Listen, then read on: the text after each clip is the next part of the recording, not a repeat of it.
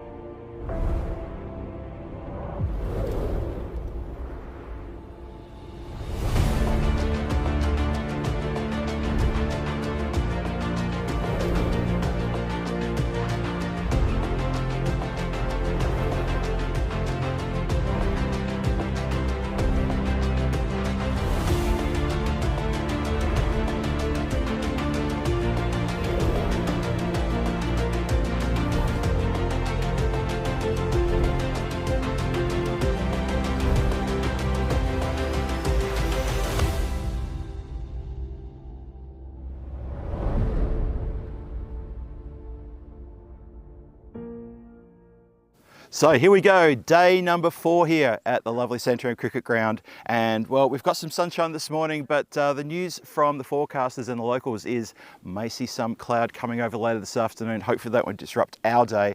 And we've got a planned really big day today. So it's going to be magic today. Yesterday, how good was yesterday? Had second golden ball for me and the first golden ball for this tournament. We had a golden ball last week. It seems Monday, maybe Monday's golden ball day. Maybe read something into that, maybe not. Don't know, your choice, but it was a great golden ball and Punjab CC Amadora and Gamblers played out a terrific game, 122 runs each, decided by a golden ball. Unfortunately for Punjab CC Amadora, it wasn't to be for them and the runs were scored. Gamblers got over the line and also got themselves off the bottom of the standings. Speaking of the standings, have a look at the crowd at the top when we show the standings in just a few minutes time. You've got 4 teams separated by just 1 point. Marlo, the sleepers, have just come out of nowhere and gone straight to top spot. Started the tournament with a loss and now they're at the top of the table where they wanted to be, turning into the second half of this tournament, riding the wave and now top of the standings. Who else is up there? You've got Aarash up there and Gorkha is in there in 4th place as well. And of course in 2nd place is Lisbon Capitals, who suffered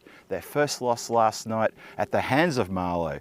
So it's getting very interesting, tasty in those top 4 positions. Remember, top 4 go through to finals Friday. We're at the halfway point and now we start the second half of this Premier Division. First match this morning, it's going to be Punjab CC Amadora. They're going to go head to head against Gorkha XI. Looking at it on paper and looking at it when you think, well, what's happened so far in this tournament, you have to back Gorkha XI probably to take the points from Punjab CC Amadora.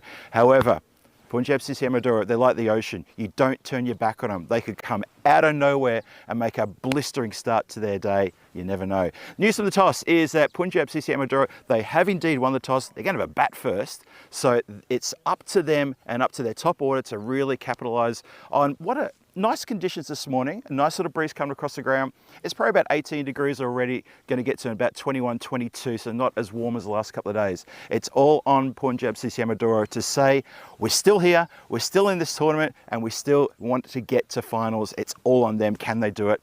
Let's see. I'm going to go to Tina Goff now, who's waiting for game to start in the Cromwell Igloo. Tina, news from the toss is that Punjab CC Amadora, they won the toss, going to have a bat. Gorkha XI are going to try to do their best to stifle that score and have a good run chase later, and I can't wait to get this game started. Day 4, Tina, let's go. Thank you very much, Phil, for that brilliant introduction. He's said it all. There's not much more for me to say, but I'm going to have to find my words, because we will be coming to you live from the Santarém Cricket Ground here in Portugal for probably about the next 8-9 hours. And the G-Force is well in action here. And what a day we had for you yesterday. Golden ball number 73, 74. And yeah, I think it was 74. We had 73 already last week. And that was the G-Force bringing you the first of 2 golden balls. And yesterday was a thriller. We didn't have too many tight games before yesterday. And that just brought us tight game after tight game. And well, we're looking forward to the matches that we're going to bring to you today as well. Starting with match 16, which will see Punjab CC Amadora, who, well, they're pretty much rooted to the bottom of the table at the moment with no wins from their 5 games. They'll be facing up against Gorkha XI, who, well, they're in mid-table. They're currently sitting in 4th, but firmly with their eyes looking upwards to the top of that table as we take a look at the fantasy dashboard. Punjab CC Amadora, led by Raul Imran, they bring in 2 players. Anil Kumar, he comes back in. We've seen him earlier in the tournament. And Karan Preet, he comes in for the very first time. So it'll be exciting to see him with the bat in hand. As for the Gorkha XI, Rana Rehan, he comes back in. Well, he comes in for the first time, in fact. So a few new faces and, well, a face that is very familiar to me already. And it's the other half of the G-Force. I'll bring him in very early because we've got a lot to talk about. Phil G, good morning. Good morning, Tina, indeed. Good morning to everybody watching from around the world. Hello. Another good morning greeting from me, but that's okay. I'd like to say hello to everyone all the time. Look at that, 40% chance. The supercomputer's giving Punjab CC Amadora only a 40% chance of getting back on, well, potentially getting back on the scoreboard here. Gorkha at 60%. Gorkha have had a pretty good run, haven't they? That run chase yesterday, I was so impressed. They almost overhauled a massive target needing 168 in that second game against Lisbon Capital. Tina, that was a great run chase. It was a great run chase, and it was a great game, wasn't it? We finally had a final ball finish, and we had a final ball tie as well, which took us to the golden ball. So we had a bit of everything yesterday. So if today is half as exciting as yesterday, then we're in for a treat. Of course, we're now in the second half of the group stage games. 15 was the halfway point. Now we're into 16, so firmly into the second half. That's right. But it's interesting how the table's shaping up with everyone having played half their amount of games. There's a bit of a gulf emerging between the 2 teams at the bottom, Gamblers and Punjab CC. But, well, if Punjab CC can get 4 points on the board here against Gorkha XI, things can change very quickly. It's interesting where the standings have evolved like that. You're absolutely right. The 4 teams at the top are starting to break away now. So we can break it away. Let's break away with the start of this game. And, well, we're going to have a full start and a restart as umpire Andy has a nice stretch of his arms early on to signal that wide ball. It's Aitzaz Arshad and captain Raul Imran, who, well, he elected to bat and he's taken on the responsibility straight away. He's currently, though, at the non-striker's end. It's Jahidul Islam with ball in hand, and he was quite a handful yesterday, wasn't he? He was. He got some runs on the board. Hadn't really sort of it got to that explosive level we know he's famous for, but he had a good innings yesterday afternoon. That one does go through a bit of a forward face plant there from the keeper, making sure he's nice and limber. It's Azhar Andani with the gloves behind the stumps.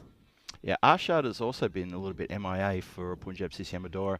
You can almost say that about several of their batters, to be honest. Scored big in the night series, scored big in the ECS last year as well.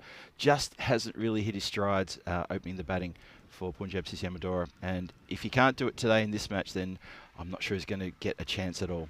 Yeah, so good a time as any for Arshad. And, well, he hasn't got one away so far, but as you said, Phil, almost 300 runs in the night series, 297 in fact, averaging 30, hit 69 against Marlo in that night series, so we know he can do it against some of the best sides. Yeah. And he'll have to prove it this morning because, well, we were saying yesterday it's last chance saloon. I think it's now last orders in the last chance saloon. I reckon the bartender has got his hands on the rope for the bell and he's about to ring the bell for those last orders. You're absolutely right.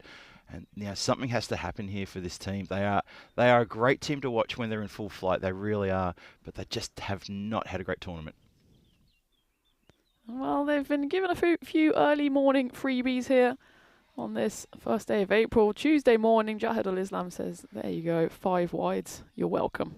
Yep, indeed. Good morning to everyone in the chat. There's a whole bunch of names in there. We'll get around to saying hello to you all. I can see Sky. What are you doing still up? Sky obviously lives in the US and is still awake. Says 2 o'clock in the morning where he is. Okay, fair enough, but thank you. Welcome, Dave B, Johnny He, everyone. Good morning. Daryl Mack saying, where is everyone in the chat? Where are you from? Put the countries in your comments. We'd love to see that too. Yeah, we were having visitors from all over the world yesterday, and yeah, throw in the chat where you're from. Say hello, don't be shy. We don't bite most of the time, as that one's going to bite us, actually. I took my headset off there because I thought I was either going to catch it or take evasive action. In the end, I just kind of cowered. I don't know if they found that on commentary cam, because, yeah, that was one flying towards us. Just bounced to the left, just the other side there. It hasn't missed as much. I reckon a 2 meters straighter, and you would have had quite the reason to jump out of your seat there. There we are. The headphones. Evasive action in the commentary eagle early here on Tuesday morning. Yeah, you see, I was not too slow to react there, and, well, there was no slow reaction there from 8 says Arshad. Well, you might have heard us saying that it's now or never, and he says, okay, I'll do it now. That says Arshad probably also thought, guys, I'm going to get some runs, and he thought he'd send us the ball to have a look at the Grizzly, and then he's gone for another Maximo. So getting into his stride in this first over, and good early signs for that team. Punjab CC Amadora. 18 runs coming off the first 4 deliveries, an early Grizzly hunt down into the forest there. And well, it's a big game for Gorkha 11 as well, actually, isn't it? It's their first and only game of the day, so an early start, early finish for them. And they want to keep in touch with those top 3. And that one's gone high up in the air. There's a chance. There's a player under it. Should be taken and is. It's a comfortable catch, in fact, there for Rana Rehan. Coming into the team, coming straight onto the score sheet with a nice catch up in the air there from Arshad. Didn't really get the legs on it at all. And, well, there's 5 men out there on the offside, and 4 of them watched as that landed comfortably in Rehan's hands. And that's the first wicket down for Punjab CC. Still in the first over, 18 for 1. Yeah, so unfortunately for Arshad, he is on his way. So if there were early signs for him, as I just mentioned, it was definitely, one of them was a stop sign, the other one was no through road. And that is him done for this innings. Looks quite dejected walking off as well. You can see he probably felt that this was the one for him. 12 from 4, a couple of Maximos, not to be. First wicket falls. Yeah, and it's a big wicket as well. We've said he hasn't really been firing, and he didn't fire today, but we know what he can do. And, well, at the moment, Jahid Islam is firing the ball left, right and centre, giving Azhar Andani no chance there. There was actually a cry of anguish. I don't know if that was from someone in the field. And it tailed away, and the keeper had absolutely no chance of getting anywhere near that. 5 wides, and that makes this over go magical. Still 1 ball left. Yeah, no chance whatsoever of grabbing onto that one. That was really properly wide. Early in his bowling piece, Jahid, he's really struggled to hold and control that swing. It really does get away from him. I'm going to try one more time. And, well, that's been hit firmly to the boundary. It's Shahid Rafiq into the action here and straight into the Maximos to finish the first over. An eventful one that goes for 29. It picks up 1 wicket as well. Punjab CC Amadora 29 for 1 after the first. Yeah, but that is put right into the slot and straight into Rafiq's hitting arc, and he obliges with an absolutely terrific strike. Still got to hit him even if they're put in the slot. Let's have a look at the stats. 15 matches played, so this is the halfway point. 3,700 runs, almost 300 Maximos, and the run rate 13.1. It's been hovering around that 13 point. Well, it was 13.6 I think on the first day. Then it's drifted ever so slightly down to 13.1 now. And there is some interesting information there for you. 149 wickets, and obviously with that first wicket that fell today, that makes it 150 wickets even. Yeah, we can raise our bat 150 up, and I'm sure we'll have a lot more before this tournament is over, as we were saying, just over halfway, so plenty more cricket to come, culminating in that finals day on Friday. And, well, who will follow the Lisbon Supergiants to lift that trophy, to be the winners of this ECS Portugal? Yeah. Still a lot to play between now and then, though. Lots of twists and turns, I'm sure. And, well, Rana Rehan, he's going to try and twist and turn the ball as he comes in after his good catch in the previous over. Starts with a ball that just drifts down leg. Rao Imran, that's the first ball he's faced. And he'll just nudge it away for a leg by. Yeah, doesn't unfortunately get off the mark as that comes off the pad. So he's still got a little bit of work to do to get off his big 0. Rafiq, he's got 6 from 1 ball faced. So Rehan here, yeah, you're right, Tina. He's been rewarded after that the catch that did take a little while to come down. Almost had time to order a cup of coffee while it was on the way down. Just moving the field around. Deep cover goes a little bit further square to extra cover, maybe even almost mid-pitch. Let's see what happens here. Oh, it's very wide, and he's gone chasing for it. He didn't need to, and well, he's been punished for that. Shahid Rafiq went well after a wide ball thrown up by Rina Rahan, and all he can do is just kind of chip edge it to the man lurking on kind of that fly slip region, and that's a really needless wicket for Punjab CC Amadora. That's the kind of luck you get when you're at the bottom of the table. Shahid Rafiq has to depart 30 for 2. Yeah, that's disappointing for Punjab CC Amadora. I mean, that is the classic 6 and out. That's not good at all. It's not good enough, and I'm sure his skipper was probably not even interested in watching the procession as he walked off there. That's really not good enough, especially when you're coming in at the top order like that. So, well, they need to rebuild yet again, and it's going to be up to the new batter who's come out to the crease taking strike now. Seeing who that is. It's Parveen Singh out there. He is indeed. Left-handed figure. There's, well, one left-handed departs, one comes in. This time he doesn't go fishing after that one, but it is bowled a bit straighter from Rana Rehan. So, great morning for him so far. 1 catch, 1 wicket. It's only been 9 balls. I'm going to answer Daryl Mack's query about asking people in the chat where they're from. Daryl, from Melbourne, living in Prague, and I'm watching from Santarém in Portugal. Yeah, it's a beautiful place to watch cricket. It's clouded over a bit this morning, hasn't it? So Yeah. we have been treated to, what's that been, about a week of wall-to-wall sunshine. A few clouds about. There's rumblings of some weather, but I mean, we know how those weather forecasts go, as that one's been turned around the corner, and that one will go for 4, despite the efforts of Ahmadullah out there. And that's a well-needed boundary for Rao Imran. It was Sushil Kumar that took the catch to dismiss Shahid Rafiq, and well, that's really the story of the tournament so far, isn't it? They've got dangerous players, Punjab CC, but if you have Arshad and Rafiq basically throwing away their wickets at the top of the order, then, well, that's exactly why they're facing their 6th defeat in a row. True. That one gets stuck in the pad, just thrown back by the captain of Punjab CC. It's moments like that, it makes me think, now I know why early, probably on in the laws of cricket, that was called a dead ball when the ball gets lodged in the batter's gear. I've always thought how funny it is, you know, playing backyard cricket. When you used to, if the ball got lodged in your gear somehow, you just keep running, and they'd be chasing you. The fielders would be chasing you, like your friends and your family chasing you, saying, all right, you can't keep running singles like that if we can't get the ball off you. When cricket meets tag. Cricket meets tag. That's exactly right. Good morning to Mr. Maximo, Vinny Sandu there in the chat. And by the way, Vinny, thank you for that early morning little wake-up call you gave me a couple of hours ago. That was very pleasant of you. Yeah, interesting stuff going on. And interesting stuff going on in the standings as well. Let's have a look. Punjab CC Amadora still on the bottom of the table, desperate to get off that position and try to resurrect the tournament. But you know what? You've played 5 games. This is the 6th. There could be some weather coming in later in the week, and that could really affect things. Unfortunately, they find themselves in a position where they're going to be probably reliant on other results to work in their favour, and that's not how you want to conduct yourself in a tournament. Certainly not a position you want to find yourself in, and well, that's kind of what happens if you don't manage to pick up the wins and the teams around you win. Then you find yourself at the bottom, and that's what Punjab CC are facing here. Well, at the moment they're facing Sushil Kumar, who's coming in for his first over of the day.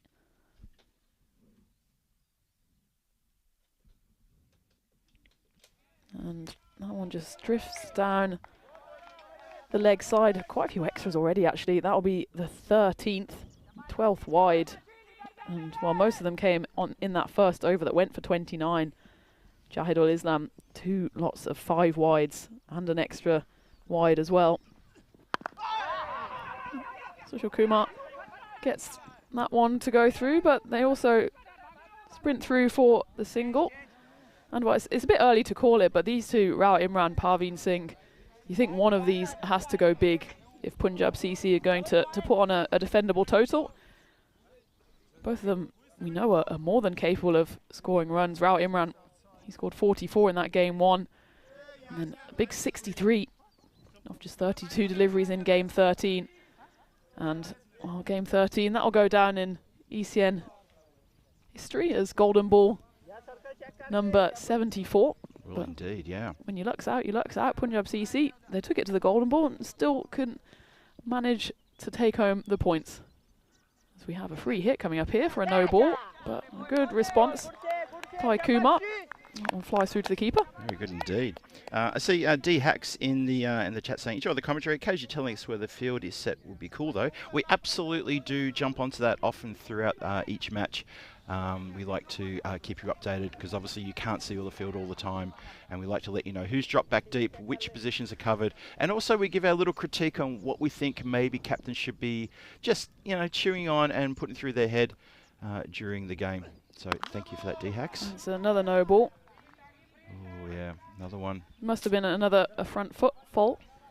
But yeah, feedback is always welcome. We're happy to give a bit more regular updates on that. Well, we're in the power play, which means, for any new viewers, that's 2 players outside the ring for the first 3 overs, then they can push back to 5. And the 2 players outside the ring at the moment are quite a fine third and long on as this free hit comes. And there's another no ball. Ooh, wow. This is becoming a bit of a problem here for Sushil Kumar. That does roll away to Amninder Happy, who is on that long on boundary. So the 2 outside the ring for now. Otherwise, a pretty conventional field. Everyone else inside the ring. Well, they're moving actually around for the left-hander because, well, that was a no ball. Another front foot fault. And they took the single for the left-hander. They've got an even finer third and a deep mid-wicket. Those are the 2 boundary riders. Vinny just alluding to the fact that G-Force will be continuing comms just maybe a little bit longer than we originally planned. So we'll talk about that in a moment. Yeah, there's no stopping the G-Force. There's no stopping that one either from Parveen Singh. It was a free hit, but we've seen a lot of free hits not being punished this week. That one certainly was, as that was crunched away for 4. That flew off the bat, didn't it? Absolutely. As Dave B christened that sort of situation, a free miss occasionally, but there was no free miss there. Managed to pound that one. Really gave it a proper whirling, and it went safe just over the infield. A couple of bounces, 4 runs. Parveen Singh and Punjab CC Amadura look like they've come out with a bit of purpose, which is absolutely what the doctor ordered for them. 16 extras already in this innings. Top scorer, but, well, Punjab CC will hope someone overtakes that figure. Parveen Singh happy to just knock that one for a single. Still 2 balls left of this 3rd over. Good power play building here for Punjab CC Amadura, losing a couple of wickets early on, but 46 for 2. It's not too bad. I don't think they'd be too upset about that with the power play. It's still 2 balls to come, as Tina says. That one zips through. It's a bit of a Jekyll and Hyde over for Kumar so far, with a handful of extras, 6 of them. A few dots in there as well. Just that 1 free hit went to the rope. No, final ball of the power play. Bowler thinks he's done. No, still got 1 more. Get your cap back on. Or off. He's going to give it back to the umpire here. The umpire didn't move. He was just like, where are you going? Yep. Sushil Kumar just losing count there. Probably those additional no balls sort of escaped his memory. Short memory issue there. Does indeed have 1 more to come. Ah, well, it's a dot. The irony would have been if he picked up a wicket, but he doesn't. Gets a dot ball, and that is a power play done. 46 for 2 coming off it. Nice delivery there, actually, from Kumar to finish off a bit of a roller coaster over for him. But it's been a roller coaster power play as well, with the 2 wickets coming off it. A fair few boundaries as well coming off the bat. There was 4 boundaries so far, 2 Maximos, 2 4s. And that second over actually only went for 6. But Jaidul Islam's first over went for 29. And that Kumar over just then went for 11. And that's why Punjab CC find themselves on 46. Top scorer at the moment is Mr. Extras. He's on 16. And the two batters out there on 5 and 7. What a start to the innings. 29 off the first over. Things have sort of calmed down a bit since then, though. Only 6 off the next. Start of the 4th. And that's been hit firmly over the covers and to the boundary for 4 runs. Parveen Singh getting into his work now. We know he can hit runs as well in that game 1, where it all started so promisingly for Punjab CC. He scored 59 off 21 deliveries, but they still fell well short of the Gorkha total in that game. So that was the previous game between these two teams. That one's gone high up in the air. There's a man under it, Suman Gamiri, and it pops out of his hands, almost too casual there. And he's got to stop that ball going to the boundary. He does manage to do that, but that's a big opportunity and a big drop. That's a massive drop. When also you consider that Suman Gamiri often wears the gloves behind the stumps as keeper, so catching, you should be able to do that in his sleep. Well, there you go. So that is a chance that goes begging. Just on the back of what we're talking about before, the good news for everybody is that, and for myself and Tina, is that G-Force has been well received, and it looks like I'll be sticking around through the weekend and through the internationals. Can't wait for that. Awesome stuff coming towards the end of this. Oh, not awesome though for Punjab CC Amadora. Oh dear, oh dear, oh dear. Rao Imran has come undone there. Yeah, and he's picked out that one man lurking again for the second catch in that position. A big, thick edge there from the captain of Punjab CC, and he can only pick out the grateful hands of, we kind of call it a short third, fly slip, whatever it is. It's Azhar Andani. Who, no, sorry, it's Ahmadul Ulap. Not sure who that is, but, well, he's happy with his catch. He gets the high five from the keeper, and someone who's not quite as happy is the captain of Punjab CC, Amadora, who has to depart. He goes for 5 off 10, and it was Mohammed Nazwa Islam who took the catch. They're toying with us with all the numbers. They are but indeed. It was Islam who took that catch. It was a good catch too. Good delivery there from Rana Rehan, who's quietly going about his business. He's been involved in all 3 wickets so far. He took that catch to dismiss Arshad and then chipped in with 2 wickets of his own. 2 for 10 he has halfway through his second over. And, well, that's a no ball. That's a commentator's curse if ever you've heard one. Adnan Ali has come to the crease, and, well, he missed out on the first delivery, but he certainly didn't miss out there. Big Maximo. Yeah, and Gorkha 11 bowlers here, just infringing on that front foot no ball here, and that is not good. This time, though, was that for height, or was that? I think it must have been front foot here. Must have been front Here foot. We go. Watch this again. Oh, well, it's wide and front. Yep, you can't be there when you're bowling. And straight away standing umpire onto that one. Nope, no ball. That's a legitimate delivery and a good comeback again. The free hit doesn't get punished, as that one just goes through for 1. And takes Punjab CC to 59, 1 ball left of the 4th. Yeah, it's been a funny old start to this game. I feel that the run rate's going nicely. It's at 15.4, but 3 wickets down. Just don't want to lose too many more wickets here, do Punjab CC Amadora. Need to keep them together. And, well, there's a big nick on that, and sorry, Phil G, but your wish is not fulfilled as Parveen Singh, he departs. There's a thick edge through to the keeper. Good hands, though, from Azhar Andani. It's never easy when the bat is flashing in front of you horizontally. Take a look at this on replay. They knew straight away they had their man. It would have been a wide ball, but all he does is feather it through. That celebration from Rehan as well. He just says, well, what are you doing, mate? Just gives the old, sorry. Yep, exactly. Just unbelievable. I thought Parveen Singh came out and he might be the hit man, the person to get things going maybe in these middle overs. And now they're going to be turning to the explosive and very entertaining middle order batter Simranjit Singh to try to save Punjab CC Amadora, who are in need of saving here. This is, I mean, yesterday's match was tournament on the line. They lost in a golden ball, thrilling match yesterday, but against Gamblers. But this one, this is building up now to be properly. You're out of finals contention if you lose this one. Yeah, well, I would go along with that, Phil. And that was the end of the 4th as well. 59, not a bad score, but it's the 4 in the wickets column that's troubling for Punjab CC. Amninder Happy, he's coming on for his first ball, and Simranjeet Singh has come to the crease. He's at the non-striker's end for the moment. Adnan Ali on strike, and Rana Rehan, he finished with figures of 3 for 18 off his 2 overs. Wow. Well, they'll scamper through for 1, should be safe. The throw comes in and they'll be able to take overthrows here as it goes all the way to Jahidul Islam on the mid-wicket boundary. So they run through for 2. Ends up being a very comfortable 2 as well. So we're outside of the power play now, so 5 fielders allowed outside the ring. There's all 3 on the leg side, so square leg, deep mid-wicket, long on, and then we've got long off and deep covers. So pretty conventional for ECN. I'd say 2-3 riding the boundary, offside, leg side. Yep. I'm still a fan of someone on the boundary, third man, a fine third man for that edge. But maybe when the pace bowler comes on, that's the time when you bring in someone on the boundary there to just to prevent those runs getting through. We see it so many times in the Challenger division and also here in the Premier division when the ball is edged. It's edged with a big wild swing from the right-hander, and it goes away so quickly to that third man area. Well, that one's gone quickly away to kind of the cover region. There's someone out there, but he could only watch that sail to the boundary, and that's a big hit from Adnan Ali. He might be the key to building up any kind of total here for Punjab CC, and that one, in fact, goes comfortably all the way for a maximo. Really good strike, that. Really good intent.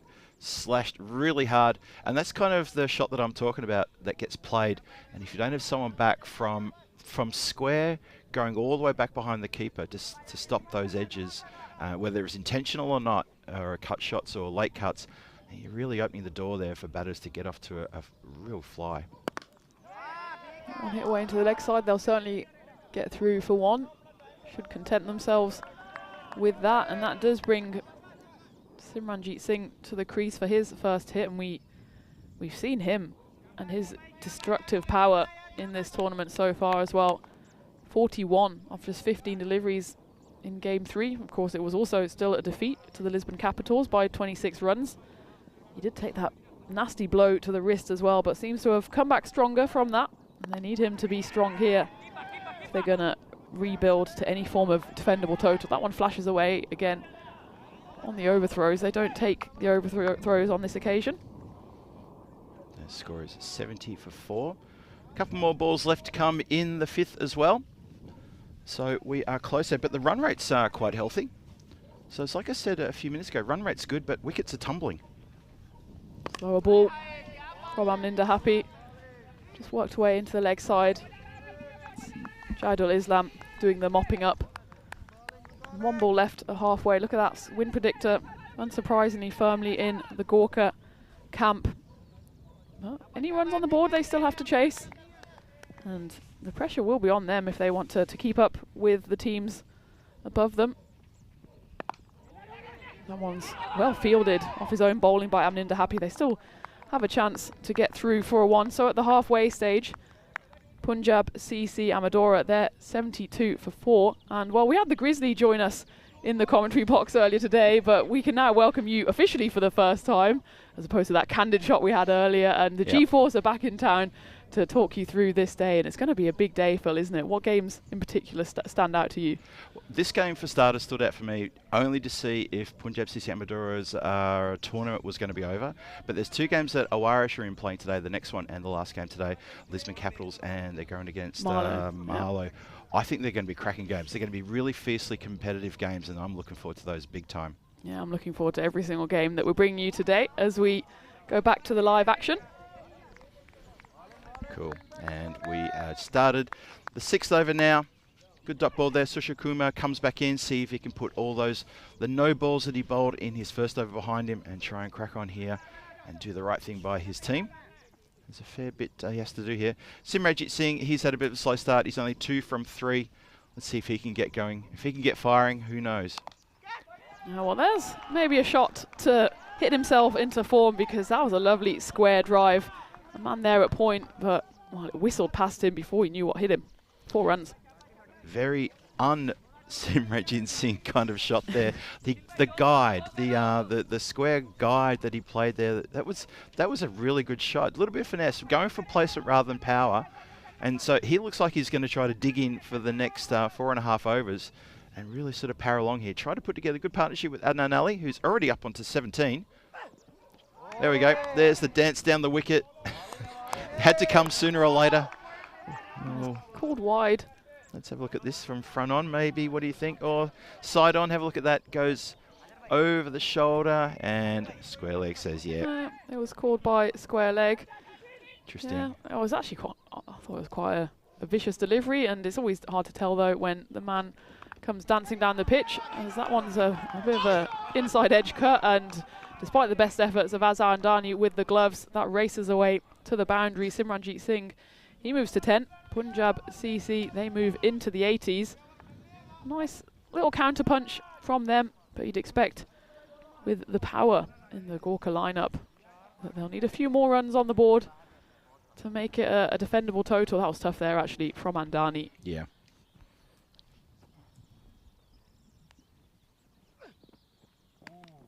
Good delivery there.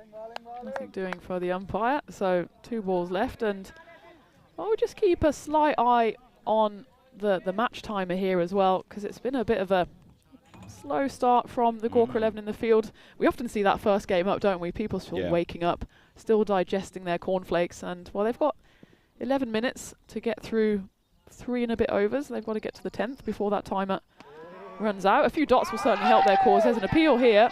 Oh dear. As the Simrajit Singh, the question was asked, as he's all right. He's okay. Good work, though, behind the stumps. Be awake to that. Really good work. Yeah, well, one player who's already awake is Azhar Andani, because he has been tumbling left and right behind the stumps. He's not entirely been helped out by his bowlers. And, well, there's 19 runs on the board for Mr. Extra, is actually still top scorer, but Andani and Simranjit Singh still both out there. That one's just worked away into the offside. And they're going to run through for 2, actually, because of this, well, walking cricket fielding by Suman Gamiri, who maybe still has in the back of his mind that costly drop earlier. But, yeah, well, the less said about that, the better. Yeah, he's sort of come to the park a bit casual this morning. He needs to. He probably needs to have a second bowl of cornflakes to get the wake up and get the system going. Thomas Martinez with a lovely comment in the chat that I just saw there. He was suggesting that Tina, because of the work you've done adhering to rule number 1, he thinks that maybe that's why Mr. Maximo is looking to give you a bit more, get more work, which is terrific. There we go.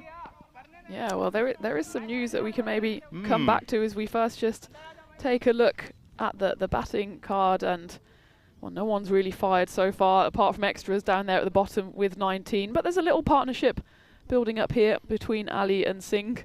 They'd hope to continue that as we continue into the 7th over. And that's the kind of shot they need from Adnan Ali. And that Grizzly trying to make a break for it there, just stopped by the stones on that boundary, because otherwise that one would have been halfway to Lisbon. Wow, great shot that. And so, yeah, we're just having a look there. And, yeah, Vinny's jumped in the chat this morning. Good morning to you, Mr. Maximo, after a couple of quick calls this morning. Obviously, a few people involved in that one. And, yeah, the reason he can't come back to Portugal and unable to do Madrid as well, which means there's more work on our shoulders, is he's going to pop over to IBL for on short notice. So, congrats, Vinny. Well done. Getting up to the big leagues, the big time. That's a big-time shot as well. And Adnan Ali... and there's that drop there. But I think that's one of the players coming up in the next games. Put down. I'm not surprised he didn't get that, because, well, he certainly got that outside off stump. And that went a long, long way. And it's dropped there. Luckily for him, we didn't catch it on camera. Oh, no, we did. Great work there from 2 circles. Yeah, and really good. And then Ali just works that one away. So a big score actually now, or an improved score building for Punjab CC. They move to 96 halfway through the 7th.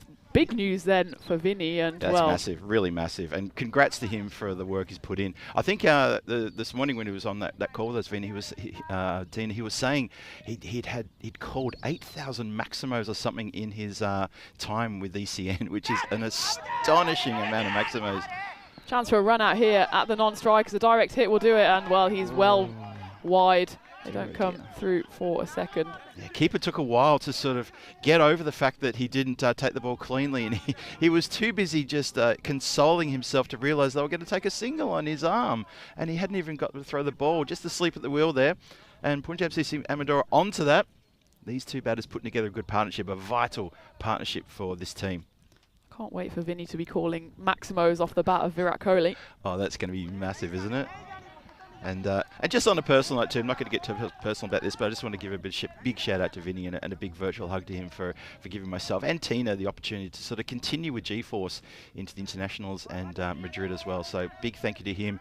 But also, like, congrats, mate. I mean, I'm so happy for you, so proud of you. And yeah, as I just saw a message in the chat then, don't forget us when you hit the big time. Don't forget us. That one's been hit to long on, and it should be mopped up by Rana Rehan, the man in form for Gorkha 11. But that was a quite productive over for Punjab CC. They moved to 98 for 4 off the 7th. That expected score now, well up to par, and then some, especially if Adnan Ali keeps going as well. Vinny will be looking at the IPL calendar around about now. We'll look at the calendar for 2025, and well, this is the more important calendar, isn't it? The European Cricket Network 100%. schedule, and well, what's jumping out to you there? Well, I'm looking at this in a whole different light now, because suddenly my eyes are lit up. I'm sure Danny Hudacek in Prague, his eyes are probably lighting up as well as we look at the calendar, and there's just so much cricket. And this is the great thing about the European Cricket Network. We go to all these places and we love to showcase the talent everywhere we go. That's what it's all about. It's about working with the local federations for development, and you can see just how far wide we stretch. And that's such an important thing for European Cricket Network, to go as far and as wide as we can, showcase the light. And that's been showcased. It's going to go up in the air. Fielder has lost this one, but ends up taking a terrific catch. Oh, how good was that? That was an excellent catch from Mohammad Nazrul Islam. We saw a similar one at long off yesterday, but that one, in fact, probably even harder because it was skewered off the bat, went flying up in the air. Take a look at this. Well, it's just up in the air, actually, from the dangerous Adnan Ali. And Nazrul Islam, he had to run backwards down the hill and still managed to reverse cup it and take it over his left shoulder. It was, I'll tell you what was doubly impressive for me was because I thought his first reaction was, oh, it's gone over my head, I've lost it. He didn't lose it. He tracked it back immediately and watched it all the way into the hands with the reverse cup. That is an outstanding catch. And the cheer and the screen coming through the effects line was the keeper. So impressed with that one. The team really needed that breakthrough. One more time, straight up in the air.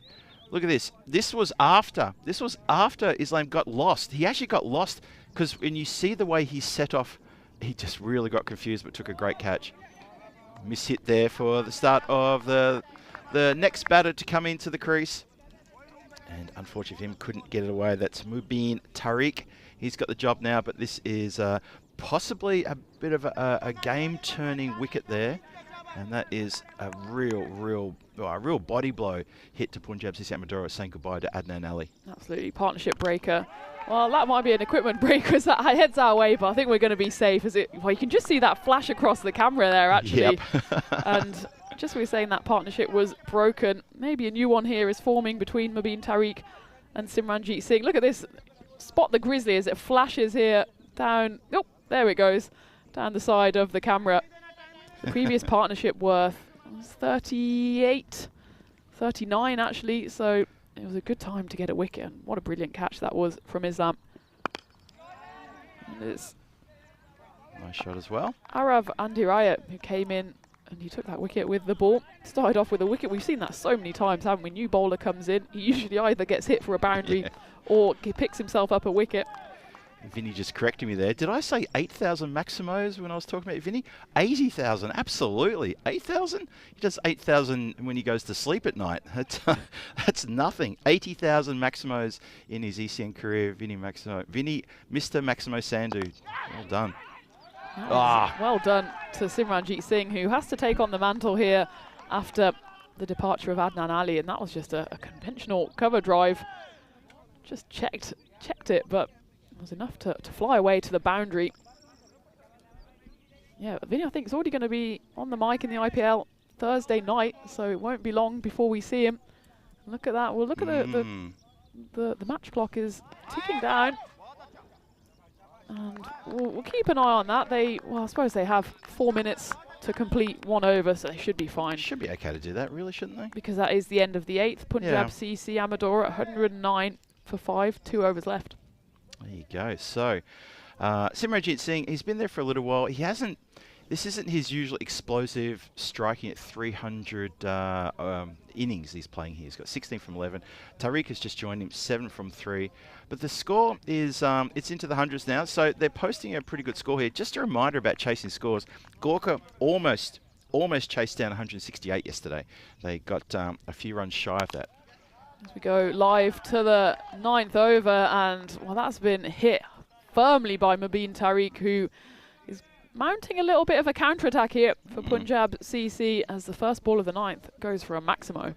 Curiously, when the two batters met mid-pitch to have a little sort of conversation about that, Simranjit Singh, he was pointing to the leg side. I'm not sure why, because that was an absolutely well-timed and well-orchestrated shot. Not sure why they're gesturing over towards the leg side. Maybe there's something a little bit distracting, possibly. 109 for 5. That is given Maximo, indeed. Just waiting for the signal from the umpire. I think even he was impressed by that. And here we go. Mohammed Nazrul Islam on the back of his catch, who's got the nod to bowl the 9th. That one will just be jogged through for a single. Lucky there. That was going for a wide. Chased it. We've already seen who was it who chased the wide early on and came undone there. It was I think it was Shafiq who chased a wide ball and was caught. I don't want to have that happen again. That would be disastrous.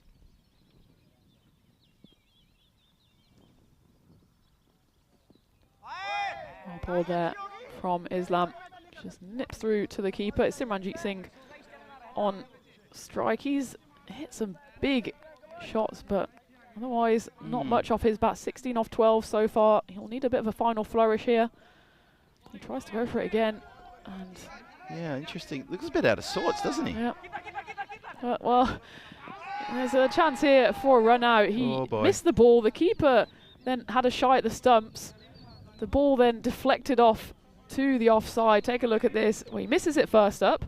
The keeper then tries to stump him. In fact, he's nowhere near being stumped, but it deflects off the stumps into the offside. The keeper then has to go and field it again. And Azhar Andani throws the ball in, and Simranjit Singh, I think he might be in trouble here. Yep, he's out. Oh dear, oh dear. It's a good pickup from the bowler, Mohammed Nazrul Islam.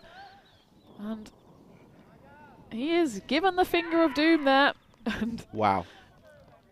Even he was a really surprised look on his face there. He thought he was home.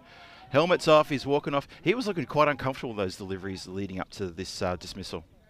Yeah, and well, it was umpire Andy who gave him the finger of doom in the end. He was there, standing at the non-striker's end. He was almost waiting for the next ball to be delivered, see if he could kind of sneak out of that danger. But, well, there's no flies on umpire Andy, and he dismisses him. And, well, it's a bit of a non-starter innings for him as he goes for 16 off 13 deliveries. Back to live. Just mishit straight back to the bowler there. That's a good dot ball. Good important over this one, the 9th. It all happens in the 9th, and it is indeed all happening in the 9th. Really unnecessary that run out. But yeah, I just felt that Simranjit Singh was looking out of sorts. That's gone straight up in the air. Keeper tells everyone, stay away. I will drop this one myself. I'm more than capable of not catching this. Stand back. The wave of the hands. The confidence of Azhar Andani there. Oh and dear. Well, all style and no substance on that catch for him, unfortunately, as that goes up in the air, straight into the ground. And, well, that eventful over comes to an end. It all happened in the 9th there. There was a wicket, a drop, a 6, a couple of dots. And they did actually manage to run through a 1 on that one. So with 1 over left, Punjab CC Amador at 117 for 6. Mubin Tariq, he's at the crease. He's 15 off 7. Karanpreet, who we haven't seen so far in the tournament, he's out there. But he'll be starting up at the non-striker's end for the start of this 10th. Yeah, one more to come. Where they're going to end up. Remember, Gorkha almost chased down 167 yesterday. They got 162 on the board in 10, so they're more than capable of hauling this target in. If they're on, we'll see. There's a dot ball to start proceedings. So 5 to come. Really need these two to lean into every shot here. I mean, it's a bit of an obvious comment, but every single shot counts. As many runs as possible. And yeah, the Gorkha batters are already set themselves for what they may think is a pretty straightforward run chase. That one's been hit firmly over the head of Long On, who just folds his hands. Amninder Happy is very much not so, as that one flies away for a maximo. Mubin Tariq, he moves to 21. So a nice little cameo for him at the end of this innings. And Punjab CC Amadora, they move to 123 with 4 balls left of their innings. Yeah, good morning to James Peel, who says exactly what we've been saying. Not enough. This over needs to go huge. Well, there's 2 strokes, and again, it's off the bat of Mubin Tariq. This time doesn't quite find the rope on the full, but it certainly does find the rope, as he doesn't quite get hold of all of that, does he? It's off the toe end of the bat, and it just about drops short, but it's 4 runs. Punjab CC Amadora, they move to 127, 3 balls left. Yeah, it didn't quite sound as crisp, did it? Just sounded edgy, I guess it's the best way to describe it. The bowlers decided to change size. Jahidul Islam not happy with the way he's bowling, so he's going to try coming around the wicket now. And we're getting a little funky here, and the outcome is exactly what Mubin Tariq would have hoped for, as he steps across to the offside, gives it the old paddle, and gets out of the way of his own shot.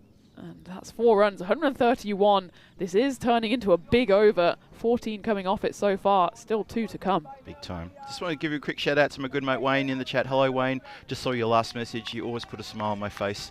Always, every single time. Thank you for keeping the energy in the chat. And to everyone out there as well, good morning to you all from the Dream Team, Phil G and Tina Goff, taking you through today's fun. Hope you're having a wonderful Tuesday wherever you are in the world. 2 balls left of this innings. And, well, we're going to have more runs flying off the bat, this time very much off the edge of Mubin Tariq's bat, but he won't mind one bit as that flies away for 4. This is turning into that big over that Punjab CC needed. They move to 135 for 6, still 1 ball left. Yeah, James Peel in the chat, you had that comment which I called out just a few moments ago. You must be feeling validated, because this is exactly the tonic that Punjab CC Amadora needed. They've really lifted the scoring here with 1 more to come to add to that total. Here we go, final ball. Mubin Tariq, 33, not out. Make that 37 not out, as he hooks that away to the backward square boundary. And, well, Jahidul Islam, he can raise his bat. He finishes on 1 for 51 of his 2 overs. And a great counterpunch at the end. That final 10th over goes for 22 runs.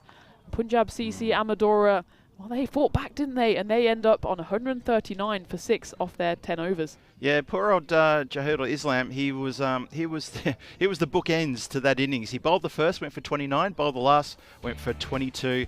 And in the middle there, it was a bit of a mixed bag as we have a look at the video highlights of this first innings on this day number 4. And how things got started. Things got started pretty well. A couple of big maximos there to Arshad, and we felt that maybe he could be on here for a big score. Unfortunately for him, he came undone, going for 1 too many skide shots. Took an eternity to come down, but there he is. Rehan Rana takes a really good catch, and then things also got a little bit funny there for Rao Imran, the skipper, who came out trying to emulate his good run fest from yesterday. He was unable to do so, though, sadly for him. But he and Parveen Singh, they gave a little bit of impetus to the innings before Rao Imran came undone with a shot that just didn't come off. Yeah, there was just wickets falling throughout for Punjab CC, and that's why we thought they might be struggling to post a total.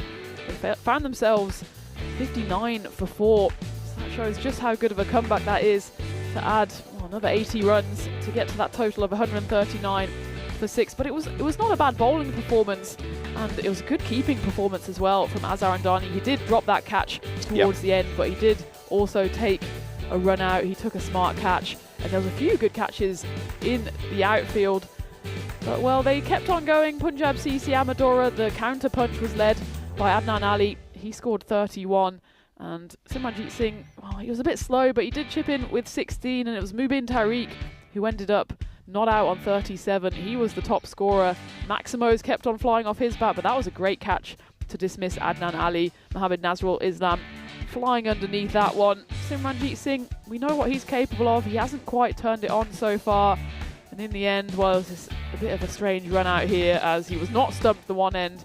He ended up being run out at the other by Azhar Andani, who threw the ball to Mohammad Nazrul Islam. That was the end of Simranjit Singh. Yeah, just really bizarre there. Strange body language from Simranjit Singh. After he missed the shot, he looked at square leg umpire, who just gave him literally nothing. I'm not sure what that was about. Regardless, though, the wicket went down. And then, well, I've got to hand it to Tariq, because he obviously got the memo immediately about the last over. And he just went absolutely ballistic in that last over, and well done to him. Good luck to Punjab CC Amadora when they get on 22 runs in that last over to build a bigger score. Poor old Jahidul Islam has Christina, my good friend Tina. Don't you call her Christina? I was getting very formal then. As Tina explained, you know, he's just raised his 50. What do bowlers do when they get a 50? They raise the ball. Doesn't matter. In T10, if you get a 50, well, we need to dub that something. Help us out with that in the chat. Maybe you can come up with something for us. Let's have a look at the batting card here, and it tells the story of a funny old start. Ashar there with 12. That's only 2 Maximos. Rahul Imran couldn't really get going. Shahid Rafiq 6 and out for him, sadly. In the middle order there, Parveen Singh, Adnan Ali enjoyed his 31 from 13, and Mubin Tariq that 37 from 13, including a blistering final over as well from him, taking Jahidul Islam completely apart, who bowled, as I said just before, he bowled an over worth 29 at the top and worth 22 at the end. So he bookended what was a pretty good score. It's a pass score. It's just slightly above pass score. Par on the ground now is around 130, 133. So a couple of extra beyond there. Not sure it's going to be enough, because Gorkha 11 are a formidable side. 3 wickets there to Rana Rehan. Well bowled to Rana Rehan. And a couple of bowlers chipping in with a wicket as well, including a run out there. So 6 wickets go down, 139 on the board. Mubin Tariq 37, Adnan Ali 31. And that is the situation. Gorkha 11, they did 140 runs even. So run rate at 14 per over. I'm pretty sure my maths is spot on there when they join us in about 7 or 8 minutes time for the run chase. So please don't go too far away. This is Phil G for the European Cricket Network, alongside Tina Goff, the G-Force, in action here today. Match 16 hangs in the balance. If Punjab CC Amadora can restrict the Gorkha 11 batters to less than that score, they get 3 points, get themselves off the bottom of the table, but they're going to have to do a lot more than that if they want to play on Friday. For Gorkha 11, they get a win now.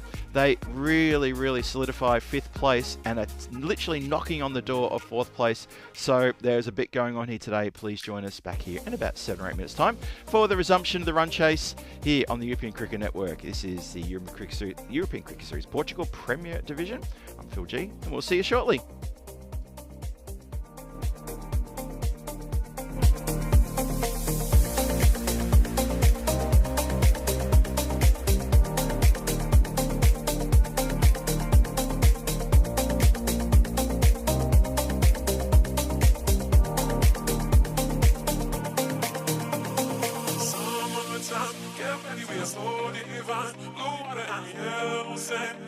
Just you and me. Summertime, get ready, we are so divine. Blue water and yellow sand. Let's live our dream.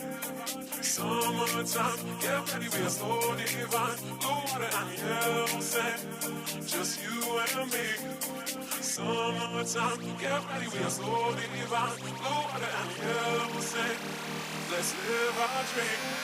Summertime.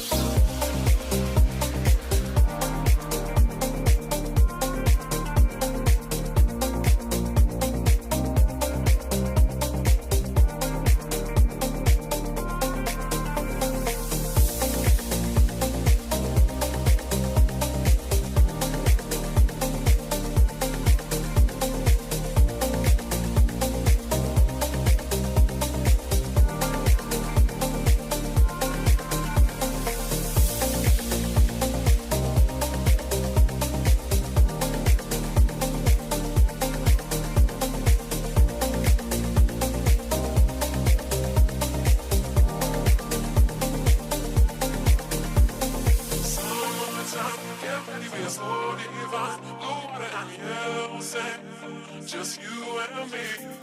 Summertime, get ready, we are so divine. Blue water and yellow sand, let's live our dream. Summertime, get ready, we are so divine. Blue water and yellow sand, just you and me. Summertime, get ready, we are so divine. Blue water and yellow sand, let's live our dream. Summertime.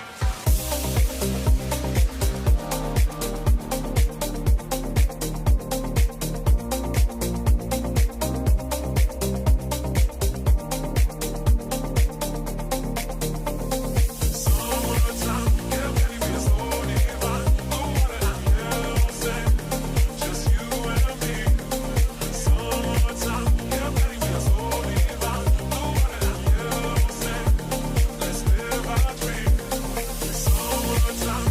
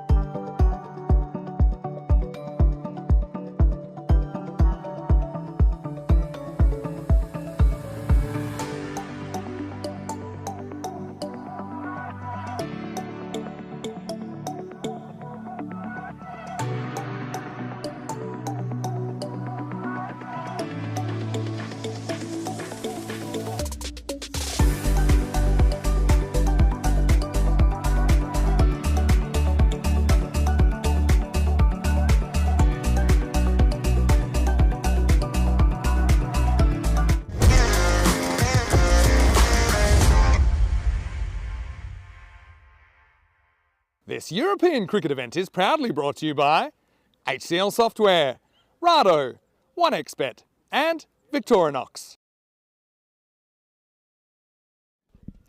Good morning and welcome back to ECS Portugal Premier Division 2025, and we're well into match 16, which sees Punjab CC Amadora facing up against Gorkha XI. And Punjab CC, they've kind of tried to resurrect their campaign with the 139 for 6 that they put on in the first part of this game. And well, if Gorkha XI want to take home all 4 points, they will have to chase down that probably slightly above par total in 7 overs or less. As for Punjab CC, well, we've said it's last chance saloon and final orders are coming in, and they need to restrict Gorkha XI to 97 runs or less if it is going to be them to take the 4 points from this early morning game. It's match 16.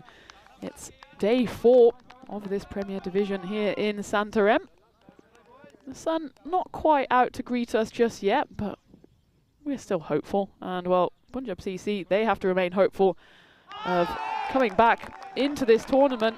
And that's a nice start there from Anil Kumar with the ball. It's Rahul Vishwakarma and Sushil Kumar out there with bat in hand for their Gorkha XI side. It was a nice build-up of an innings for Punjab CC. We feared for them at the halfway stage. They'd only put on about 60-65 runs and they'd lost 4 wickets. But a nice comeback from Adnan Ali. He scored 31. Simranjit Singh, he stuck around for a while in his 16, and then really Mubin Tariq at the end scoring 37 off just 13 deliveries. Meant that they did work their way up to the total of 139. So Gorkha XI, they'll have to score around 140 to keep their chances alive of, well, getting through in those top 2 spots. And just as a reminder then, those top 2 spots secure you a place not only on finals day, but straight into the qualifier, which is between the first and second place, and that gives you 2 chances to get through to the final. If you win that one, straight through to the final. If you come second, you then play the winner of the 3rd versus 4th playoff. And that's exactly why every point here is important to get you through. And well, that's an important hit off the bat, as that's been hit firmly away. It's actually Azhar Andani and Suman Ghamiri who are out there batting, and that's come off the bat of Andani. That cracked off the middle of his bat, and well, he's been finding the middle quite a lot so far in this tournament. 76 runs in just 32 deliveries in that win against the Gamblers in game 6. And just short of his half century, 47 runs he scored in the win against Aarash yesterday evening. That one bounces up, should be stopped on the boundary by Simranjit, and it is. So there's 1 ball left of the first over. Suman Ghamiri, who faced up, he now moves back onto strike. Ghamiri, who is wearing the captain's armband again.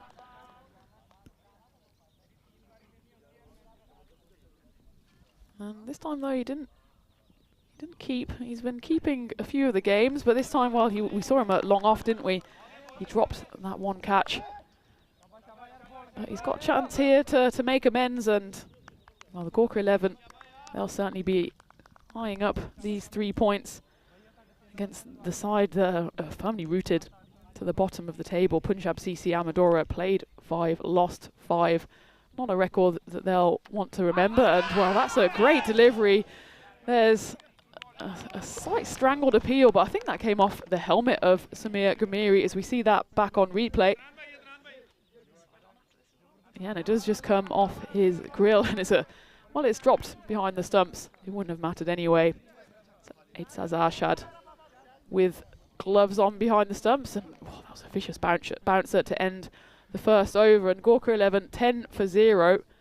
Not a bad start, and well, hasn't the G-Force had a good start to the commentary career, as well, we've had 2 golden balls, and the last one was just 2 games ago. Golden ball 74 after we had golden ball 73 in the Challenger division, and Punjab CC Amadora, they were the unlucky losers on that occasion. And when your luck's in, and for them, it's the exact opposite, as they had to consign themselves to another defeat, as this one gets squirted away to third at the start of the second over. And at this point as well, the other half of the G-Force, it's his second golden ball in his lifetime, and I'm sure he hopes it won't be the last. Yes, indeed. Thank you very much. I tell you what, after the gold ball yesterday, I'm beginning to love Mondays again. Don't we all love Mondays? The irony of Mondays, got to get going, all that sort of stuff. And then suddenly we had a golden ball last Monday, last match of the day. And then bang, we have a golden ball yesterday in the middle match. Awesome. London buses. You wait for ages for one to come, and then two come along at once. And well, there's a boundary coming along here off the bat of Suman Gamire. Adnan Ali, who's bowling, who was so destructive with the bat. His first two deliveries here have gone for 5. Have we got news from the chat?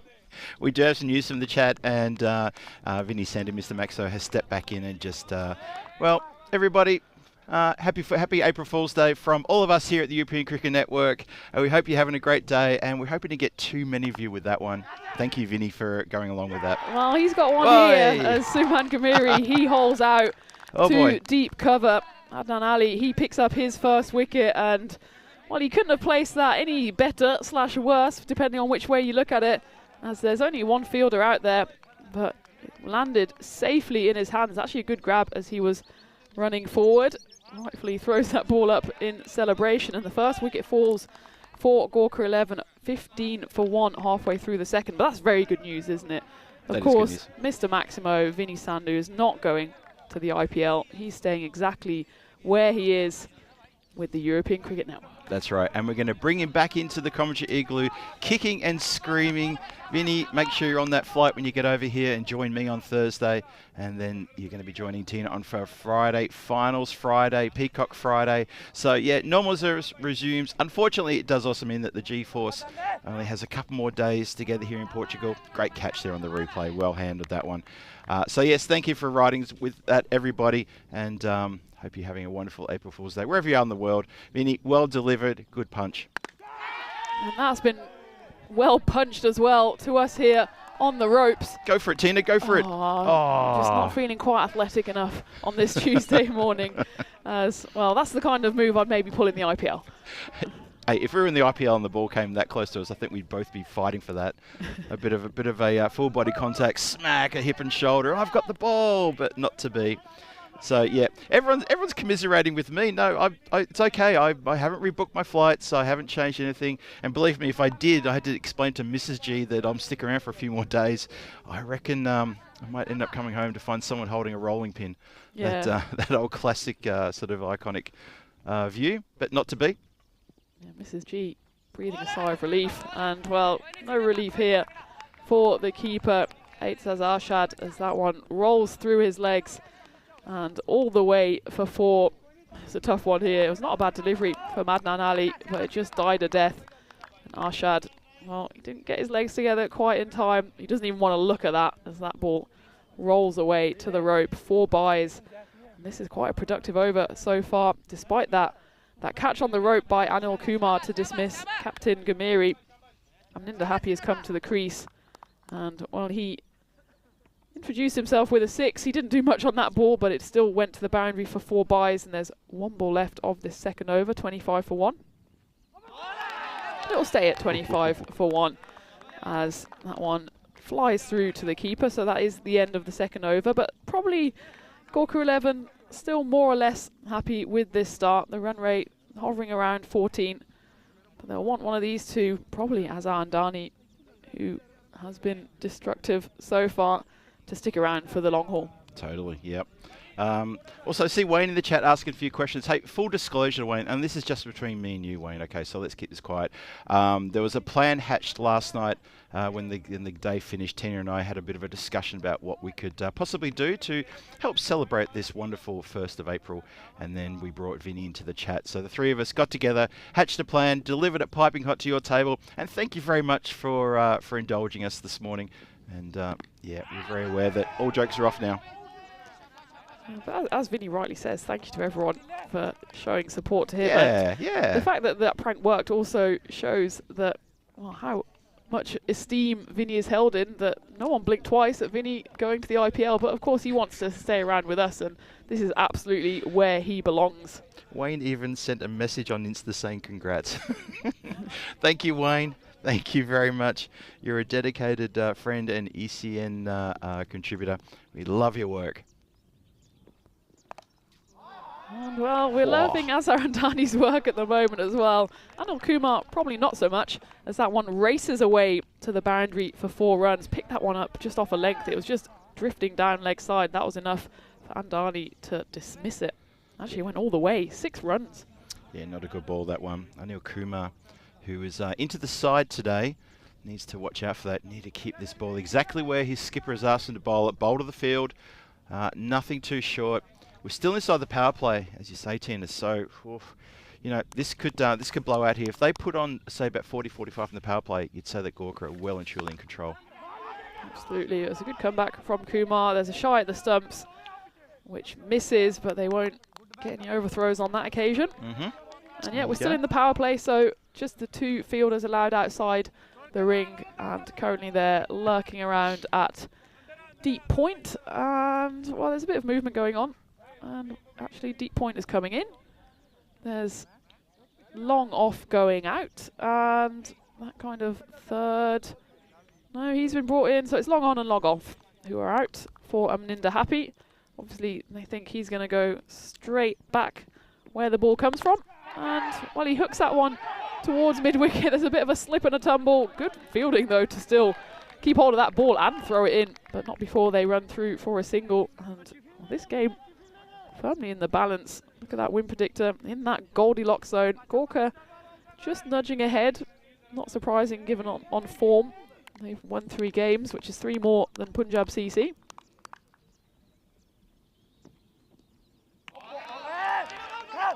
That one zips through. A slight fumble by the keeper.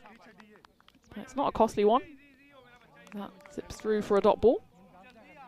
Yeah, interestingly poised, as you say, Tina. Really, really well poised this game. I've got to say, the run chase hasn't exploded, but they don't have to. If they're only needing, well, they still need less than 15 and over.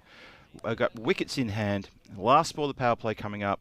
33 on the board. So they're probably not going to push into that 40-45 run region. So again, this is a good over from Anil Kumar. A good comeback as well after he got hit for that big Maximo on the second delivery. After that, he just goes for the 3 singles, a dot in there as well. So that is the end of the power play. Gorkha 11, 34 for 1. Yeah, chasing a big score of 140. So 106 runs needed from 42. The run rate tips over 15, just to 15.14. So a little bit to do here for the team. But while Adnan Ali's out there, and the fact that they've only lost 1 wicket, Gorkha are looking pretty good indeed. Have a look at the towel block situation here. The bookend I talked about for Punjab CC Amadora. Poor old Jahil Islam. 29 off the first over and then 22 off the second over. He ends up with 1 for 51. And then it actually makes the whole graph look a little bit unusual, doesn't it? It's like that, and then it builds in the middle. Nothing on the sides except for those 2 big overs. Yeah, it's not necessarily an innings that Islam will want to look back on anytime soon. Indeed, yeah. Yep. Parveen Singh into the action with the ball in hand. He'll bowl the 4th. As a reminder, 140 is the target to win. End of the power play, so 5 fielders now can ride that boundary rope, and it looks like they've got all 5 out. They've got deep backward point, deep cover, long off, long on, and deep mid-wicket. So, well, 3 out on the offside, but we know Azarandani, he's a 360 player, and that one, well, he misses out there on hitting that into the next town, but it still goes all the way to the rope for 4, and I think that maybe comes off a bit of glove. I thought he would have really tucked into that one, but it just rushed him a bit. Bowling there with Parveen Singh, and well, you can see Punjab CC Amadora players aren't exactly happy with each other. Yeah, a bit of frustration creeping into the fielding here. They shouldn't be frustrated.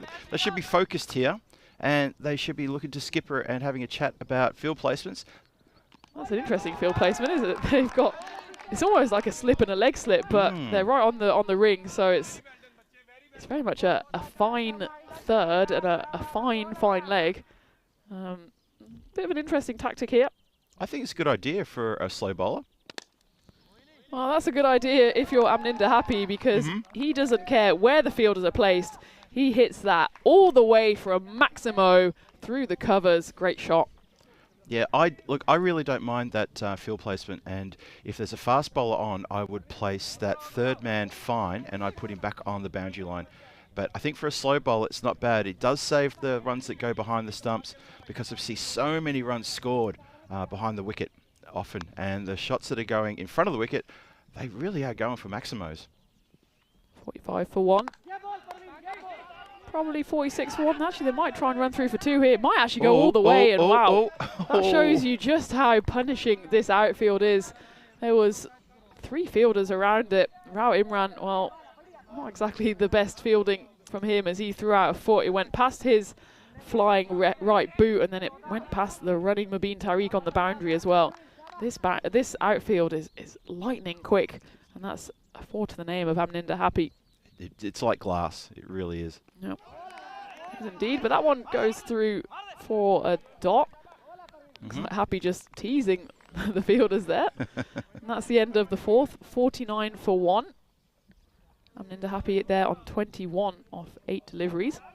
Looking dangerous is Amninda Happy, and he's been a good contributor for the Gorkha 11 in this tournament already, getting good scores on the board and also bowling really well too. He's had a really good all-rounder performance in this tournament so far.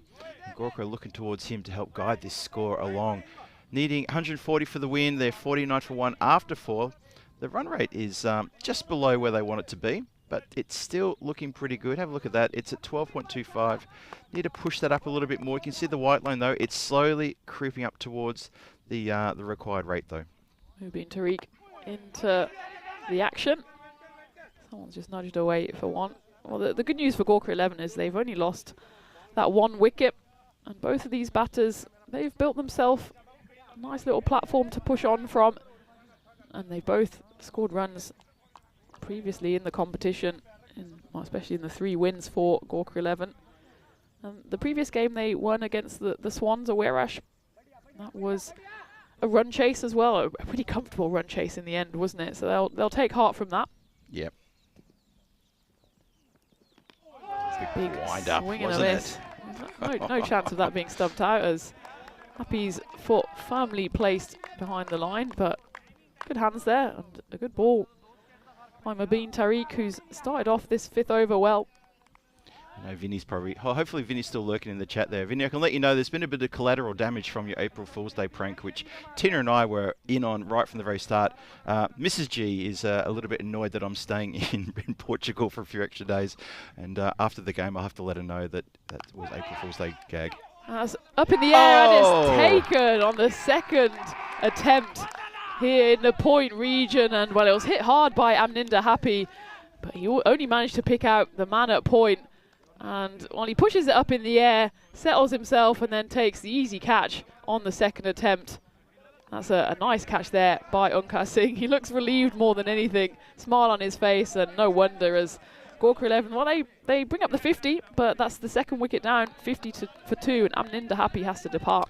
Yeah, fielder gets a favourable deflection off the hands, bobbles up in the air. It doesn't deflect towards the boundary line, just bobbles up in the air, and he collects it on the 2nd bite of the cherry. Big wicket, that one, big wicket indeed. Just gave Amninda Happy a little bit of a rev up, because he has been a valuable contributor, but unfortunately he has to make way now. And his day is done. Remember, Gorkha have only got 1 game today, and this is it. And the other team with just 1 game today is, of course, Gamblers. And they'll be in action later on. And in fact, we're going to see them in the 4th match today against Marlo. But for now, this game hanging in the balance nicely. Let's hit away to the cover boundary fielder. It's Mohammed Nazrul Islam, who is into the action after this 2nd catch there by Onkar Singh.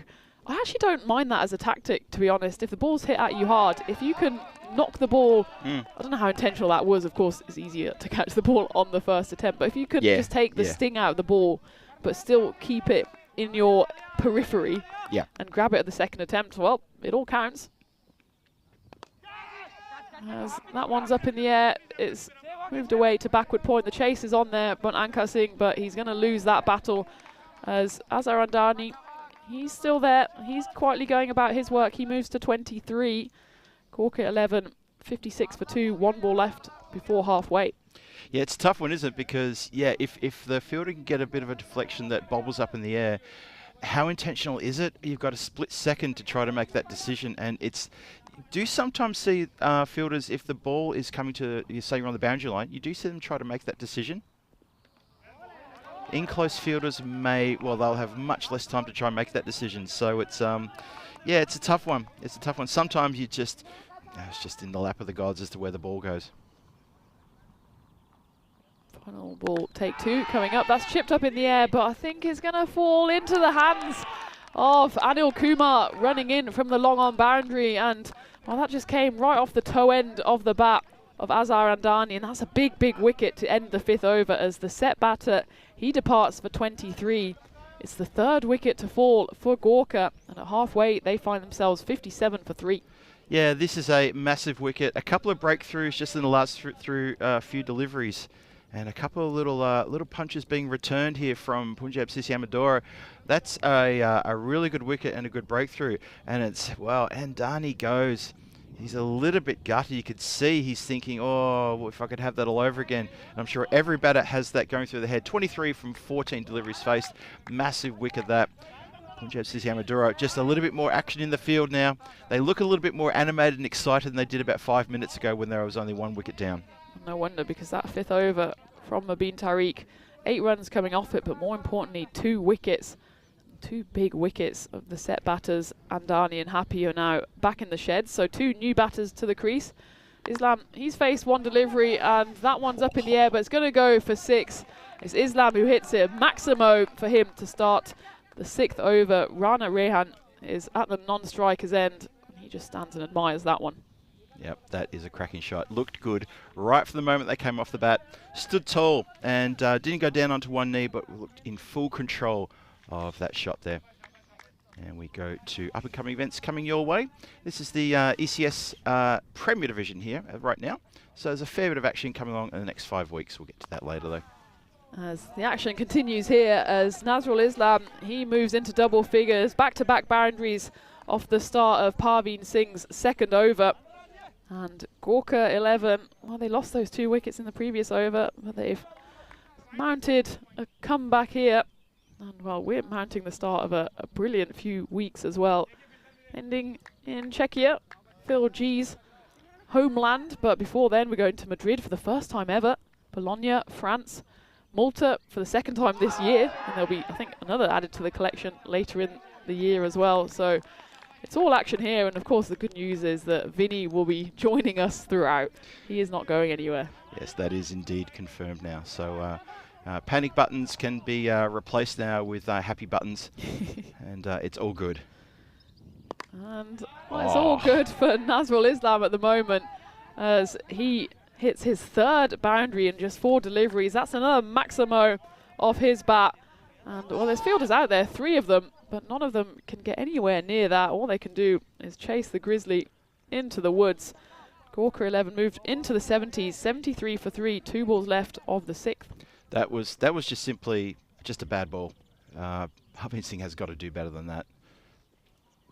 He does do better with that ball, and well, if that had been taken cleanly by the keeper, it would have possibly been a run-out or a stumping chance, but Aitzaz Arshad, he did well, in fact, to stop it because it was zipped through there by Singh. Final ball. I'll just run through for a single, and well, you could say that over was shared because, well, the run rate is exactly 16, just over 16 and a half, in fact. That one went for 17. Okay, so yep. it suggests it's going to be a tight finish. But, well, the win predictor is firmly in the camp of Punjab CC because Gorkha, they've lost 3 wickets already. There's runs on the board.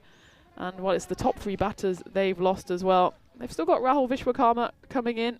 He can bat. Jaidul Islam, well, he scored 50 with the ball. He'll want to make amends. So they've got a few batters in, but you'd expect that the pressure here is on Nazrul Islam in particular, who's farming the strike. He'll continue. And that one's hit away and hit to the boundary. Leg side, action replay again. Nazrul Islam, he was involved in the first innings. He took that great catch. He got a wicket. And now he's getting runs on the board as Gorkha 11. Well, that's 4 boundaries in the last 7 deliveries. And that one, in fact, is a maximo as well, as that goes about 50.5 metres. It did indeed. Not good bowling here from Punjab CC Amadora.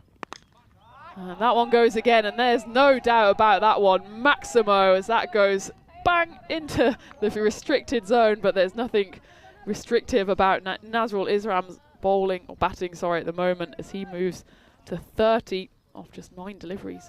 Well, 2 overs ago, there was excitement in the field when that 3rd over fell. There was a chat, there was a spring in the step, but the last 10 or so deliveries, I think Punjab CC Amadora are really starting to bottle it here. Shouts for a catch, and it's a good effort there, actually, deep on the boundary, as he almost tries to repeat the trick earlier in the piece when Onkar Singh knocked that catch up to himself. This time he throws out a left hand. All he can do though is knock it over the boundary for 6. And well, you could say there, if he was half a metre back on the boundary, he might have had a better chance. As it is, goes all the way. And Nazrul Islam, he moves on to 36. That was 3 sixes in a row. Finally stopped there, but he only is able to stop it with a wide. Big over this from Gorkha. Islam goes offside, but there's the man there out on the boundary, the cover boundary. He cuts that one off, so that finally actually brings Rana Rehan on strike. He's been there since the 5th over. Hasn't had any strike yet, thanks to the big hitting of Nazrul Islam. He'll get a chance here. Well, Nazrul Islam, he may have put this game well and truly in Gorkha's favour now with those that lusty hitting the score. Well, yeah, the predicted score has a 51% chance of Gorkha to get this. I would suggest that should be even a bit heavier than 51%. 46 needed from 20 now. The required run rate's climbed down from 17 down to 13.8. And Tariq, who he batted well at the end of the Punjab CC Amadora innings, he's now getting a little bit of stick. 2 balls left for Tariq. And he picks up his 3rd wicket, and Rana Rehan, he goes for a golden duck. He's been out there for 2 overs, hasn't faced the strike. In fact, Nazrul Islam has been farming the strike, and that suggests exactly why he was, as Rehan goes for a big swing. Doesn't make contact. That's the 4th wicket to fall. Gorkha 11, 94 for 4, 1 ball left of the 7th.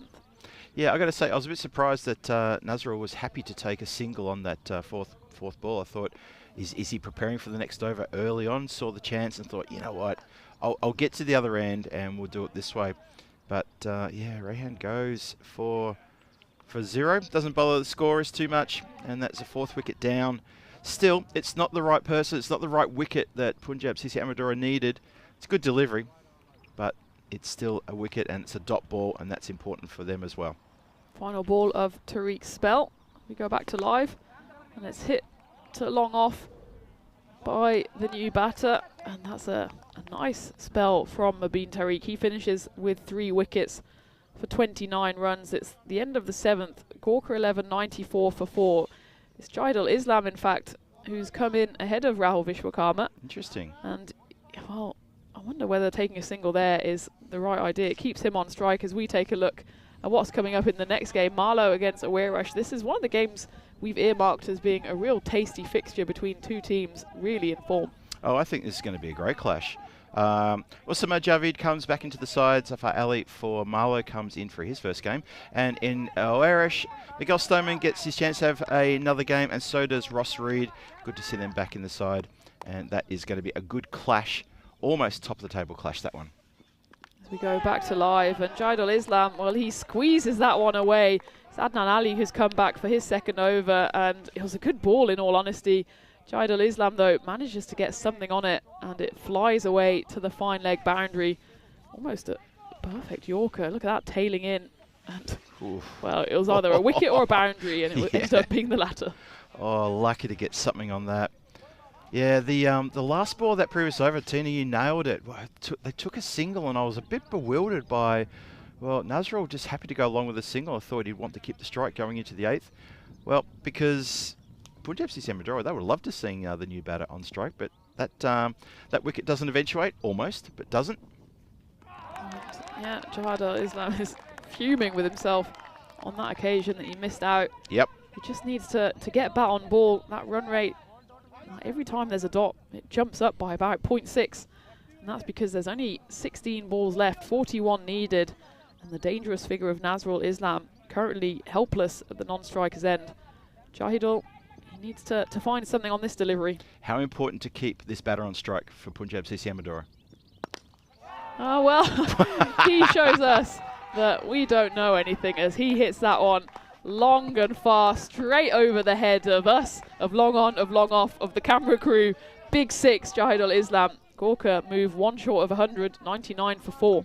I reckon our voice does really extend quite well to the centre of the ground as that big Maximo is hit down the ground. He turns to Phil G and he says, Phil G, it is important I stay at this end of the wickets because I've just pounded a massive 6 down the ground and the 100 up with that. 35 needed in 15. I'll make that 29 as that's another big hit from Jahidul Islam, who had some making up to do after his 2 overs went for 51 runs. And he's paying it back in kind here. Yeah, if you wonder where this batter's motivation comes from, just have a look at his bowling effort in the previous innings where he got 1 for 51. Started with 29 off his first over, got 22 off his last over. Did pick up a wicket. I guess there's a consolation. But still, this is a terrific bowling display. It's a wonderful little cameo here. And if Nazrul doesn't have to do anything except for wait for the next over, he'll be more than happy. 2 balls left of the 8th. Back-to-back 6s. Can Islam go for 3? He tries, and there's a scream of anguish from someone. It might have been Islam, as well, he missed out on that one, and it narrowly missed the stumps as well. As that's a precious dot ball for Punjab CC. 29 needed now. Look at that. He throws his head back in disgust or disappointment, in some kind of strong emotion. But he's got 1 ball left of the 8th. Tina, look, he was gesturing for a drink there. Sort of, I need a drink. Can someone give me some water? He's got 1 more to come. That's been picked out well, and it's even well fielded there by Anil Kumar on the rope. And again, Jahidul Islam, he takes a single. Oh, well, they go for overthrows, and that could be costly overthrows, as I thought Nazrul Islam would be stranded at the non-striker's end once more, but they do run through the 2. That's not only a precious run on the board at the end of the over, but it brings Nazrul Islam back on strike for the start of the 9th. And after 8, Gorkha 11, 113 for 4, target 140. That means they need 27 off the final 2 overs. Yeah, interesting that last one. I think maybe after seeing Jahidul Islam get stuck into the batting there, maybe they're of a thought of, it doesn't matter who's facing, we just have to bowl better. Having seen what happened in the over previous to that one, where there was a massive attack there. And you can see, have a look at the white line there. It is right on where it needs to be, almost exactly. The current run rate for Gorkha is 14.13. They needed a run rate of 14. They're right where they want to be. Well, big swing and a miss there for the start of the 9th. But these last 3 overs gone 17, 21, 18, and that's really what's pulled the run rate up. Thanks to Islam, and Islam out there. It's Mohammad Nazrul on strike. He's on 37. Big swing and a miss off that delivery. It's Rao Imran, the captain, who's brought himself on for the 9th. That one, though, is going to be a wide. He'll have to re-bowl that one. It's tough. Skipper comes on, and well, from this angle, it's hard to say, but it's a wide in the book according to umpire. It's tough for Skipper to come on and try to force this into a 10th. He will anyway, because 26 needed from 11. Oh, that's a good ball. That's a nice delivery, and it's a great start to the 9th. If you're a Punjab CC player or fan, as that one just nips and tails away. Did a bit, didn't it? Bit of noise in the field there now. The Punjab CC Amadora fielders are getting very, very vocal, getting behind their skipper. Good to see. Slower ball, but that's going to be a wide. And a puff of dust there. I want to see where that one pitched. Yeah, it was actually a puff of dust off the AstroTurf. I thought maybe it was incredibly wide, but no, just a normal wide. In any case, it's a run to the score, and will have to be re-bowled. 25 needed now off 10. And, well, that's gone to the fielder there, Anil Kumar, who takes a great catch right on the rope. That was a key moment. Had he dropped that, had it gone over his head for 6, it would be a completely different equation. But as it is, Mohammed Nazrul Islam falls. He has to leave for 37 of 14 deliveries. The Gorkha 11 now, 115 for 5, and still needs them needing 25 runs in 9 deliveries. Oh boy, in the words of David Bowie and Freddie Mercury, under pressure. That's what the fielder was, as that ball came flying to him, but a really good outfield catch. Massive wicket, that one, really huge. Not just the dot ball, and also the back of a batter absolutely on form at the moment, and was destructive a couple of overs ago, turning it on and getting Gorkha with their noses in front. And now, sort of feel it's gone back to 50-50. Slower ball, and that's been hit high and wide into the bushes there. 6 runs, and well, they're going to have to check this for high. I think he's okay, but we'll have a look. Yeah, I think probably all right. It was dipping, and Sushil Kumar, the new batter, he wasn't quite standing tall. As we make sure, take a look at this one. Yeah, it's dipping comfortably. Yep. But it's also been hit comfortably over the rope. I was lucky there it wasn't 7 up, but it certainly was 6 up as we go back to live. Whoa. And that's been hit back-to-back Maximos. Anil Kumar, who took that catch, he could do nothing about that one. Sushil Kumar comes in and he goes 6-6. And, well, this game is swinging one way and another. Don't know which way it's going to go. But Sushil Kumar, he's doing everything he can to make this extraordinary run chase for the Gorkha 11. They now need 13 in 7. This is basically a free hit coming up, the final ball of the 9th. What can you do with it, Kumar? Well, what can you do with it, Rao Imran? As that one flies through to the keeper for a dot ball to end an eventful 9th over. 2 6s coming off it and that all-important wicket. So with 1 over left, Gorkha 11 need 13. And Tina, we go to the 10th. Needing 13 runs for the win here for Gorkha 11. It's been a pretty well constructed chase here, thanks to some really big hitting just around sort of overs 7 and 8. Now, oh boy, that over just then, unfortunately for Rao Imran, he goes for 14. Who bowls? They've got to turn to a new bowler, because Rao Imran, he just bowled the 9th. He can't bowl the 10th as well, and everyone else has already bowled out, so it'll be really interesting to see who they turn to. It looks like they're turning to Karanpreet, and that'll be a big call. I don't think we've seen him at all. No, we haven't. In this tournament. First game. And well, how are your nerves, Karanpreet, as he comes in needing to defend 12 to win, and that would, well, you don't need any reminding, that would be the first win for Punjab CC Amadora. For Gorkha 11, they want to stay in touching distance of the top 2. Big over coming up here. It will be bowled by Karanpreet. That one's high up in the air. There's shouts of catch it, and it's a long old chase for the the bowler and the fielder, and it's going to be a potential run out as well as the dive comes in. And we're going to have to see here if he does manage to get through for 2. It was in the air for such a long time. They managed to run basically 1.5, and his bat goes flying. In the end, he dives forward without his bat. He does the right thing. He's lucky he doesn't kind of get poleaxed by his own bat there. And does he get in? Well, he's not in on that frame. If we go 1 frame forward, when does the stumps get broken? I think there is glove. Let's go. Yeah, it's another frame by frame, isn't it? That's. Yep. I think that is probably the frame. When the stumps are broken, he's over the line, and that's the call on field as well. So close, so very close. And great replay there as well. You can see, not usual to see a batter diving in with his bat nowhere to be seen. He lost his bat in the dive, did Jahidul Islam, but he kept on diving. He needs to make sure he's all in one piece. I mean, you can often do yourself a mischief, can't you? If your bat plugs and you go flying over it. Luckily for Islam, the bat fell safely to the ground. He fell safely into the crease. They come through for 2, 11 needed off 5. Well, it's going to be 10 needed off 5 as Karanpreet bowls are wide there. And well, it was a tough chance on the first delivery. There was Karanpreet and the fielder trying to run underneath it. Neither of them really got anywhere near it in the end. But you can't give away freebies in the final over. Wide ball.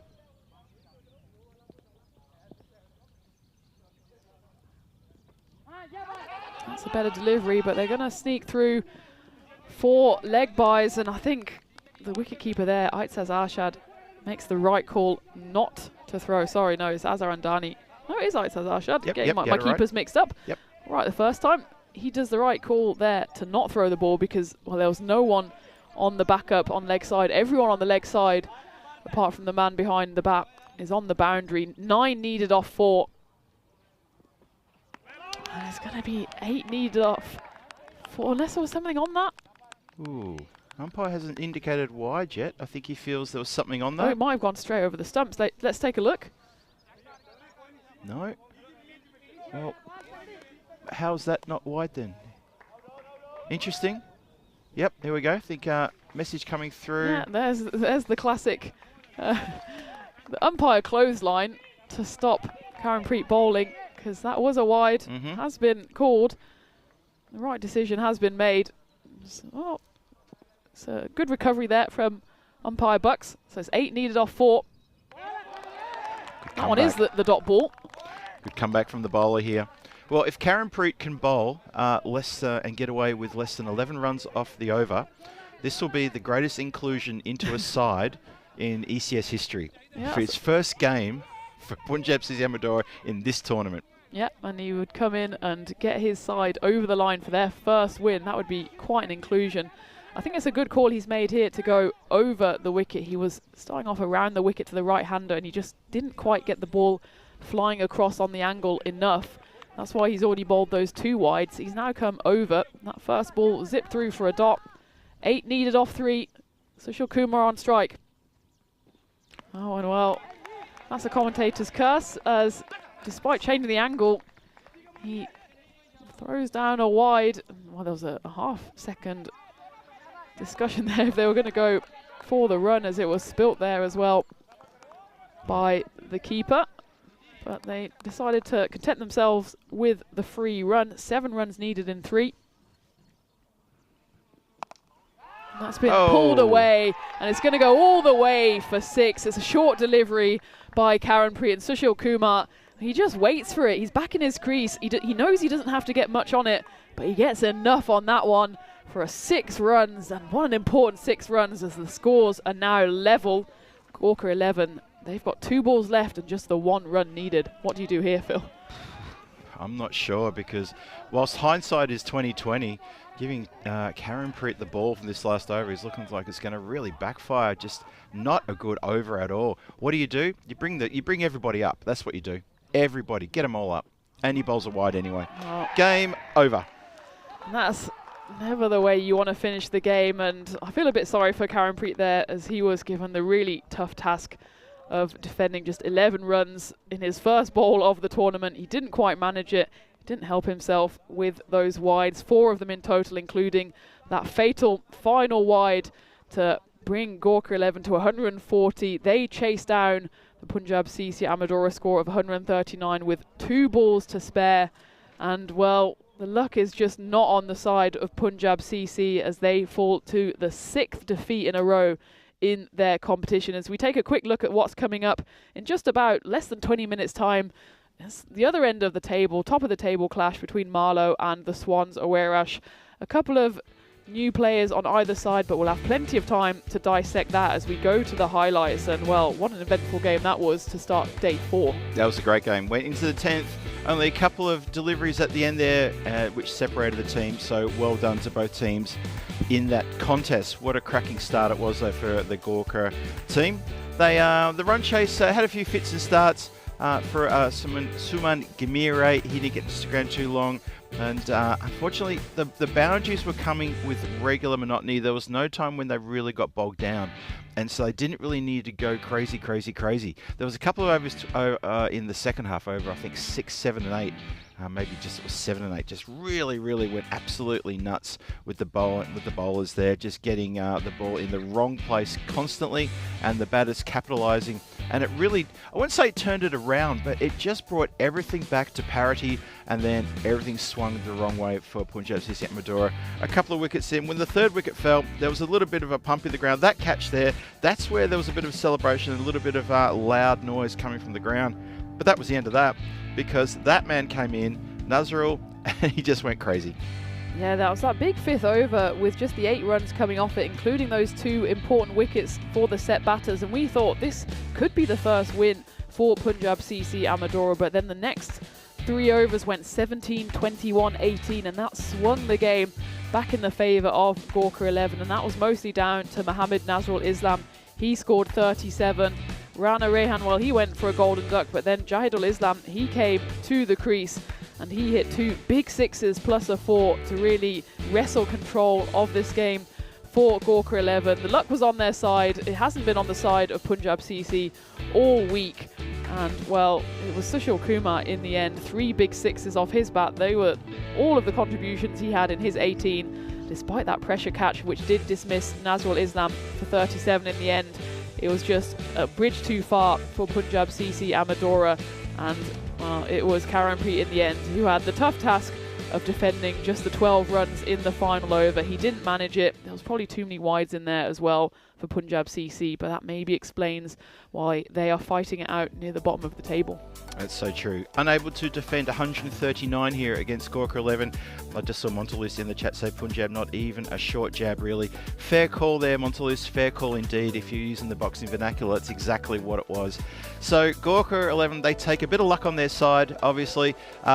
Tina, I agree with you 100%. No luck whatsoever riding with Punjab CC Amadora. And have a look at the batting card there. Azhar Andani at the top there. Good 23 to get things off and running. Gamire, the skipper, unable to really trouble the scores too much. In the middle there, Happy and Nazrul Islam, not too bad. 15 extras in that, including 10 wides. Yeah, at the end, the extra wides coming along from both Rao Imran and Karanpreet at the end, really costly. And more often than not, you saw the extra ball that was bowled because of a wide get taken to the cleaners. And that was the that was the full stop on that sentence, because that is how it all ended. 140 for 5, 2 balls to spare. Karanpreet under all sorts of trouble and all sorts of pressure to bowl less than 12 runs in his over, and unable to do so. It was a tough task for him to come in fresh into the tournament, and he had the chance to be the hero. He didn't quite manage it, as Mubin Tariq, well, he stole the headlines with his 37 off just 13 deliveries. He remained not out as well. And, well, the misery continues really for Punjab CC Amadora, doesn't it? They lost on the golden ball yesterday. They did all they could to get as close as possible, and they were just 2 balls shy here of pulling off a defeat against Gorkha 11. They'll take home the bonus point, but that's not enough for them to stay in contention in the top 4. So there we have it. Match 16, the first match of day 4 is in the bag, and it's 3 points in the bag for Gorkha 11. They remain in touching distance of the top 2. Those 3 points, in fact, takes them into second place, joint on points with Marlo at the top of the table, but both Marlo, Lisbon Capitals and Aarash will be in action in a very short amount of time, because in less than 15 minutes we have the next game coming up for you, and that is that top of the table clash between Marlo and Aarash, the Swans, and we're really looking forward to this one. You've got about 10 minutes before we're back on air. The G-Force will be taking you through that match 17 of ECS Portugal Premier Division 2025 here on the European Cricket Network. See you then.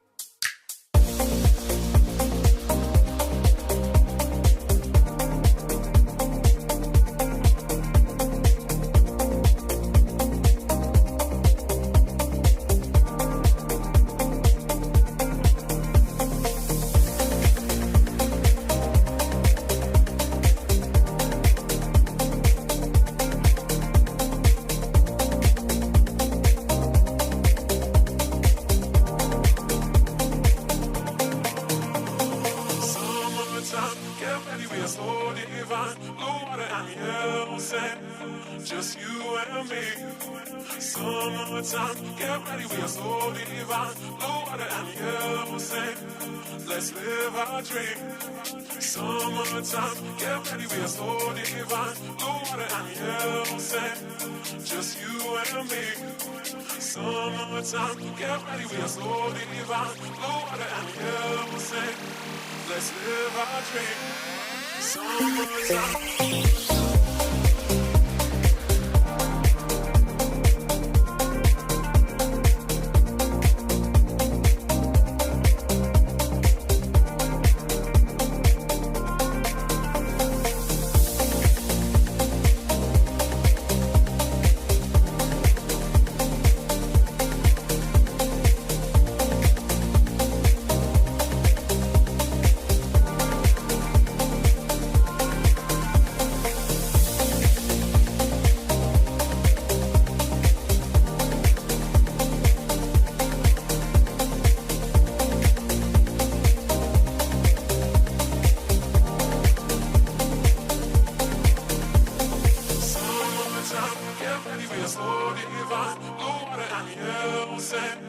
Just you and me. Summertime, get ready, we are so divine. Blue water and yellow sand, let's live our dream. Summertime, get ready, we are so divine. Blue water and yellow sand, just you and me. Summertime, get ready, we are so divine. Blue water and yellow sand, let's live our dream. Summertime.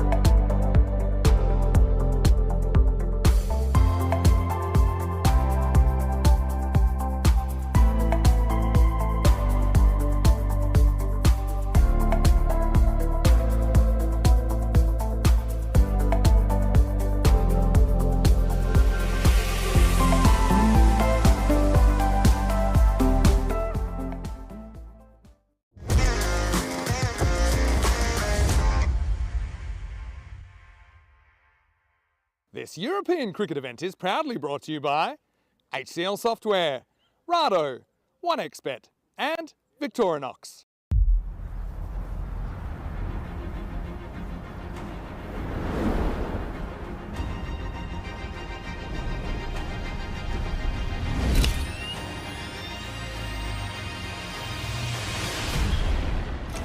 Recanto escalabitano,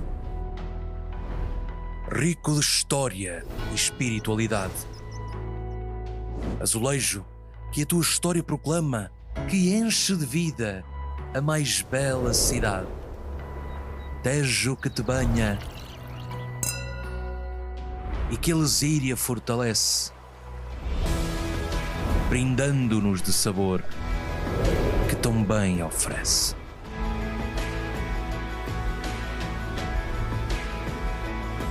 Campino, que te dá cor, movimento e união. Pelas mãos que sentem e sabem o melhor da região. Resiliência e união.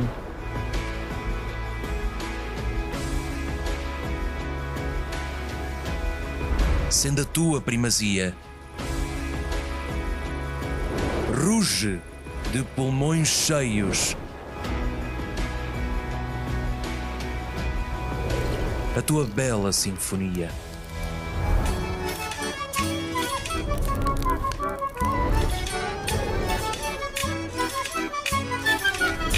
Santarém, de paixões, sabores e tradições. Santarém, de portas abertas ao futuro. Good morning and welcome back to the Santarém Cricket Ground, where we are firmly into the second half of this group stage, the Premier Division 2025. And well, match 17 sees a top of the table clash between Marlo and Aarash. Let's go out to the middle to see what happened at that all-important coin toss. Ready. Marlo is your call. Head. Head is a call. It is tail. We'll have a ball. Warriors won the toss and decide to bowl first. So there you have it. Captain Conrad Greenshields for Aarash. He wins the toss and he decides to have a bowl. It's a big game for both of these sides. They're both competing for those top two spots, which will take them straight through into the qualifier on finals day. Marlo, they've been really impressive so far. They had that big 4-0 victory against the Capitals last night. They're winning 4 games in a row. They'll want to make it 5. As for Aarash, they lost their game yesterday. They'll want to come back strong with a win. Both of these teams are in double headers today. This is the first of 2 games for both of them.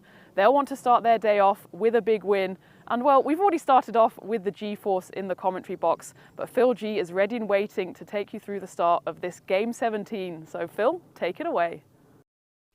Thank you very much for that introduction, Tina. Yes, indeed. We are really interested in this match, as you should be as well, because this is first versus third on the ladder, and this is going to be a big clash coming your way.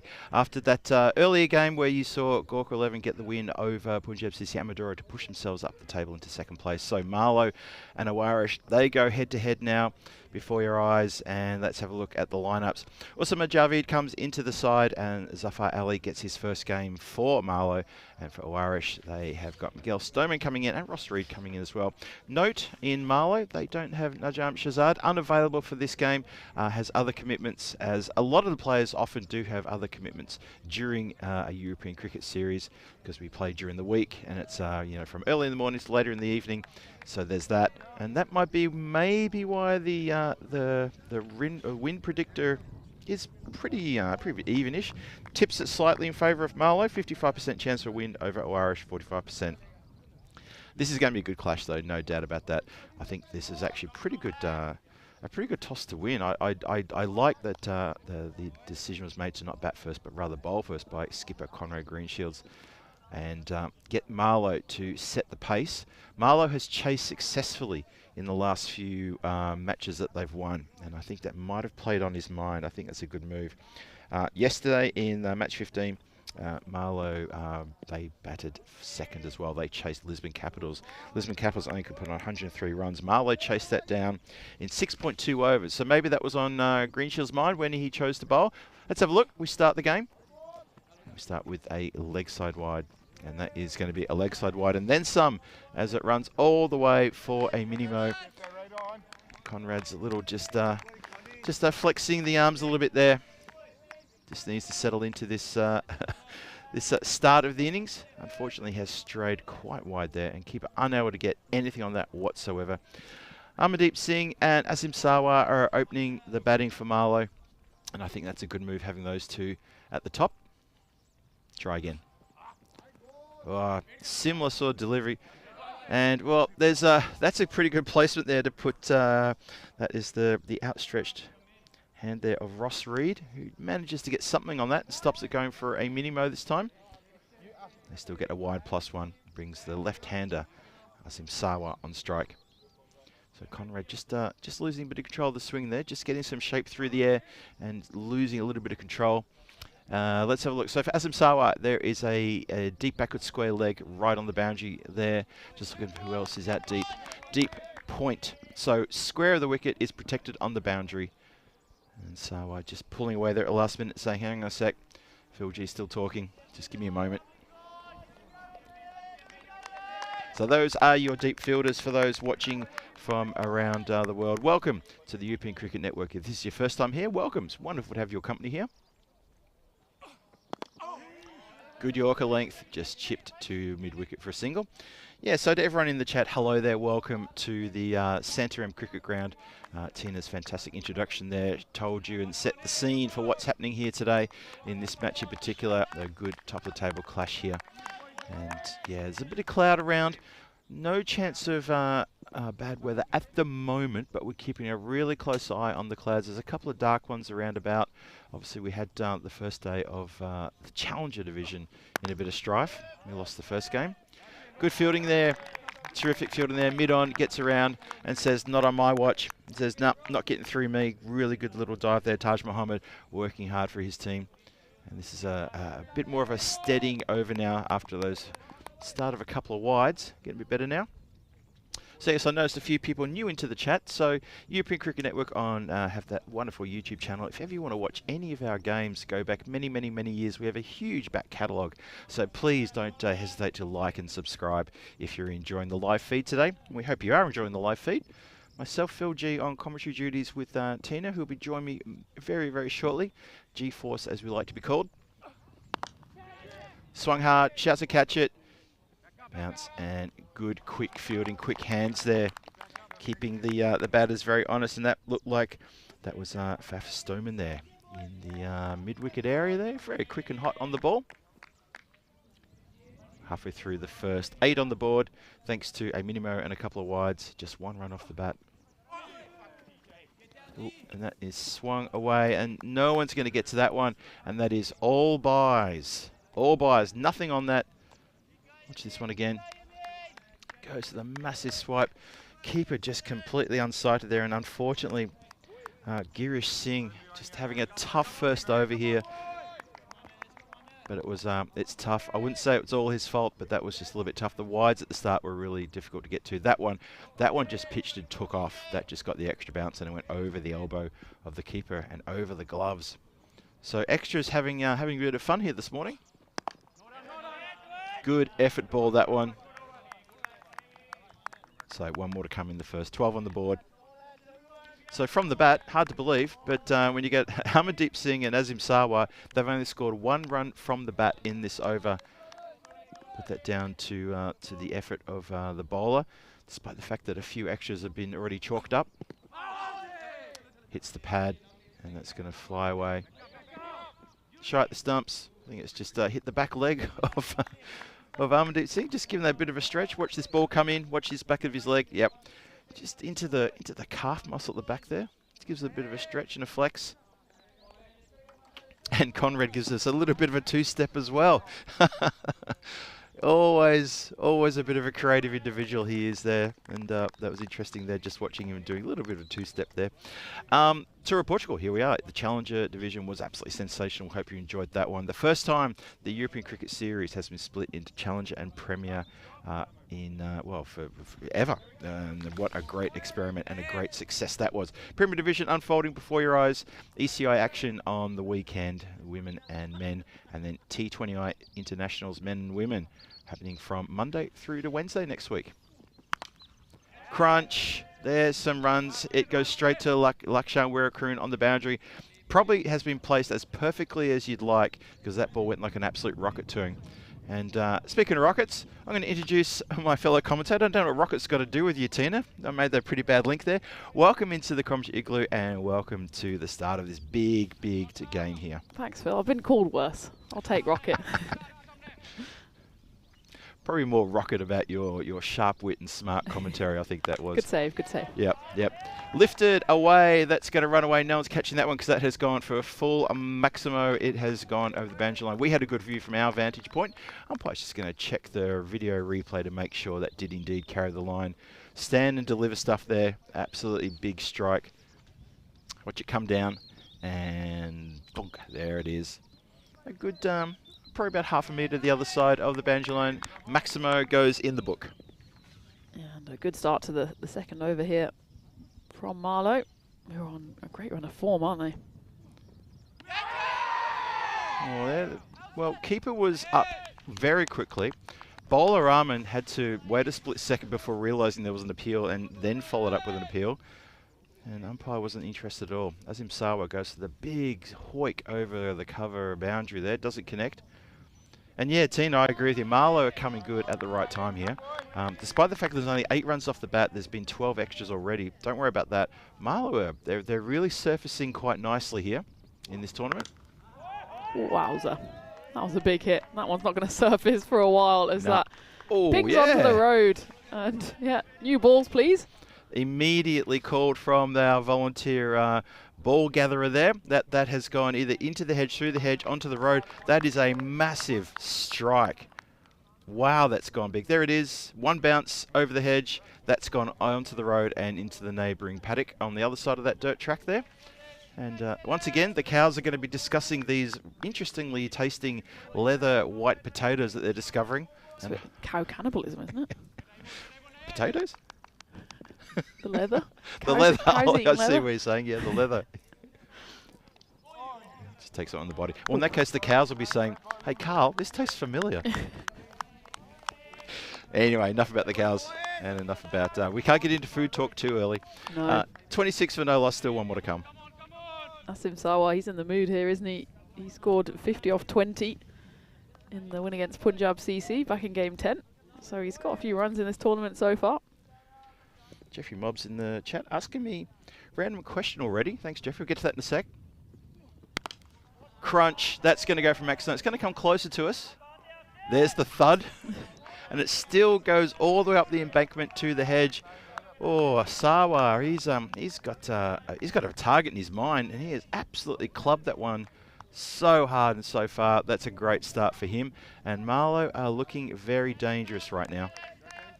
He's been helped by the bowling here from Nai Rahman, which is slightly too short, which allows Sawa to just climb into these big sixes. What a nice pattern so far, 6.6.6. What's going to come up? Well, we're going to have to wait because that is the end of the second. And I called it a top of the table clash, and well, I wasn't wrong. I mean, it's first against fourth, but you look, there's only 2 points separating those two sides. And well, there's a bit of a gap opening up, isn't there, to the teams below them, Gamblers and Punjab. We will see later. We've seen Punjab. We'll see Gamblers again for one game. But it's a bit of a top half, bottom half situation emerging here. Here comes the sun as well. Oh, yeah, sun's suddenly popping out onto the new over from Taj Muhammad. I would call this a top of the table clash. And the reason being is because what's up for grabs for the winner is indeed top of the table. Any way you cut it, that's what's on offer here. So yeah, the sun comes out, it gets blinding suddenly. We're going to have a bit like this all day. We're going to have patches of blue sky and clouds everywhere. So it's going to be sunny, then it's going to get overcast and back again. And Taj Muhammad, maybe Mother Nature saying, look, if Taj is bowling, he is as much light as possible. Just so we can follow that grizzly, because he is a quick bowler. Jeffrey Mobbs had that random question about direct flights between Prague and Portugal. It's a funny one, Jeffrey, because not every day, I believe, from all the carriers, depending on the carriers. So a few times I've flown in and out of Portugal doing the one connection flight and things like that. But I was lucky to get a direct flight a couple of days ago, and I think I'm getting a direct flight going home as well on Friday morning. Crunch. Amandeep Singh sees every little bit of that and goes downtown for a big Maximo. So he needs to get things going here. He's been out there for a few minutes, only hit one run, and then he gets the Maximo. So he flies up now to 7, looking to get things going. And Sawa is looking like the man who is the pitch hitter, the danger man of these two. As Muhammad comes steaming in again. Goes to work it down leg side. It just straightens a bit and catches him on the pad. No run there. Good delivery. Taj Muhammad might be up there as one of the loudest bowlers on release. He does give a big old grunt like he's doing a booming tennis serve. Yeah, yep. I would agree with that actually. And often too. He's not like an effort ball once and over. He's several times throughout his over. He'll give it a real, put everything behind it. Comes in again now. That's what you heard through the effects mic. That's just been deflected off the pads. I think that was just down to, I think it's Ross Reed fielding down there in that fine leg, close in on the, inside the circle, fine leg.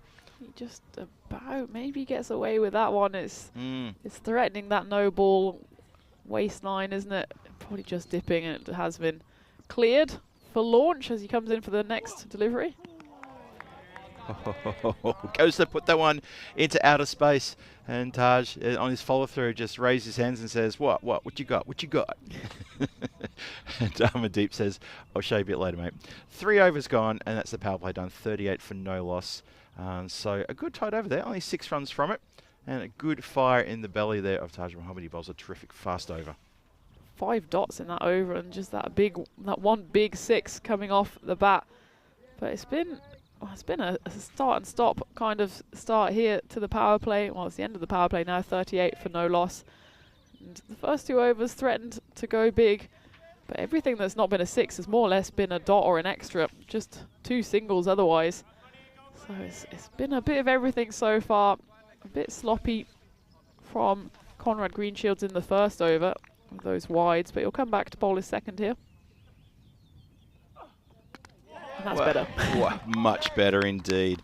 Hits the stumps and gets rid of a very dangerous Asim Sawa, and that is a big breakthrough. First breakthrough for Aarash over Marlo. Connects with the stumps. He swung hard, and Conrad gets a pat on the back from his teammates, and he turns around and he says, guys, that's one. Plenty of work to do. Let's get back to it. Lovely delivery, just swung in. Perfect. Hit the middle stump. That's a delivery you like to see as a bowler. Conrad certainly liked to see that one. Yeah. Well, they'll be happy to see the back of Asim Sawa because he was quite threatening. 3 huge 6s, one that made a break for it down the road. He does have to depart though, 19 off 7. Hey, Jeffrey Mobbs just saying thank you for that bit of information about the flights. Yeah, check both Porto and Lisbon, but I think there's more direct flights into Lisbon than Porto. But double check that and you'll see. I think I had to take connecting flights through when I flew into Porto for the night series. Anyway, enough of the my travel agency information. Thanks for the question there too, Jeffrey. Good ball again to follow up with after that wicket. Just a punch down the ground. Usman Javid comes into the side today, and he's got the duty at the top order here to get things going with Amandeep Singh. He was close to 100 last year at Usman Javid, 96 not out. I think he got stranded at the non-striker's end in the end. He's got a few runs so far, 36 off 11 in game 4. That was the first win they picked up against Gamblers after losing their first opening game to this very side. It's gone skyward, and it's going to go Maximo over the head of Junaid Khan, who set himself and realised it was going to be way over his head, and that's a good strike. Yeah, in the slot though, and given the treatment. It's gone all the way. Amandeep Singh, he's taking a while to get going. He was 7 for 12. Obviously that one will boost him up to 13. Still early doors though from Marlo. They've got an explosive batting lineup, don't they? They really do. Another good shot again down the ground. There should be protection down there, and there is. Good work there from Faf Stoneman to get around. He had a fair bit of work to do. Greenshields has taken a bit of a nasty one on the right hand, just cannons into the thumb. looks over to his player and says, probably not your fault, but ouch. Yeah, Marlo batting it there without Najam Shazad for this match, unavailable because he's got commitments outside of cricket this morning. But they do bat very deep and they bat well. Oh, just hits it intentionally, almost trying to give a bit of catching practice there to Ross Reed. And Ross Reed almost obliged. Couldn't believe his luck. That's a weird one. I think it did end up coming off the edge. It certainly sounded edgy. He wanted to lift it into the offside. I don't think he wanted to go quite so fine, but it's the Irishman Ross Reed back into the lineup and doing the fielding there to cut off the boundary. Just a funny little moment there, almost like pure intent, but probably want to go a bit more squarer. Well, that's been flashed away very hard. It goes straight to the player out there. It's Lakshan Weerakarun who patrols the boundary out there on the leg side. He's always prowling out there, and he's got a good arm too, and he takes a good catch and gets that ball back in. That's 48 for 1, 4 overs gone. Run rate bang on 12 and over at the moment. Nicely in the balance this game as well. We bigged it up as a top of the table clash, and it's delivering so far. Not really explosive, but in terms of just how tight it is between these two teams, that win predictor can't really decide between the two. Run rate, it was threatening to go bigger, but then that Taj Mohammed over going for just 6 runs put the brakes on. Conrad Greenshields came and delivered as well, got that wicket, and his over went for 10 runs. Yeah, that was a big, important wicket. Azim Sawa looking like he was in a real mood. Hit a couple of big maximos over, well, not quite over the igloo, but just to the left of igloo onto the road and far, far away. So Junaid Khan gets the nod to come on to bowl the 5th. He's got his work cut out for him, a bit of work to do here to try to keep this run rate at 12 or even below. Well, it's hit that little wormhole area and it hasn't gotten up at all. And luckily for the batters, the area we call the wormhole is outside of off in about sort of 5th stump channel. So if it hits it, maybe it's not going to be on the stumps. But if it ever it is, oh, there's going to be trouble. Yeah, I think if I was a right arm off spinner, I'd be targeting that. You would, wouldn't you? Spot, Yeah, just throw it up there and hope for the best. But I mean, we haven't seen too many right arm spinners actually. True. Left armers definitely. That's been clipped away. A lot of work for the fielder to do here, but all in vain because that ball runs away across this lightning outfield. And that is a good shot for 4 run. And just feel that boundary sort of dried up just a little bit. Just what we've had 1 in the last, maybe 10 deliveries. There's another one there, maybe 8 deliveries. Yeah, they've just gone 1 boundary in the 3rd, 1 boundary in the 4th, and well, that's the one for the 5th, but they've still got 4 balls left to increase that. That's why the run rate is indeed at 12 runs per over and hasn't accelerated. You get the feeling though, this is the job now for Amandeep Singh. He's the man who's been there since the start. 19 from 17. He had a slow start, just a lot of dot balls. It was a little bit hard to negotiate Taj Mohammed's fiery over. But he's got a real big chance here against Junaid Khan, who doesn't bowl as fast. Well, no one bowls as fast as Taj Mohammed. So, case in point. So he's got a chance here to really build here and to kick things up a notch for Marlo. Junaid Khan is a tough bowler to go up against though. I mean, that one was a wide, but he's got well over 100 wickets on the network. He's a really experienced performer. Sometimes you don't need pure speed. That's kind of what Taj Mohammed, that's his trademark, whereas Junaid Khan, he has all the tricks to try and get out that batter. Lofted and just over the fingertips. That wasn't all that far away at all. That was actually pretty close in the end. And it goes for a maximo, but really not too far away.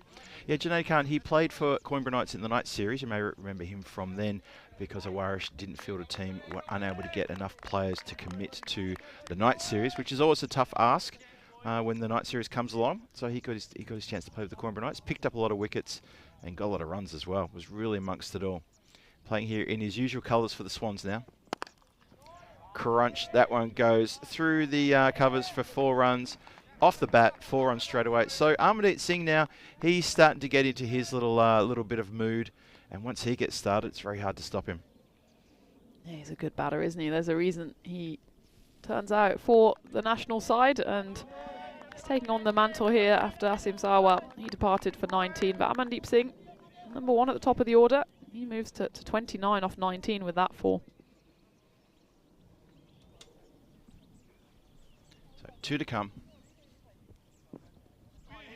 And gets one through there. Again, just skids a little bit, that one.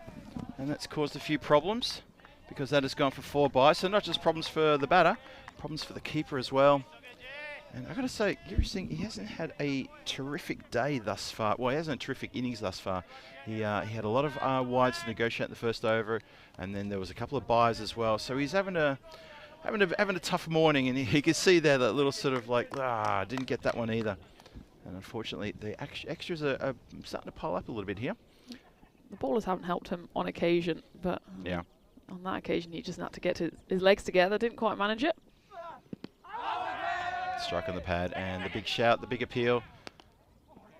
No run as well, so a good ball. No, definitely not out, and that is going to finish the 5th. 67 for 1 after 5, 1 wicket down as we welcome you, lovely people, into the commentary igloo. Hello there. Phil G here, along with Tina Goff. Tina, it's a G-Force in action, and just as the sun starts coming out, literally the sun just said, okay, it's lights, camera, action for the G-Force. Welcome to everybody, and hope you're having a wonderful Tuesday wherever you are. This game is simmering along quite nicely. We sort of said when this game started, like, oh, top of the table, and top of the table is up for grabs for one of these 2 teams. Yeah, there's barely any points between the top 4 teams, and well, it's Marlo who want to continue that running streak. There's 5 in a row if they win this one. Yeah. As for the Swans, they lost the previous game, but they'll want to go back to winning ways, and that's why we kind of gave this game one of the top billings for today, because it could go either way, and well, there's a lot of points at stake, isn't there? There really is, yep. And I think we said before that Marlo's starting to come good now, so this is a big one for them and for the Swans, of course.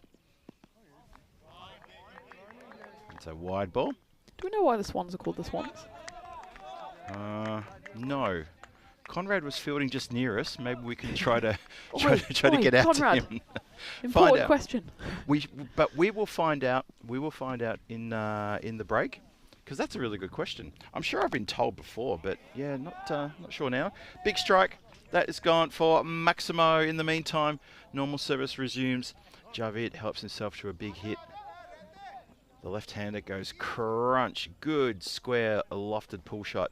Got everything behind that one. Right out of the meter of the bat. 6 runs. 74 for 1 in the 6th.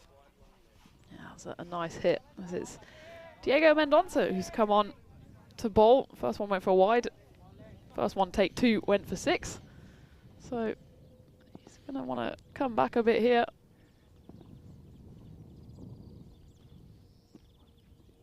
Oof. That is a tough wide for anyone to get their hands to. That is going to run away for a minimo. That is a wide and then some. Poor old Giri Singh is having his work cut out for him. There was no way he was going to get to that one.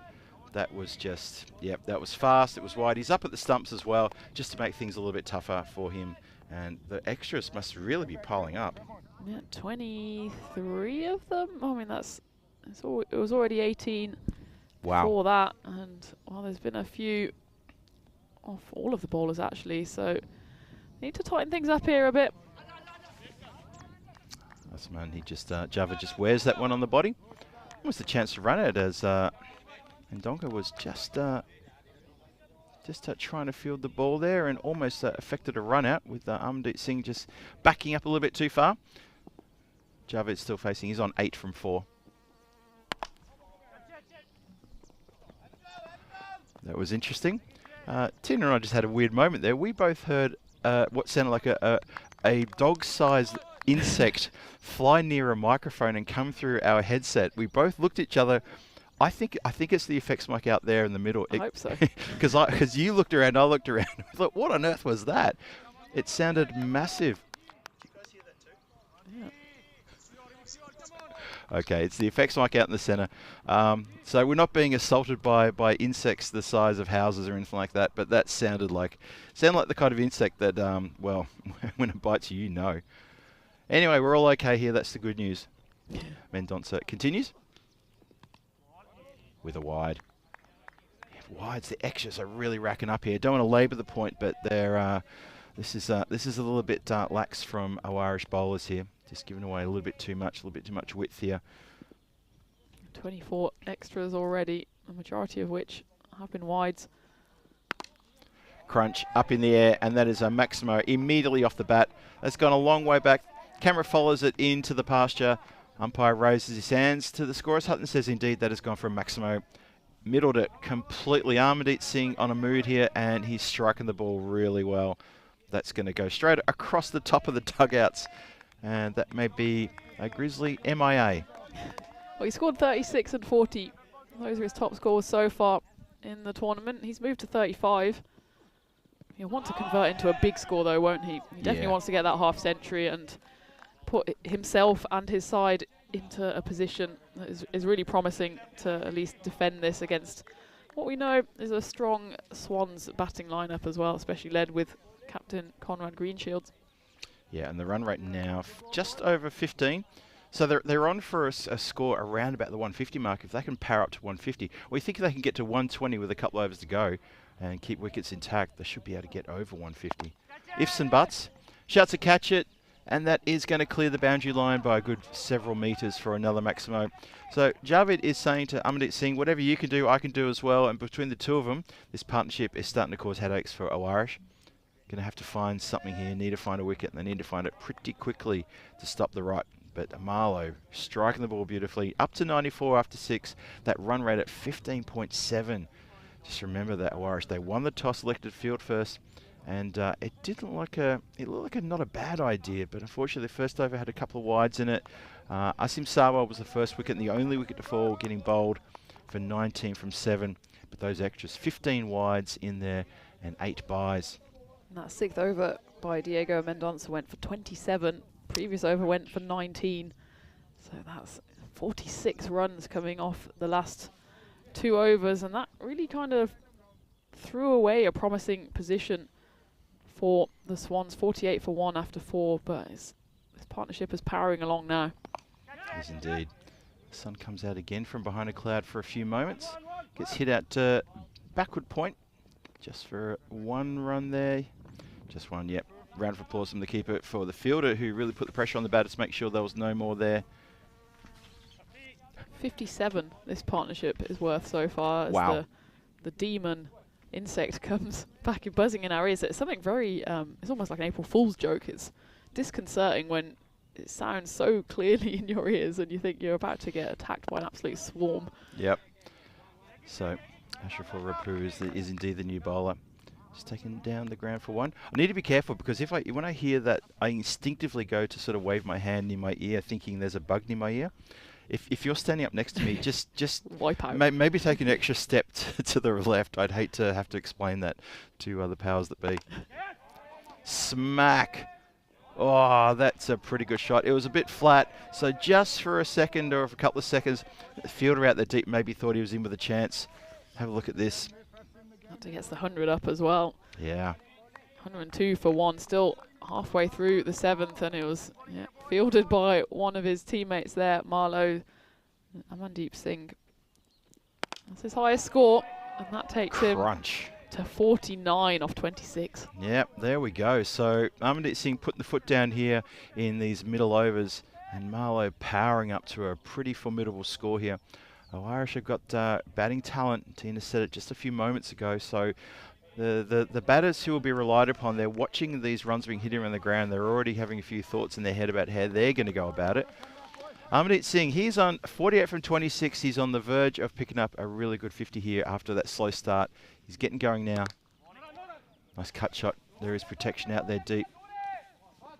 Stops the 2, just the 1. The throw was a bit wayward, but they don't chance it on the arm. He moves to 49. Javid is on 16 from 7. 1 more to come, and that will complete 7 overs. Simon Javid, he's not exactly pedestrian here either. He's gone 16 off 7. He's got 1 ball left to face. It's going to bounce between 2 fielders for 4 runs. I thought one of them may have that covered, but I think the placement was pinpoint, absolute pinpoint accuracy. There's 2 of them running there, but it was hit with such power as well. They went to run, but as soon as that skipped away from the diving Naeem Rahman there was only 1 result. That was a boundary to finish that over as well. 19 runs coming off it, and they just can't stem the flow at the moment, can the Swans, as Marlo moved to 113, and we moved to, well, a whole range of European destinations this year.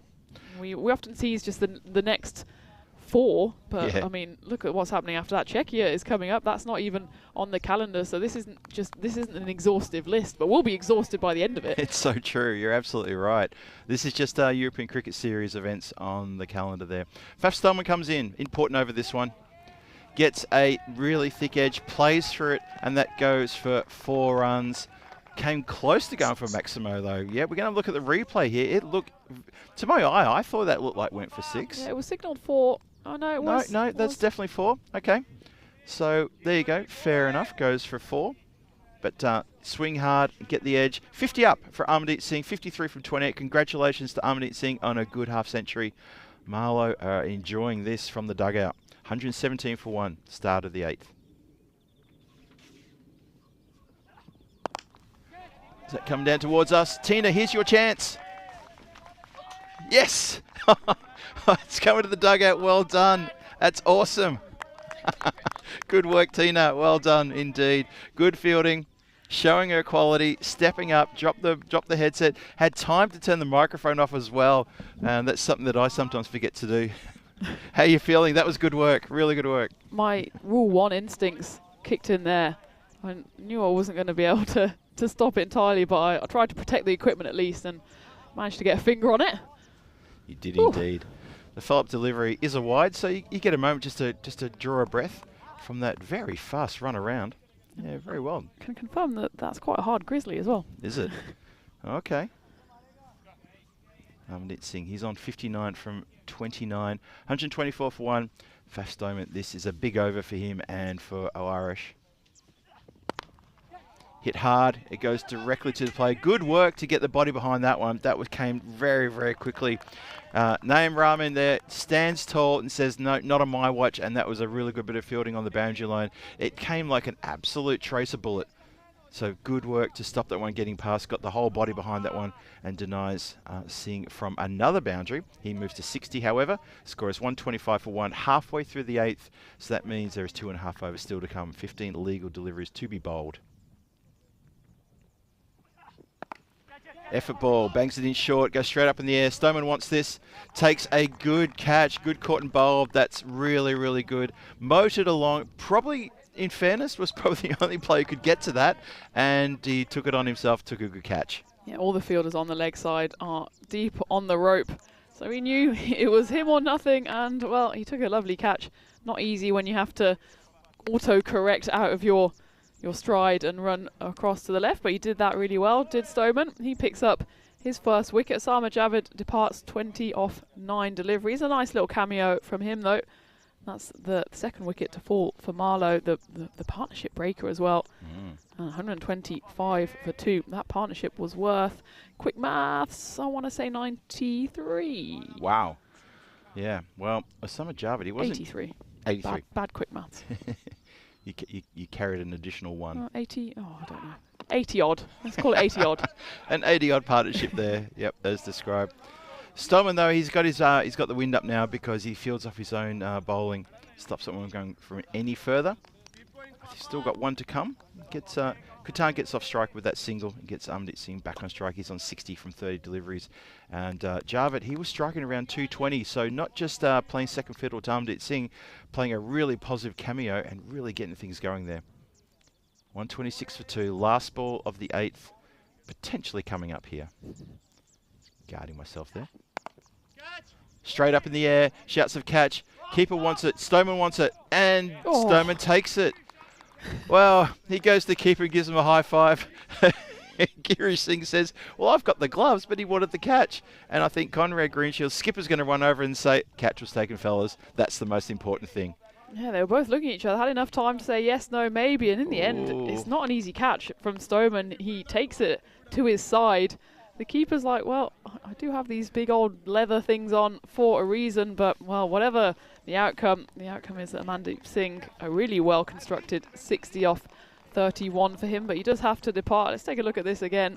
There's a bit of confusion there as well. There you see Girish Singh come absolutely herring into the shot. At the end, he's like, like he's just trying to remove himself entirely from the situation, become invisible.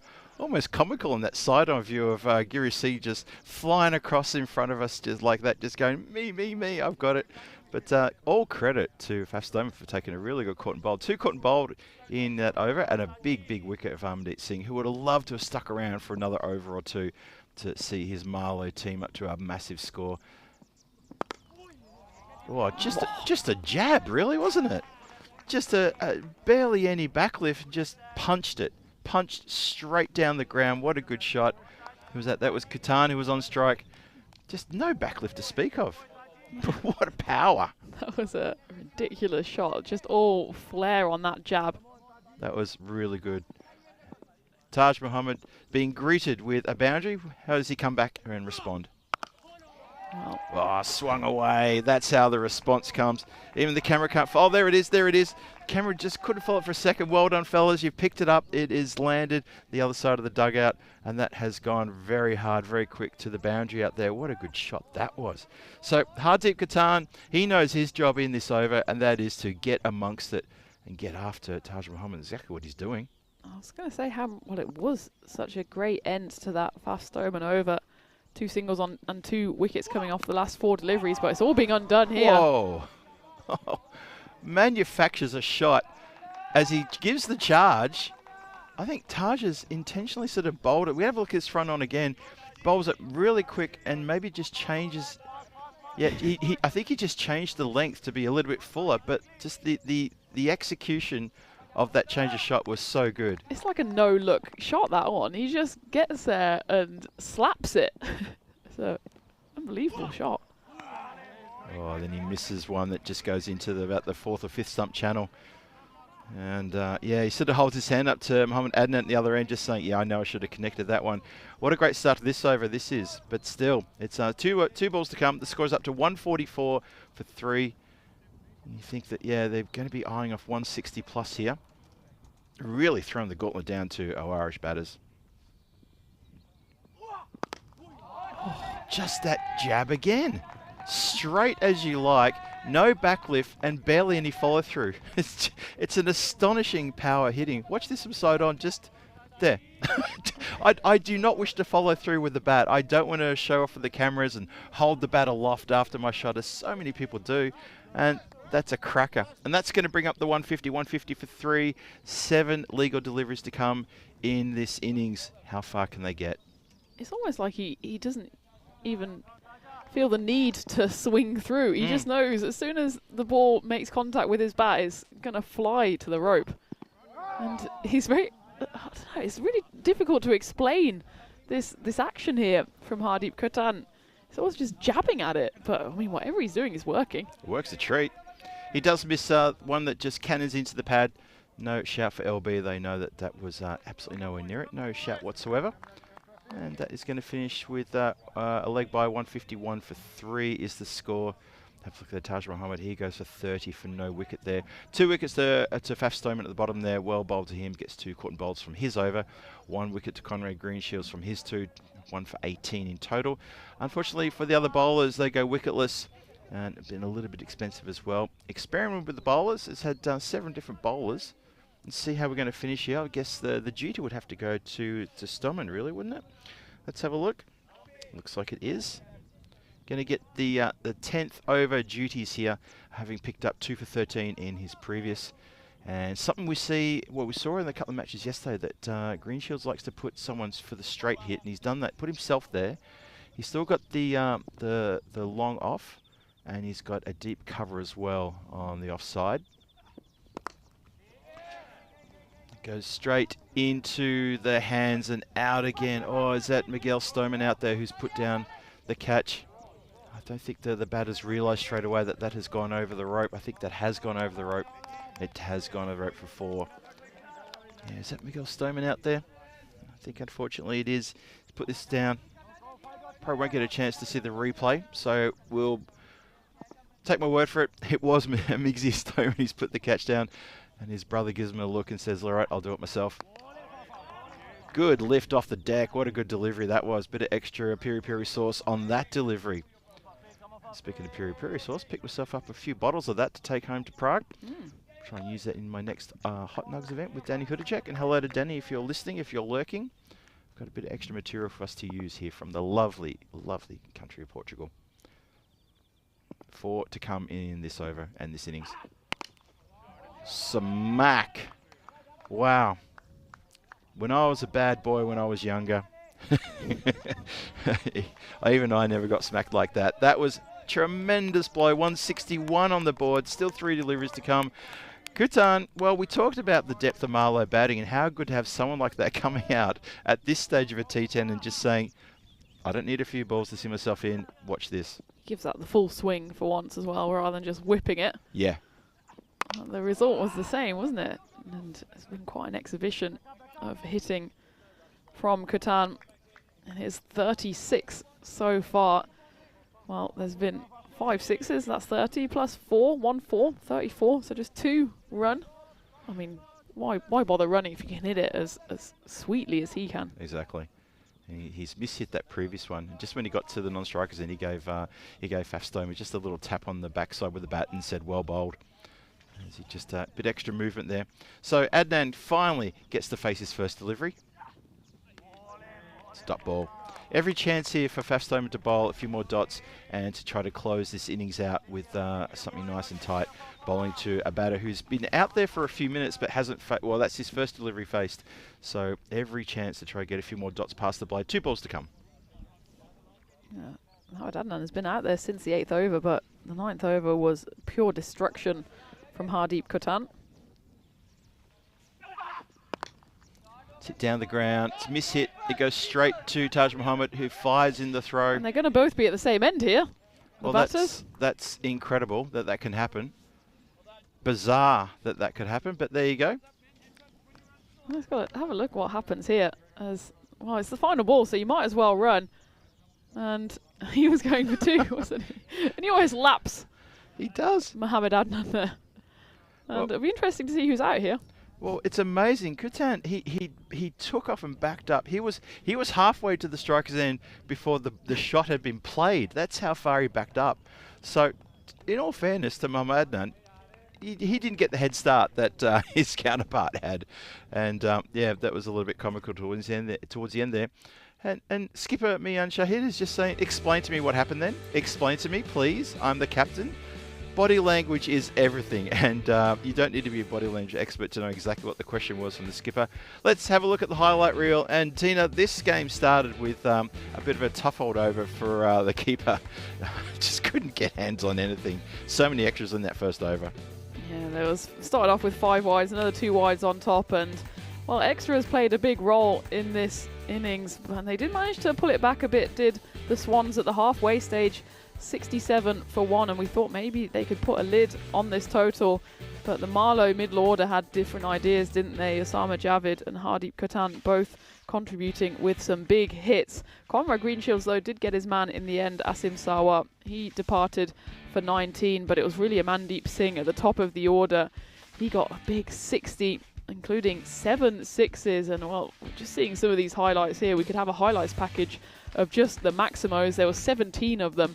Wow. And while they shared them out handsomely, did the Marlo batters. And even when Amandeep Singh departed, Osama Javid, Hardeep Kutan, they took on the mantle, and the sixes kept on raining down.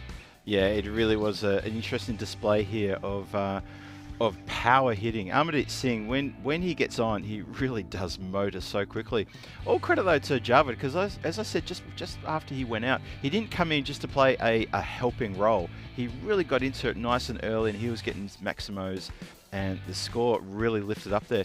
But when we get to see, okay, this was the moment. Oh, now was that you or the ball that hit the commentary camera?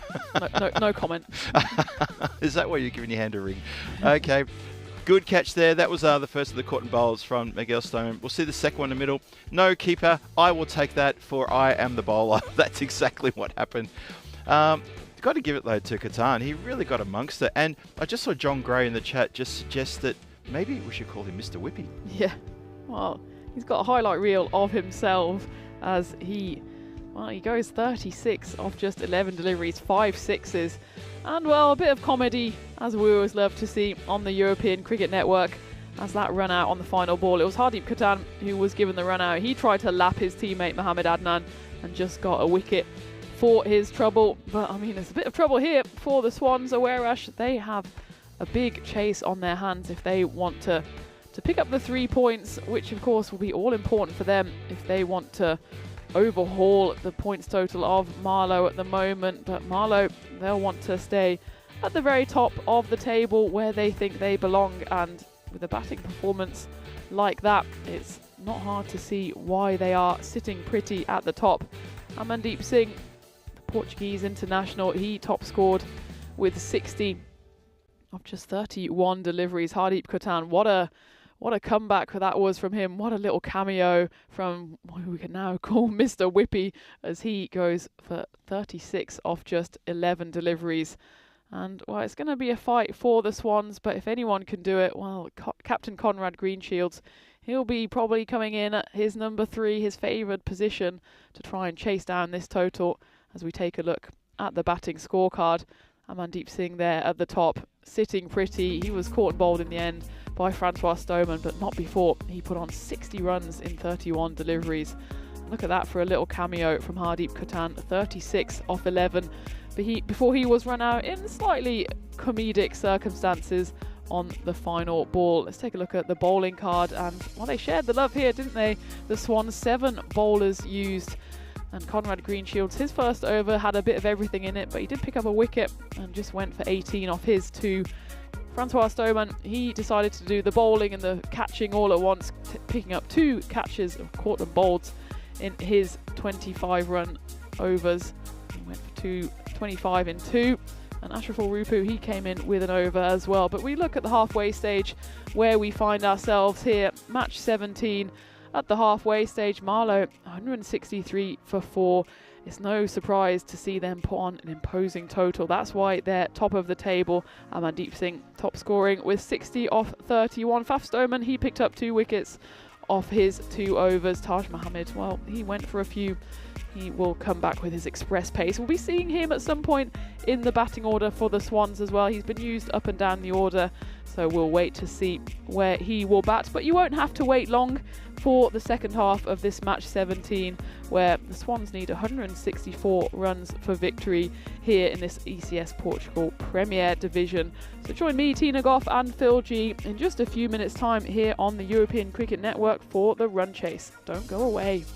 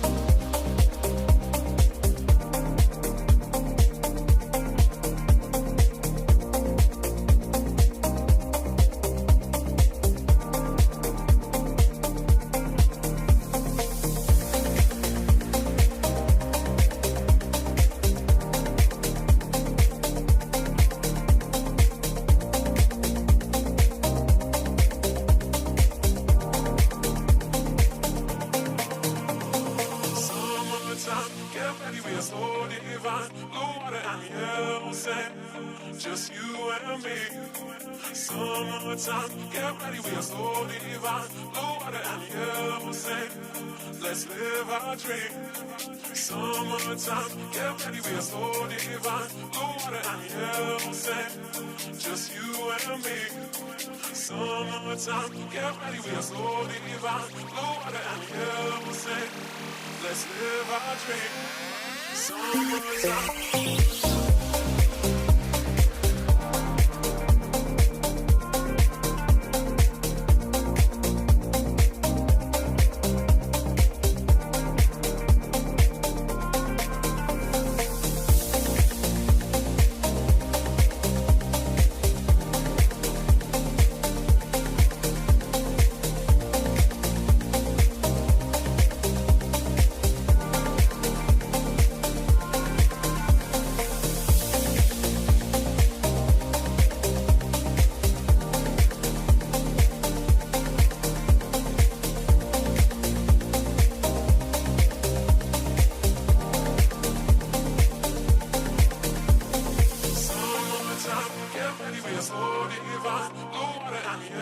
saying? Just you and me. Summertime, get ready, we are so divine. Blue water and yellow sand. Let's live our dream. Summertime, get ready, we are so divine. Blue water and yellow sand. Just you and me. Summertime, get ready, we are so divine. Blue water and yellow sand. Let's live our dream. Summertime.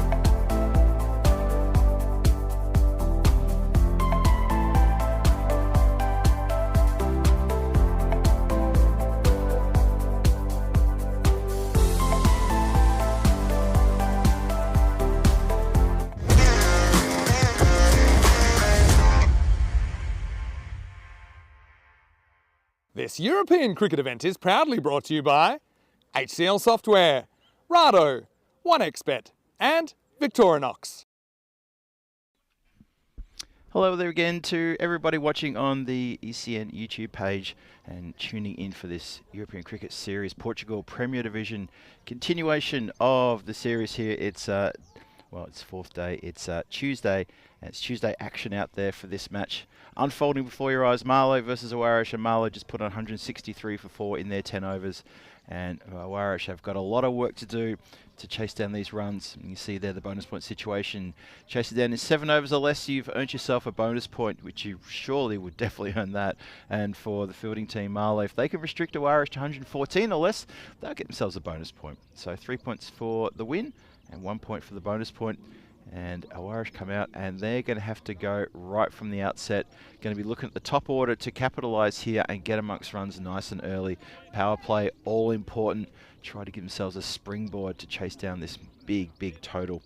The big total is indeed 163. We saw yesterday there was a similar score.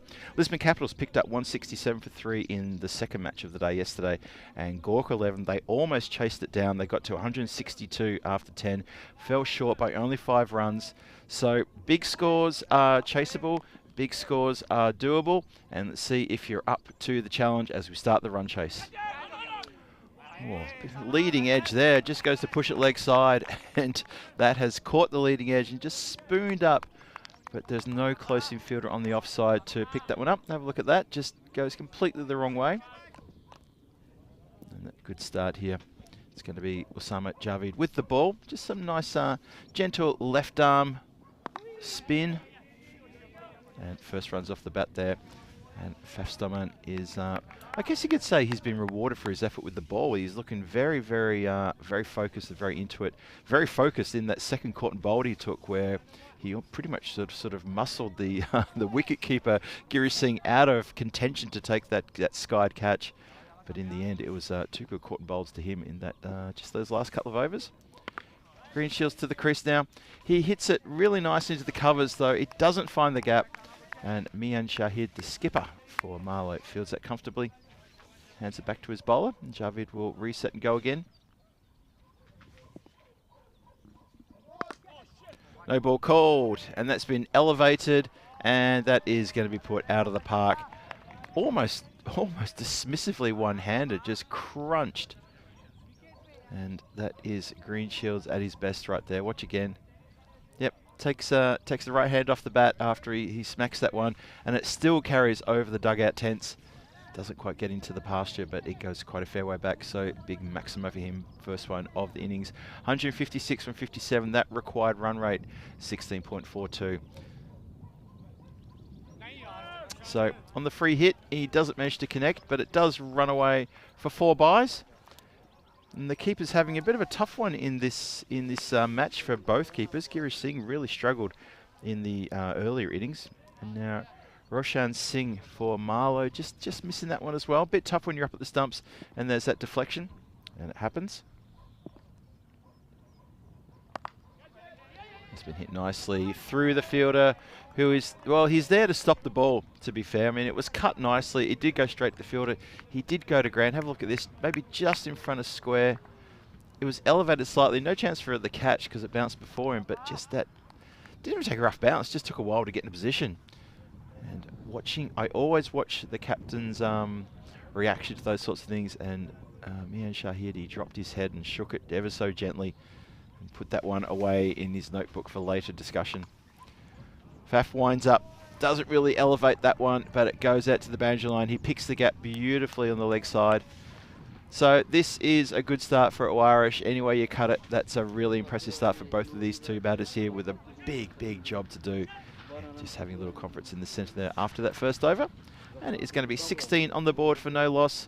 3 matches since the golden ball. That's right, it was midday. The mid-match yesterday, we had the golden ball, myself and Tina Goff on duty. And speaking of Tina Goff, she joins me here in the commentary igloo. Tina, golden ball, well, we need to put that behind us and move on to this game. Could be a cracking run chase. Yeah, absolutely. And I was saying that Conrad Greenshields, we'd see him at his customary 3rd position, but he's taken on the mantle here as captain, gone straight out to open up. And interesting that he's bringing Faf Stoneman along with him as well. Yeah, I think it's a really good move. Faf Stoneman, he was pretty impressive with the ball. But he was just very energetic and very into it in the field. And, you know, maybe he's trying to capitalise just on that enthusiasm. And if he can get sort of a quick fire 30-35 out of Faf, he'll feel that he's fulfilled his necessity here. Obviously gets him for more than that. For a quick time, he'd be even happier. Faf at the moment, just 2 from 3. Conrad Greenshields, he's got 14 from 5. Still a little bit of cloud cover around, but I don't think we've got anything to worry about. They look like high clouds to me, and the sky is dotted with areas of blue skies, so we should be okay. The Igloo's getting a little bit of a working over from the breeze, but we are safe and sound. Edged and flies away. No chance. Well, there is a chance. More than a chance. I was blindsided by the curve of the earth prevented me from seeing the player running across. There's quite a bit of a curve here on the ground. It's quite incredible. You get this the curve of the centre and cricket ground. It sits up nicely in the centre there for drainage purposes. And when a player, like I'm looking at players on the other side of the ground from where we are, and I can't see, basically from the waistline down, they're invisible to me. I can't see them at all. They're hidden by the ground. There you go. Clip nicely. Oh, good work there. Quick work. At point, really sharp there. Yeah, Zafar Ali with the pickup and throw, it was hit hard. I mean, it was only because Conrad Greenshields was backing up so aggressively that he managed to get in cleanly. Good work indeed. So Greenshields, he's on 15 from 6. Hassan Khan with the ball. Mr. Reliable for Marlo in this tournament so far. Just checks his shot at the last minute there. Went for a bit of a wind-up. In the end, he just pulls that shot back a little bit. Yeah, Hassan Khan's been really impressive, hasn't he? And yeah, I think he's top wicket taker, certainly for Marlo, and I'm pretty sure across the whole tournament he's picked up 3 2-fers, a 3-fer and a 4-fer. So just missing a 5-fer from his collection, but he's been picking up wickets left, right and centre for his Marlo side. It's down leg side, goes for the big swing on that. It does run away though for a minimo 5 wides. I don't think anything, yep, nothing on that one. And that is these extras, just like we saw in the previous innings. Interesting enough, it's sort of imitating art here as we're getting more extras. So 2 innings full of extras at the moment. It's not a good sign for the bowling attack. Hassan Khan, Mr. Reliable, but just needs to zero in on that radar. Not really bothering the batter at the moment. Faf Stoneman, he's 3 from 4. Taking a while to get going here though. Again, just drifts on the outside of the pads on leg side, and that's going to go to that same place again. And I think Marlo would be a bit upset if they feel they've got to place a fine leg to cover that off. But bowler needs to take responsibility for that, because that's just gone for more. Oh, we saw 27 extras. Wow. Bowled in the first innings, 16 of which were wides, and it's a bit of a race to the bottom here at the moment, isn't it? It's a bit of a worry, yeah, I agree. 10 extras already in this innings. Well, no, that's 14 in fact. So we're not even out of the second over yet.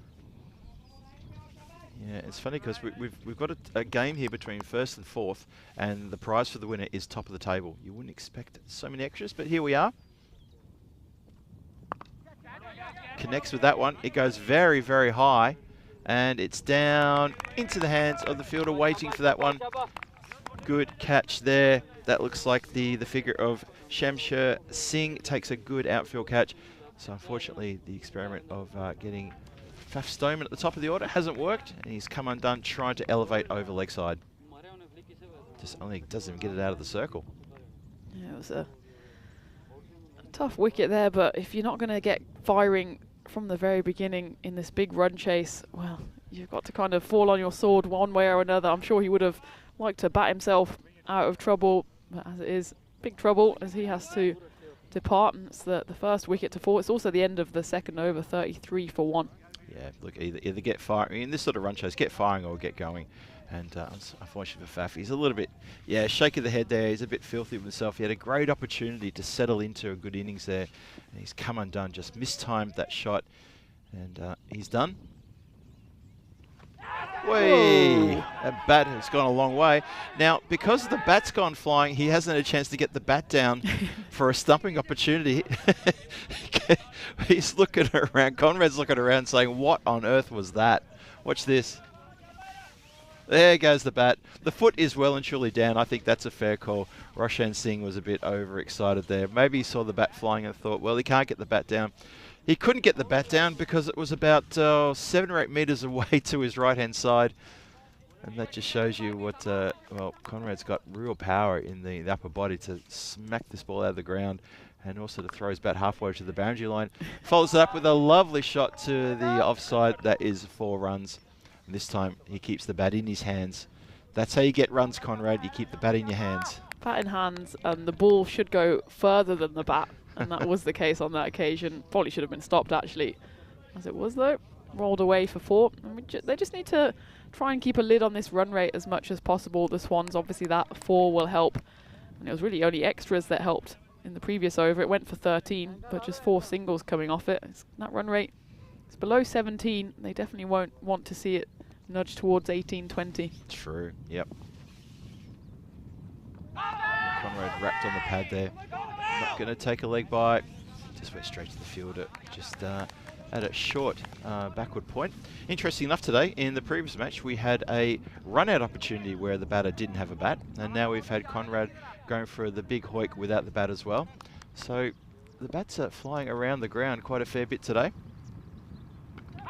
Stumps rattled, misses the straight one, and he's gone, and Aarash now in trouble. Conrad Greenshield's gone for 20. Danger, and you can see, well, Conrad Greenshield's maybe rushed into taking that ball.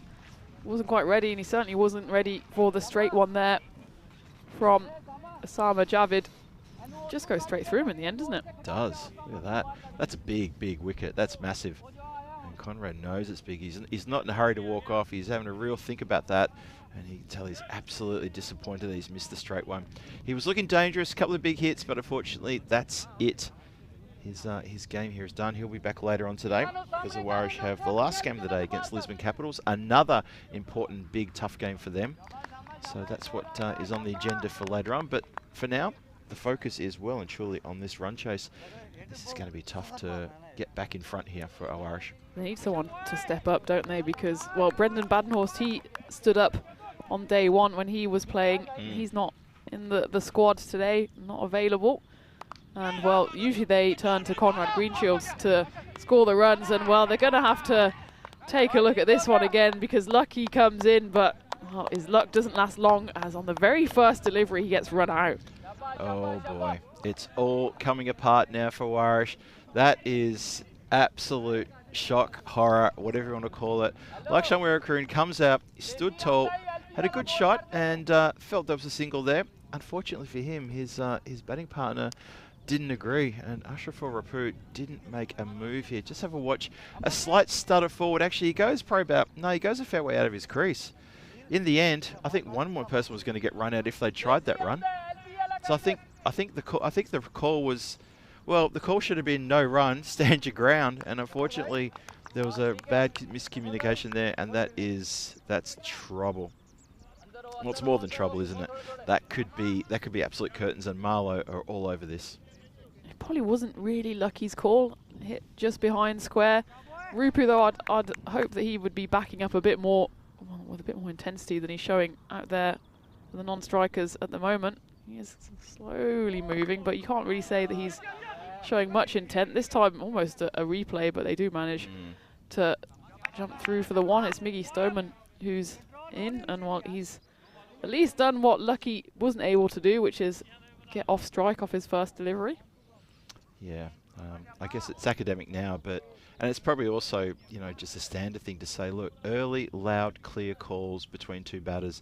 And really, I didn't hear much of a call from any of those batters through the effects mic. So I think that was just a bit of ball watching and a bit of just not concentrating there. Short ball, and it's been smacked pretty hard and smacked away. That is a good one. We're going to look at that one. So, and I think no ball's already been signalled. It has indeed. So that's a no ball 4. Have a look at this one again. That is definitely no ball 4. Bowler's a little bit upset about that one. Well, it doesn't quite relieve the pressure on the Swans, but certainly a useful few runs for them after that double blow, 2 wickets and 2 balls. Yeah, they'll take that though, happy enough. Here comes the free hit. Let's see what Ashraful Rapoot can do with this. Nothing, it's a dot ball. No, they're going to go for a single, just the one by there. Missed everything except the stumps. But of course, it was a free hit. That's why we're not jumping out of our seats. Buys off the stumps, Claxon. That's a nice one. Buys off the stump. Imagine getting that on your bingo card. Yeah. You would look at it and go, no way am I winning today. I will not win. There you go. Tick it off. Imagine that. If that's the middle star square. Anyway, we'll get back to that later. And so the run, there you go. There's the run rate. It's on 15. It's 45 for 3 after 3. Power play worth 45. So in comparison to the Marlo batting effort, the power play was worth 38, but they hadn't lost a wicket. And their 3 big wickets that have been, unfortunately for Aarash, have gone. So that's a major, major difference between those 2 scores. And it's up to these 2. It's up to the middle order to stand tall now. They're going to be tested. They are going to be tested because they haven't really had too much of an opportunity so far. The 3 wins that the Swans have registered have all been pretty comprehensive. They beat Marlo by 37 runs in game 2, and their other 2 wins by 8 wickets. Yep. So they're already in worse of a situation here with 3 wickets down already. Amandeep Singh comes on, and he's greeted with a shot out towards the deep mid-wicket, long on sort of area. Let's see what he can do, back up his lovely innings of 60 off 31 deliveries that he scored in the first dig here. What can he do here with the ball? Is it coming towards us? It's no, because it's in the hands of a very grateful fielder running across there in front of our eyes. Hardeep Katan takes a really good catch. After he took the catch, he sort of put his hands out as though to say, well, that was as easy as you like. I could take this all day. Yeah, it was coming straight towards us, but it was about 20 metres short. And Miggy Stoneman, he has to go. Didn't get hold of all of it. Still a nice catch there from Hardeep Katan. He doesn't have much of a backlift when he's batting, but he lifted his arms up in the air, took it with everything off the ground. But one thing that didn't hit the ground was the Grizzly. And yeah, more than trouble here for the Swans as they lose their 4th, 46 for 4, and still not even halfway through the 4th. Yeah, just need just a little extra oomph there for that shot, because it was a well-judged catch taken on the boundary line. Made sure it didn't infringe the boundary line, and well done indeed. In trouble, proper trouble now. 4 wickets down. Now down to Taj Mohammed, who's no slouch with that. We know that. We've seen him. He actually picked up a man of the match because of a quick 5:35 and some good sharp bowling in a game from a couple of days ago. So he's no slouch. Well, we've seen him at the top of the order as well, haven't we? Absolutely, yeah. He has opened the batting. He's comfortable batting in the middle order or opening. That's a big hit down the ground, and that is, it bounces just in front of the dive. What a cracking effort that was. Almost saves the boundary as well. So close. Dusts himself off and says, all right, reset. Yeah, flying into shot there. And, well, there was 2 of them at long on, long off. Neither able to cut off that effort, though, from Mohammad Ashraful Rupu. Brings up the 50 as well with that shot. Really much needed boundary that was. It goes over the covers this time. That is a lovely shot as well. That's going to run away across this glass-like outfield. So this is a good counterpunch here from Ashraful Rupu, who's trying to stand up tall for Aarash with that lovely back-to-back boundaries. Didn't quite get hold of all of that one, but enough. He knew there was room out there. No one out on the cover boundary, so as long as he got it up over covers, he knew he was safe. Well, cover has gone out now. Interesting. Batter's down. 3 fielders out on the offside. Long off cover point and, well, long on and mid-wicket. It might be all changed now because that is the end of the over, end of the 4th. 55 for 4. And, well, they really need to put their foot down now, do the Swans. But when wickets are tumbling, it's hard to know whether to stick or twist. It's true. Really true. They're probably in a couple of frames of mind at the moment. The run rate they're going along is at 13.75, which is a good run rate. But as you say, Tina, 4 wickets down. You're chasing a big total, and you need to be maintaining 16 plus and over now. That's tough. They can see there the white line is definitely heading in the wrong direction. It needs an uptick, and to get an uptick, they'd have to get a magical over, you'd think, in this next one, just to swing things around a little bit here. 164 is the target, 55 is on the board, and anyway you cut it, even just for a point, it's 60 runs of 36, which looks very doable, but for the big win, it's going to need a lot more than that. Just been edged, it's going to run away. Again, across this lightning-like outfield there, and there's nobody behind the umpire protecting the boundary, and that's going to run away for 4. These two, if they can launch a partnership, they should at least try to secure that point. Again, it's one of those situations where you have to try and be a bit sensible, see what you can get out of this game. And that, well, when you're needing 105 in 35, you know that's a tough task. You can always go for it the next few overs, see where you land, maybe after over 7. But that 1 point is important as well. Well, this has been elevated, and it's going to land in the hands of the fielder, who takes a good catch in front of his eyes. That's a really good catch there. That was Asamat Javid on the boundary line. Takes a few steps in, takes it above his eyes, and that is unfortunately the exact opposite to what my co-commentator Tina was saying. I'm not sure why they weren't listening to you, Tina, because your advice was sound. That shot was not. It wasn't, and I mean, by the time he took that, he was just outside the inner ring. So you can see that Taj Mohammed didn't get hold of that at all, and he contributes just 5 runs to the total. Hit just the 1 4. At least, I mean, from for his sake, he only took up the 3 balls, but the wickets are tumbling here for the Swans, 59 for 5. And, well, if they hadn't started consolidating already, I think that they have to now, because it's important to at least get that 1 point on the board. That would take them up to 13 to keep them, well, it puts them level on points with Lisbon Capitals, but of course we'll see the Capitals later today. True. That's been carved up in the air. Chance for another outfield catch here. Gets around and takes it comfortably. That's a really good catch. That's 2 in 2. Can you believe it? Junaid Khan just walks in, hits the sky and walks straight back out again. And this is all coming to pieces. Absolutely falling to pieces for Aarash. They're getting a little bit exposed here at the moment. Having a look at the height there. Now that's interesting. Do you think the height was okay? Yeah, I think height was okay. Yeah. It'll just be the end of Junaid Khan. In he comes, out he goes. Yeah. Well, he's off the pitch now, one way or another. So he's jumping up, but I think the umpires are happy with that one. Not going to try to call it. So yeah, that is, like I said, this is exposing Aarash. Maybe a slightly soft underbelly here, and a massive breakthrough here. Hat-trick ball coming up, by the way. Oh, blink and you miss it. Almost could have been, but in the end, just defended. And dot ball is on the cards there. Girish Singh is the new man. He manages to not be the unlucky victim of the hat-trick ball. It's Mohammad Adnan, who, well, he got hit for 4 on his first delivery, came back with 2 wickets, followed up with the dot ball, and made that 2 dot balls. A couple of dot balls on the road, just what the Marlo doctor ordered. Mohammad Adnan, if I remember correctly, he had a couple of cracking games on Sunday, picked up wickets. I think he picked up even a 3 for, maybe even a 4 for on the weekend. Am I right? Maybe 3 for last night. In that, last night, yeah. That big 4-0 demolition of the Lisbon Capitals. Oh, it was devastating form. So he's already got a couple. Maybe we can add to it tally here. No, it's being clubbed down the ground, just along the ground. Brings that player again into play. Just throws it back leisurely and says, yep, I'm all over this. That is the end of the 5th, 60 for 6 after 5. So that's 55 needed for the bonus point. I got to say, Tina, I'm feeling a bit shaky about that now. Yeah, well, I think for now we can disregard the Swans going for the win, that run rate over 20. Something not to be disregarded, though, is the adventure continuing here on the European Cricket Network.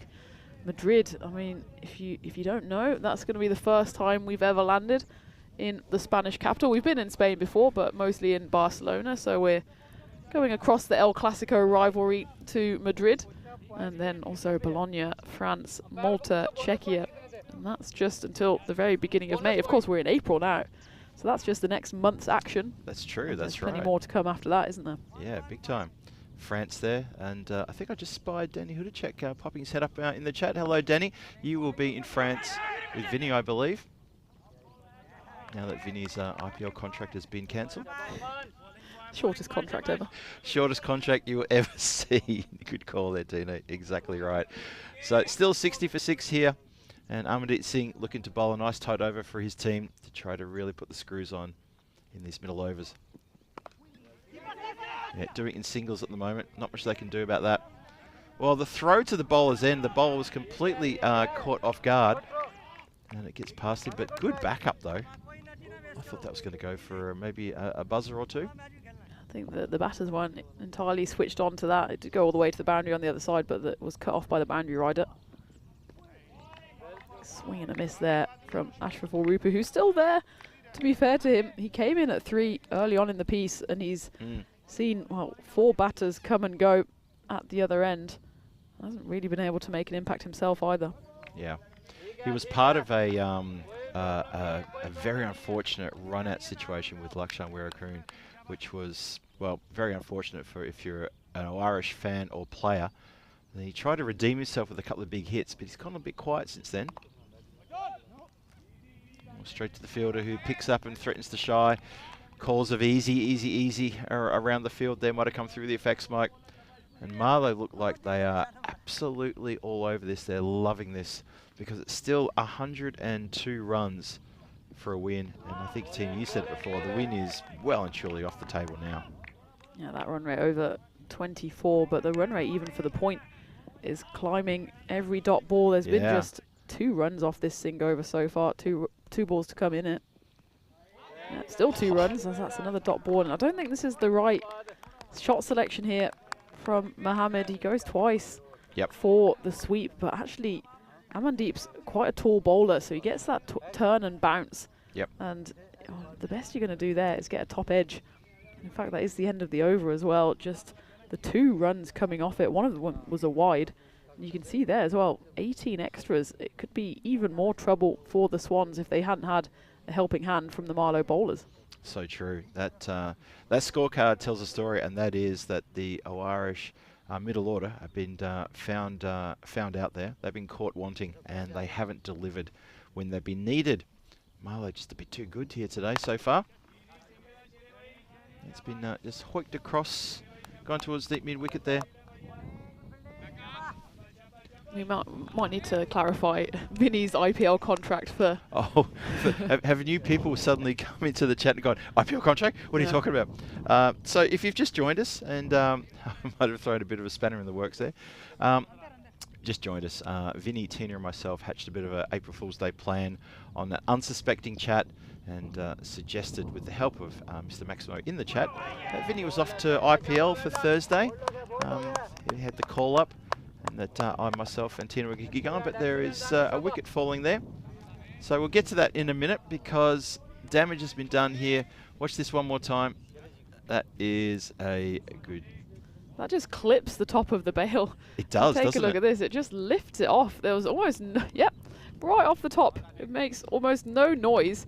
And the bowler actually has to point out to Mohammed Ashraful Rupu that he has been bowled.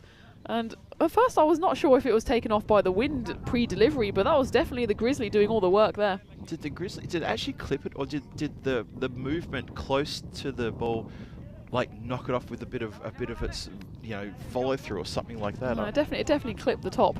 That's why it just jumped out of its little cradle. Yeah, there you go. There you go. Okay. Well, I missed that, and I think most people missed that except the bowler and you, Tina. So well done to everybody there. I think the batter was in a little bit of a shock as well. Not sure what was happening there. Crunch, that's been sent around the corner, but into the waiting hands of a player who catches it. That is 2 in 2, and that is the sorry tale of this attempted run chase from Aarash right there. Another wicket falls, and another consecutive wicket falling as well. We've already had that one happen once, and we're going to be on hat-trick watch for the next delivery. That was Ross Reed who came to the crease, his first bat on the European Cricket Network, and well, at least he can tell his grandkids that he got a golden duck. It's either do that or get a 50. Nothing in between really matters, and well, it doesn't matter at the moment for the Swans because we can discount them, barring some minor April Fool's miracle of getting the win here. 101 runs needed for that off 21 deliveries, and even the bonus point looks a far way away now. Yeah, and we've got we're on hat-trick watch here now, and this is a big moment here for the bowler from Marlo. See if he can get his name into that Hall of Fame. It's only been a few days since the last one. Here we go, hat-trick ball coming. Ooh, didn't know a lot about that. Just was already premeditating a defensive shot there. That is absolutely out of the brain of the batter to say, I'm blocking this no matter where it is.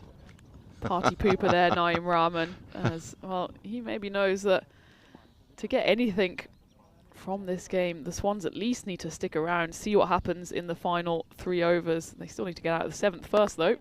Yep, don't stop fighting until the fight is done. That's what the mantra should be. Well, Mohammed Adnan 4 for 6, and he's got one more to come. Can he get his name into the Hall of Fame for a fifer? Searching for a fifer. Can't get the hat-trick now, obviously, but he can still get a 5 at 4 for 6. Incredible figures, that. Every chance against Rahman as well. Here we go. Searching for a Michelle Pfeiffer. Here we go. Edged, and oh, has it taken? It's been taken. He gets a Pfeiffer after all. That is terrific bowling from Adnan. Take a bow. And to the keeper as well, Roshin Singh has taken an absolute blistering catch. What a grab. What a take that is. And Mohammed Adnan, well, he's done most of the hard work himself, but he maybe owes his wicketkeeper there an ice cream, because that was a great grab to take that. It was the 3rd dismissal of that over. That over, in fact, went for 1 run and 3 wickets. Mohammed Adnan finishes on figures of 5 for 6. That's crazy. Absolutely crazy.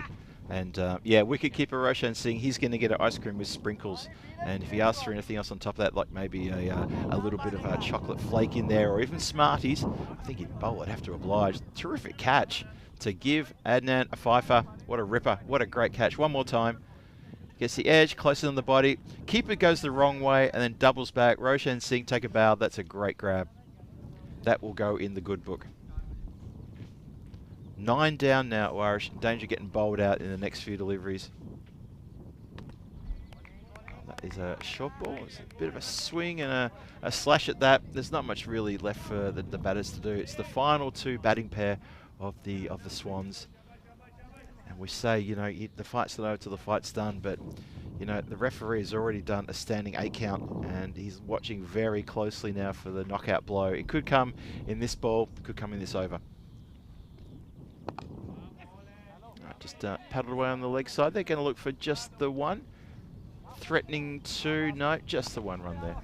Well, Marlo were the team that were bowled out for 100 in that first game. Seems a long way away now after they've come back with 4 wins on the bounce, but it looks like Aarash who are going to be the team on the receiving end of a skittling, unless Diego Mendonça has something to say about that. Oh, close call, close call. I heard a few noises there. I think there was a bit of excitement behind the stumps. The ball just got spilled.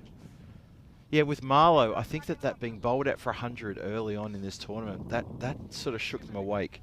And they've responded beautifully now, and they've won games on the trot. They seem to be just getting stronger and stronger as well. That's a wide ball that's going to run away for a minimo. So 5 wides there.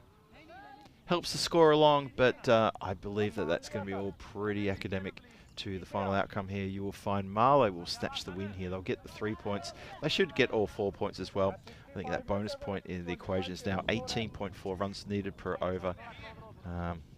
Oh, sorry, that's for the point.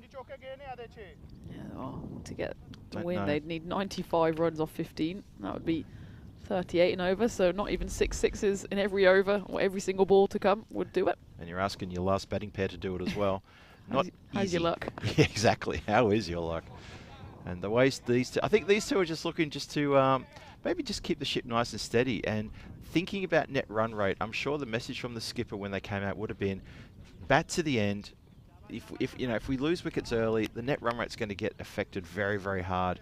It's already a low score, but let's make sure we bat through our 10. And even that is going to be a tall order. There's still 2 to come in this over.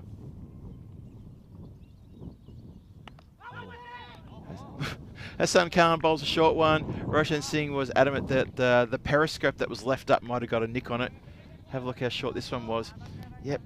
Actually, he didn't just leave it up there, but actually went for intent to play a shot. The wide has been called. So there's another one to the score, and the ball will have to be re-bowled. Just felt that there was a bit of intent there from Mendonça to actually get bat on ball there. Maybe get something. Not sure the skipper would have approved. Good bit of invention had he made contact. True, yep. Just plays the soft hands just for 1. If they're just going to pick off singles here and there and just try and play it safe, be interested to see what Marlo do for a bit of a county. I'm sure they won't be too worried. They're going to bank all 4 points here. It's going to be a big, big win. Looking ahead to the next games coming up here on the European Cricket Network. Punjab CC Amadora take on Lisbon Capitals. It looks like a one-sided affair when you consider Punjab CC Amadora are 0 and 6. That's right, they are 0 and 6.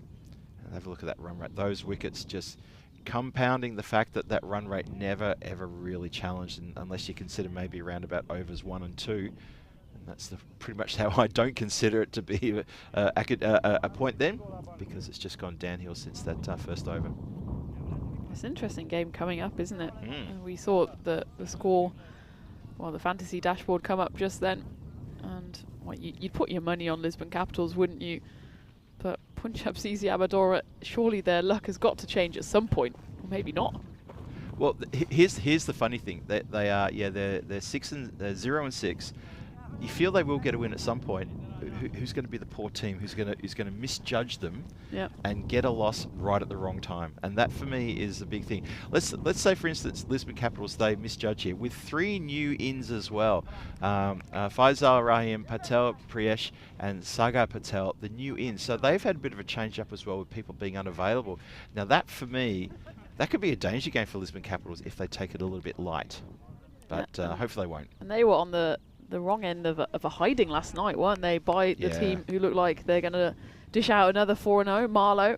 And so I wouldn't say Lisbon Capitals in any way panicking, but they want to make sure this may be a bit of a banana skin, and they want to make sure to pick up their first win of the day. They've got a double-header today because they'll come back against the Swans in that final game of the day. And, well, they want to pick up ideally 4 in this situation, especially when a team like Marlo are picking up 4s left, right and centre at the moment. You describe it perfectly, Tina. It's a banana skin game. It really is. New over starts, and it's going to be Ali comes on. That's Zafar Ali. Gets a chance to have a bowl. Maybe would not have been usually called on to have a bowl. They've got a lot of options here, and I guess with the game well and truly gone, I think Mian Shahir just turns to his batters and said, look, roll the arm over, have a look, see what you can do. Just operating singles at the moment. Well, it's a good opportunity just to see. No, 2. Well, they're going to run 2, and it was a bit pedestrian fielding there by Hardeep Kutan. Maybe he's already thinking about lunch. Yeah. But it's a good time to try out new bowlers. There's not too many chances to have more or less a no pressure bowl. And Zafar Ali's into the team, straight into the bowling, because you never know. Might throw up a few little questions for the captain going into the final few group stage games. Well, it'd be good as a captain if you get into the finals, and you're absolutely right. If you're having trouble trying to find a breakthrough, and then your mind goes back, you think, well, hang on, Zafar Ali, I gave you an over against Aarash a couple of days ago. You bowled 1 over for 3-4 runs, and you picked up a wicket. Yep. Have a go, because we need something here. And at least he can turn to and trust and think we've got options. So, yep, good skippering this. And it's good rear guard defence from these two, frustrating the Marlo players who I think have, I agree, Tina, they're probably thinking about their lunch now, but they've not gone off for an early one. They have to stand tall, stand true, and just wait to the end of the game. Just want to mention lunch. Amandeep Singh, who's fielding in front of us, just gazed over towards us. I think he raised his eyebrows in a, yep, that's what I'm thinking. Tucked away for yet another single. Yeah, good rearguard little defence here. They're on a hiding to nothing. The game's lost. The bonus point is lost as well. But these two just saying, nope, when we're finished, then the game's finished. We're not yet finished. Well, you never know when things like net run rate could come into the equation. I think the Swans certainly will be looking to qualify in the top 4, but it could be that finishing 2nd or 3rd, the difference between the qualifier or eliminator comes down to net run rate. And sticking around, picking up a few runs is certainly not the worst idea when it comes to protecting that net run rate, which of course will take a bit of a hiding after this big defeat. Sure will. You talk about the finals, difference between 2nd and 3rd. Well, difference between an eliminator and a second bite of the cherry. So it's a big difference, isn't it? It's so important to focus on those top 2 positions when it comes to finals Friday here in this competition. And we can see the sorry tale in terms of the fall of wicket, but the bowlers, there's only one standout man there, isn't it? Mohamed Adnan, welcome to the ECN Hall of Fame. 5 wickets for just 6 runs in his 2 overs, and overshadows someone like Amandeep Singh, who picked up a wicket and had a great economy. Yeah. Amandeep Singh, again, the man fielding in front of us with the red sleeves. He's and you know what? He's got a look on his face like, I thought I had that player of the match sewn up. And his teammate has outdone him here. Takes one on the body there. Does Singh, just happy to wear that one. Not too disappointed for him. He's just outside leg, so no chance for LBW shout there. He also middles it. So I'm glad no one appealed for that one. Yeah. Give some people a chance though. It's been hit pretty hard. That's gone for 4. So you could argue that maybe Girish Singh just needs a chance to sort of bat himself in, and maybe he's more suited for maybe T20 action than T10. Not that, I've seen him being very explosive batter at a T10 level, but he's batting down the hatches along there with Mendonça, and they're seeing out the overs. So I don't think there's a lot to read into that. Hopefully the chat's not going off about test players batting and things like that. It's about seeing off the overs and seeing off the deliveries. But that's it. We are done and dusted. Umpire has a good long think about that one and then agrees and says, yep, I think I've seen enough. So how about that? Shamsher Singh comes on and gets the wicket with his third ball, LBW. And they are all out, the Swans. Bowled out completely for 80. Took his time with that decision, umpire Andy, but I think it was the right one in the end. Yeah, good celebration there. Just arms held aloft, picks up the final wicket and breaks this partnership that might have just started to frustrate the Marlo fielders just a little bit. Yeah, I think taking a look at that call, he's back in his crease. It hits his back leg. It's lifting a bit, but I think there's enough there for umpire Andy to raise the finger, which he duly does so. And, well, yeah, all out for 80. 20 less than Marlo were bowled out for on day one, but day one will seem a long way away for Marlo as they make it 5 wins on the spin and head to the top of the table. Let's have a look again at the next game coming up, match 18, which starts at the scheduled start at the top of the hour. So a good chance for people to grab their lunch and then come back and join the Punjab CC Amadora, who are 0-6, take on Lisbon Capitals in what Tina describes expertly as the banana skin match mainly for Lisbon Capitals. And that is coming your way, as I said, at the top of the hour. Tune in for that one as we roll the highlight package. And it's not going to be good watching if you are a fan of Aarash. And for the Swans players as well, things were pretty bad watching. Things started okay, a little bit slow, but the first over, I think, correct me if I'm wrong, the first over went for 20. Yeah. So, you know, it was a good start. Went for 20, even the second went for 13, but there was that wicket in there which broke the partnership. Faf Stoneman went, but it was mostly the bat of Conrad Greenshields that was doing the damage.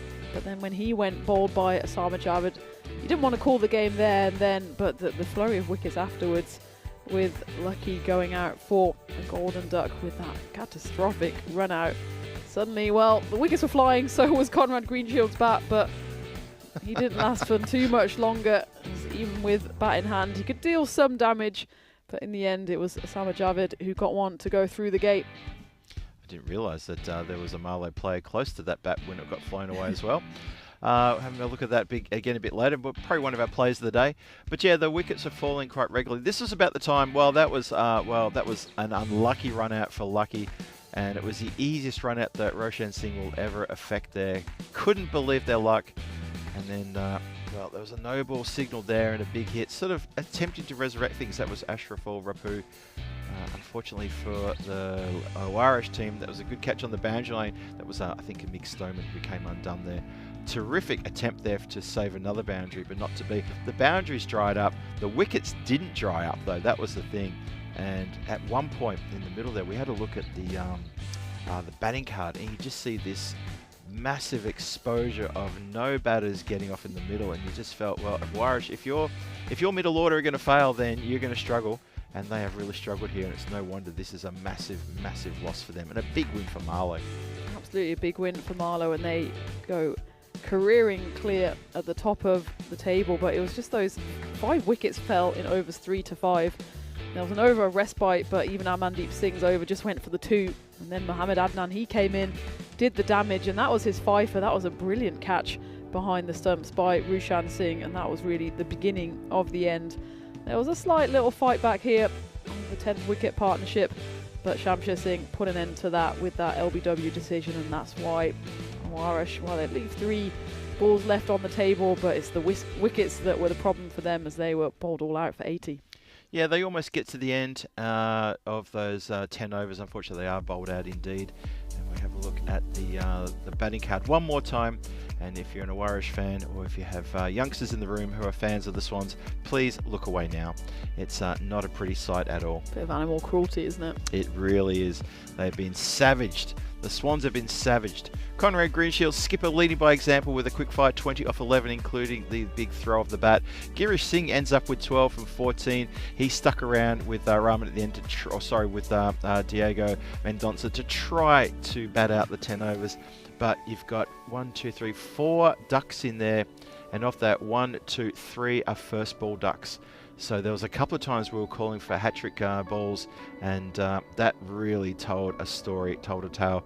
How about this for a tale? 5 for 6 in the middle there. Muhammad Adnan, take a bow. You get into the Hall of Fame with that fifer.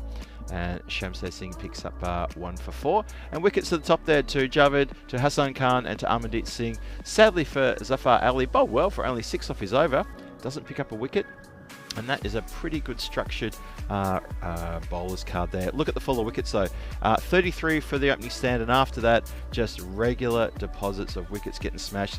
And a good stand at the back there. 17 in the rear guard action for that last wicket stand. And well, they did better than pretty much almost all of the wickets that fell before them, the 2 end batters. Tina, that is a bit of a sorry sight if you're an Aarash fan.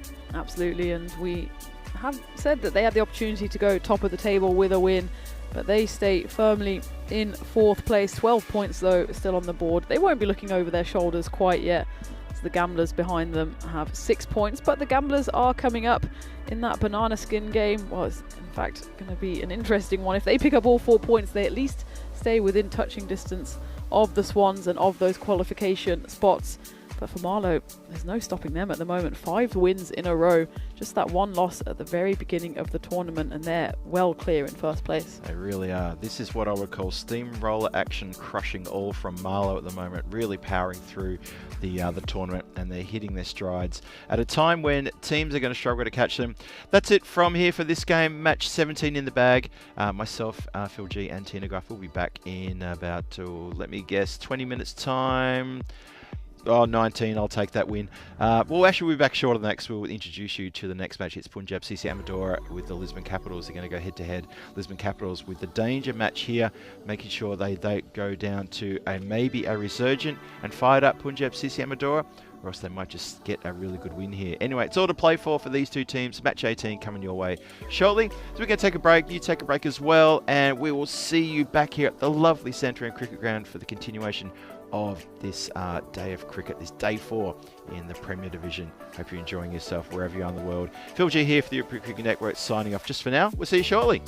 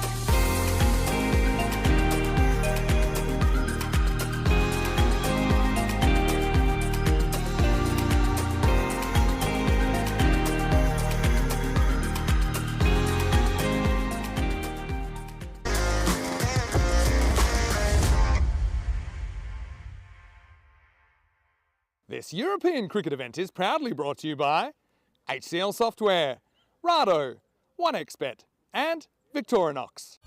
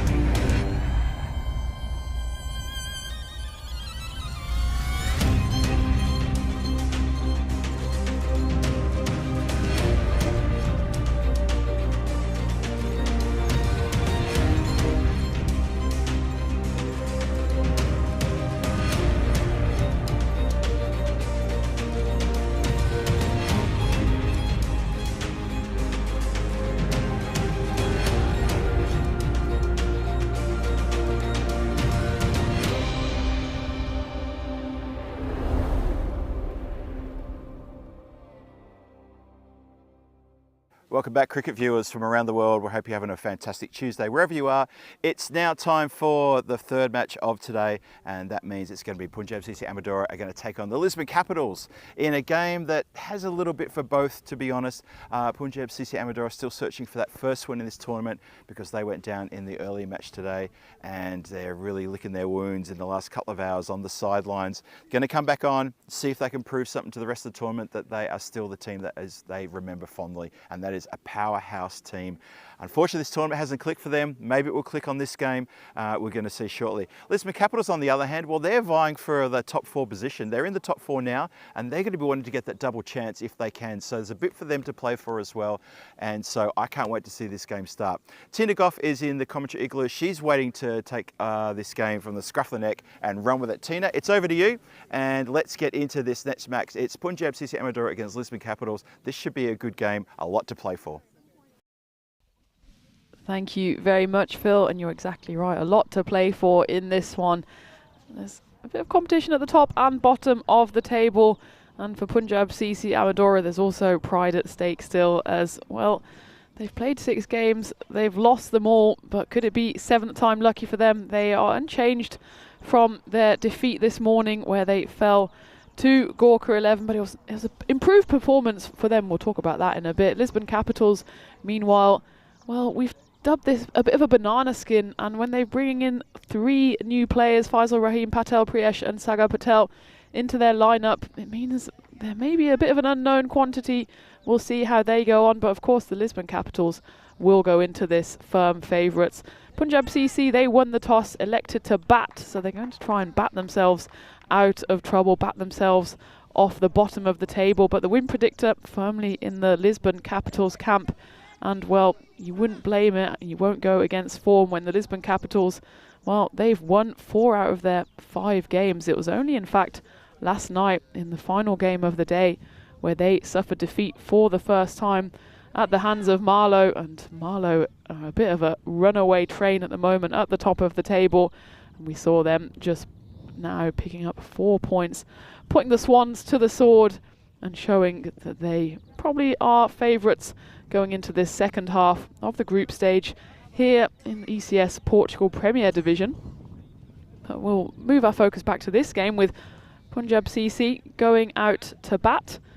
And we did see them this morning in that first game of the day, and they just fell to the Gorkha 11, but it was a much improved performance with the bat. They put on 139 for 6 off their 10 overs. It was Mubin Tariq who top scored with 37 off just 13 deliveries. And, well, we thought it might be the time. It might be 6th time lucky for Punjab CC to pick up their first win, but it wasn't to be, as the Gorkha 11 came roaring back thanks to the batting of Mohammad Nazrul Islam, and they took the win with just 2 balls to spare. Punjab CC then did pick up a single bonus point, but it's not enough to take them off the bottom of the table. They've played 6, lost 6. They've got 5 points all through bonus points. And well, we'll go to the action here and start with a big booming no ball from Rahul Huda, who clearly hasn't got his bowling boots on yet. That one is signalled by umpire Andy. We'll take a look at that one again.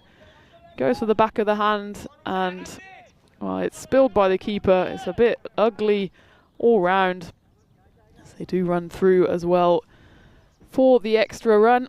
There's Aitzaz Arshad out there. Simranjit Singh is joining him as we start this innings for the 2nd time in earnest. And that one has been earnestly hit to the boundary. There's a fielder there, Ahmad Shafiq, on the long off boundary, but he couldn't get in the way of that as that was hit firmly. And I didn't quite pull out the full dive. He might have rescued the Grizzly if he had. But that one races to the boundary. That's off the bat of Simranjit Singh as he managed to get on strike on that first delivery. That, of course, was also a free hit.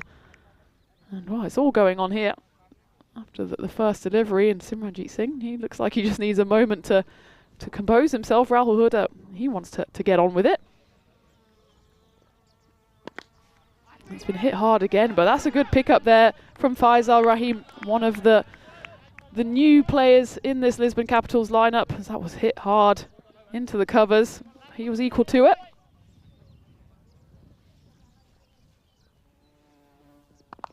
Slowed right down there by Huda. They will run through for a single this time. It's fielded there by Point, so that brings Aitzaz Arshad back on strike. He fielded that first delivery.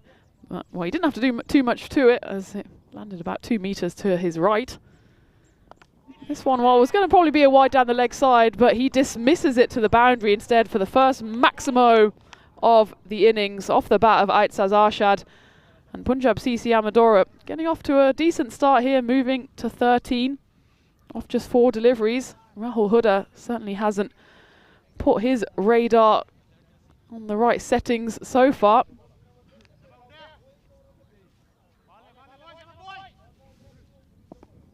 Lisbon Capitals, they got off to a flying start in this tournament. 4 wins in a row for them before the brakes were put on, and then some last night. That crunching defeat to Marlo by 7 wickets, and Marlo took all 4 points in that game, and then they backed it up in the game just gone with another big 4 points, both of those against direct rivals in the table, as this one is lifted through the covers by Arshad. That one will race away as well. 4 runs, which means Marlo are really threatening at the top of the table. They've in fact moved 4 points clear from Gorkha 11 in 2nd place. Lisbon Capitals currently 3rd with 13, and the Swans, after that chastening defeat, didn't pick up any points, but they still have 12. And then there's a bit of a jump down. Gamblers have 6, and Punjab CC at the moment bringing up the rear with 5 points. And well, from 5 points to 6 runs, as that goes all the way off the bat of Arshad once more, and that's a flourish to finish the final over from Rahul Huda, which goes magical in the end. It goes for 24 runs, and well, this is the dream start for Punjab CC. As we take a look at some of the stats for this Premier Division so far, the Swans were just bowled out for 80. That's not the lowest total, at least for batting first, with the lowest total being 67. The highest run chase posed was 167. And look at that, over 4,200 runs, moving towards 350 maximos, almost 300 fours. Well, there was 2 in that over alone, so that, by my calculations, has us on 299. And that run rate, 13.1. By my maths, that makes the par score, average score, 131. And Punjab CC, they've got off to the perfect start to put on, well, at least a par score, which is, I imagine, what you would need to keep this strong Lisbon Capitals batting lineup at bay. Start of the 2nd over, and that's been slapped away. It's high up in the air. It's going to land at some point. It will land comfortably over the rope as Faisal Rahim comes into the bowling, and Simranjeet Singh says welcome to the Premier Division and hoists that away for a big 6 runs to start the second over. Simranjeet Singh is certainly one of the danger batters for Punjab CC, one of the few actually that is able to get runs. He picked up 41 off just 15 deliveries in game 3. Of course, all of those were in vain. They are yet to pick up a win. The closest they got really was game 13, where they lost that basement battle against Gamblers SC on the Golden Ball 74, the second we've seen here in this tour of Portugal, the first one coming back in the Challenger. Yesterday they were on the wrong end of the Golden Ball as they went down to the Gamblers. That one's been dug in short, and we might have the first Baximo of the innings. Did it go all the way? Yes, thank you very much, umpire crew, as that flies away. And well, it is in fact Omar Mustafa who's come in to bowl this second over, and he's just been digging it in a bit too short. We know he's got ample amounts of power and speed, but it's not well directed at the moment. Well, Mustafa is one of the reasons, in fact, that Lisbon Capitals have done so well in the tournament so far. He's a player with international experience for France. He's a great player with both bat and ball. He just needs to find his line here, and he does so on the 4th attempt. But, well, there's a tumbling attempt there to stop the ball. And Arslan Zafar, despite going to ground, and despite it not being really hit, it was a low full toss that was towed. Here Zafar tries to take a tumble, doesn't get anything on the ball, and it just flies away to the rope. And that's already the 3rd boundary of the over. 16 runs coming off. It's still 2 balls remaining. And this is the perfect start for Punjab CC. 40 on the board. That's probably a ball bowled in anger there by Omar Mustafa, but a good ball it was. As that one sails through to the keeper. It's Mayank Raval with the gloves on for the Capitals.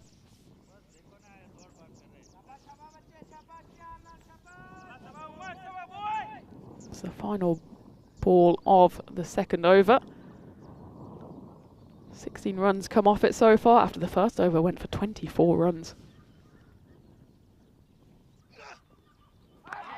Omar Mustafa shows us exactly why he's been playing on the international stage, as those 2 balls zip through to the keeper, and that's 2 dot balls to finish that over. A nice little comeback from him.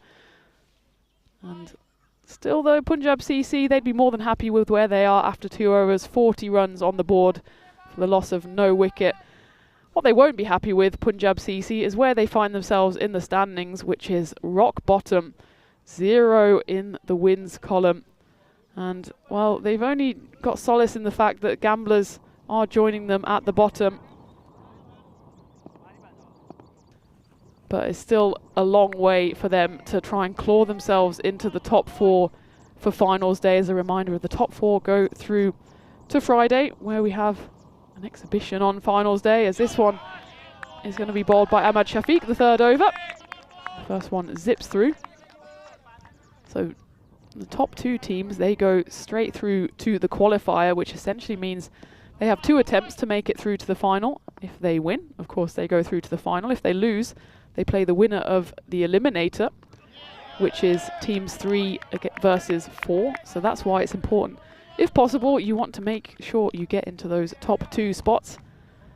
What you don't want to find yourself in is spots 5 or 6, which is currently where Punjab CC find themselves. And, well, they'll need a miracle of biblical proportions if they want to come back, and well, that will be the end of it, says Arshad. It was a promising start for Punjab CC, but Arshad, well, he was getting a bit itchy there on his crease because the first 2 went for 2 dots. He tried to change something, went for the big old swipe across the line, only managed to hit thin air, and Ahmad Shafiq, he hits the bullseye as that clatters into leg stump.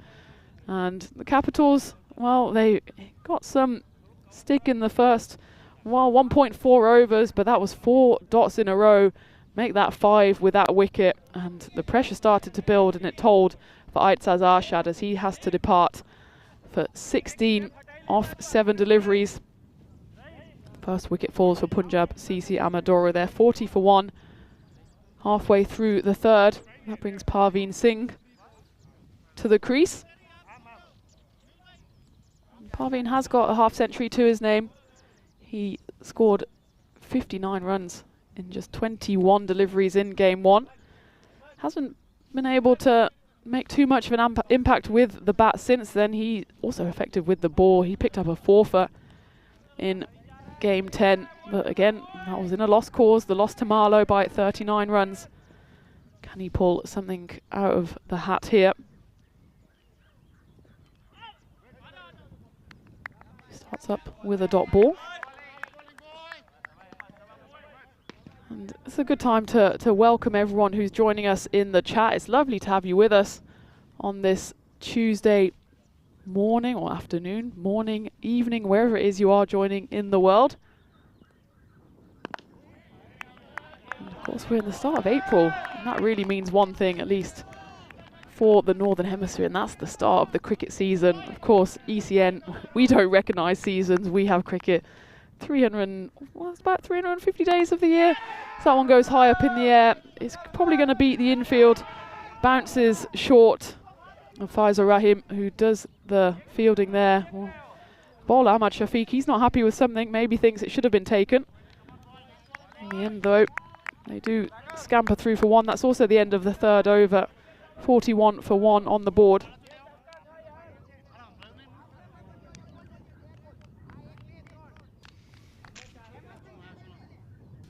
And that's the end of the power play. 41 runs coming off it. That 1 wicket falling in the third over by Ahmad Shafiq, and what an over that was.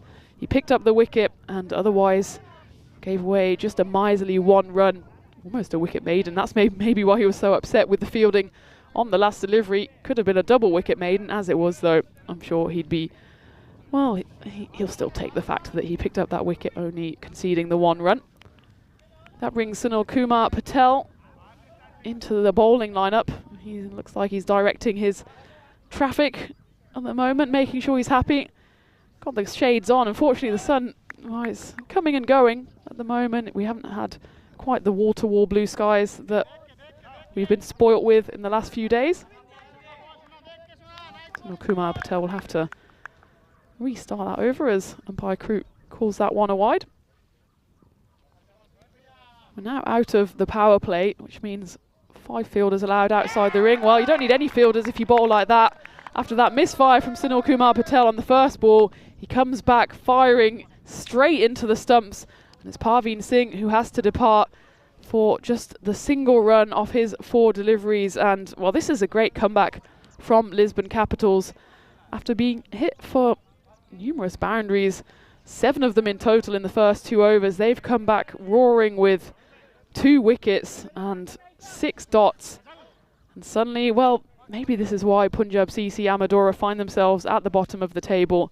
They've had flashes of brilliance, flashes of, well, maybe this is the time for us to turn things around, but they somehow don't manage to deliver. Parveen Singh doesn't deliver on this occasion. He departs for 1 off 4, bowled by Sunil Kumar Patel. Punjab CC Amadora 42 for 2. Adnan Ali is the new man at the crease, and he just pays that ball a bit of respect. Simranjit Singh is still out there, but he's watching everything unfold at the non-striker's end. He's 21 off 9 deliveries. And, well, that one's been hit away to the leg side. Will it go all the way? Yes, it will. After some, well, attempted one-handed fielding, you can see exactly what Sunil Kumar Patel thinks of that. Not too highly, as, well, the fielder there doesn't get low enough, doesn't give his hamstrings a workout, and rolls over the rope for 4 runs. And, well, that brings an end to that mild boundary drought that Punjab CC found themselves on. It was 12 deliveries, or 10 deliveries, and then suddenly a boundary, but this one's up in the air. It should be taken by Dhaval Kumar, and it is a comfortable catch in the covers. And this is exactly why Punjab CC haven't won a game so far, because they do just shoot themselves in the foot. It's Adnan Ali who Well, he shot that one just straight up in the air. Just a regulation delivery, really, by Sunil Kumar Patel. And it's safe hands in the cover region there. Dhaval Kumar, he does the rest. And, well, swap the bats around. I'd recommend trying a new bat because that one only hit 4 runs. Maybe it was user error there from Adnan Ali as he has to depart. And Punjab Amadora, after having such a promising start, first partnership was worth 41. And since then, well, they've lost 3 wickets for just 5 runs, 46 for 3. Find themselves in real trouble as Rao Imran, the captain, he, for, well, not the first time in this Premier Division, finds himself having to put on a bit of a rescue job. We know he can do it. He's got a 44 and a 63 to his name. But I'm sure he's sick of having to do it on losing causes. He's got a chance here at least to mount a counter-attack and get Punjab CC up to that par score, which by the statistics we saw earlier was up early 130s. At the moment, expected score is 120. As that one's been chipped our way, and it's going to land just to the left of the igloo, and there's the counter punch that Rao Imran has to mount, and he does so in some style there. And, well, Sunil Kumar Patel doesn't quite escape the over undamaged as the final ball goes for a big 6. Nonetheless, that over, he picked up 2 important wickets, and it still only goes for 11. So at the end of the 4th, Punjab CC Amador at 52 for 3. But take a look at that. After that promising start, the first over going magical. It's a bit of a nosedive after that, and the wickets, the all-important wickets picked up as well. The second over gone for 16, and then that Ahmad Shafiq over, the third, went for just 1 run and 1 wicket as well. Sunil Kumar Patel then delivered the goods in the 4th. He went for 11, 6 of which came off the final ball, but did also pick up 2 wickets. The solace for Punjab CC is that Simranjeet Singh, the opener, is still out there. He's on 21. He'll have a chance here to face up to Ahmad Shafiq, who's returning for his second over. And that's why they want him on strike, because he's got such pure timing, pure power. He didn't really have to move at all for that one. Not much footwork to speak of, apart from just clearing that front leg and crunching that through the covers. It's a good start to the 5th over for him, as he moves on to 25 off just 10 deliveries. And, well, it was hit so hard, I think the Grizzly has only just been returned to the bowler. Ahmad Shafiq just went for 1 in that over number 3. He's already quadrupled that in that 1 delivery. But the next ball just gets played away to the boundary rider in deep covers, so that brings Rao Imran back on strike.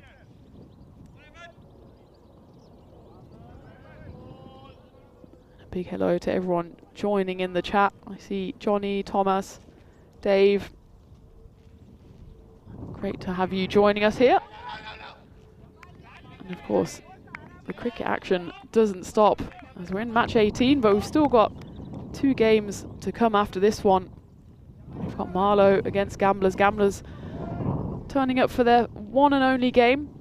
And, well, they've got some points that have to pick up as well. As, well, they were on the right end from their perspective of that golden ball, 74. It was really a basement battle between them and Punjab. Gamblers, that's the only win they've picked up so far. So they'll have to do the hard yards as that one just gets undercut away, but it will be cut off there by Sagar Patel.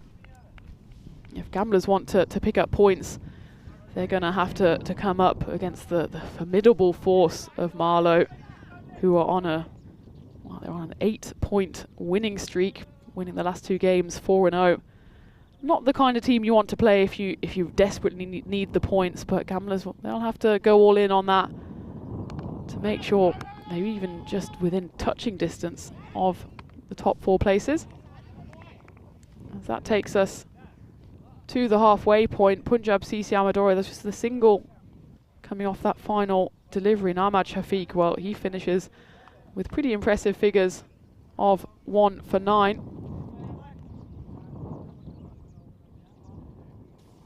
The Punjab CC Amadora after 5 overs, the halfway mark there, 60 for 3.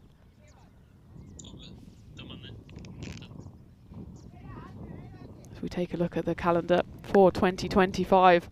And while we're still going to be here in Portugal for over a week, bringing you Premier and then international action before we head over, just a hop, skip and a jump to our neighbours in Spain.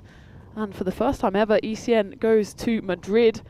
That promises to be a week of really exciting, hopefully sunny action as we come back to live where the sun is trying to come out as well. And it's Rahul Huda who's come back into the attack. Well, his first over, we thought that might be the start of a big push from Punjab CC. His first over going for 23, but he's come back here and well, there's certainly a bowler there targeting as Rahul Imran goes big and straight for a big Maximo. But they'll need a few more of those if they're going to mount another fight back, or at least build up a little bit of a partnership after they lost those 3 quick wickets, going from 40 for no loss to 46 for 3 in the space of just 8 deliveries. But Imran and Simranjit both settled at the crease now. Imran moves on to 14 off 7. And that one has been hit away to the covers, but it's going to land safely and then just bounce into the hands of the deep fielder out there. Alongside the fielder at deep covers, there's also one at long off. And well, he will not even have a chance of fielding that one as that goes high and all the way almost onto the road there. We had a quick view there of the scorer's box. Well, the way these two batters are going, maybe the scorers will be in danger. I certainly feel like there's going to be a grizzly flying my way anytime soon. Simranjit Singh it was on that occasion. That one's flashed away to point. There's a chase on, and well, it looks like a tremendous piece of fielding by Dhaval Kumar. As will they go through for overthrows? No, they are happy with the one. I'll have to take a look at that again because he was really flirting with the rope there, but he stuck out his left hand. And yeah, an excellent piece of fielding. He just makes sure to pat it back into play and then throws it back into the keeper.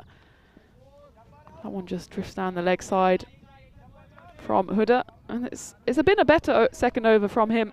14, 15 runs coming off it so far, but he just wants to get out of it now. Final ball, and that one's a bit of a drag down, and belatedly umpire Kroot calls that one wide as well. It's been a bit of the story of the day as well, the amount of extras that teams have been racking up. Rahul Huda has been guilty of 1 or 2 of those himself, and well, he doesn't get out the over. Doesn't quite go magical, but it goes for 19, and that's a good recovery over for Punjab CC Amadora. As well, that over actually does go for 20 with that extra wide as well. And Punjab CC move on to around 80. Rahul Huda finishes on figures of 43 for zip off his 2 overs. I'm sure he'll have a chance to reply. I mean, he has been quite useful with the bat and ball for the Capitals. Not on this occasion though, as we take a look at the scorecard. Simranjit Singh, he's just threatening a big one here. He's got 34 off 14 deliveries. Rahul Imran, the captain, he's putting in a captain's knock so far. And while the batters underneath these two haven't really scored too many runs in this tournament so far, so it's down to this pair. And well, maybe my message is getting out to them as Simranjit Singh hits another big Maximo to start the 7th over. He moves to 40 runs. Punjab CC Amadora move to 86. And Sunil Kumar Patel, you can see what he thinks of it. He's a cool customer, isn't he, with his orange shades on, actually perfectly matching the Lisbon Capitals orange and blue strip, very reminiscent of a Dutch kit. Well, he's got no one else to blame but himself there as he drags that one down leg side. Simranjit Singh, he's not going to miss out on that one. Tucks into that one, just as we've all been tucking into a delightful bit of lunch here. Always treated brilliantly by Zoe and her team here, the Santarem cricket ground. I have to say though, I haven't had my lunch yet. I can feel my stomach and I can feel that hit off the bat as well as Simran Singh goes to his half century in quite some style. That's a maximo to take him to 50 not out off just 17 deliveries. And suddenly Punjab CC, they're mounting a turnaround again, and look at that, the win predictor. 49 to 51% in that Goldilocks zone. It's anyone's game. And Punjab CC desperately need it to be theirs if they have any sliver of hope of getting through to finals day. Goes again, Simranjit, and that goes flying over the head of the deep square leg fielder. Sunil Kumar Patel just guilty of dragging it a bit short here. And well, he's not turning the ball much. And when you're a slower bowler, it just ends up sitting up, waiting to be hit. And Simranjit Singh, he doesn't need a second invitation. This over's already gone for 22 runs. Going back to the final ball of the previous over, that's 5 boundaries in a row. Make that 6. And that's 6, 6, 6 off the bat of Simranjit Singh. Sunil Kumar Patel just almost collapses in frustration with himself as that one gets given the treatment. And Punjab CC Amadora meanwhile have roared into the hundreds. That takes them to 108 for 3. Still 1 ball remaining of the 7th, and just with those few big hits off the bat of Singh, the win predictor has them with their noses ahead, but they have been in this position a few times before and haven't managed to follow through with the win. So they'll really try to bat the Capitals out of the game at this point, but it's a difficult ask with the Capitals, and well, that was a tough task for the fielder there. Omar Mustafa looks down suspiciously at the turf. Stopping the boundary there would have actually stemmed the flow. As it is though, he wasn't able to, and that over from Sunil Kumar Patel goes supersonic, goes for 32 runs. He finishes figures well. His first over actually went, when he had 2 wickets in it, it only went for 11. I bet he wishes he stopped there. He comes back, gets hit for 32 runs. Punjab CC Amadora 112 for 3 off 7 overs. And wow, this tour of Portugal, it just keeps on rumbling on. My stomach is rumbling. Someone's stomach who isn't rumbling is Phil G, as he's already tucked into lunch. How was it? Oh my goodness, it was good. Apologies for my late arrival back. Just been watching Simranjit Singh from the boundary line. And well, it might be the end of Rao Imran there. Simranjit Singh watches on as well as his captain holds out to the cover boundary fielder, and disappointed there actually, Rao Imran, that you missed out on that one. It was there to be hit, but all he managed to do was hit it straight into the grateful hands of the fielder, and he has to depart for 19 off 10 deliveries. He could have hit it either side, just not straight down the middle, and unfortunately that's what he did. Couldn't have picked him out any better, to be perfectly honest. Good call there, Tina. Just straight down his throat. Didn't have to move a muscle. Just had even time to smile, then get serious, take the catch and then smile again. When probably skipper should have been looking to maybe work a single, maybe get Simranjit Singh onto strike, because he's looking like in a real mood at the moment. And I was marvelling, firstly from the clubhouse, and then when I was making my way down to the commentary eagle, I sort of paused just not out of line of sight of the batter, but just sort of like behind the scaffolding, just during that last couple of minutes of absolute carnage. And what a fantastic effort from Punjab CC Amadora against Lisbon Capitals.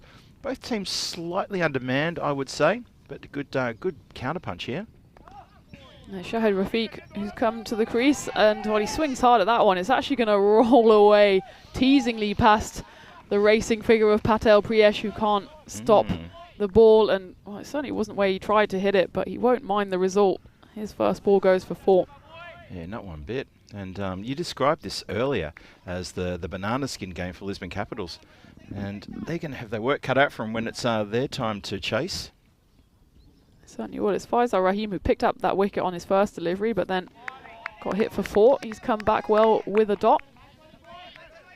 A little bit of respite there for the bowler, so there you go. But yeah, it was just his first delivery. He's got a 1 for 4.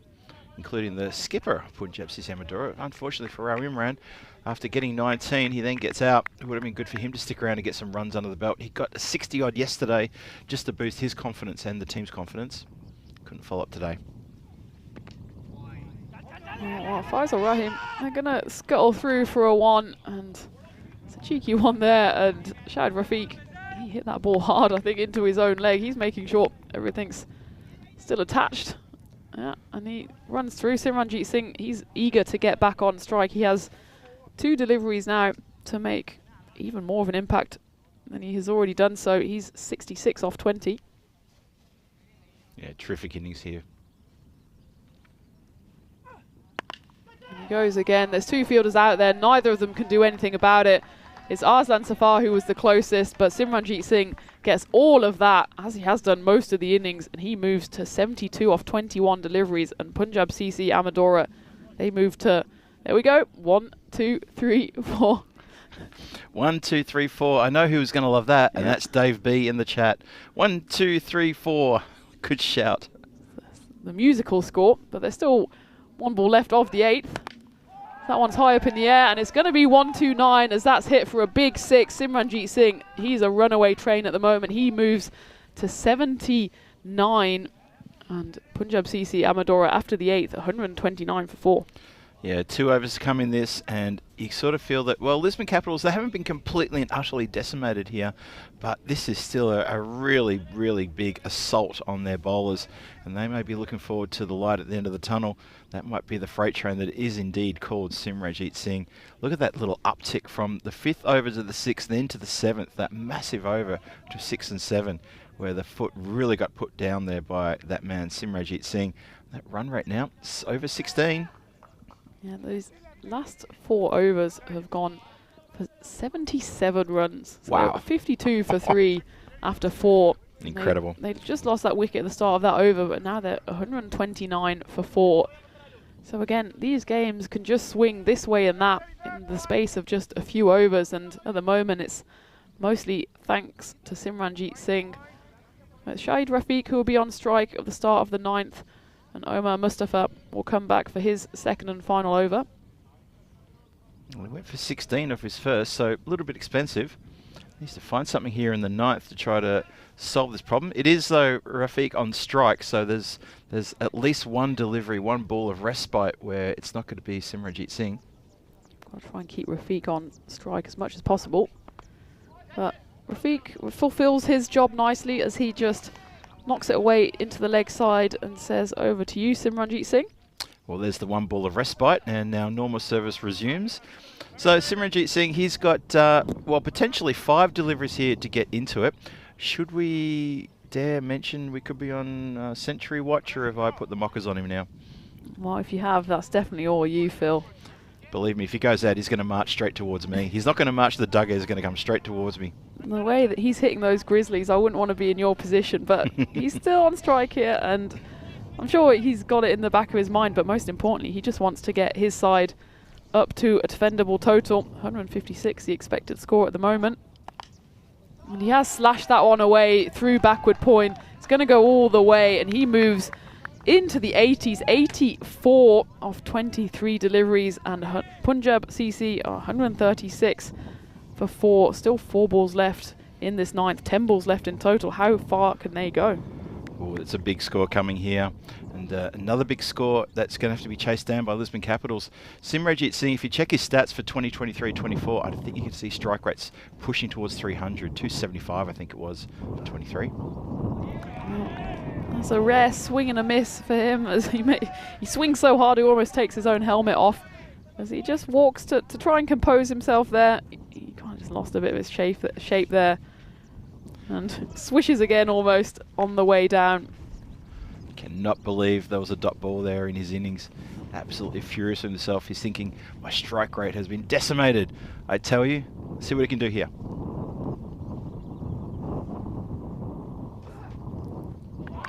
Well, that one's called wide. Omar Mustafa, you can see what he's trying to do. He's trying to just hide that ball outside off stump. It's difficult to know what to bowl against a man like Simranjeet Singh, who can hit the ball to all 4 corners of the ground. But that one will have to be re-bowled by Mustafa. So there's still 3 balls left of the 9th. Yeah, Mustafa, just having a quick word to the umpire there. Just a bit of a refresher course on maybe the wide line. I hope not. I've already been there. We're not going to go there again.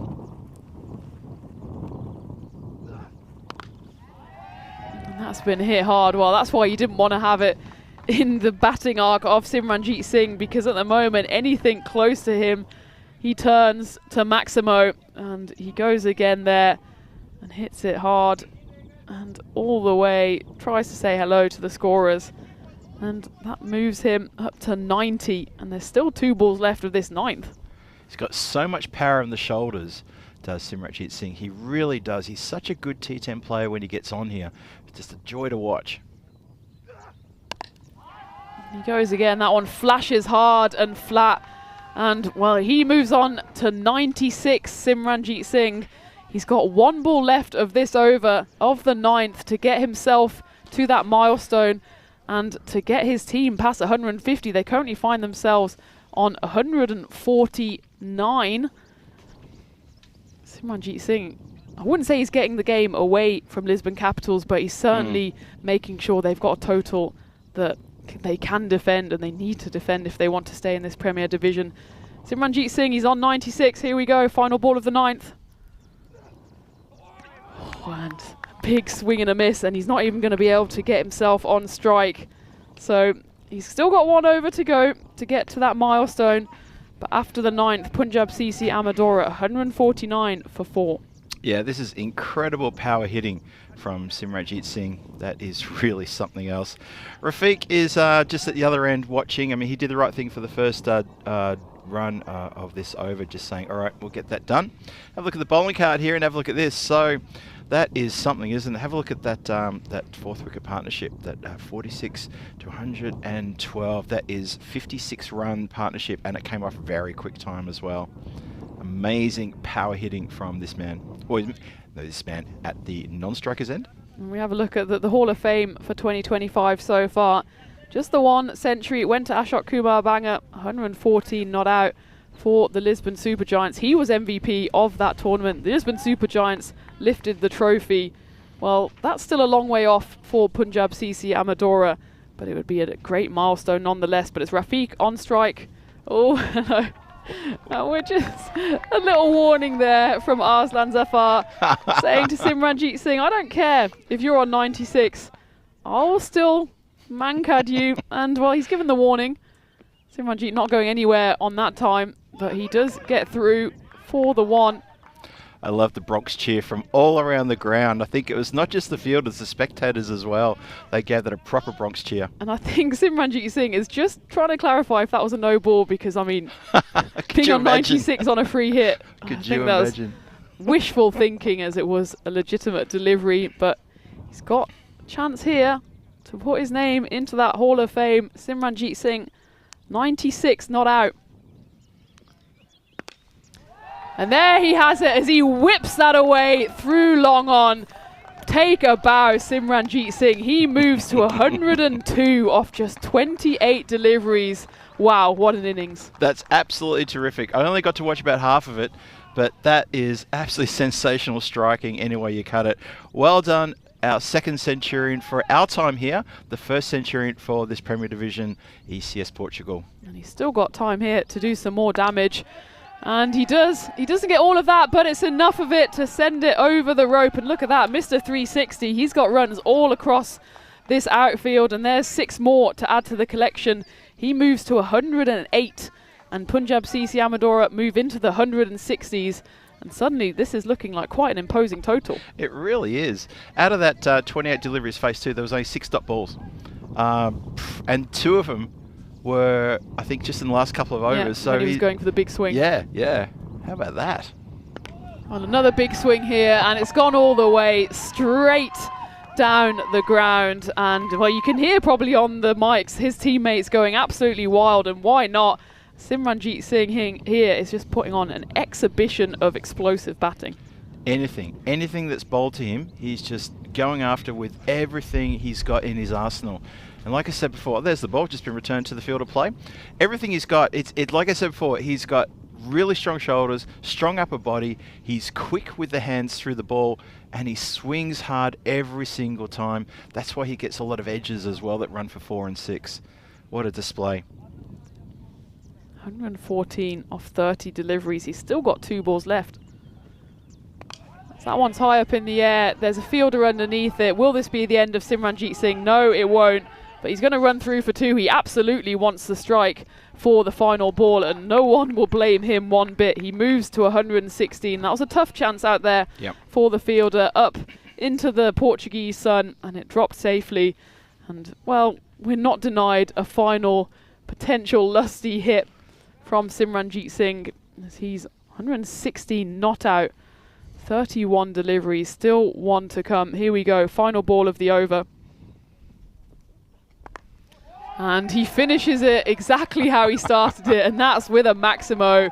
He takes off his gloves. What a day's work for Simranjit Singh. He propels his Punjab CC Amadora side to 176 for 4 off their 10 overs. Well, 122 of them came off the bat of Simranjit Singh. What an innings. He really is Mr. Explosive, gets a shake of the hand and pat on the back from the Lisbon Capital fielders that he's marching past. Well, the other batter out there is going to let him walk off alone, and he's going to get a massive get around when he gets to the other side there. Take a bow, sir. That is a terrific innings. And it also eclipses the score from AKB from last week as well. He goes beyond his score of 114. Have a look at all that all unfolded here, and it really was, well, it was pretty good hitting right from the get-go. And you see here the Lisbon Capital fielders, just a few little troubles in the field there. A couple of wickets falling towards the top of the innings. But yeah, and there's Shafiq there getting a bit of success. Well, it was a tale of 3 parts, wasn't it? So the 2 openers, they put on an explosive 40 before Arshad fell. And then we thought, well, they're going to crumble away here, as they lost the next few wickets for just a handful of runs. They went from 40 for none to 46 for 3, and we saw same old story for Punjab CC Amadora. But Simranjit Singh, he ripped up the storybook and he says, no, this is my time. And boy, did he stand up. 122 of 32 balls, including 16 sixes. And, well, he wasn't really supported by Parveen Singh or Adnan Ali, but Captain Rao Imran, he came in, scoring a tidy little 19. But, I mean, everyone else coming in, their job was just to get this man on strike. Yeah, I totally agree there. Good for Rao Imran. We got 19 runs, so he stayed out there, though, and put together a very good partnership. That partnership they put on was a 50+, and it would have been done in very quick time as well. And you can see here the way that this carnage was unfolding. It was 50 up. It was century up there. That was the hit for the century towards the end there. But then he hadn't finished. Saying, hang on, there's still 4 balls left here in this innings. Let me just keep going. And he marches off. He leads his batting partner off the ground there.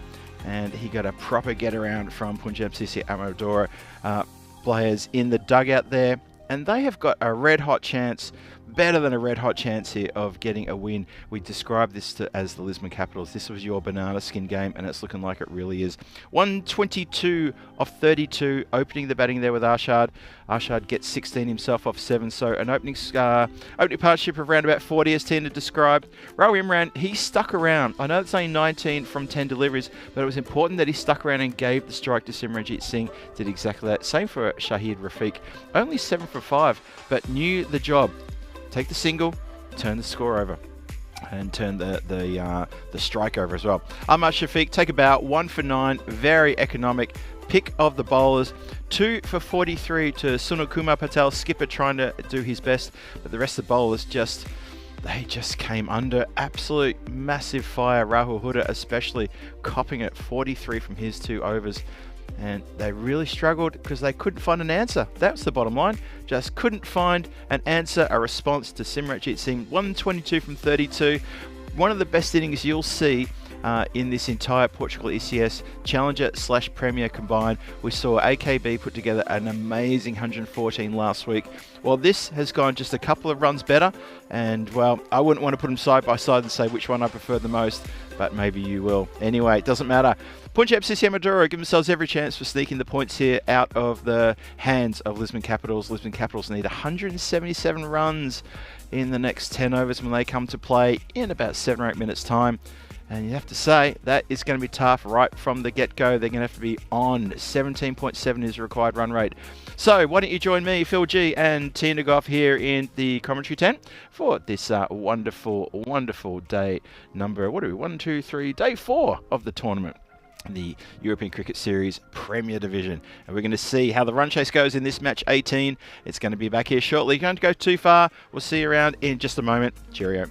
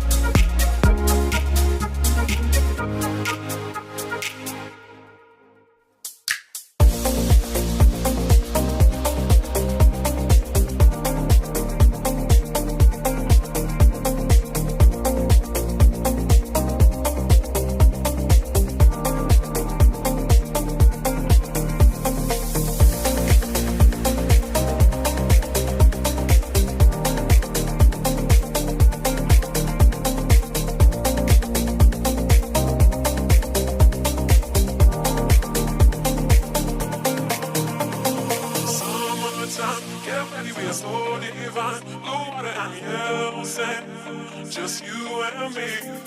Summertime, get ready, we are so divine. Blue water and yellow sand. Let's live our dream. Summertime, get ready, we are so divine. Blue water and yellow sand. Just you and me. Summertime, get ready, we are so divine. Blue water and yellow sand. Let's live our dream. Summertime.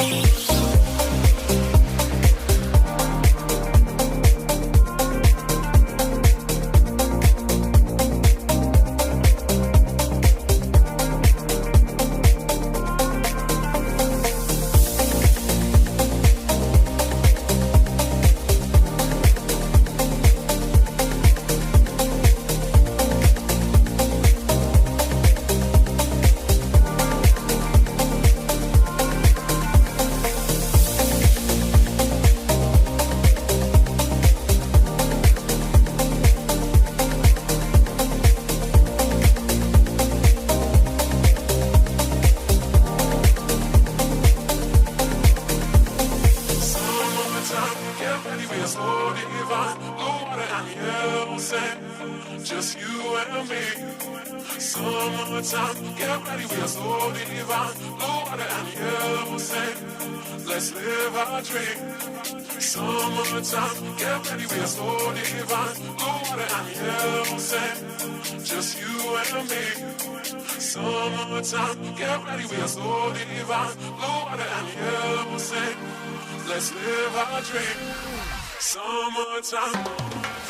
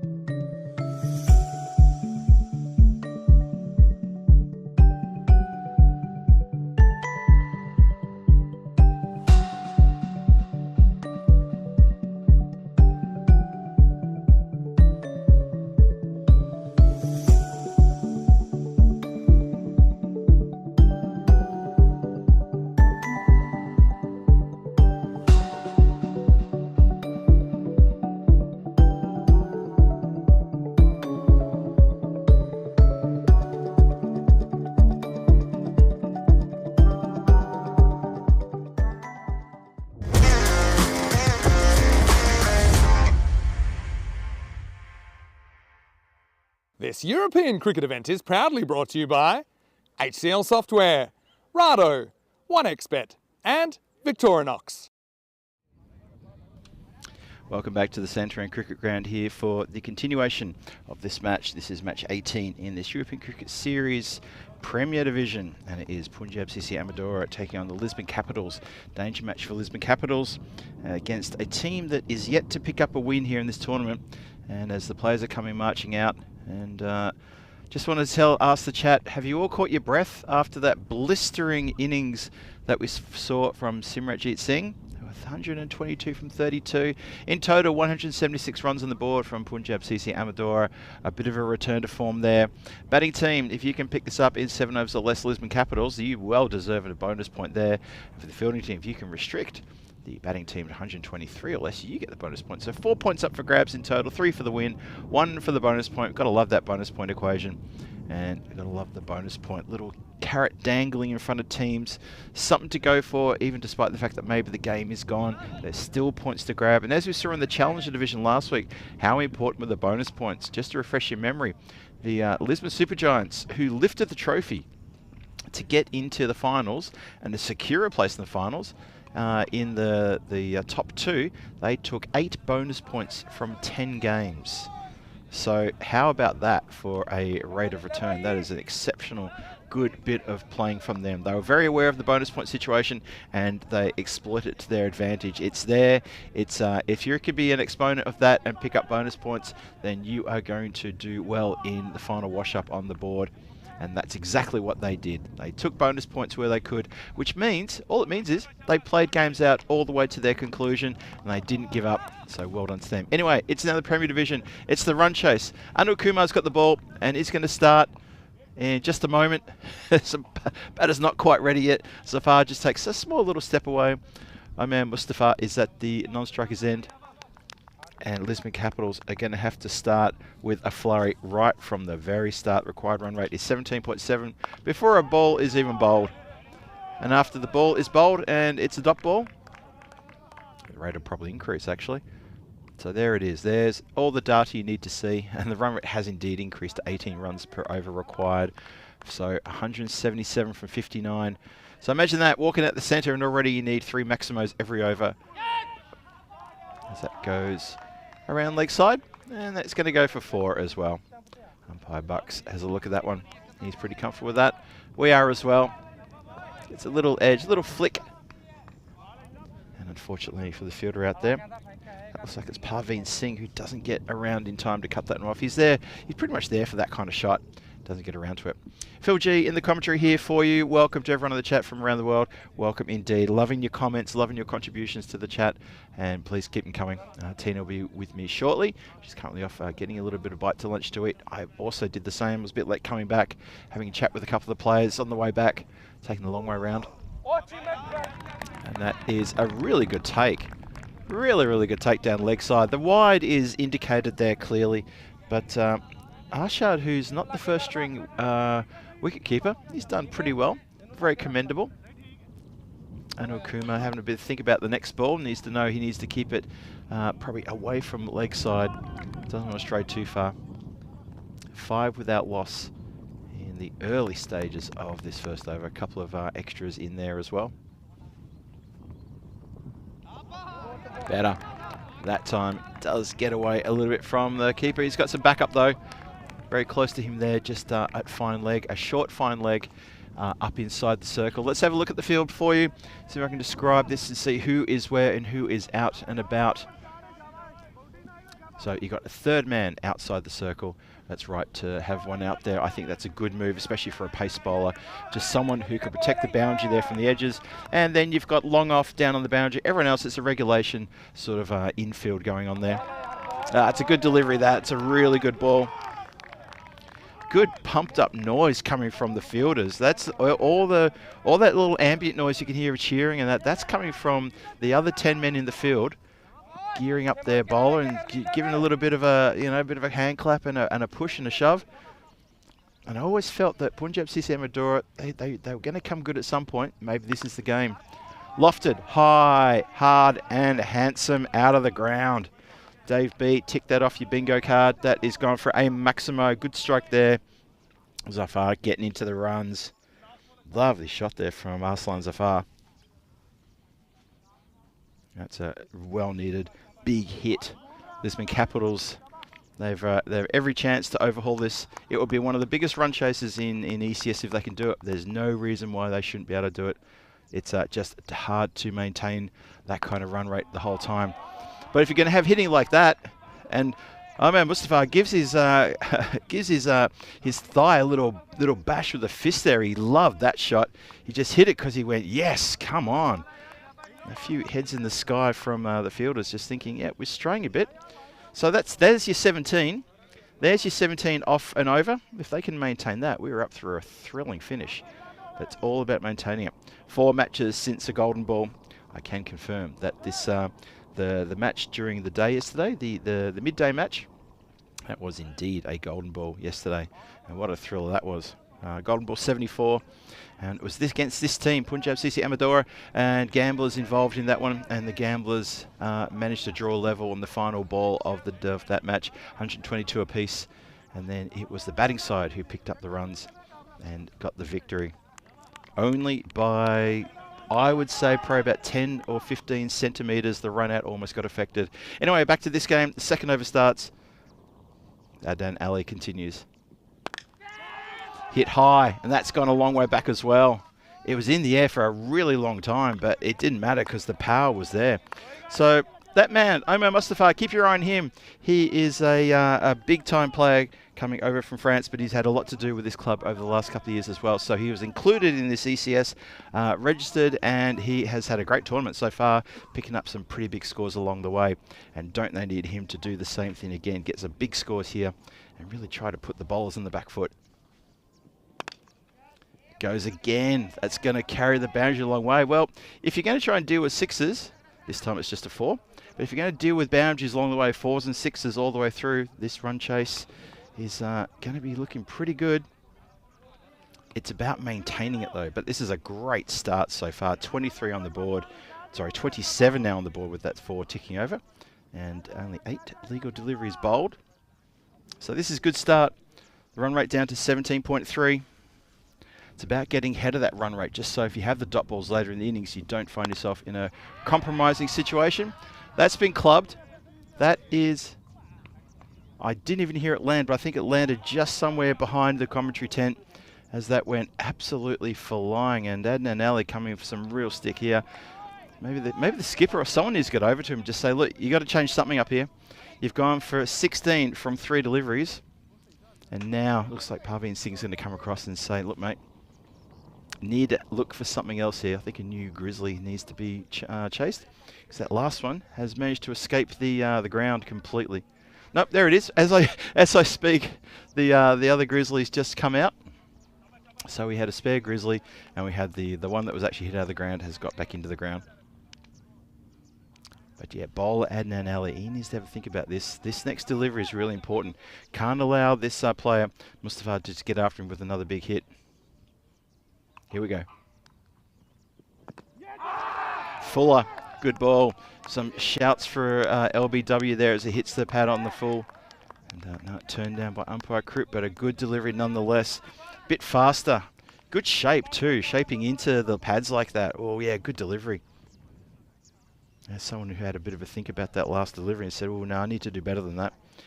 So 144 from 50 deliveries. There's the equation for you at the bottom of your screen there. 17.28 runs needed per over from here on in, and that's a very hard rate to be, consistent about for all 8 overs after this one. Well, you're going to put it out there. There was shouts to catch it, but that was difficult because that has indeed gone for Maximo. Away to the left of the boundary rider out there at deep point. It had actually moved around. Previously, the fielders who were out were down at long off and then third man, but they moved a point fielder out on the boundary.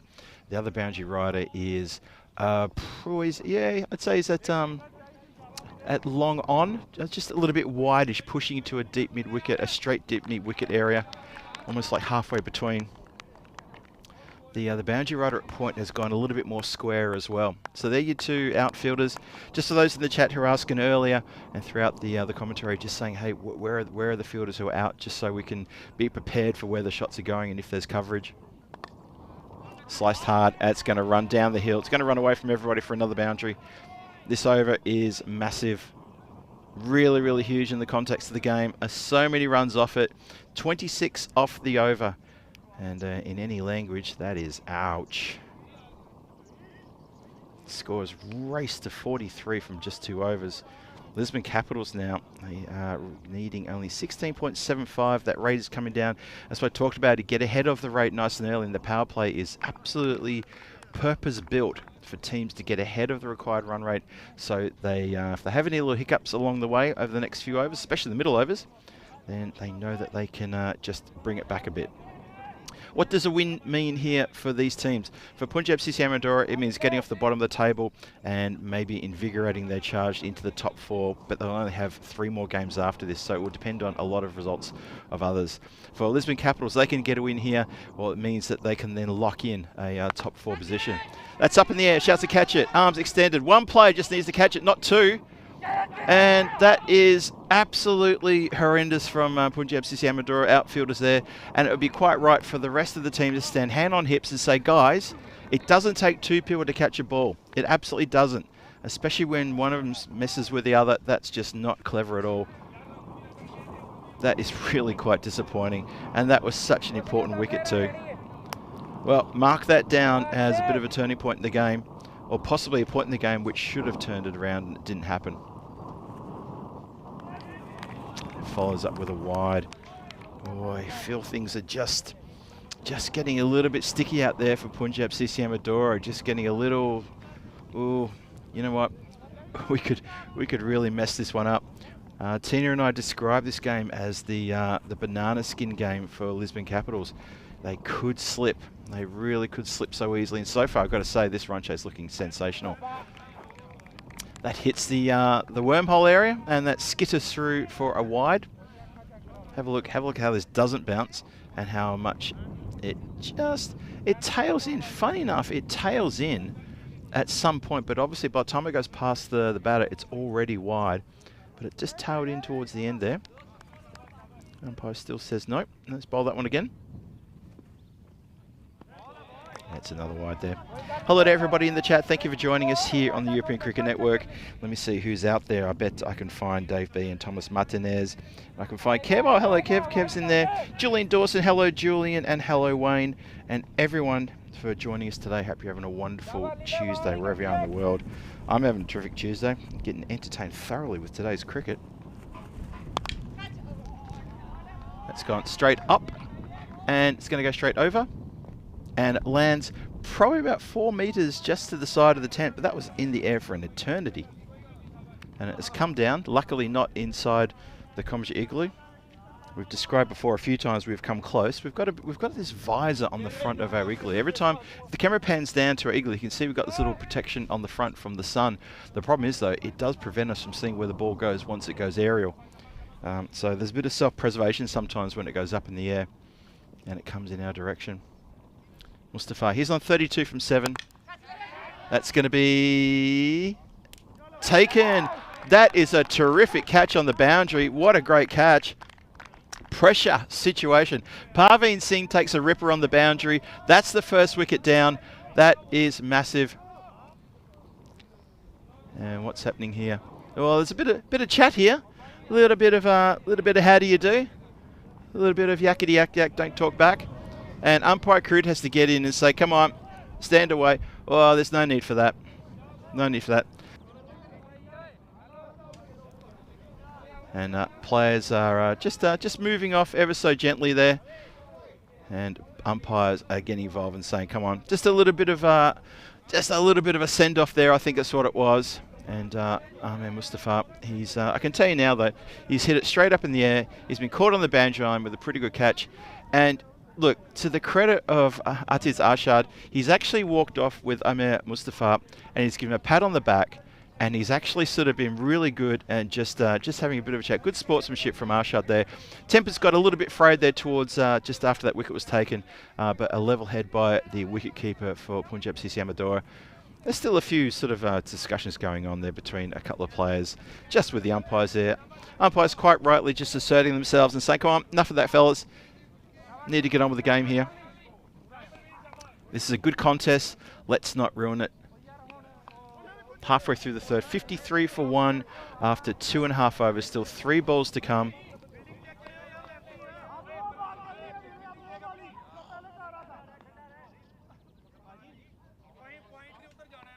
Anil Kumar with the breakthrough as well, 1 for 27. It brings Ahmad Shafiq to the crease, and we know he's an explosive player. MVP in the night series, and thoroughly deserved as well. Well, Punjab CC Amadora, they get a breakthrough, they get the wicket, so maybe that's a little bit of sniff they need, because things were spiralling out of control. Here we go. Shouts of how's that? They're charging in, there's a lot of noise. Umpire Buck stands his ground as a professional umpire will do and says, I've had a look at that, and I will say that's not out. Have a look again. Umpire's not happy with that decision. Sorry, I'm not happy with the shout and says, no, that's not out. A few hands on hips, a few teapots out there. What's your thoughts?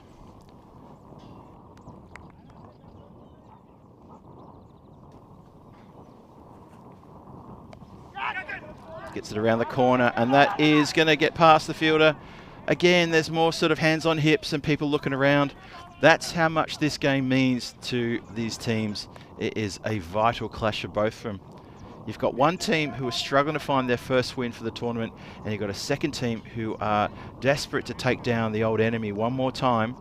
And remember, they played in the night series final only about 6 weeks ago, and Lisbon Capitals absolutely took Punjab CC Amadora to the cleaners in that match, bowled them out for cheap, and then scored the runs, especially with Ahmad Shafiq, who's facing right now, who dominated the batting there, made a 50 or 60 something not out in that game. Swing go down the leg side.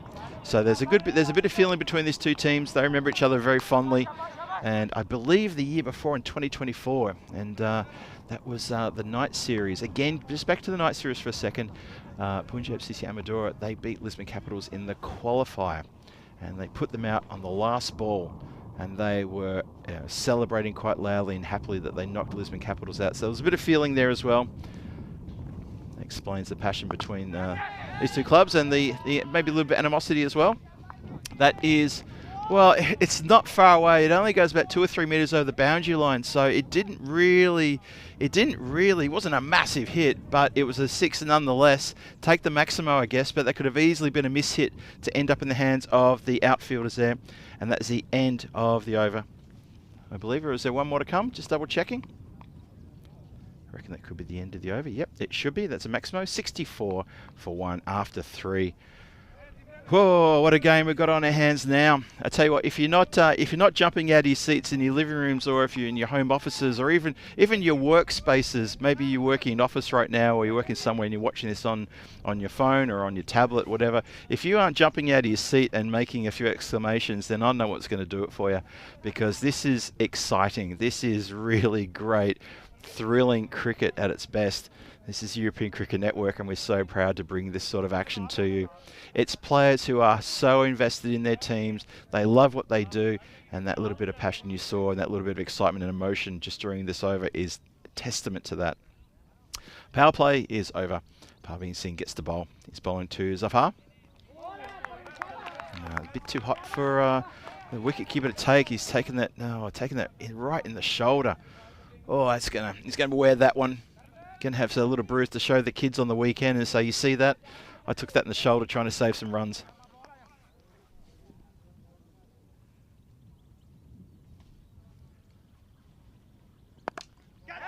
Lofted. Shouts to catch it.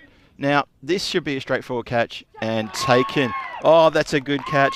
So calm, so collected. Anil Kumar walks in, takes the catch, immediately looks over to the dugout, just with a little bit of a peek, just to see if maybe some of the Capitals were looking over at him, but he's taken a terrific catch. That is a massive wicket again.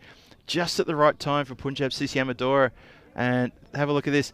Immediately, head bowed, knew that hadn't come out of the meat of the bat. Arslan Zafar has come undone, trying to go for more runs. And a very happy Parveen Singh there gets the wicket. Just a couple of the players having a chat with the Lisbon Capital striker. Nothing untoward there. They're just having a chat. I think it was sort of more along the lines of, yeah, you know, we just let's keep the battle on the field. Let's just take care of this here, and that's what it's all about. The game to be played out on its merits, and that's what we want. But this is a really good struggle now. 2 wickets down. Rahul Hudda comes out. He's got to face the music from Parveen Singh. Look at the field placements. Those two at the top of the screen. Oh, dot ball. Oh, Parveen's in shapes there. I think there's more of a smile on his face than anything else. Just a bit of a giggle of, yeah, I could do that, but I won't. You see the wide shot of the field there. What a beautiful ground it is here at Santharam. It's been pulled with real good menace. That has gone from Maximo. So Hudda comes in and goes block 6. Watch him get all of this. Yeah, just too short. That's one of Parveen Singh's issues. He does bowl too short too often. And you'll find when you look at the stats that he can be quite expensive indeed. Something for him to work on maybe in the nets over the next few weeks before the season starts. Oh, no ball called there by umpire Krut. Good early call.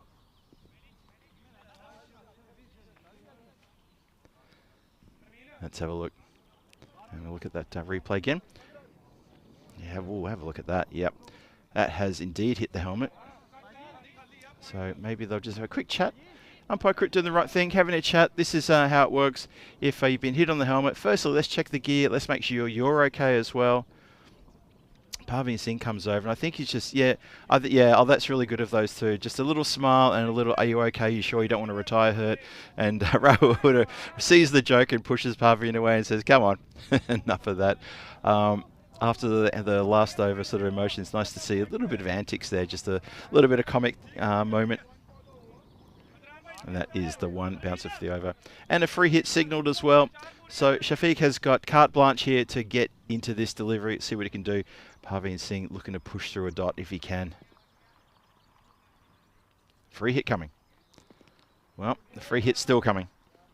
Just doesn't get that out of the back of the hand the way he wanted to.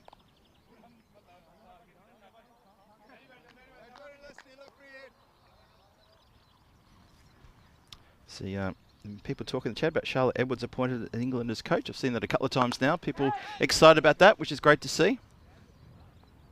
And interesting enough, that 6 has been hit rather nicely, but it's probably landed at the same place as the previous 6. And Adnan Ali walks past me with a smile on his face just to go and get the ball.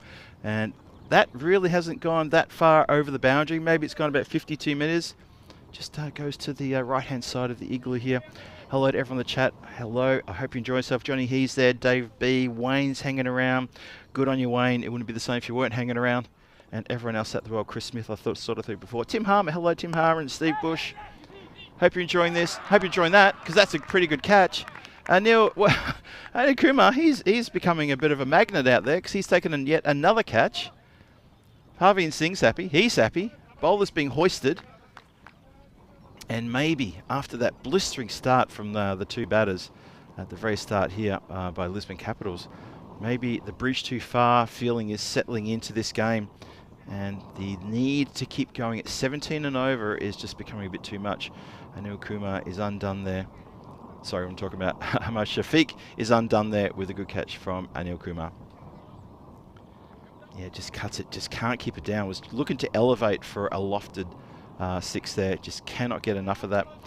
Well, it looks to me that the 4th over for both teams is a bit of a worry, because 2 wickets fall in the 4th over in this innings and also in the previous innings.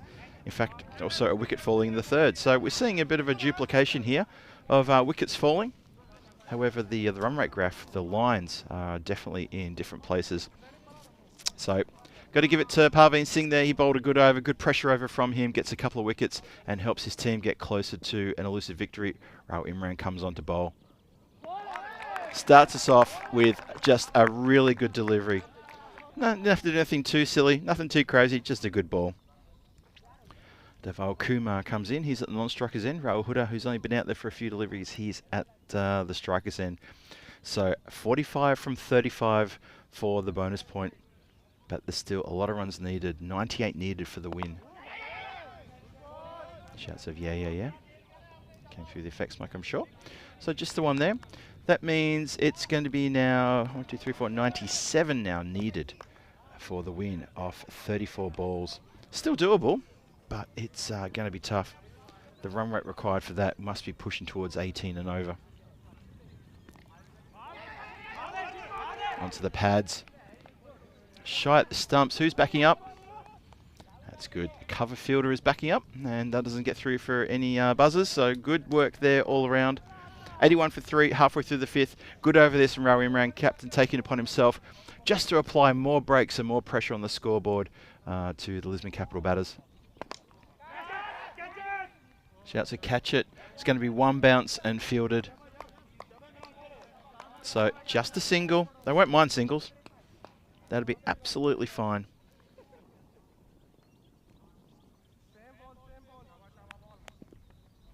And hello to Gulham Mustafa. Suntory, how are you? Hope you're well. In the chat there. Swing and a miss. Hope you guys are all enjoying this game there in the chat and wherever watching from around the world. Maybe watching from India via fan code. If you are, hello, welcome. Thank you for joining us. Must be pretty late over there. But you've joined, if you have just joined us, you joined us at a very exciting time. This match is an absolute cracker. However, you get the feeling that Lisbon Capitals now with 3 down, that run rate climbing with every delivery. Well, that's going to help because that's a 4. That's a good, powerful swat through the cover region for 4 runs. Imran just providing a little bit extra width there and a bit short. And absolutely jumps onto that one with vigor and intent. So Deval Kumar, he gets a run on 4 runs on the board. Right, but Imran, I mean, he's got 7 off that one over. That's a terrific over, and that has really applied the brakes. So up-and-coming events, don't forget, after the finals Friday, which is this Friday, of course, and that'll be Mr. Maximo, Vinny Sando, and Tina Goff will take you through the action then. That's my day off, and actually be my last day is actually on Thursday here in Portugal.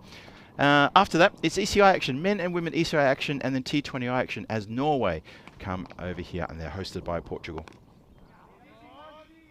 Swings hard at that one all the way along the ground. Just goes to square leg, just deep square leg. Just the one. So yeah, watch out for that. Norway visiting Portugal this weekend. So it's going to be ECI men and women on the weekend, and then T20I action for both men and women on the Monday, Tuesday and Wednesday.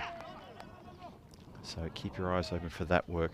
Tina Goff is going to be on hand to take you through the action then. So unfortunately, the G-Force team that we like to call ourselves will be breaking up on Thursday, going our separate ways for a little while.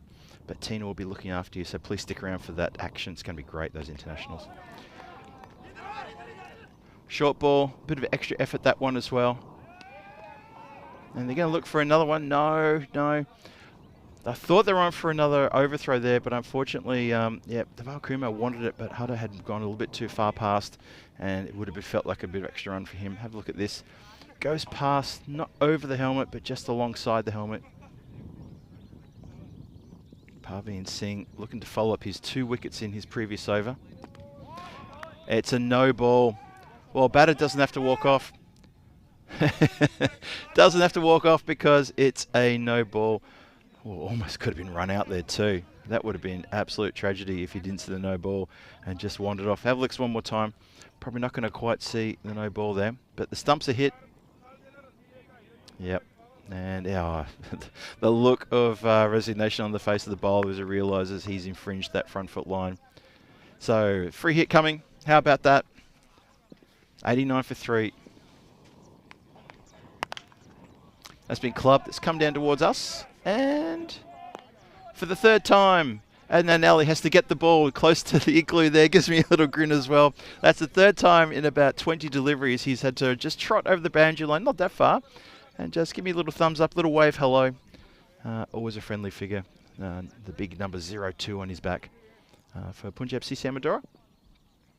But that is a Maximo from the free hit, a good strike.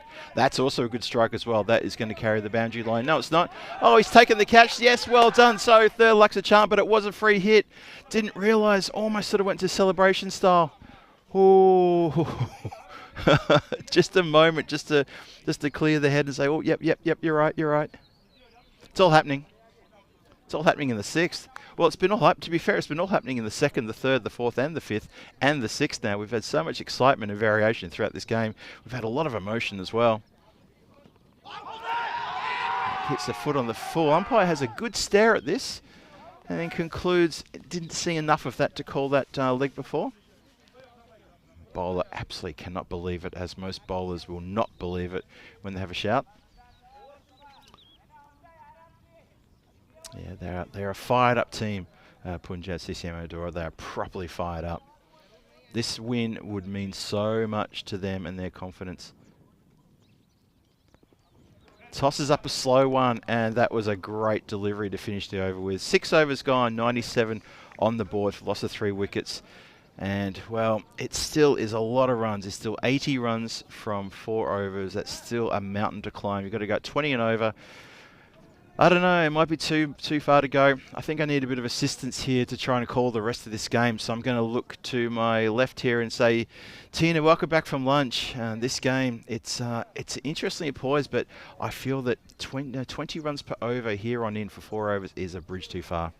Yeah, I think I'd probably go along with that. You never know, but runs on the board is always the important part here. And when Punjab CC have 176 of them, it was always going to be a tough task for Lisbon Capitals, but we also said if anyone can do it, it's the Capitals, and it's true. They've been giving it a good go at the moment. They need to go at 20 in these remaining 4.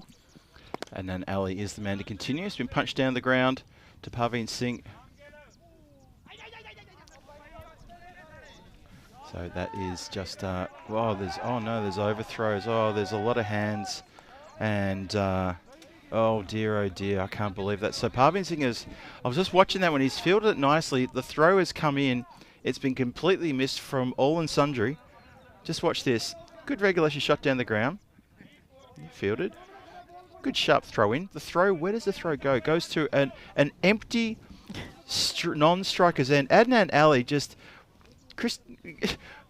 Tina, why is he over there? Why is he not behind the stumps? The audacity of Adnan Ali to put his hands on his hips as if, you know, he was the wrong party there when he was about 20 metres to the left of where he should have been. If he was behind the stumps, maybe he could have used his hands for something useful rather than just putting them on his hips. Like a run-out potential? Yeah, that was... I was lost for words and I did not understand what he was doing there. Again, I have to have a couple of words to him about that one. Not like I've got any coaching input into this team. Yeah, bit of a shocker, that one. And that did bring up the 103 for 3 now in the 7th, 2 balls into the 7th. So they should look like they should pick up the bonus point, should Lisbon Capitals. It's a question of whether they can get rid of the required total. That shot just out of the outstretched hands of the follow-through from the bowler. Right, Imran cleans up. So yeah, I would suggest that run... Let's have a look. It's 20 from 21 for a point.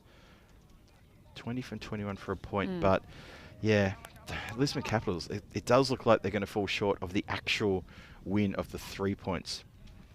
And maybe because Punjab CC Amadora are so far adrift in last place, it's not going to damage really too much to the top 4. No, I think it'll be important for Lisbon Capitals to pick up at least a point, because they'll want to stay in touching distance of those top 2.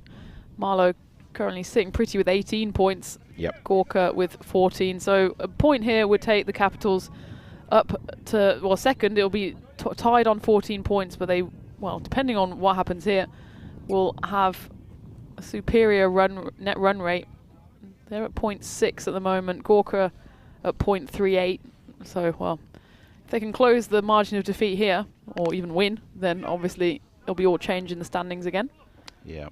But for Punjab CC, even 4 points here would put them above the Gamblers, but it would still leave them 3 points off Aarash in 4th place. Yeah, And still a whole game away from Yep. touching that top 4. So, yeah, that's kind of how I thought it might turn out. And Irish has still got that game later today against Lisbon Capitals. So depending on how Lisbon Capitals come out of this match, might affect their mindset going to that big match against Irish later today. It's been clipped nicely. It's going to run away to the fielder out there, Simranjit Singh, the Centurion himself. Throws that back over the stumps. He's got a great arm as well as a really strong hitting arc and selection of shots at his repertoire, which has been used already to effect in this game. But he's got a real proper good arm right from the boundary. Good throw in. And let's have a look at the next match coming up. Dashboard there on match 19. Marlo take on the Gamblers. So for Marlo, it's an unchanged side, and they'd be riding a wave of confidence here. Absolutely doing business and having a great time as well. Gamblers, Knitting Cambodge comes into the side. That's the one change from the previous match. But they're going to need a lot from everybody, the Gamblers, to try to challenge Marlo, because it's, 5-1 and 1-4. And Marlo did win the toss. They're going to have a bat first, but that's happening a little ways away. What time is it now? It's going to happen at the top of the hour. So it's still over half an hour away. So they've got plenty to get through this game. Still 3 overs to go. And one a ball needed for that point, and Capitals will take that nonetheless. However, still a long way away to get those 3 points for the win. 71 needed in 18, so that's a run rate above 23. You really think it has to go magical in this over to give them any chance in the final 2. Agreed. Well, that's been hit with real intent, and that is going to help things. We're going to see that again to see if it's a 4 or 6. Umpire's call is a boundary, 4 runs. On first thought, I think we're just a bit blindsided there. Have a look again. And, yep, good call. Good call for 4, yep.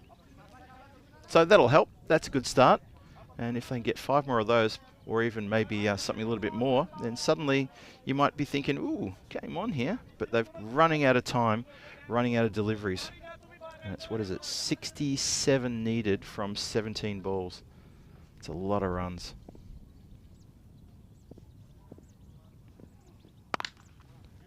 Well, goes to the offside now for another boundary. It's another 4.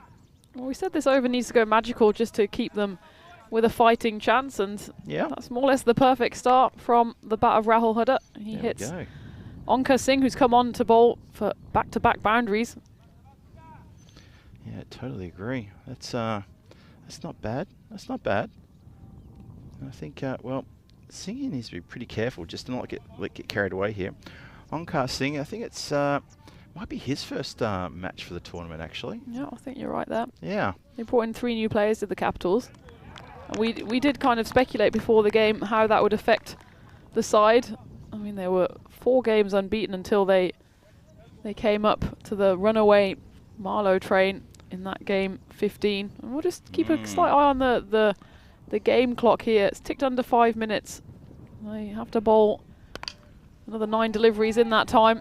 And they keep on having to chase the ball from the boundary as well, as that one's gone all the way. Yep, that is a really good shot. I think now we know why this bowler has come on. I think there's no mistaking why Gorkha Hudda has... Hudda. That's a combination of both batter and bowler. Gorkha Singh has come on to bowl because he's going to get through his overs pretty quick, but he's going to have to fly through this over and then fly through the next over to avoid those 5-run penalties. That could be a problem. Keep your eye on the clock. Hudda, though, on the other hand, 37 from 17. He's doing a great job. And the bonus point is now within touching distance. Just 4 more runs. Makes him stretch for that. Doesn't infringe the wide line. Umpire's happy. Dot ball. Oh, now they're going to sneak through for a bye. Now that's interesting. I think maybe... Is the umpires going to allow that? This will be an interesting little one for tournament referee and umpires to have a talk about. Well, was the ball dead? Yeah, there was no signal because there was no appeal or anything, and the umpire didn't have to signal anything. He did click over his timer there, and he signalled 1 to his counterpart at square leg. That kind of signals the end of that ball, but of course that's just the umpire doing his, admin at the end of every ball. Yep, and yep.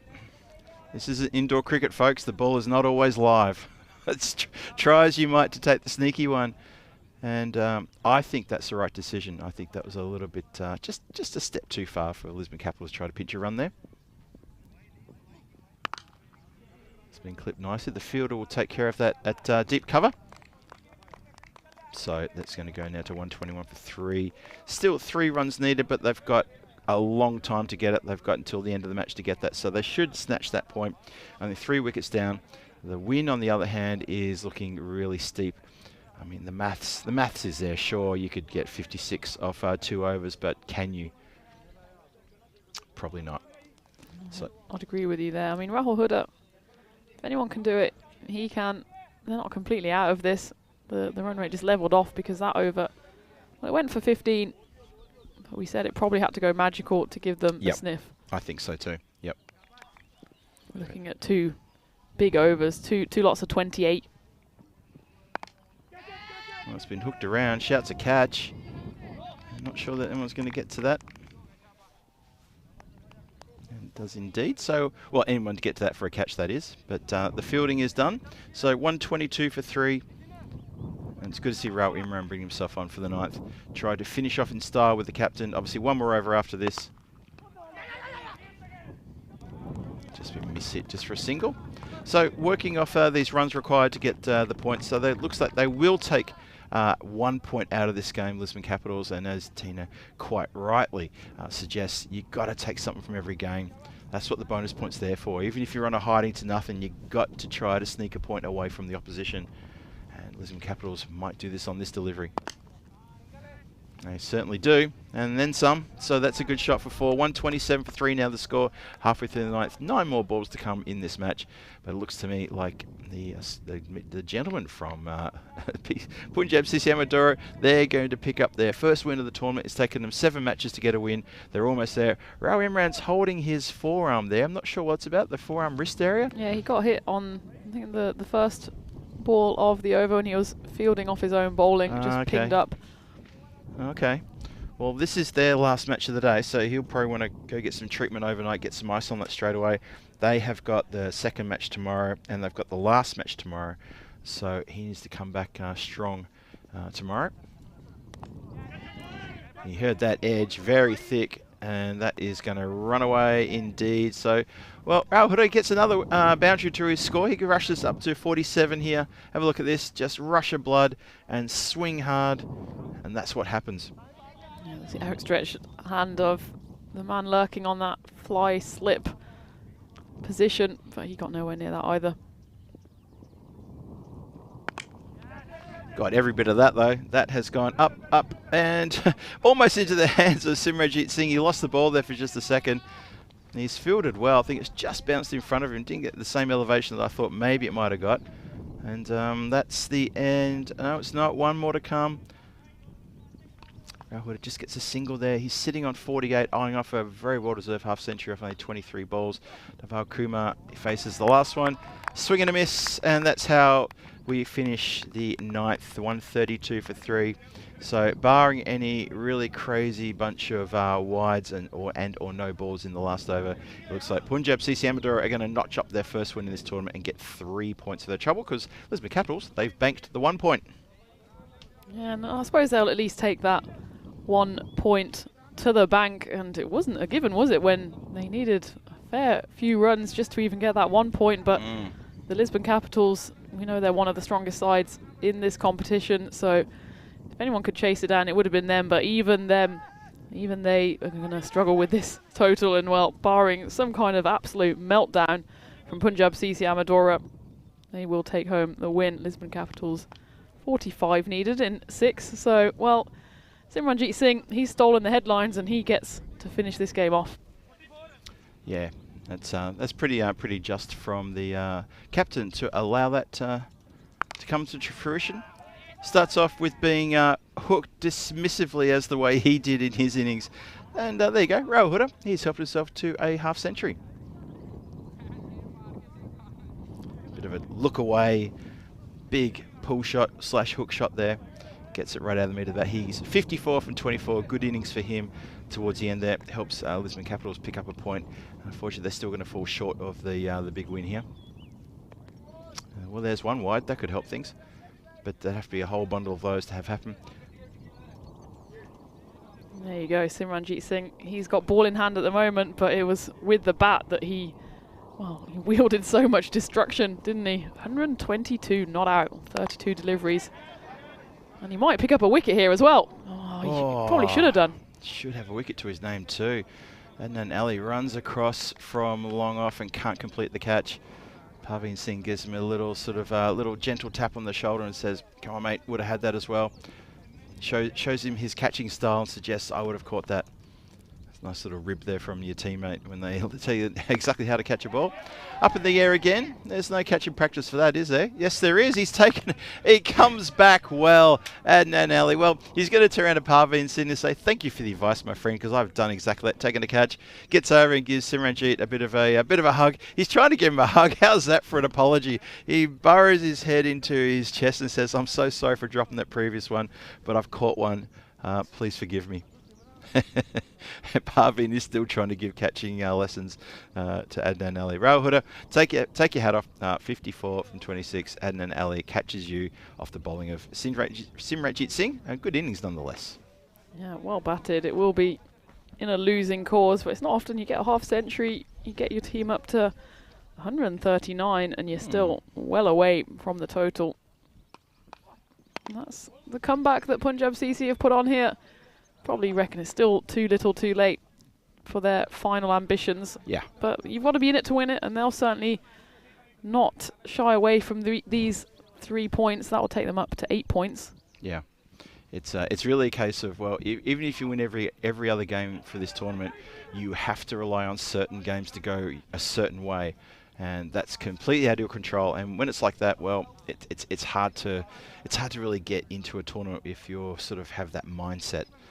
So unfortunately, I think that's this victory, while really good for them and for their fans and their family and people to get behind them and say, "Yep, really good effort," it's not going to really see them into the top 4 at all, and it's not going to really trouble the other 4. That's the easiest of run-outs you'll ever see. I'm not sure what was going on there. Was it just a case of, look, it's the last ball, whatever's, and yeah, I'll hit it to you. You could run me out. It just seemed a bit casual there.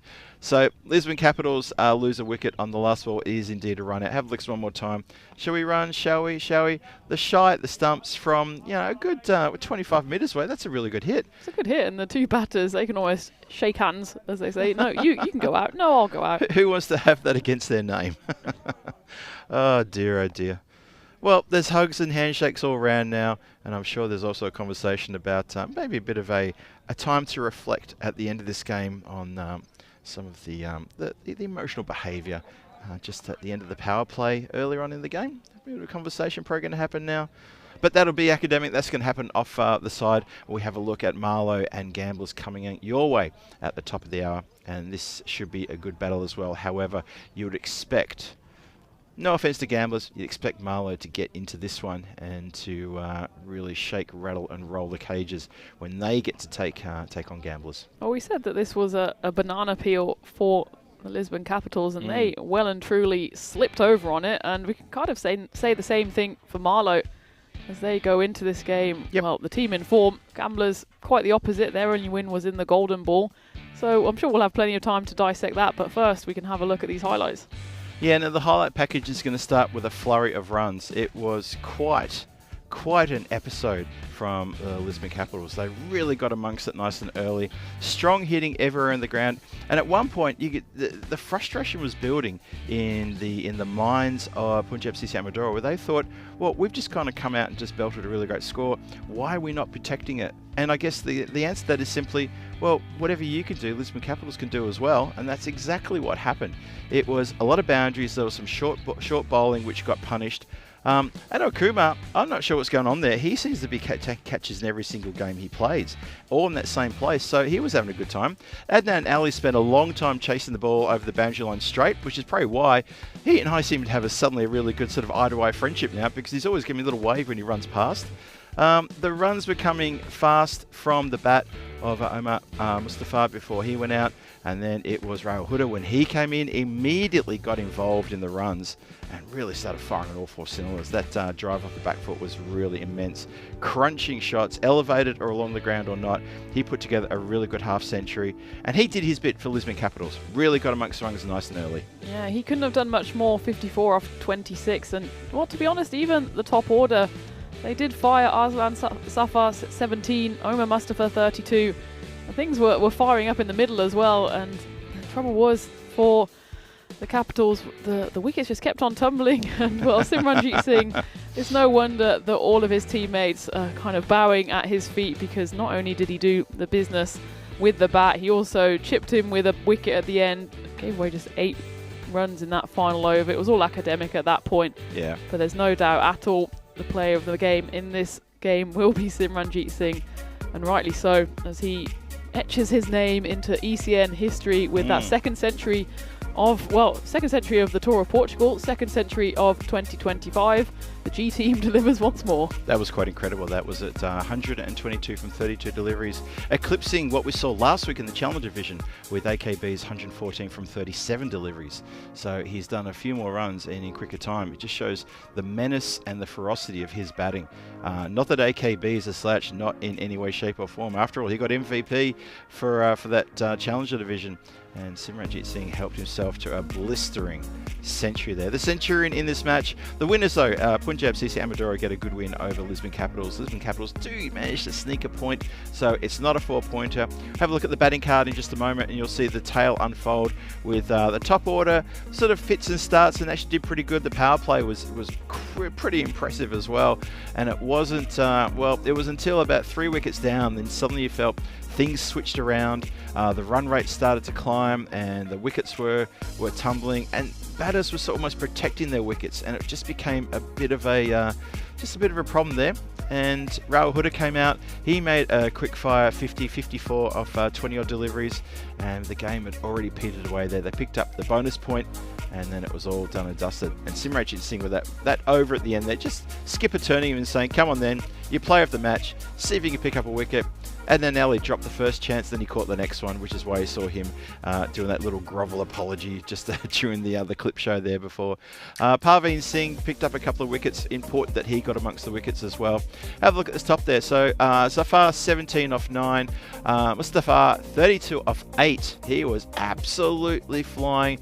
Shafiq gets 16 from 5. So those three at the top made it really quickly, but one of them needed to stick around and go on. Unfortunately not to be. Rahul Huda came out at number 4, 54 from 26. Great from him. 14 extras, 7 wides in that. Have a look at the bowling chart now. Have a look at that. 2 for 24 Parveen Singh and 1 for Simranjit Singh and 1 for Anil Kumar. And there was 1 run out off the last ball of the innings. Nice little cameo there from Captain Rao Imran as well. His 2 overs going for just 18. He was the most economical of those who did bowl 2 overs. And look, it was just those fall of wickets. When that first wicket went after 53, we thought, well, opening partnership, they were onto something here. But then the wicket fell on 53, 64, 79. They found themselves 79 for 3 at the end of the 4th, and that was really just put the brakes on the run chase, and it then ended up being a step too far. And that's why Punjab CC, well, they finally pick up their first win at 7th time lucky. 7th time lucky. 7 times the charm, I guess. I don't know if that's a saying. Maybe it'll be from now on. A 35-run win over the Lisbon Capitals. And we saw the standings before. Tina took us through that, and we could see that it doesn't really mean a lot to Punjab CC Amadora apart from bragging rights of not being on the bottom. Hey, but that could change in the next match, you never know. And for Lisbon Capitals, that point for them, it just helps them a little bit more towards their campaign of finishing top 2, so they can have a double chance when we get to finals Friday. But as it is, that's it. Match 18 done. The middle match of the day is done. 35-run victory to Punjab CC Amadora over Lisbon Capitals. That means we're going to be back for the next match coming your way shortly in about 13 minutes time, which means myself and Tina will be back here in about 8 minutes time to introduce you to that. Stay with us. It's Marlo versus Gamblers, and that's going to be exciting. Potentially another banana skin game for Marlo. Have to be careful here. They can't allow Gamblers to sneak in and take the game away from them. Stay tuned. That's coming your way very shortly. Phil G for the European Cricket Network alongside Tina Goff here, my partner in crime throughout this Portugal tour. As we take a short break, you take a short break as well. We'll see you back here at the Santorini Cricket Ground in about 8 minutes' time.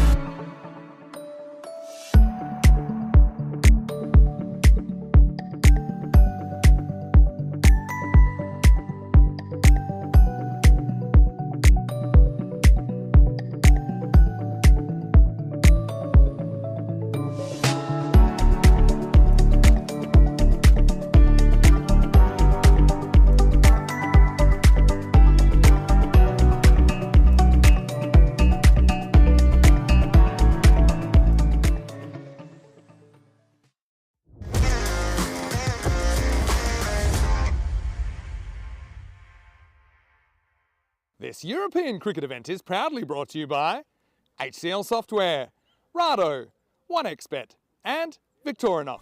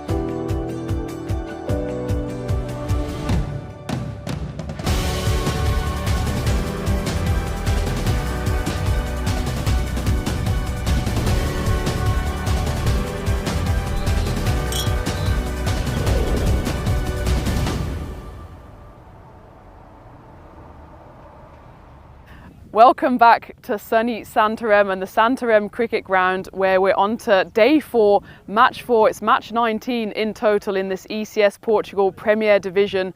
And here we have Marlo coming up against Gamblers SC. Marlo, well, they're on a real hot streak, 5 wins in a row, including picking up 8 points out of 8 in their final 2 games. They'll want to continue that. They'll want to keep sitting pretty at the top of that table. As for Gamblers SC, well, we're going to have to look to the bottom of the table, as they just managed to sneak home with their first win yesterday in that golden ball, special golden ball 74. But those 3 points didn't really help them too much. They'll need to pick up another win if they want any chance of going through to finals day on Friday. Taking you through the action, the other half of G-Force is Phil G. He'll give you the news from the toss and take you through the first few balls. Take it away, Phil. Thanks very much for that introduction, Tina. Yes, indeed. What a game coming up we've got for you now. Match 19, Marlo take on Gamblers. And there is a lovely drone shot from a fresh drone shot from our friends in the production. Good work there from our friends in 2 circles there. Marlo have indeed won the toss. Going to have a bat first. How about that? Marlo looking to get on the field and go right from the get-go. And this is going to be exciting stuff when they get to face the Gamblers bowlers. Who knows what can happen?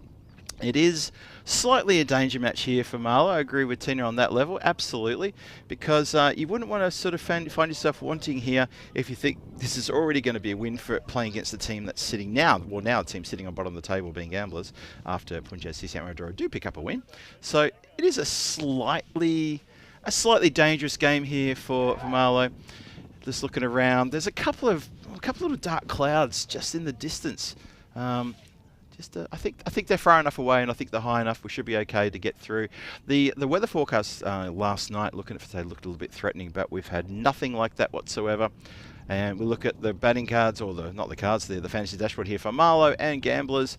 So it is an unchanged team from what we saw before. That's Marlo looking completely unchanged from their big win earlier today. That was against Aarash, destroyed Aarash in match number 2 today. Gamblers, we see Nitin Kamboj comes into the side. That's the only change there.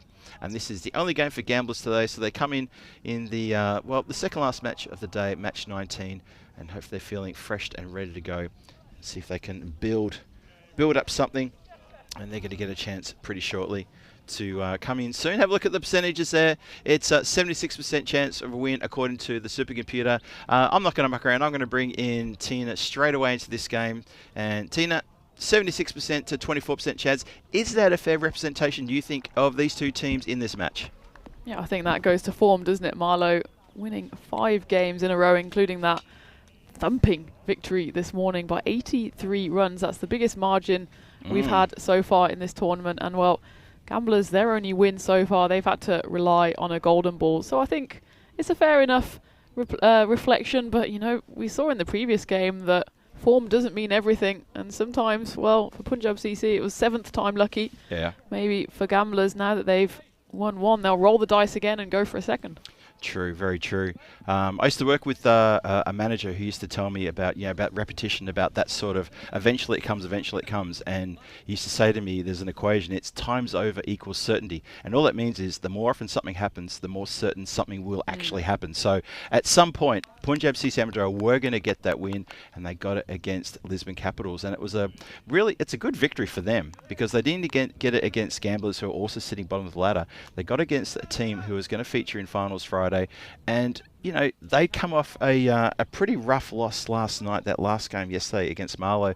So it's almost like they've beaten a team that was just slightly down and just having to work to get back up again. So it was a good win for them. It was a good win for them, but Marlo, I mean, they're sitting top of the table. They'll want to pick up every single point, but they've got some wiggle room there as well. Even if they drop a few points, you think in all likelihood we'll see them on finals day. It's just about keeping one of those top 2 spots so they can sail through all the way to the qualifier, don't have to have an early morning alarm and get up to go into the eliminator. So true indeed. Let's see what happens here as everyone's getting set. The 2 batters are set out there. The bowlers are just having a discussion just about the field. Looks like we're almost set to go. It's going to be Knitting Kambosh into the side. He's got the new pill, and he starts things off with the first ball of match number 19. A lot of oohs and ahs and shouts. Ends up just being a leg side wide. Interesting. I mean, there was a lot of animation there for what is essentially a leg side wide. Yeah, Nishan Kambodge coming back into the side, but he'll have to reset as umpire Andy there having a post-lunch stretch. Oh, it was a great lunch as well, wasn't it? We've both been able to tuck in a bit of chicken on a bed of orzo. And, well, we've got some vegetarians in the camp as well. I know they've been treated to an absolute vegetarian feast as well. It's not just, you know, tofu every day. They've had a real absolute smorgasbord, and we've been well and truly spoiled here at the Santarem Cricket Ground. It's great variation, isn't it? Really great variation from the people here working the kitchens. Crunch, that goes over the top of the covers. Is it going to make it? It's going to be the race that... Hey, got to be careful there. Oh, I was a bit worried about how the fielder went down there. That was one of our silver foxes, wasn't it? Almost ouch. A fox falling on his hind leg here as he tries to stop it. Whoa, that's a knee breaker, isn't it? And, well, looks like Ranjit is okay. He's hopping gingerly back to mid-off. Yeah, it's just that stretch of the leg muscle, which if I did that in a dream, I'd wake up in a cramp. I'd be absolutely upset about that. Shouts to catch it. Just bobbles along, so no chance of a catch there. Well, gamblers seem to be on here. They're a bit chirpy in the field, and Amandeep Singh, who's facing along with Asim Sawa, they've opened today already. They get the chance to maybe try this again and see what they can do, and see if they can do what they did earlier, which was to really force the score along nice and early, really quick. Knitting Kambosh steaming in though. That's hit down. It's going to go just to the side of us. Only just to the side of us. I saw you flinched because that was coming straight right in between us on the first strike, and then it just peeled away to the left-hand side of the Commerce Igloo. Amandeep Singh gave a little fist pump to the ground. I bet he was saying, missed. I didn't get them in there. Well, I twitched, but then I realised I'm still digesting my lunch, and I don't want to get in the way of a ball that's been hit by Amandeep Singh. He already scored 60 this morning, so he's on a bit of a hot streak. Oh, you could hear the effects, Mike, with all the sound of the fielders going, ooh, that was close. It was indeed. Good short ball, that one. Good temperament has Knitting Kambosh when he gets going. He really just gets a bit of focus in there, and he can give some great variation and have the batters jumping around the crease like some Mexican beans sometimes. He's really very good at that. See how he goes again here.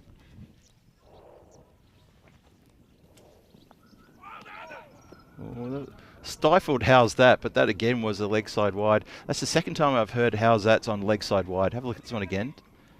Yeah, well, yeah, it hits. Doesn't really collect anything. I mean, maybe they think it got something, but it was stifled. So I think it was a case of, what, no one's going to support me on my yell, so I'll just go quiet now. 10 with that loss, still 2 to come. Cambosh just trying to get that radar locked in here. Miss hit down the ground. Goes straight to the field. Oh, almost ran into trouble there. That was super, super close. Oh, that could have been trouble. Had to put on the brakes and then quickly followed by the reverse gear there as, well, he was after a run. Asim Sarwar, he hasn't faced anything at the non-strikers and he didn't seem to want to face the next delivery either. Yeah, gets back in plenty of time in the end, but just for a second there, I thought, oh, if he took one more step and the ball was a good shy, it could have been trouble. Well, he's put paid to that by going smack with so much ferocity. It lands very close to Area 51. Nobody wants to go in there because when you go in, you don't come back out again. And that is a big Maximo. Big hit. And Amandeep Singh, he's hitting it so well at the moment. I think if you gave him a spatula, he'd still hit it for 6. I reckon he would. Yeah, we've got that lovely area there, which we've dubbed Area 51 over on the side there. Seen a lot of deliveries go into that shot, being dispatched away with ferocity. The Portugal tour is in its, it's in its strides at the moment. The Challenger division was last week. Premier this week with myself and Tina here next to me leading the charge with the comms. ECI action on Saturday and Sunday, and then T20I action on Monday through Wednesday, and Norway will be visiting, and the men and women in action. It's going to be terrific fun. We've still got a fair bit of cricket left in this tour of Portugal. And of course Vinny will be joining us despite rumours to the contrary, which might have been vicious rumours spread by G-Force featuring Vinny this morning, but despite rumours that he was going to the IPL in a big money move, he is in fact sticking with us. The right place to be here on the European Cricket Network. Absolutely. Harinder Singh comes on to bowl. He's been hit down the ground, just going to get to the boundary line just for the one. Yeah, G-Force was joined by Vinny on that little gag we played for you guys this morning, the April Fool's gag for 2025 coming from us. And it was the story, that the breaking story that Vinny Sandhu had to call up to IPL. And as Vinny alluded to, as soon as it ticked past midday and he fessed up and he said, sorry guys, happy April Fool's Day from all of us at ECN. Sorry guys, you're stuck with me. Stick around for a little bit longer, that's the way it is, and that has run away for 4. There's a few people down on the ground, there's players down, there's everyone's sort of gone down like 10 pins here behind the wickets there, trying to get the ball. Look at that, arm down. Just watches the ball run away in a very relaxed fashion as well, can I just add? Not much to do about that. 21 on the board, no loss in the second over. Harinder Singh, who's into the action here, but he's been given the treatment so far, and that'll be a similar result. No fielder or any misfields will stop that one as that flies away to the rope. And Amandeep Singh, he seems to be picking up exactly where he left off this morning as he moves into the 20s. Yeah, talk about treatment. That was a case in point right there. Yeah, Amandeep Singh almost playing a lone hand here, isn't he? Just really getting into it. And that's interesting. We've had it's Mohammad Adnan who's out there batting. I thought we saw Asim Sarwar's name on the scoreboard earlier, but it's been corrected. It is indeed Mohammad Adnan. Oh, it seems Amandeep Singh, he can just be batting by himself at the moment, such is his dominance. Now, Harinder's put the ball down. I think he might have done a mischief here. He immediately put his hand to the back of his thigh. Look at that. He's reaching around the back onto the hamstring. Yeah, he didn't even... Oh, he was bowling that, and then he just... Look at that. Pulled up. Pulls up, and he looks like he's a little bit worse for wear now. Umpire Bucks tells us a dead ball. It certainly is. Just couldn't keep going there. Let's have a little close look. Not sure. Yeah, he's just gripping it just on that back of the left leg. Just bothered him as he came in here. Just a few steps there. Not sure. He was not feeling the goods. He's short in stature, but he's got some real proper pace that he generates Maybe he's just pushed that one a little bit too hard in the last couple of balls. It looks like he's going to go off and someone else is going to finish the over. And well, let's hope he's okay. So have a look here. Who's marking up their run up here? The wind's picking up a little bit as well. Umpire's just telling the batter there's still 3 deliveries to come. Amardeep Singh's on 22 from 8. He seems to be doing quite well. And well, where's he gone? It's hard to hide someone who's only got 1 hamstring. Well, I think he's maybe gone behind the bat, and it's Nishant Verma will have to finish off the over. And it's three boundaries in a row. Nishant Verma has only been bowling for 1 of them, but Amardeep Singh doesn't care who's bowling at the moment. He's just going to carry on his merry way.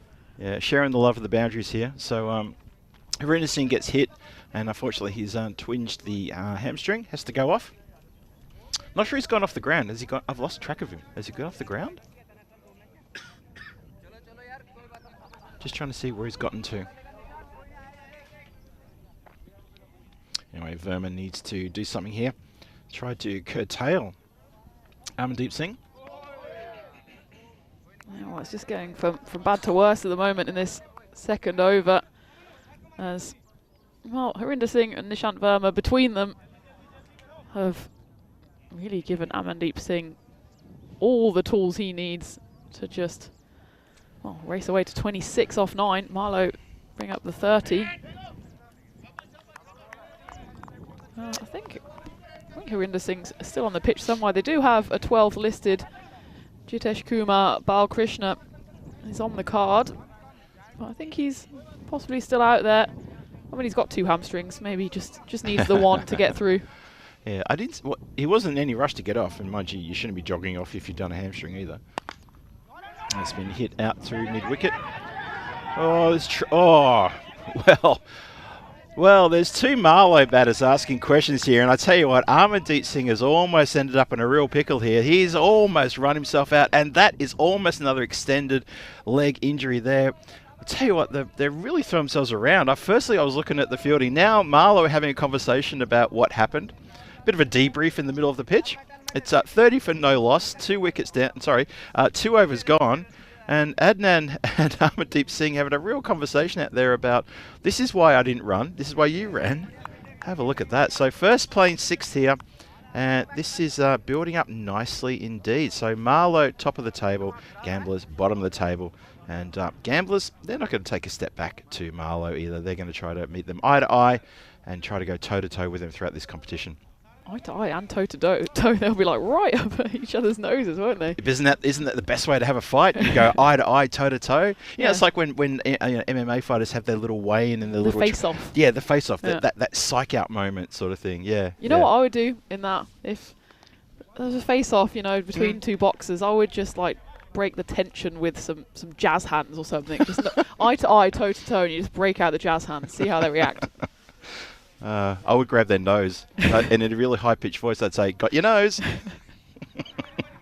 because I think that would be funny. Or if they have a little goatee, a little cool moustache, I'd probably grab the edge of the moustache and go do do do do do or something. Twiddle it. Just something to really put them off like that, and probably start a bit of a fight at the same time as well.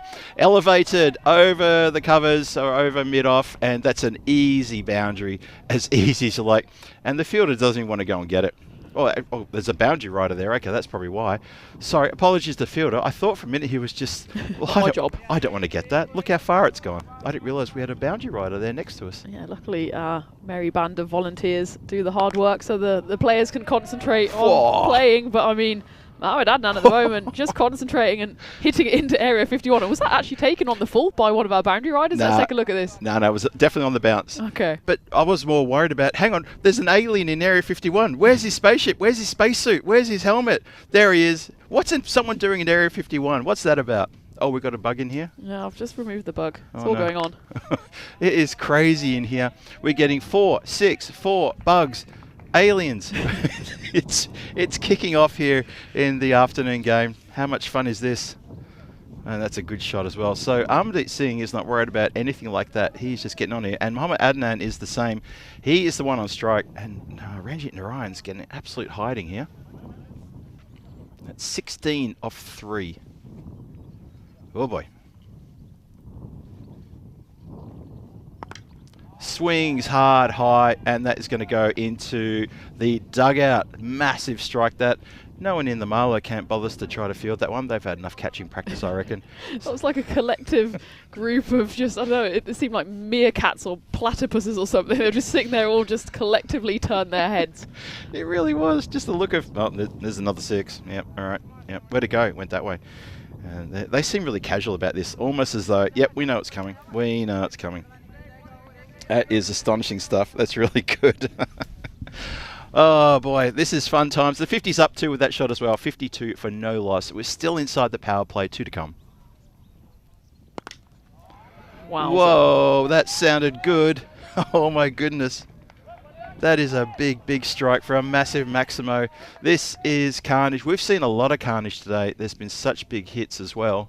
Well, if the aliens had a spaceship, they'll have already taken off and they'd still be hit by that grizzly as that was flying towards the clubhouse. Don't damage the clubhouse though, that's where our lunch comes from. Yeah, no, we need to protect the clubhouse at all costs, and we will not tolerate the clubhouse coming under any sort of attack. Oh, okay. Well, that's obviously been heard because the swipe has been missed. So a valuable dot ball for gamblers there. And they managed to do that at the end of the power play as well. I think Wicketkeeper might have just had a little sort of word in the ear of the batter as we went past. Nothing too untoward, just a, how'd you miss that sort of thing. That was interesting times. Anyway, let's have a look at the score because it is 58 for no loss after 3. That's a pretty good power play for Marlo against the gamblers here. Narayan goes for 28. How about that for a magical over? Yeah, could have even gone supersonic on that final ball. Managed to find a dot from somewhere, but there's no stopping the Marlo openers at the moment. 58 for no loss, and well, mostly, I was going to say mostly off the bat of Amandeep Singh. Yeah. He's 26 off 11, but in fact, Mohammad Adnan in just 7 deliveries has gone to 27. It took him a while to get into this game, but well, he's announced himself now. He's there. He is absolutely there. And that just not taken cleanly by the keeper. And Amandeep Singh just gesturing to the leg side of the ground as though to say, I could have hit that one anywhere. That was an unusual little sort of like momentum, sort of anywhere. I could hit it anywhere. Let's see what we can do here.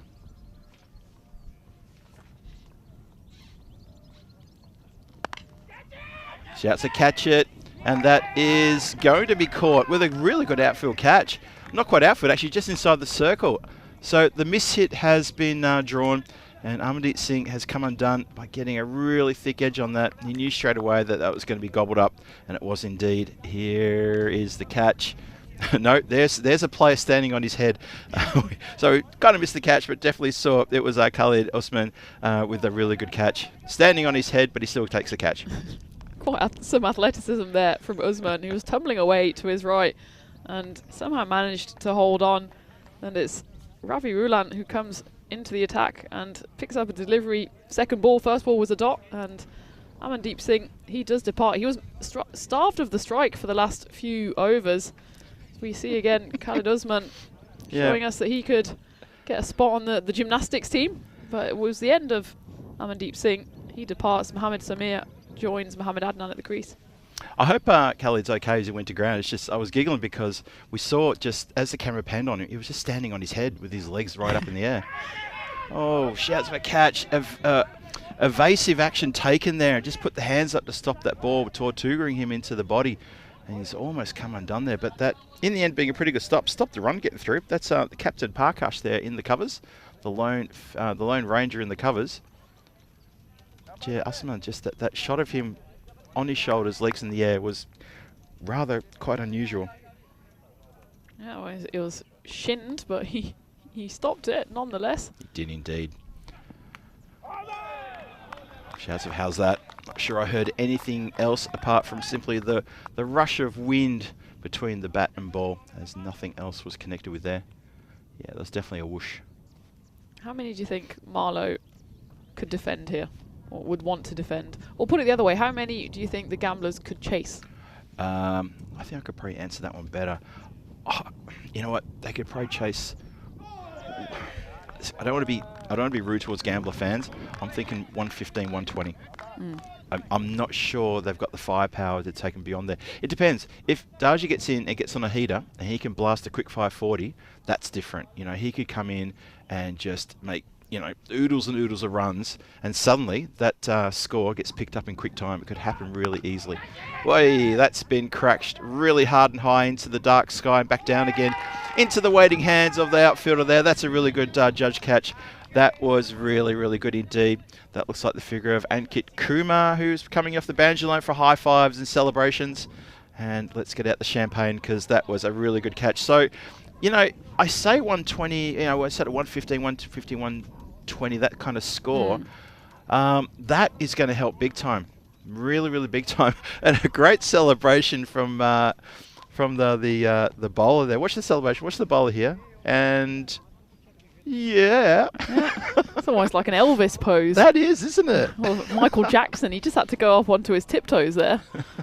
Give us a little bit of a moonwalk or a little bit of a hee-hee or something like that. Yeah, really big celebrations there. And the Marlo, well, the Marlo dugout is probably a place you don't want to go to if you fail with the bat, because there'll be a lot of people telling what you've done wrong. 27 from 10 though. That's pretty quick fire scoring though. So a cameo nonetheless from Muhammad Adnan trying to get things going. Well, we're still only 4 overs in. So, yeah, it's a nice little mountain range there, isn't it?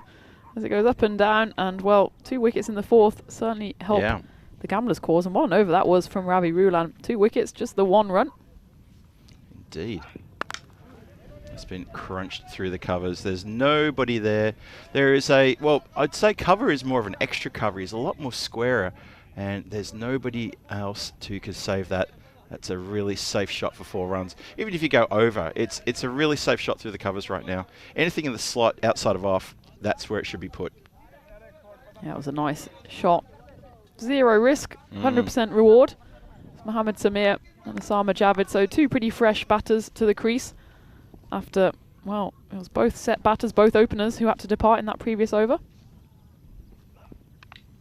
Edged and just away out of the range of the outstretched right hand of the keeper, who turns around and looks around and says, sorry guys, couldn't get that. Harmandeep Kaur almost could have pulled off a ripper here.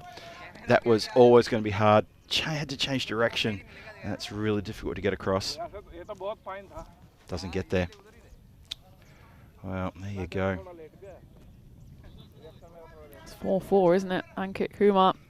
How's your luck? I mean, the first one's crashed through the covers. Not much the bowler could have done differently on that one. But Mohammed Samir, he's the one cashing in. Bowler in again. Crunch. And that's going to go a couple of bounces across the boundary rope and fielded by a couple of Liz and Capital guys who are heading over to the nets for a bit of practice. Coming off that loss that they suffered at the hands of Punjab CC Amadora. They're off to the nets to try a few things out, because they've got the clash coming up at the end of the day against Aarash. Big game that's going to be. Yeah, I'm looking forward to that one. Again, it's, I mean, everything is kind of a top of the table clash or a basement battle just by the way that the table is unfolding. But it does also mean that every single point could be brutally important by the time we get to Thursday evening when the standings are fixed. Yeah, big time. Here's a question I've never asked you. Okay. And it's about music. Actually, I've got 2 questions to ask you about music. Do you play a musical instrument? I absolutely don't. And okay. This has been, I mean, we chatted about, I think it was me and Vinny in Malta. Yeah. We had a chat of, what aren't you good at? Because Vinny is also someone who's sickeningly good at everything, and he's also very musical. And one of the things I can't do is anything to do with music apart from listen to it. How about you, Phil? I mean, you strike me as someone who's quite musical, and I mean, if you are, I'd be disappointed, because I mean, G-Force I think prides itself on having 0 rhythm. Well, I think it's fair to say I play a mean triangle. Ding! Just when it's needed. Okay, we can form an orchestra of triangles between the 2 of us, and getting the band back together. And there's Tina and Phil on triangle. Well, I hold it. You can smack it. How about that? We're so poor that we need to. It's a 2-man job, 2-woman job, 1 man and 1 woman to play the triangle in the G-Force. Well, what other instruments could you play 2 people play? Like, you could do guitar. I've seen two people play guitar. Sometimes on stage, rock bands, they'll do this little gig where someone will play like the frets, another person will do the strumming to do that sort of thing. That's kind of cool when I've seen two guitarists do that. Actually, one guitarist doing his own strings and doing the fretwork on one guitar, while another guitarist does it the other way around. It's I mean, obviously a lot of practice. I'm not that good. I'm not good enough to play my own instrument, let alone someone else's. Yeah.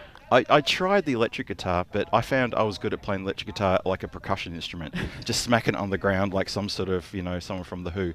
Anyway, it's time to welcome you into the commentary QB. Hello, everybody. Thank you for joining us here on the European Cricket Network. Sorry, just getting a bit sidetracked with a bit of musical chat there.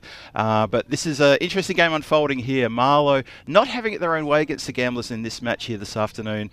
And this is shaping up. You asked me before about what sort of score Gamblers could possibly chase. What do you think? I said about 110, 115. What are you thinking? Well, it's 73 for 2 at halfway, so I think 120 if they could hold. Yeah, okay.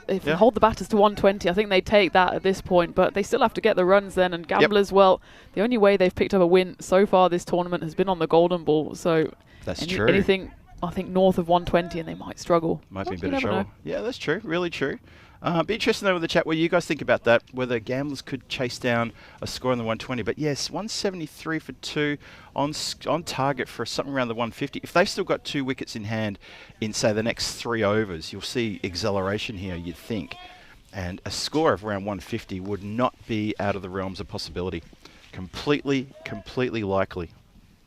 It's worth noting, I'll come back to it after this ball, that, there's zero musicality going on in the chat, in the commentary box, but in the chat I know we have a lot of talented musicians, so maybe we'll leave all the talent to them and we'll just use our talents, for talking nonsense for 8 hours. Can I just tell you, have you guys seen John Gray's comment? An absolute pearl of John Gray. Thank you for that. That is gold. We should tour. That's it. John, you're our manager. We're done. That's it. We could retire right now and we'd make money. That's awesome. The Bermuda Triangles. Wide down leg side there as Parkash brings himself on, trying to resurrect some sort of dominance here that they can try to aspire to against this Marlo lineup. There's a fair bit they've got to get through though. It's going to be really tough going. Maybe they can. Not sure. Maybe they can't. But Parkash is trying his heart out, absolutely going for it here. What can he do? And this is Kutan, who's out there now. Oi, shouts of oi. I'll tell you what, if they can get Kutan out pretty cheap here, they're going to feel on, because Hardeep Kutan came in early in the early match and just took Aarash bowlers to pieces. Absolutely carved around the whole park. Didn't have to hit through it too hard. Didn't have to belt the cover off the ball. Just pushes and pokes, and it was 6 Maximo 4 everywhere. Big shout. That's a really confident shout. Pleading, down on his knees. There's so much going on. They're screaming. They're shouting. They're running. I even heard someone yodel. It was crazy out there. There's the cat calling. There's wolf calls. It can't be werewolves. They played here last week. But there's so much going on, and it's a leg bye. Yeah, after all that, I think tailing down leg side. I think there was actually 2 impacts on the pad there. The one on the front leg. Oh, despite the absolute pleas of the captain, the umpire says no. Yep. Maybe they know Hardeep Kutan. What a dangerous customer he is. Those hits in that game earlier today, they were outrageous. Just Mr. Whippy, we christened him. Oh yeah, saw that dubbing it. And this is hit straight down the throat of the boundary rider, who makes no mistake whatsoever. So that is going to be the end of is that Mohammed Samir? Is that Mohammed Samir? Yes, it is Mohammed Samir indeed. Oh, he's gone. I just had to double check, make sure it wasn't Kutan who's come undone there. And this has been hit straight down the throat of the boundary rider. It's in the air for a while, but bonk, right into the breadbasket, and a well-held catch indeed. Is that Darji out there? I think it is. Or maybe it's not. Sorry, it's Ranjit. It's the other silver fox. Oh, I'm mixing him up. That's not good. But that is another wicket down for Marlo. 76 for 3 in the 6th over. Still a bit of work to do to build that score up. They've still got a strong batting lineup to come in and join the fray and get into the runs. It's probably going to be Asim Sarwar now. I think that's him marking his mark on the crease. That is indeed the big 4-4 on his back. I'd recognise that anywhere. Bowler in. Starts leg side. despite those wides, it's been a good over by Jay Parkash. Just the 4 runs coming off it. 2 of those were wides, in fact, but the big wicket as well. And stemmed the flow a little here. Still 2 balls left, though, of the 6th. And Marlo, they've built a good start here. They just need someone now to carry on after the openers did such a good job. Yep. 58 before the fall of the first wicket, but they've gone fall of wicket 59 to 76. So they just need to build another partnership here. Yeah, just one bounce and collected out there in the field. And a good little quick throw back there. That was Devendra Mela, who's patrolling the boundary out there and sort of between deep mid-wicket and the long off area for the left-hander. So yeah, a few more boundaries here, but controlling it is what Marlo's trying to do, and trying to get the brakes on is what the Gamblers are trying to do. Like we said before, I felt the Gamblers would struggle to be chasing a 120 mark. I think 120 is really their absolute maximum. I feel that a score under 120 they would be comfortable after. I probably need to go back through the results of the last couple of days just to see what sort of scores they've been chasing. They chased 122 for the golden ball, so how about that? Only just got to it as well, but they did chase 122 and they got 122, which made the golden ball come into effect. So that's something to think about. Oh, it'd be a real turn up, wouldn't it, if we had Gamblers in 2 GBs in 2 games. I think I'm right in thinking we've not had a team involved in back-to-back golden balls. I could be wrong. Oh, but there's always these kind of stats that fly around surrounding the golden balls. Oh, you know what? You know, right now, I guarantee you, Vinny's ears have pricked up. Wherever he is in the world, his ears are pricked up. And he's gone, I know the answer to that. Someone get me to a laptop. Someone get me to a tablet. Let me just double check that before I say it. 78 for 3 is the score after 6. And you see that the top order got some starts but didn't kick on with it. And all credit to the Gamblers bowlers for really trying to put the brakes on here. And get Kumar now. That's been swung away. The race is on. Well, good work from the fielder, though, to keep that in front of him. Well done. That's Ranjit Narayan again. It's been a nice hustle in the field, actually, from Gamblers. Just the 9 extras. 8 of those have been wise. I say just, but I mean, we've had... Mr. Extra has been on quite a mission this morning, hasn't he, in all of the games? Yep. Just looking through the chat there, responding to our talk about musical instruments. And I know Dave B, he plays a number of instruments, including, I think he's got piano, and he's got harmonica, and he's got... Well, there's a wicket. How about that? Heard the clink. The silence and then the clink as the stumps and the barrels got knocked pretty hard. That was really good. And Sawa, can you believe Sawa's gone cheap? Now this really kicks the door open for Gamblers. This is a massive wicket because we all know that Asim Sawa, he loves to get going, and when he gets going, that is trouble aplenty. Yeah, and that's just on the angle as well for the left-hander, just tailing into him and, well, tailed into the stumps. He has to depart. And... well, I wouldn't call it a collapse here from Marlo, but suddenly they're not looking at maybe 150 and, well, we said 120 the Gamblers might be happy with. That's a nice delivery, actually, isn't it, from Kumar? It's always satisfying when you go right arm around to a left-hander for it to just go straight through that gate, as is the case there. And, well, Marlo, their expected score has plummeted down 128. They'd probably take that at this point. That's been a really good smack. That's going to go through one fielder and across the boundary rope for 4 runs. So welcome. Usama Javid hits his first delivery across the rope, and it's a good strike from him. It's going to be up to these two, I think. And these two really put together a good partnership in the previous match from Marlo against Aarash. Got a really good vibe between them. Interesting that Hardeep Khatan, he's still on 0. Hasn't managed to get off the mark yet. So that's a real contrast to what we saw from a couple of hours ago, where he came in and just plundered the attack. Oh, he almost hits it back for a straightforward caught and bowled. Oh, Javid, what have you done? Have a look at this. Oh no, it's a bump ball. Lucky for him. Yep, hits it into the ground. That's probably why there was a lack of emotion and celebration. Well, not even celebration, because it was a drop catch if it was. As it is, hits it to the ground. Bit of a stare back from the bowler, as though to say, why you hit so hard? That hurt. And Kumar tries again. Good ball, that one. Good ball, beaten for pace. Effort ball, that one. Heard the grunt. Good bowling, this. He did get hit through the covers for the 4, but otherwise Just giving away a 2 so far. 2 dot balls and that big wicket as well. 84 for 4. Last ball of the 7th coming up. Let's see what happens here. Marlo, just, yeah, you're right, Tina. That expected score just ever so slightly just coming down now with these dots and wickets. That's been hit up in the air. That's going to help everybody. That's 1 bounce, a puff of dust, and 4 runs. Straight hit, as straight as you like, from Usama Javed. Nice strike. That was a lovely hit. Straight through the line. Sent the ball exactly where it came from. A little puff of dust there. That was a magic shot from Usama Javed. And that's also the end of the 7th. 88 for 4. And well, it's finally in the balance, isn't it? And as we take a look at the calendar for this year, and just top to bottom, it's European Cricket Network excitement, and I don't really know where to look. What's your pick? I mean, there's obviously a few standouts in terms of Czechia for you, you know. Sure, yep. What else would you go for? Maybe one that's a bit under the radar. Italy, Rome. Yeah, only because, funny enough, I only went to Rome for the first time last year. I've never been to Rome. I'll be really? going this year to play in World Cup qualifiers for Germany, hopefully. Oh, cool. Pizza. That's the only thing that's on my mind at the moment, and always, ever. Please, no pizza chat. I'd never visited Rome. I've been to Milan many times. I've been down south many times. Been to Naples. I've been to Pisa.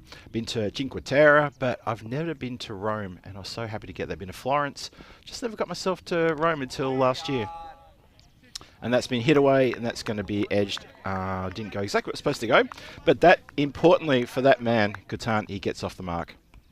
Yeah, Mr. Whippy out there, well, he's only been whipping away at dot balls so far, 5 of them, before he finally makes it 6th time lucky, just as Punjab CC made it 7th time lucky in that previous game. But they'll want a few more here from Kutan and Javed.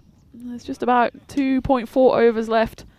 And it's not like they're not scoring boundaries, but they've not quite hit the accelerator that is needed at the end of, well, especially when you're setting the total. You want it to really fly towards the end just to take the game away from the other side, especially when that other side is Gamblers SC. We know they're short on confidence.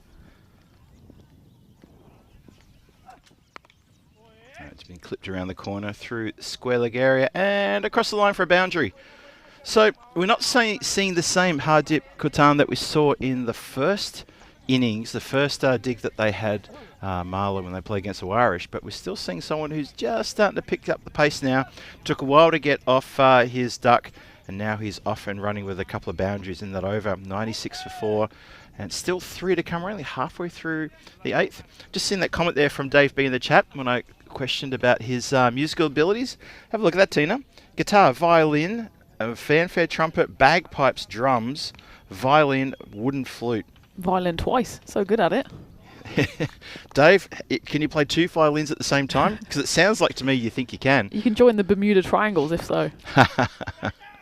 Flicked off the toes, and that is going to fly away. But good work out there in the field to get behind that one. And that keeps it just down to 1. Kutan goes to 9, turns over to Usama Javed.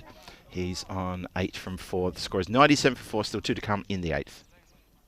They're just slowly trotting away, the Marlo batters, but one of them I think has to go here. They're not exactly accelerating. I mean, Umar Javed, he's hit the boundary twice, but he's also faced 2 dot balls, and Kutan, he's faced 5 dot balls, so that's over and over of dot balls between them, and that's not what you want going into the final 3 overs. Yeah, I'm surprised they're not sort of, as you say, freeing the arms and really going for the hits here. They got wickets in hand. Maybe that's going to come towards the end because there's a wicket. That is a wicket right there. So they do try to accelerate the run rate. Usama Javed, I think he's done the right thing there, except for the fact that he got out. But he's done the right thing by trying to accelerate at a point where I just felt they were being a little bit careful and almost sort of like, oh, we can't lose more wickets. But guys, there's only, 13 illegal deliveries to come. So you might as well put the foot down. Sorry, but more than that, isn't it? No, it's only the... Which over we're up to? I'm sorry, I've just lost count. It's just disappeared from the screen there. 7.5 was that catch. 7.5. So, I mean, there you go. Whoever comes in has almost a free hit. You've got Hardeep Kutan at the other end. Yep. We know he can accelerate. Yep. So does Aarash. Sorry, guys. Too soon. Phil, have mercy, come on. Oh dear, yep. So one more to come here now. Parkash, he's got 2 for 13. Skipper leading by example. That's been crunched down the ground. This time it's going to be along the ground to the fielder down here in front of us. That's Nishant Verma, who took the catch previously, and now he just fields the ball along the ground. And that is the end of a pretty good bowling display from the skipper Parkash. He's got 2 for 14. And the score is 98 for 5 with 2 overs to come, 2 whole overs to come. Just remember, Marlo won the toss and elected to bat first. So probably hasn't gone exactly the way Marlo would have liked. I'm sure they wanted more runs. They wanted probably someone to stick around a bit longer. And you can see there the 2 wickets in the 4th over and then 6, 7 and 8, which is probably why there's a slight downward trend. Well, it's a downward trend right from that 3rd over. Just things got really tight in the 4th with the 2 wickets, and it's kind of just slowly dribbled away there a bit. Yeah, it's just those consistent wickets being picked up, 1 in every one of the last 3 overs. Yep. And those 3 overs only gone for 25. That's why that expected score is actually going downwards. Now at 1, 2, 3. Just play with soft hands there. Just bounces along and just the 1 run. And we see it's going to be, well, Zafar Ali comes out. He's played a couple of singles. He's got 2 from 2. Turning the strike over to Katan is the right thing to do. Let's see if he can break out of the blocks here and try to force the score along, because he's kind of feel like he's just held back a bit here in these last couple of overs. And that's a wide ball down leg side. Not much to do there apart from watch it go past. Hardeep Katan, now would be a good time to get out some of those Mr. Whippy boundaries. Yeah. He was clattered, I think it was 4 in a row. That's right. In that game 17, including some no-look jabs, I think I called it at the time. Yeah. It was just unbelievable hitting. They were jabs. All the way along the ground out towards a deep mid-wicket there. Did you have Mr. Whippy in the UK? Yeah, absolutely. 99 with a flake in. Yeah, the 99 P flake, yep. Yeah, we used to have Mr. Whippy in Australia as well. It was, I remember a really good comedy sketch that one of these comedy troupes did in the 90s, and it was about a Grand Prix, but everybody had to drive a Mr. Whippy van. And it was really, really quite a funny sort of, but it was commentated in the vein of F1, proper Formula 1. And into the chicane, it's double dip followed by choco, and it was just such a really clever skit. And I always thought Mr. Whippy was Australian only, so apologies for my ignorance on that one. And no apologies for that shot. That has been absolutely caned, and that's gone for 4 runs through that area, that vacant area where the edges are getting a lot of runs in this tournament as well. Could fall to hands, but that one didn't. There was no one out there. Mr. Whippy trivia for you. Separate brands, so you have Mr. Whippy Australia, Mr. Whippy New Zealand. Oh, New Zealand as well. There you go. Mr. Whippy UK, part of Unilever. Produced by Walls, so a bit of ice cream chat for you. I mean, one of the ways of noticing inflation as well, as that one has been hit away to the covers, we'll park the Whippy chat as that one is taken on the cover boundary. And catch. Another wicket falls. You made it look easy out there. Yeah.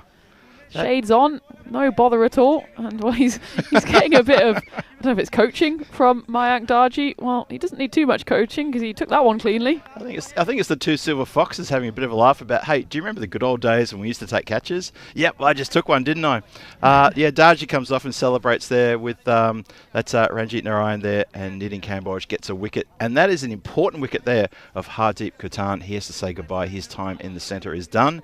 And Marlo just slipping away from what they probably thought they were going to get now, just sliding ever so slightly away from an expected score of around the 140s, 130s. And this is a good fight back from gamblers too. Got to give credit where it's due. Yeah, absolutely. And well, Marlo have got over the 100 barrier, but it remains to be seen how much further they get. Well, that one's up in the air, and there's Nishant Verma underneath it, but he can only watch as it drops about 3 meters over his head and rolls almost into the igloo here. Yeah, I was about to hit the microphone off and run for it, but I figured there's no contest. It's just running to us, and I get the feeling that Nishant Verma might have just told me, no, leave it, I've got it. Just had a look on his face of, I didn't quite get to catch that one. Just to finish that thing about walls, in Australia, walls is known as streets. It's known as Langnese in Germany. So oh, really? Yeah. There you go. In Czech Republic, it's called walls as well. So they're all over the shop. Why not? One of the biggest sellers of ice cream in the world. 9 overs gone, 112 for 6 is the score. And yeah, 9 overs. So Knitting Camboy, she gets 1 for 30, been expensive.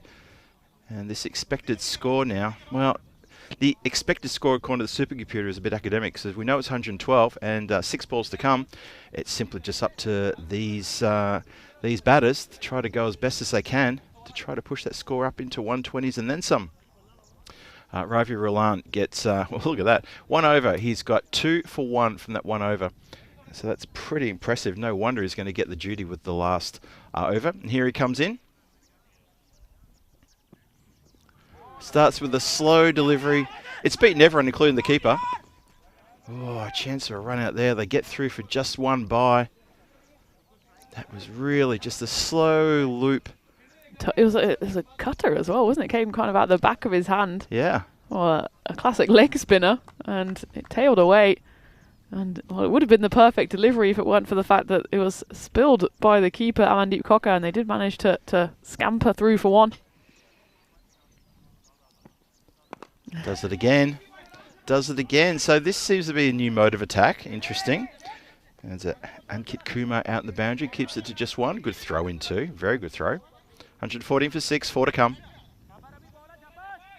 So Zafar Ali. Let's see what he can do here. Maybe getting ready for another moon ball, or is this going to be the fast one? I'd go another moon ball. Wow. He went for the fast one. It's called a wide, so well, he's not too happy about it. It kind of cut Zafar Ali in half, but that was a wide one. Yeah, just unfortunately, you could obviously the game plan's there, but the execution wasn't, and that's unfortunate that he's come undone there, just over the shoulder, going down leg side. Try again. Slows that one down, goes up in the air, and the simplest of catches for wicket-keeper. Does get a wicket. Ravi Roland, he's now got 3 wickets. How about that? And that's another Marlo wicket going here in the final over, just towards the death of the innings. Don't want to sound too melodramatic about calling it the death of the innings, but it is in the death overs, and that is as easy catch as you like. Yeah, good catch there. Still got to take him though. Nice catch, and well, Phil, didn't you say that you'd back the gamblers maybe to chase 120, and that pretty much looks like what they'll be chasing. I mean, still 3 balls left, so it could go all the way up into the 130s. Yeah. But it would need a couple of big hits from the fresh batters to the crease. Yep. Looks like it's Mohammed Samir coming out. Yeah, that's probably why. Yeah, I'd be thinking that they're not really gonna. They're going to struggle to hit 120 because you got 3 balls left, but you got batters who are going to probably swing across the line and just look to put it out of the park. I'm not sure. Let's see if they've got the temperament just to try to play these 3 balls. It's in fact Mian Shahid, the captain, who's come out, and he gets a freebie there. Well, if it's the captain coming out and it's Shahid, I'd expect him to play each ball correctly. However, if I'm critical of one thing about his batting when he comes out towards the end is a distinct lack of footwork. Let's see what he does. Just all swinging from the hip, isn't it? Well, I guess it's good if you can connect like that. Just comes out of the hands. Oh, it's gone across the rope. So that is 4 runs. It bobbles out of the hands. And Usman really tried hard to hang on to that one. It was too hot. Look in the background here. He reacts quickly, moves over to his right, but I kind of doesn't reckon with the fact that it's also going up that hill or down that hill. He's going up the hill, and he doesn't quite make his way up the mountain, and when it rolls past him, not only is it a drop, it also goes for 4. Wind picked up as well. Do you think that might have had a little bit of a slight little wobble in the air? I mean, it's only just in the last couple of maybe 30 seconds just started to lift it a little bit, and right on cue it drops. Ooh, shouts of ooh. So can we get a run out here? And I reckon we can. Well, I guess the idea was on there. Mian Shahid, he probably can't say too much to his counterpart because it's right at the end of the innings, and that is going to be a run out affected at the bowler's end. So good work. Keeper, I think was keeper generally trying to go for a run out at his end, or was he trying to get to the bowler? No, it looked like he knew the bowler was there. Ooh. And it's close though, wasn't Ravi it? Roland does the rest. We can see here. Yeah, good call from umpire Bucks. Yep. Dead-eye Bucks, he doesn't need another look. He calls it on field. And, well, that's Mian Shahid, who has to go. Contributed to 4, but then fell on his sword for his team at the non-striker's end with just the 1 ball left. Marlo 120 for 8. as I like to say. You kids and your replays.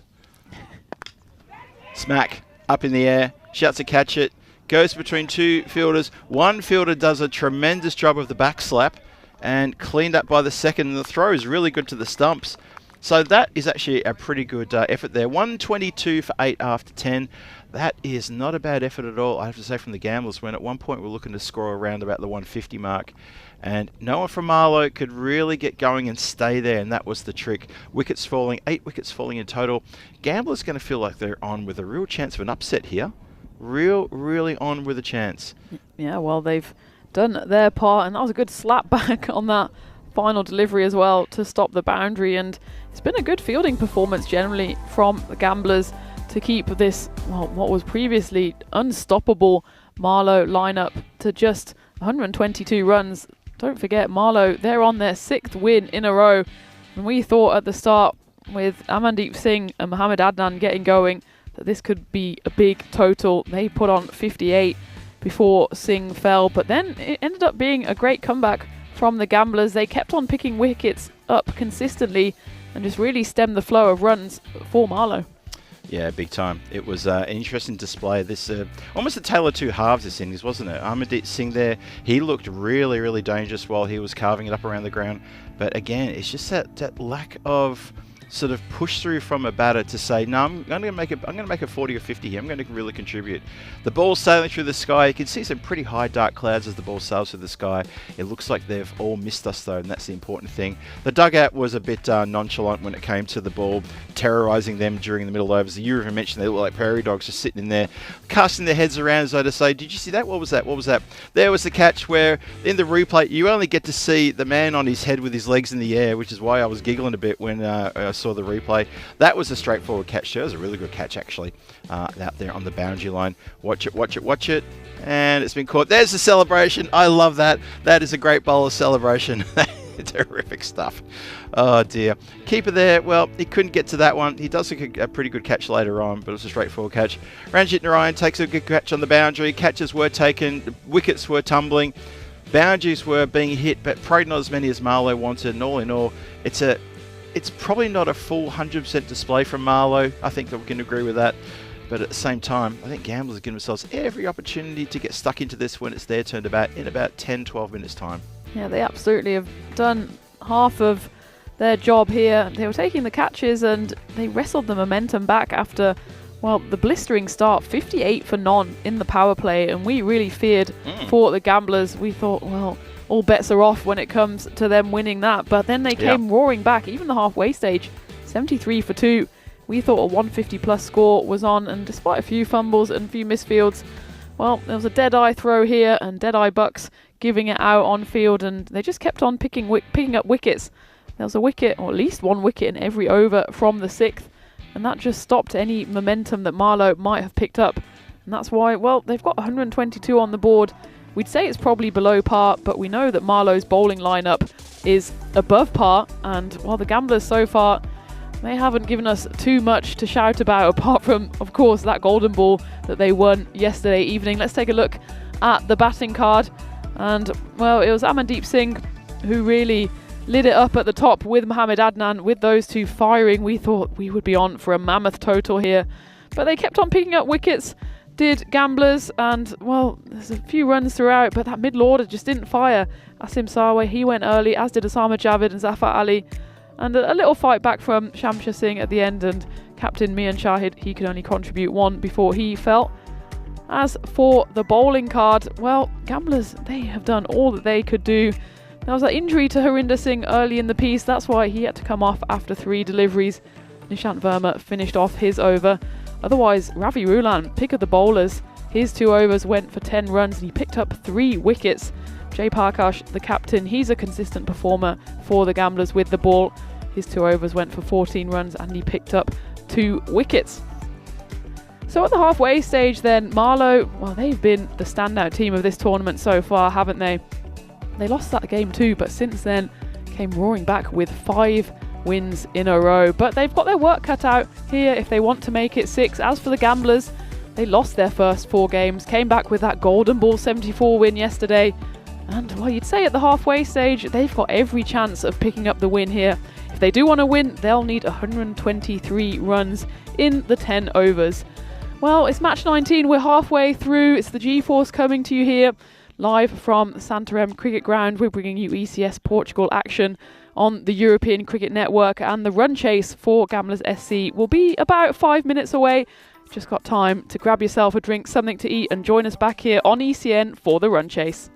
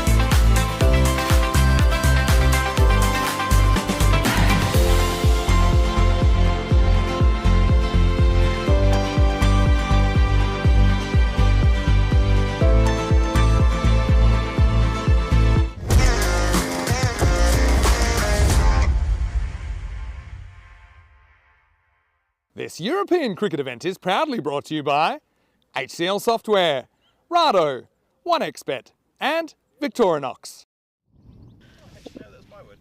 A warm welcome back to this ECS Portugal Premier 2025 matchup, and it's match 19 between Marlo and Gamblers SC. And look at that beautiful drone shot.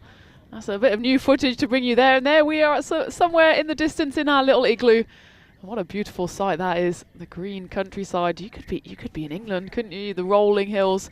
Well, we're here in Portugal, and Marlo, they've got 122 runs on the board. So Gamblers, if they want to take home all 4 points, they'll have to do it in 7 overs or less. Meanwhile, for Marlo, well, they've picked up 4 points in the last 2 games, and if they want to do it for a third time, they've got a tough task on their hands. They'll have to restrict Gamblers to 85 runs or less. So I'd say it's a pretty delicately poised encounter here. Marlo, of course, the team in form, 5 games on the trot that they've won now. But to make it 6, they'll have to defend what is, well, on the averages this week, a slightly below par total. But if anyone can do it, they can, as they've been steaming through this tournament so far. Gamblers, meanwhile, the only win they've picked up so far has been through the beauty and the horror of a golden ball 74 yesterday, where they beat their fellow basement dwellers to the points. It was Punjab CC Amadora they beat on that occasion. And well, that's been hit over covers, and that's the perfect start off the bat of Mayank Darji. He picks up where he's left off in the last couple of games by hitting that high over covers for 4. What a lovely shot that was. Well, Mayank Darji, he's such a key player for this side. They really have to wrap him up in bubble wrap to make sure that he gets through the rest of the tournament. That one's been chipped up. It would have been a wide ball, but Darji goes after it, and a great pickup there actually from Mohamed Samir. The one-handed reverse pickup to make sure it's only the one. That brings Amandeep Kokka to the crease. And it's Hardeep Katan, who never really got going with bat in hand, who has the chance now to impact the game with the ball. He's taken the ball for the first over.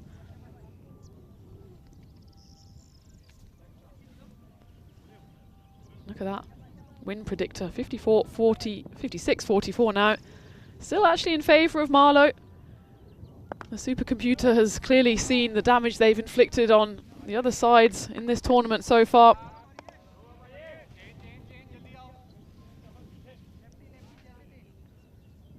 It looks like actually it's Osama Javid with ball in hand. We'll get that clarified, because it's the man with the 15 on this shirt. And Osama Javid does often open the bowling for Marlo. It's the left arm spin action. That one just spins too far down leg side.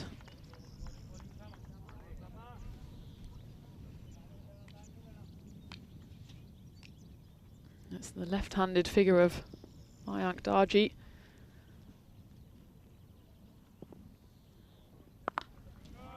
That one's hit away, but there is a man out there. There's 2 fielders allowed outside the circle in the first 3 overs, which we call the power play here, the first 3. And, well, Marlo have decided to change it up for the left-hand, right-hand combination. For the left-hander, they did have a man on the deep. He's in fact been pushed out now on the leg side for the right-hander as well. So there's a deep mid-wicket out. And there's, well, that's going to be wides. And the bowler here is really struggling with the left-hand, right-hand combination. That's why I always love to see that, especially at the top of the order, when the bowlers maybe not quite ready, not quite hit their lines yet. Just keep on changing the line, get the left-hand, right-handers on strike. And at the moment, few free runs given here to the Gamblers as they move to 13. Still 2 balls left of the first. Look at that, we've hit the super Goldilocks zone, 50-50. The win predictor is sitting firmly on the fence, getting splinters as if it's sitting on a cactus.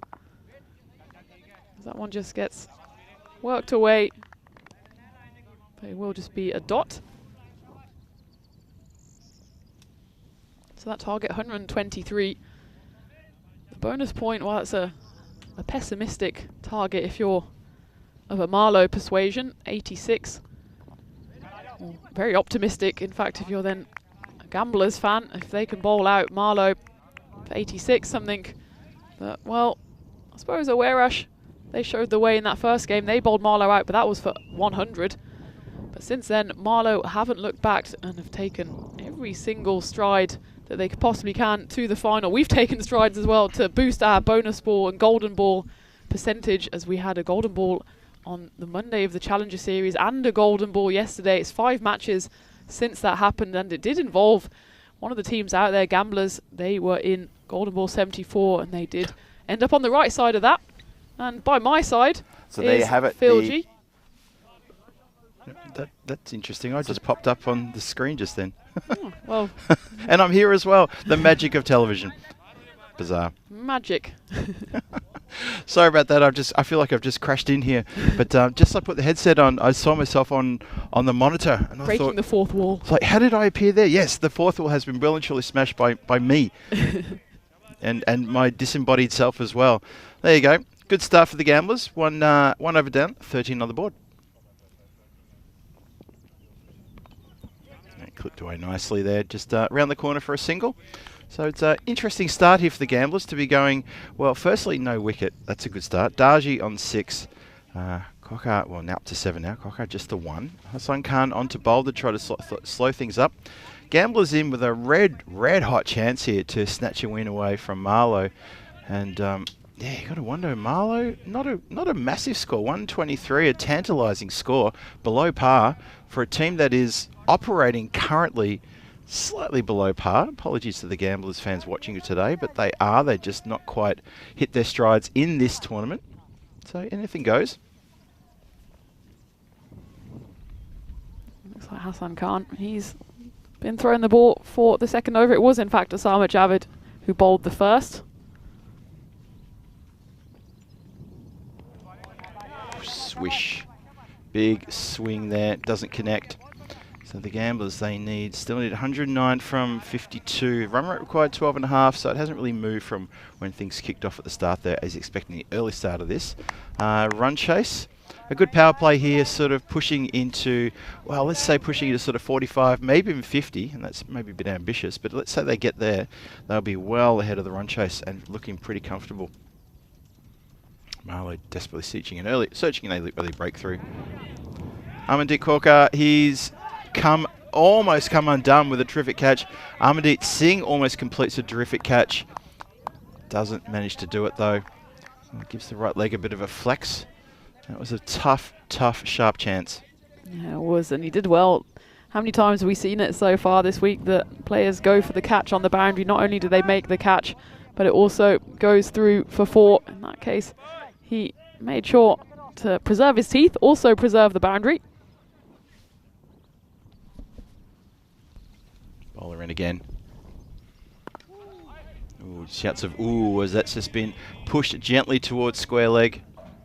So happy to do it in ones and go after the elusive Gundy ball if it's there. But Marlo bowlers just need to be tight here. Need to try to strangle this run chase and try to push that run rate required in towards the 14s, 15s and then some. Gamblers, on the other hand, they're looking for a couple of short balls, a few errant balls they can put away. And yeah, it sort of becomes a case of, if that doesn't happen, they have to manufacture something. And you see there, just the batter turns around and gives himself a little bit of a G up, a little bit of a clenched fist to the sort of like the top of the legs, though, to say, come on, I can do better than that. Should have hit that harder. So one more to come in the second. I'd say Amandeep Gorkha was one of the key batters here. He scored runs in a pretty luckless Gamblers side so far. There's a late appeal from the bowler, an early appeal from the wicket keeper, and not much action from the outfield. And all in all, that is a dot ball. Umpire Bucks is unmoved. Steely-eyed he is, unmoved from that. And now he's moving across the square leg, switching over with his counterpart. There's 2 overs gone. Yeah, daylight between bat and ball there. Yeah, not much going for that appeal, and well, Gamblers, it's a bit of a circumspect start for them. You can understand that though, because well, look at the standings. They're rooted to the bottom. Yep. They were on at least the winning side in that golden ball yesterday, but Punjab CC Amadora have since put more of the pressure on because they picked up their first win. But of course, if they win the 3 points here, the minimum 3 points they'd be hoping for, they do jump back above Punjab CC, but still a bit of a way off to that all-important 4th place that gets you into finals day. Just rearranging the field here, having a look at Amardeep Singh with the ball. He's wearing those distinctive red sleeves today. The weather was a bit cooler today. Oh, it's been clipped out very nicely. Boundary rider is all over that. And gets it back quick, smart. Oh no, he doesn't. Just, oh, Roshan Singh misses that one. Now there's a shot at the bowlers, and Amardeep Singh has to do a lot of work to stop that one getting through. And that is good running. Gamblers keeping pressure on the fielders here, and Marlo experiencing just a little bit of pressure that they haven't felt probably for a number of games, really. And it's a good start. Good start from the Gamblers. Enjoying them taking the contest right up to them. Like I said earlier in the previous innings, sort of like a couple of fighters going toe-to-toe, eye-to-eye, and who blinks first. If you notice that the sun has well and truly come out here as well, hasn't it? I just noticed that. A lot of the clouds have really burnt away just in the last hour, and that's turning into a glorious afternoon. The chase is on. You know, Shahid gets down and gets that one back. Good throw. Throw right alongside the stumps. Yeah, there was danger. Well, the forecast suggested we might need an umbrella at some point. That's certainly not the case for today. Yep. We'll obviously keep a close eye on the forecast for the next few days, but we're praying to the weather gods and the cricket gods that they don't disturb this absolute cricket fest we have going on here in Santarem. True, very true. Interesting, the wind predictor has got this well and truly in Marlo's favour here. Look at that, 68% chance to 32. Swings hard, but straight to the fielder. Skip up. Mian Shahid accepts that one, closes the hands around the ball and says thank you. That is the first wicket down. So Amardeep Singh comes undone there. He just sets himself here for a big strike over the covers. Cannot manage to get it over the tall figure of Mian Shahid. Yeah, you could see what he was trying to do, lift it over covers, but, well, the captain had a word or two to say about that, as there was not much lift, more just catching practice, and Gorkha has to depart for 2 of 8 deliveries. It's funny because Mian Shahid, he was almost looking to the sun. Do you remember yesterday? Was it yesterday? He had a ball come to him, we looked into the sun, and he pulled out of any attempt at a catch or a chance by literally just turning his shoulders side on like that. Yeah. And I remember exclaiming that nobody around the ground except for Najam Shahzad had the guts to say, what was that? And Najam was fielding just in front of us, and he just went, skip, come on. But no one else dared to question the captain's moves there. And the sun is starting to get low in the sky over in the west, as it tends to do every single day. And it's going to be a bit of a problem for the fielders later in the later match coming up after this one. 19 for 1 is the score, still 2 to come from this Amardeep Singh over. It's been hit, clubbed, and out of the ground, Maximo. Oh, that's one of ours down there, I think, fielding that one. I think that was. I think that was Housie, was that down there? Get Great pair of hands there. Goes all the way for 6 bounces, and yeah, I think that's Housie in the bucket hat. Well done, Housie, looking like a bit of a penguin there, just in his black and white, or blue and white, but oh, this has been caught off the batter. The non-striker has given the assist here. Stunned, Tina. I'm stunned. The non-striker batter is absolutely gutted. I thought he'd put the catch down. Watch this again. Fumbled and off. And what a great recovery. That is a classic. That is an ECN classic any way you cut it. And the batter cannot believe his luck. The non-striker is going to be inconsolable now. And Amardeep Singh has recovered beautifully to take that catch, falling to the ground. Oh, there's a bit going on there. Ranjit Narayan cannot believe his luck. Caught and bowled Amardeep Singh. Well, surely we need to put the assist in there as well, right? that's how it should read in the books. Assisted by Darji. Yeah, let's take another look at this. Amardeep Singh, it pops out. He probably should have taken that, but he somehow, well, he takes a gamble and it hits the gambler here as, look, pop hits him, and he does really well actually to recover that on the second attempt, and he just has a little smile and laugh up at the non-striker who's just standing there like, I wasn't trying to do anything. And when your luck's out, your luck's out. That's Amarjeet Singh taking a terrific catch, but Mayank Darji, just spare a thought for Mayank Darji, because he has to go back later and explain how he couldn't get out of the way, and he gave the assist for that caught and bowled. What a great way to finish the power play. Yep, 25 for 2, power play done, and that's sort of given a bit of a body blow to the gamblers now. That's a punch they may not recover from. And Darji, he's going to have to... I wonder if he's going to go into a bit of a guilt mode here and try to bash his way to some sort of sense here. Well, he swings hard, so maybe that's what it is. It's that moment in the next minute is going to be interesting to see his behaviour as he starts to withdraw into a bit of an introverted, guilty sort of feeling of, oh, I've given up my own compatriot here. I've put him down. Let's see what he can do. Tucks around the corner, and they're going to look for 2 here on the turn. Should be an easy 2. Oh no, could almost be an easy 4. That was a long way to go to save the boundary, but good work indeed.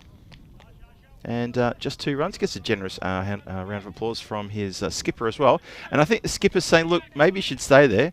Because, oh no, he's running back to his old position. There we go.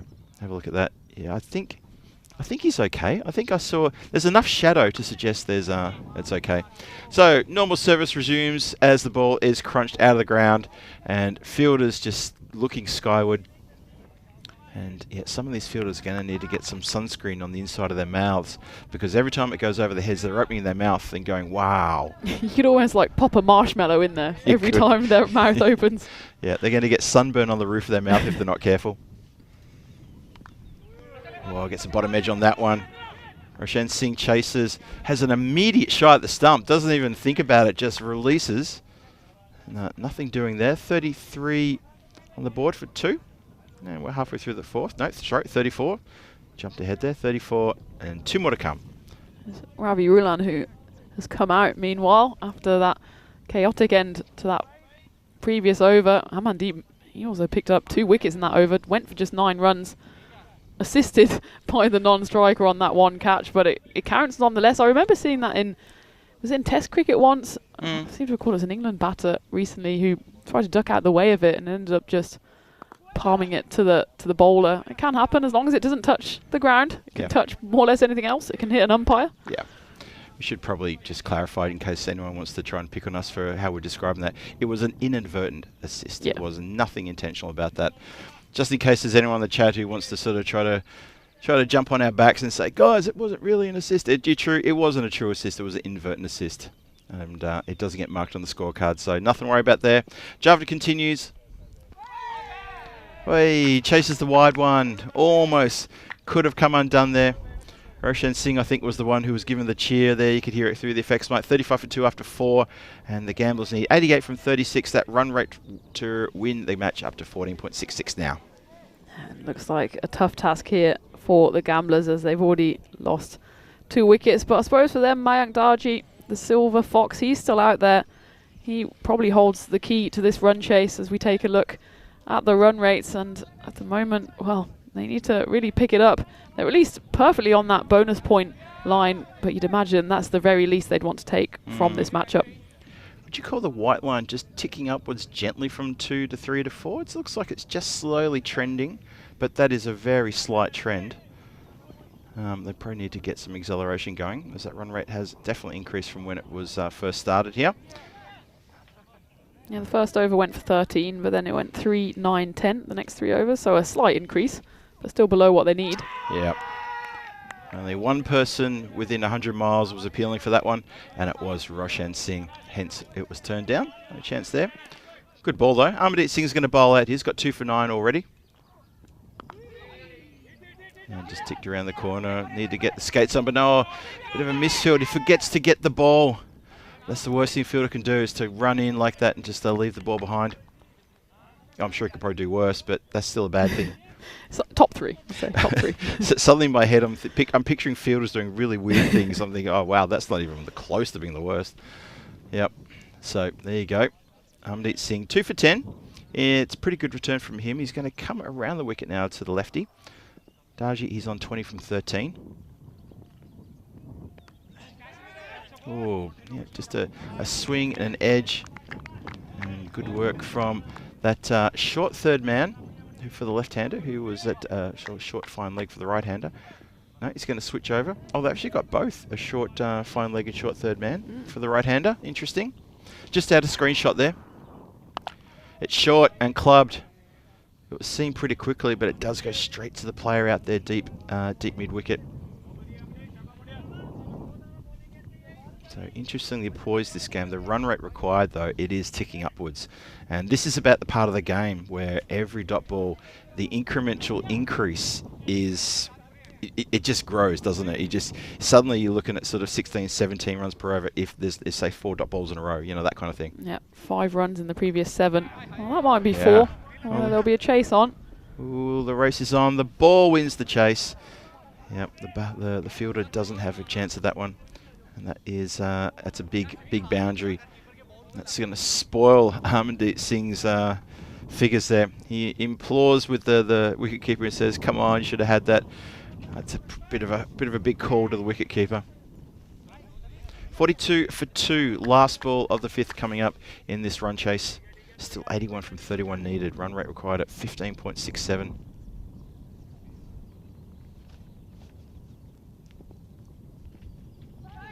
And finishes with a good dot ball. Harmandeep Singh 2 for 16. He'll probably feel that he probably could have done without that other boundary that happened, but still, you take what you're given, and that is 2 for 16, a good return from him nonetheless. Yeah, and it's been a good game for him, hasn't it, as we take a look at the upcoming events. And we're well in progress here in the Portugal ECS, but we're moving into ECIs as well. We've got Portugal taking on Norway in both the women's and men's competitions, going to Madrid for the first time, and then Italy going to Bologna. I'm looking forward to having some noodles, some pizzas there. Everything I think about all these locations is just food-based. France, I mean, we've had a chat previously about the delicacies you can have in France, and Malta, well, we're there 3 times this year, so we'll be well acquainted again with the pasticci, yes, the little pastries, and Czechia. I'm sure you can... The pork knee. The pork knee, there we go. Knee, it's outstanding. It's absolutely outstanding. Sometimes you go places where it's a big enough serving for 2, and you get it with what we call brambaraki, which is small little potato cakes, and they are tasty. And believe me, if you go to a place that's not on the menu, ask for them anyway. There's a tip. Oh, someone's hit the stumps here, I think. That's what it sounded like to me. No, it's hit something, hit the helmet, grill. has it? Yeah, hit his grill. I heard the clunk. That's why I thought maybe the stumps got hit on the follow through. It was, yeah, there was a real clunking noise, and that's what it was. I think he's all right. Yep. Well, umpire got over and had a little bit of a look. There was no sort of concussion test, maybe because it just bounced into the grill. Yeah, I think maybe it was because it was a ricochet, so it hit him probably high up on the shoulder rather than flush on the grill. Hassan Khan continues to Ravi Rilan. Swing and a miss. And I got to say, there was a comment in the chat I just saw before, and I agreed 100%. The Gamblers had a red-hot chance here to really capitalise and maybe get a surprise win. Sports highlights in the chat. Good comment that. I agree with you. And I think, Tina, you and I were discussing this during the break as well. They came into this innings with a real surprise chance of a bit of an upset. They're making this a little bit tougher than what we thought they might. But to Marlo's credit, they have to make it tough, right? Yeah, and they've made it tough for all the teams in this tournament so far. It's not a coincidence they're at the top of the table. No.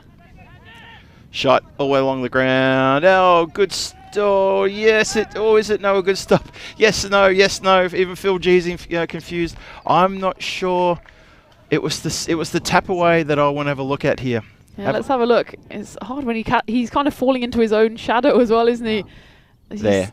Oh, that right foot, I think. Is that right foot? It's the double rope part as well, so yeah, that's why the umpire's just throwing up the premature clothesline to make sure that Hassan Khan doesn't bowl before this one is settled.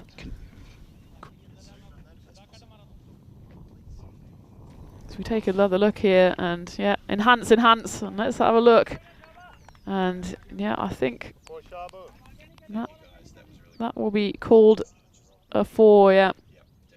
It's just that little right boot going in to the rope. It was a great effort nonetheless. It was. And outstanding work from 2 circles there. Thank you very much for that close-up. And 4 is shown there, and fair enough too. excellent effort though on the boundary line. Can't take anything away from fielder out here. It looks like it's Catan who's out here just to the side of us, who put in the extra effort. 46 for 2, still 2 to come in the 6th. And it looks like a tough task here for the Gamblers, doesn't it? That run rate inching its way up to 18. They'll have their eye at least on the bonus point. 40 runs needed for that. Goes to put the real big hit behind that one. Great work in the field there from the Marlo fielders to really try to stop these runs from flowing.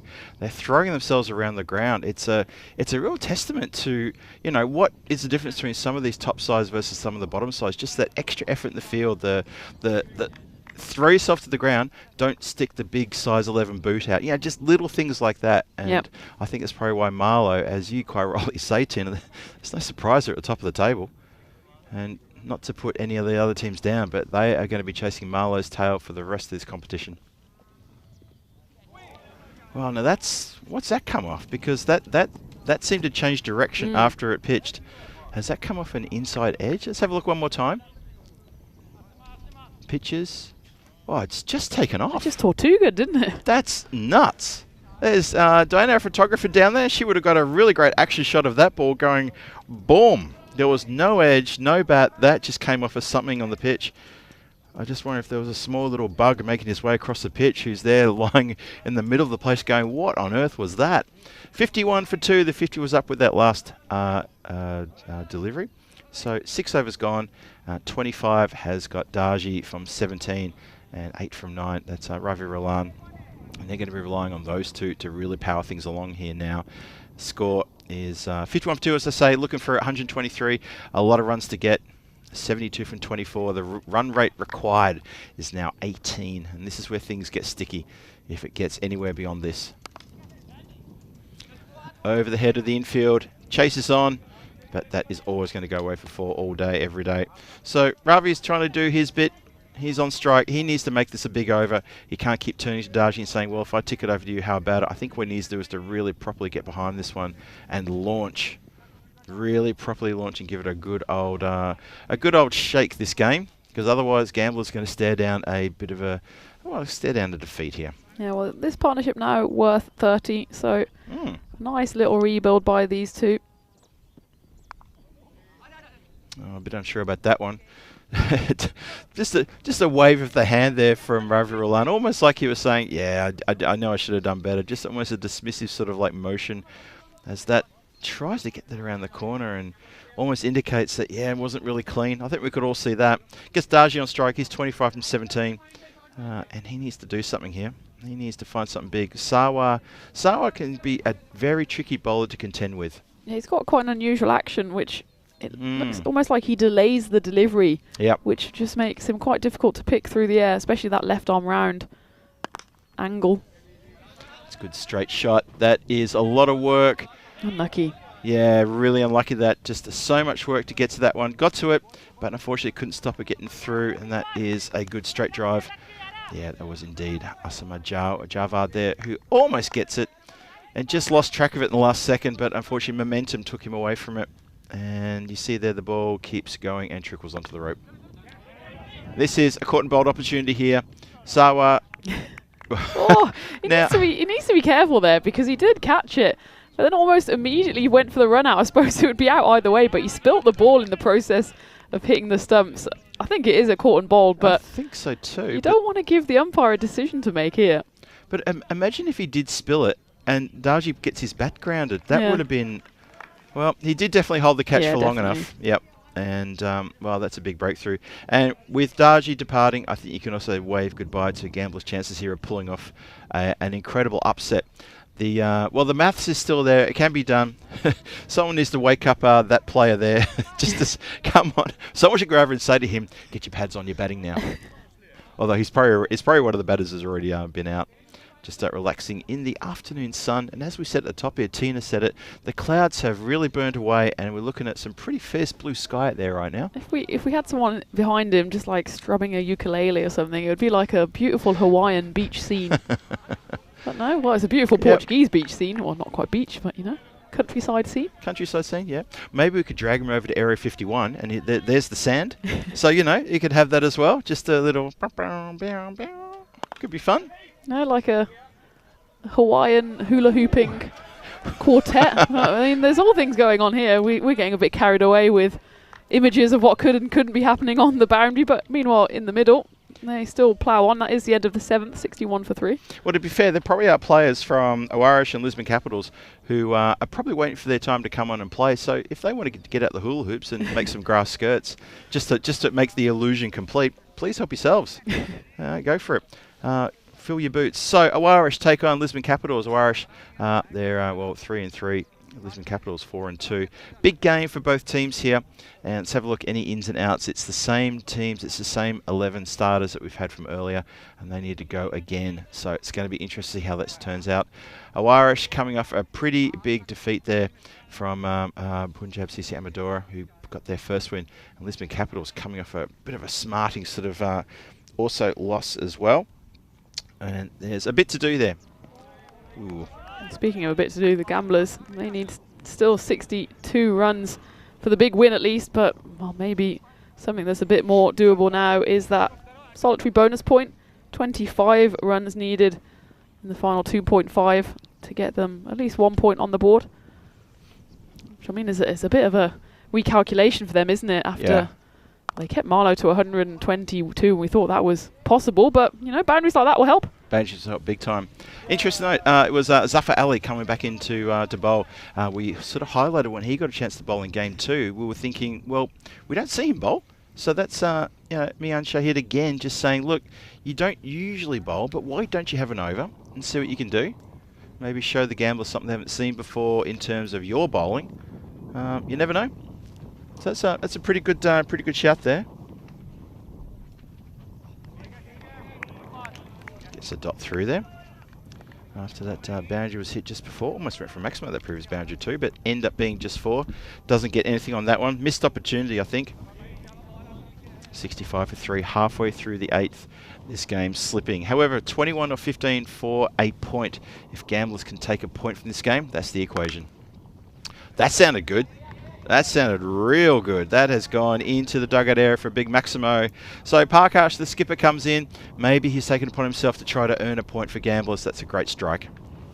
That is a big hit, and a few more of those, and you'd expect at least the bonus point to be in the bag, but it's a bit of what could have been for the gamblers. They just haven't quite been able to mount this run chase. That's also a good shot too. That's another Maximo. They haven't indicated yet, but yeah, okay, there it is there. I was going to say, I think we were pretty confident that was a Maximo cleared by about a metre in the end. Good shot indeed. Or metre, try about 5 of them. There you go. Oh, nicely taken there by volunteer.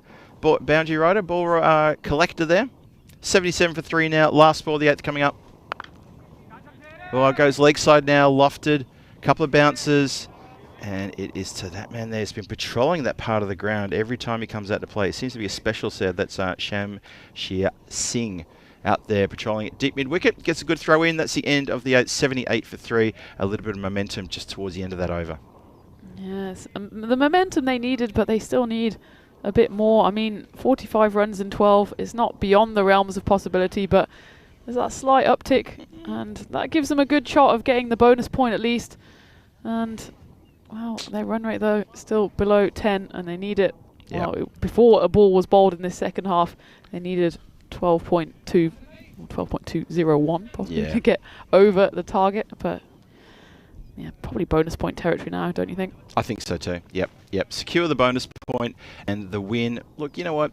Once you hurry to the bonus point if you want, but then you know the win if you want to go for it. If it's something you can get, especially now Sarwar's coming on to bowl his second as well. That's something to consider.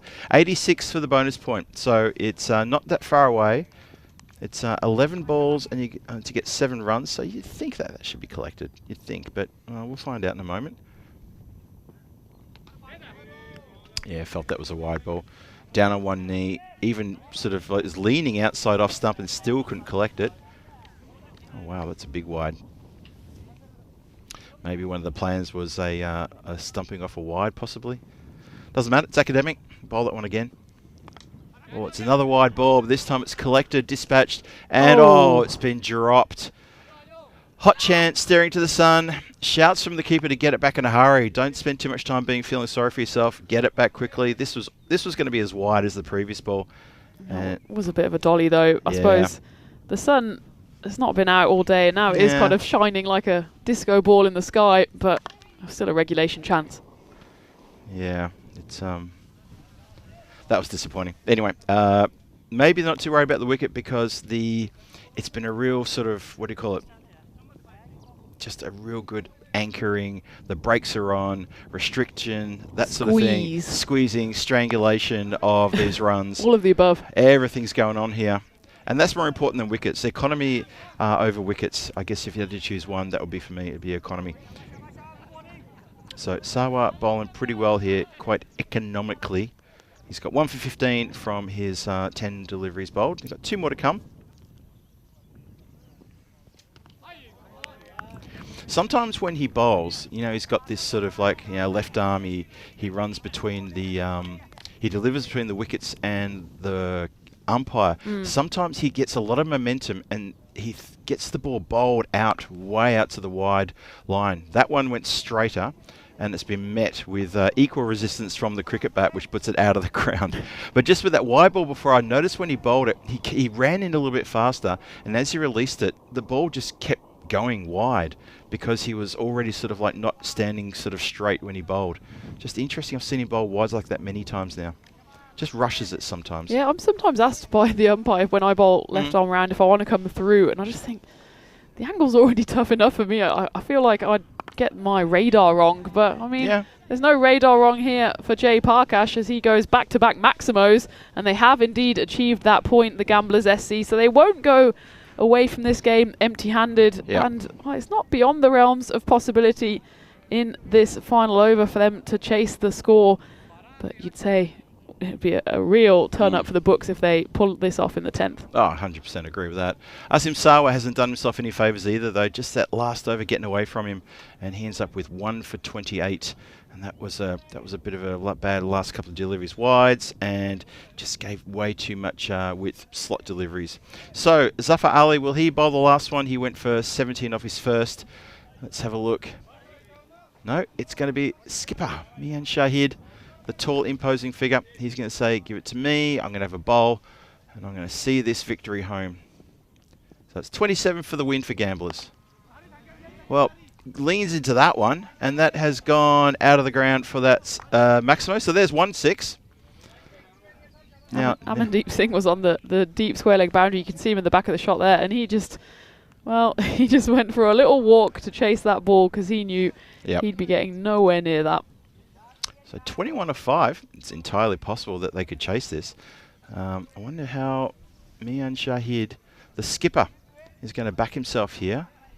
Captain of Marlo, needing to make sure that he can deliver the goods. Another 6 here would be interesting, wouldn't it? Oh, it's a wide ball. Well, indeed. That's exactly what I was thinking. Sorry, that was a strange sound. It was like a narwhal or something. I don't know what that was. Actually, that was probably that donkey over the back. No ball as well. And this is suddenly becoming interesting. Oh dear. And now the umpire has to explain to the captain of Marlo why it was a no ball. Captain, you should know why that was no ball, and you should know better. Free hit indicated here. Well, this is a ball that could really twist the tables. And hey, hold on to your hats. We're not done yet. Oh, misses out on that one. Easy is the shout as the fielder rushes in. So it goes to 18 now from 4 deliveries. So this has to go to the boundary. This needs to carry or at least along the ground. Something here. It could be a problem. Yes, very much. Last chance saloon, but Jay Parkash, he can hit a long ball. He needs to do it 3 times here. Along the ground and fielder down there, albeit just a little bit of a fumble. Doesn't matter. That's probably the ball game right there. Well, 17 from 3 balls. I'm not going to allude to any sort of World Cup finishes that we've seen, something like that, because I'm not sure we're going to see that here. and we don't. Ooh, and the batter's taken that one in a place that is a little bit tender, doesn't have a lot of protection. Well, it probably should have some protection. I think he's all right. Sucking in the big breaths there. That's elevated, but I don't think it's going to be elevated out of the ground. That is going to be a good outfield catch, and it is indeed well taken there. Good catch. That is Shamsher Singh. Takes a really good catch there. He's patrolled that area of the ground, as I alluded to before. Comes in, takes an easy one, and this is, I wouldn't call it a scare for Marlo, but I'd call it a bit of a wake-up call, because their batting didn't click perfectly. They put on 120 odd, 122 for 8. They lost 8 wickets along the way, so that's something for them to have a think about. And we know that they are a team that are capable of doing big things. So maybe this is just a small little wake-up call that the team on the bottom of the standings has given them just a slight little nudge and said, you know what, you hadn't got away from us. It was only just towards the end, you only just got away from us. Yeah, that's very true, I suppose. The good thing for Marlo is that good teams always find a way of winning, even when they're behind the run rate. Well, there's nothing wrong with that shot, and that adds maybe a little exclamation mark to the end of the Gamblers' innings, but it'll still be the exclamation mark at the end of a sentence that finishes with a loss. That's right. So curiously, it's going to be I think about a 10-run loss here, which in the end is actually not so bad, right? Yeah, yep, there you go. It's interesting how these games can kind of turn on that final ball, and 16 runs sounds a lot worse than 10 runs, but either way you cut it, it's still a loss. I suppose for them, they pick up the bonus point, which, given that Marlo have picked up 4 points from 4 in the previous 2 games, that's actually maybe something for the Gamblers to hold on to, but they in fact don't make their way off the bottom of the standings. They go up to 7 points, but Punjab CC, they're above them on 8. So, well, Gamblers, I don't know if they've got any chips left to play with. It's a really good call as we have a look at Aarash take on Lisbon Capitals. Next match coming up. That's the final match of the day. Both myself and Tina looking forward to taking you through that one. A good clash, that one, to see which team can stay in touch with Marlo at the top of the table as we're going to roll the videotape and have a look at what happened, how it unfolded, how the Gamblers got close, but no cigar in this run chase here, chasing 123 for a big win here, and unfortunately for them, they couldn't get it. And you see here, things started nice. Darji was getting amongst the runs nice and early. As you can see here, it was, there was wides, there was some bit of a tough, honestly, today has been tough for wicket keepers in almost every single match. There's been, some of the bowling's been a little bit errant. There's been a few sort of, mini-mos. We've had 4 byes on several occasions. We've had ECN staff fielding off 1 bounce. It's been a little bit of lot. Here it is, here's the inadvertent assist. And Amardeep Singh completes what is actually a real good classic catch. That's pretty good reflex. Yeah, absolutely. And Amardeep Singh, well, he could do no wrong, could he? He did the business with the bat, and well, with a bit of an assist from his opposition batter, he still managed to hold on, and well, not quite managed to hold on the boundary there. Hardeep Katan, it was a good effort, better effort from 2 circles as well to get that footage on tape, and there was still time for a few big hits. But Gamblers, we knew it'd be a tough task. You called it, you said 120 at the halfway stage, probably enough for Marlo, and it ended up being so. Well, the curious thing is they had to chase 122 yesterday for the golden ball, and they had to chase 122 now for this match. And they could get to 122 yesterday. That probably also says something about maybe the bowling type from Punjab Amadora in that game. And in this game, the Marlo attack maybe just slightly sharper, maybe the fielding slightly better, and taking nothing away from Punjab CC Amadora as well. But, well, if you have a look at it all, when it's all said and done, according to what we've seen here from the run rate required and the wickets going down, it was just end up being a little bit of a bridge too far, a little bit of a late flurry in the final overs, but it was not enough, a bit too little too late. Another catch taken out there in the outfield, and they struggled to find the boundary at the right time. And Marlo bowlers just a little bit stronger. And look, 10 runs is nothing to be dismissive about either. That's not a bad effort, considering if you can restrict Marlo to 122 and take 8 wickets in the process as well. That's half the job done. That's a really good effort from them. It is a good effort, but I suppose they can't take good efforts to the bank at the moment, and when they're on the bottom of the table, good efforts just aren't good enough, unfortunately. and that's why they do fall by 10 runs. They'll certainly take heart from that, don't get me wrong. I think but so too. Marlo, they find a way of winning, and they just keep rumbling on. So that's 6 wins back to back. And well, let's not forget, they lost the first game that they played. They were bowled out for 100 runs by Aarash. And we were thinking, okay, Marlo, maybe they're not as strong as we thought, but boy, did they prove us wrong. Yeah, that is a really good comeback from that 100. And they are really the team to watch, and the team that every other team in this tournament, in this division, is going to be watching the coattails of, because they're always going to be chasing Marlo. That's the feeling that I get. So anyway, it's a really good attempt there from Gamblers. Hats off to them. Looking ahead to Aarash and Lisbon Capitals, because we talk about 2 teams that are going to be vying for that second chance in the finals on Finals Friday. That's the 2 that probably stand out the most. Not to say that Gorkha aren't part of that conversation as well, but with them only getting the 1 match today, and also for them, they did get the win as well. They did overhaul Punjab CC Amadora in that run chase, got 140 when Punjab CC Amadora put up 139. So they're part of that conversation, but this next match coming up, that's going to be a big game coming along first. So quick look there, quick recap. Mayank Darji at the top there, that 29 from 19 to get things going, but unfortunately the next 2 batters unable to look after him and to be his batting partner. Amandeep Gorkha, who had a couple of great innings in the last couple of days, unfortunately he failed today. It may be on him to get a good score to help the Gamblers get up to that total. Yeah, absolutely. And well, Jay Parkash, he's done it with bat and ball for the Gamblers, just hasn't quite been able to put it together at the right time with all 10 of his teammates to get that win, apart from that golden ball win yesterday.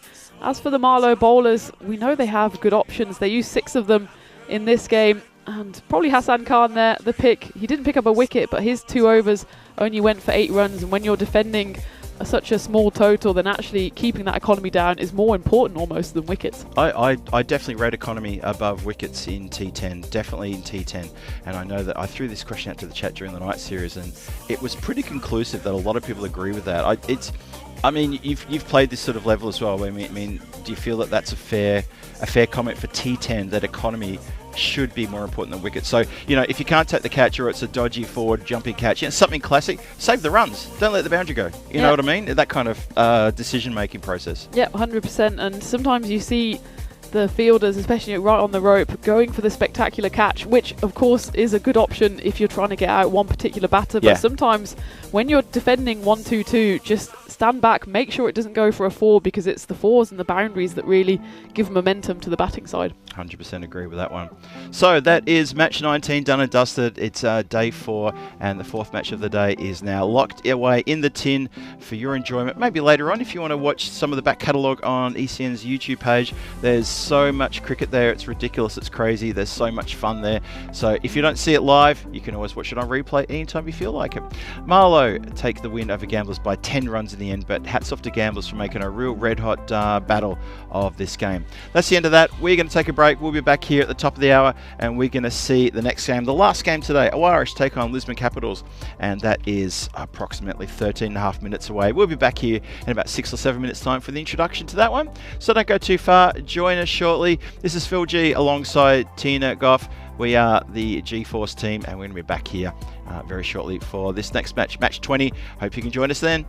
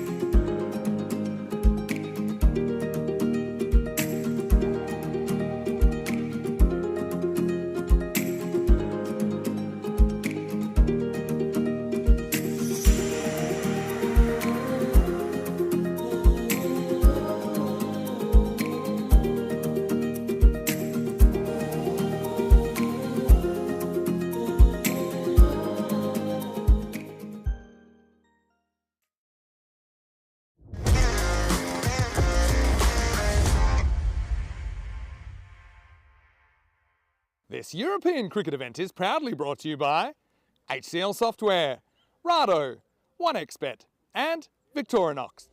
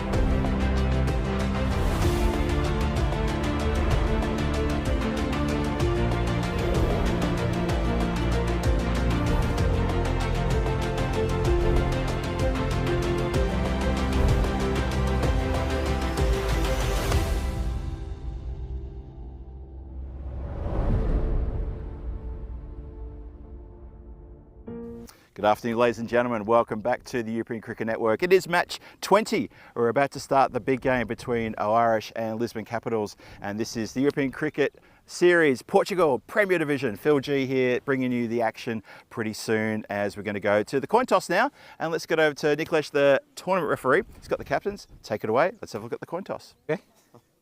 Orange is your call. Head is a call. It is tail. Lisbon Capital won the toss and decided to bowl first.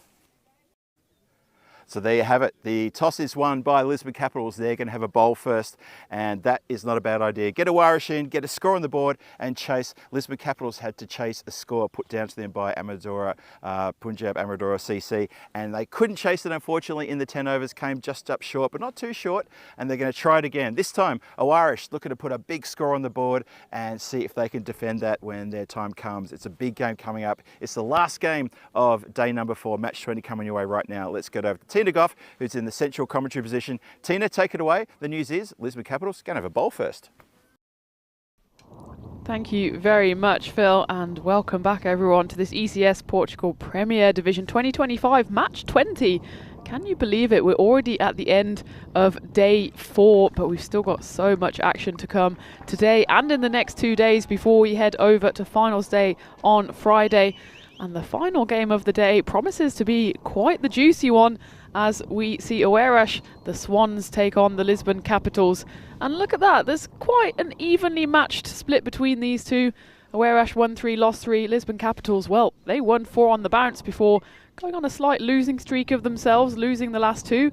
There's been no changes to either side. Both of these teams are now in the second half of their double headers today, and in fact, in somewhat of a surprise, both of these sides have lost their earlier games. So Aarash in game 17, they lost to Marlo, which I suppose wasn't too much of a surprise given the form Marlo are in. But they did manage to lose by a big 83 runs, and maybe that's why the win predictor does quietly go in the way of the Lisbon Capitals, 67% to 33%. However, Lisbon Capitals also on the back of a loss. They lost to Punjab CC, which was certainly a surprise earlier today, and it was quite a chastening loss as well by 35 runs. Punjab CC put on 176, and although Lisbon were able to put on 141 in reply, which is above par for the scores we've seen so far this week, they still fell well short of the bonus point and the win total. So both of these sides going into the final game of the day will want to finish on a high, and well, they'll want to stay high up in those standings as well, as it's Marlo who at the moment are absolutely running away with this Premier Division, at least the group stages. Of course, that only guarantees them entry into the qualifier on finals day, as we get the first ball underway here. And as Phil said, and as we saw from the middle as well, the toss was won by the Lisbon Capitals. They decided to put the Swans into bat, so the Capitals are in the field. And it's the unmistakable figure of Conrad Greenshields, the captain of Aarash, who started at the non-striker's end. He'll be on strike now as Mohamed Ashraful Rupu knocked that first delivery from Ahmad Shafiq for a 1. And that one as well fielded in the leg side, so second ball, dot ball.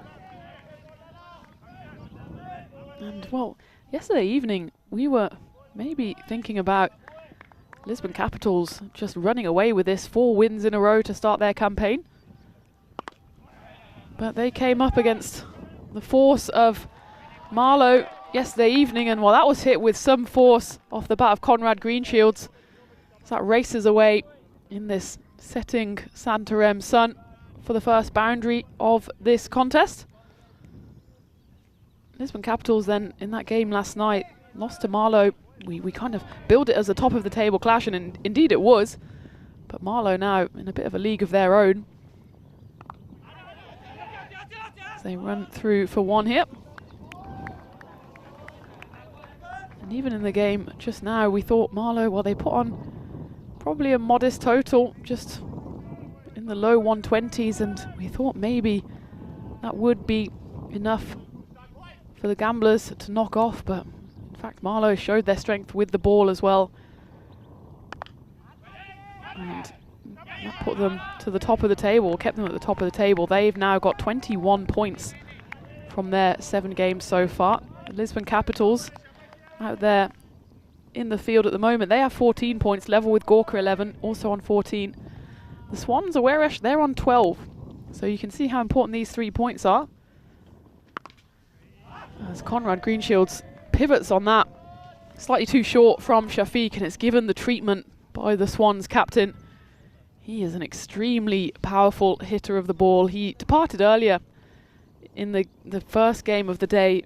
Well, he just had one that went straight through the gate. Well, that one went straight off the middle of the bat to finish the first. Aarash go to 13 for no loss.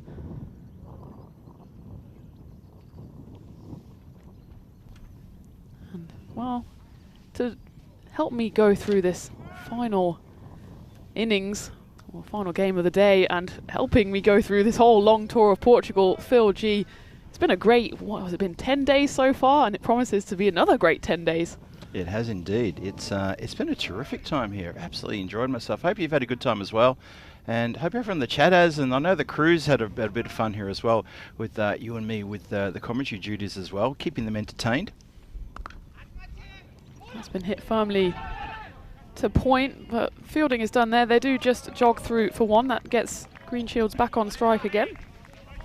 Yeah, it's a really good game here shaping up. Been looking forward to this tussle. And we've had some really good seesaw ding-dong battles all afternoon here at the Santarem Cricket Ground, and this one should be no obsession. Huda here trying to search for some wickets. Big wicket taker during the night series. Hasn't really exploded with the wickets here in the day series. That's straight down the ground and just going to go to the right of us. Sorry, my offence, I probably should have got that. You were firmly seated. You did throw out a hand in some kind of move towards the ball, but the ball was going at quite some speed, so I'm glad you didn't put your fingers in the way of that one. It came off the bat of Conrad Greenshields. Well, my man Mustafa was running down the ground to go after that ball, and he I felt that he was giving me a bit of a reproach for a look that I didn't sort of get up to field. I remember during the night series I had one player crunch. That's going to go back to that boundary. Sorry to cut you off there. That's one play in the night series. He actually asked me to go and field the ball for him, and I was commentating by myself. And I just remember just laughing and saying, sorry about the laughing there, but I've just been asked to go field the ball. Did you field the ball? No. It's not what they pay you the big bucks for. They pay you to They don't pay me sit here and talk. And, you know, I've been enjoying all week sitting here talking with you, Phil. Thank you very much. We've had a fantastic time together. Our first time commentating won't be the last. I think G-Force is starting to set a bit of a standard here. Conrad's trying to pick us out again, I reckon. He's going to elevate that in our direction. Oh, dear. That's gone missed us. Oh, I know. He apologised to you yesterday after he started peppering the igloo. And, well, he might have to send a pre-apology here as he moves into the 20s, 25 off just 7 deliveries, and that's already more than he achieved this morning. He was bowled out for 20 there, one that just went straight through the gate. But he gets himself off strike here. Oh, he should have got himself off strike, but it was the fielding, or lack thereof, by Deval Kumar on the boundary again. He's just going to throw a finger up to the sun and say, couldn't see it. But I wouldn't say that's necessarily the best technique to stop any cricket ball, whether it's day or night. Yeah, sadly for Lisbon Capitals, it was indeed the latter, not the former. Just not a good effort in the field there. Raul Huda is feeling a bit filthy, I reckon. He's gone for 19 from 5. And this one will be take 2 for the fielder, and the result is the same. And, well, he cuts a bit of a forlorn figure there, does Deval Kumar. All his teammates have kind of turned their backs on him as he has to make the lonely long trot to go and pick that ball up about 10 metres beyond the boundary, and you can see exactly what he thinks about that. Conrad Greenshields, well, he didn't get all of it. Actually, his bottom hand came off the bat, and Kumar, probably just eager to make up for his prior mistake, was a bit too eager, and that ball races away, and actually that goes magical, that over 23 runs coming off it, 5 boundaries from the bat of Conrad Greenshields. He moves to 33 off 9 deliveries. As we take a look at the standings and why this is actually a pretty important game, especially if you are of the Aarash persuasion, because if they pick up 4 points here, they will go clear of the Lisbon Capitals into second place. 3 points, well, then it would probably come down to net run rate, as both teams would find themselves at the same amount of points on 15 points. As we go into the third over here, Akshar Patel will bowl it. Yeah, there's a bit going on here, isn't there, in this match? A bit between these two teams to play for. The top spot looks like Marlo have got their fingers well and truly strangling that one, but second spot is up for grabs.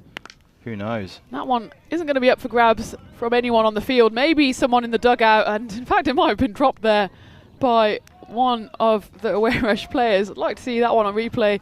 So would Ashraful Rupu, because it was a lovely hit. And does that go? Yep. Great footage there as that burst through the hands. Well, hopefully the Swans get rid of all their drops while they're sitting in the dugout rather than when they come on the field, as that one's been lifted away over mid-off. The chase is on, and that's a tremendous piece of fielding there. There's going to be someone else coming into frame to field it because, well, it was such a long chase that the fielder who managed to hook that back had to run probably a good 30 metres beyond the boundary. It was Omar Mustafa with this back slap. He goes flying off frame, and he has to rely on a teammate here to come and help him out. And he does so in the end. They do run through for a couple, though. And that's a couple times 3. That's a big Maximo off the bat of Ashraful Rupu. And this is a blistering start for the Swans. That's the 50 up, in fact. Yeah, that's a crazy start for the Swans indeed. And there's a bit of punishment going on here for these bowlers.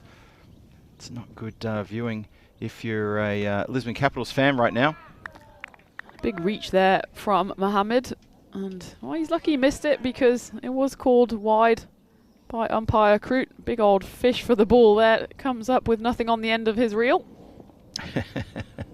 We're not still playing the game, are we? The game has been well and truly finished and won by me. Not that I'm competitive in the slightest. Maybe you can see that I am still an athlete when any kind of competition comes out. I get my game face on. Well, Akshar Patel, he has to get his bowling boots on because that's 2 wides in a row. And there comes the Crute clothesline as well. You wouldn't want to be on the end of his forearm. No, I know who'd win that one. And it definitely wouldn't be the bowler. Crute wouldn't even notice. Oh, is that a fly on my arm?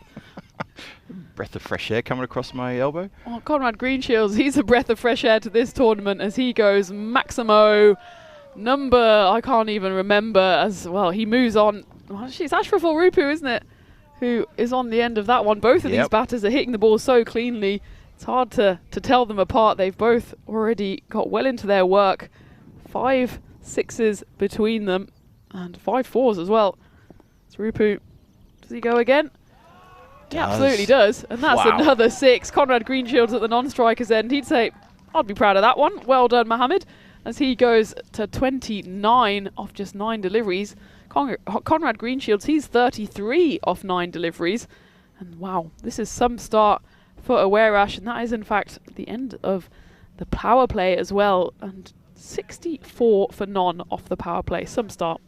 This is an incredible start. If you're Lisbon Capitals fielder or bowler, you might be suffering from deja vu right now, because this is kind of what happened to them in the match earlier today when Punjab CC Amador got stuck into them. And have a look at the, wow, look at that. It's picking up nicely. Going the right direction now. 13, 23, 28. Just climbing nicely. 64 off the power play. Boom. Averaging, well, there you go. There's the run rate, 21.3. Explosive start here from these two. Absolutely, and definitely one of the best power plays we've had in the Premier or Challenger division. Not only the runs on the board, but wicketless so far for the Lisbon Capitals. And it's 3 different bowlers they've used in those 3 overs, and they're going to turn back to Ahmad Shafiq, who took the least damage, his first over going for 13. Conrad on strike. That's a lovely delivery. Left arm around. Tails into Conrad Greenshields and leaves him after the bounce. Yeah, I was just thinking this is a really good move getting Shafiq in. Maybe he could have even come along in the previous over, the 3rd over, maybe to try to help stop the rot, but there was always that danger of him getting taken after. But he's a crafty little bowler, Shafiq. Just soft hands on that one for Conrad. I suppose they didn't want to expose him for 2 overs in the power play. We're now out of the power play, so 5 fielders allowed outside the ring. They've gone for deep covers, long off, long on, cow corner and deep square. So probably the most conventional 5 outside we see here on the network, as that one goes straight into the wormhole, goes through absolutely everyone and everything, and it's 4 byes.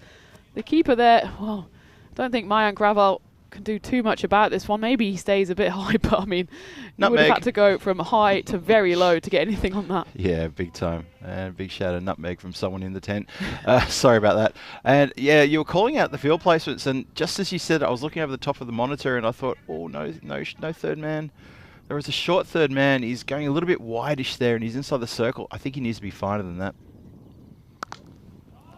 Well, talking about fine, that's a fine shot off the bat of Mohammed Ashraful Rupu, who with that big Maximo actually overtakes Conrad Greenshields at the other end. Rupu 35 off 11, Greenshields 34 off 11, and Aarash, they go to 75 with still 2 balls left of the 4th. This is carnage. Just want to say good afternoon to James Stewart and goodbye to James Stewart. Just didn't notice his message there as he says goodbye to everyone, and Johnny he in there as well, keeping the chat going. As that shot is really hit hard for a Maximo.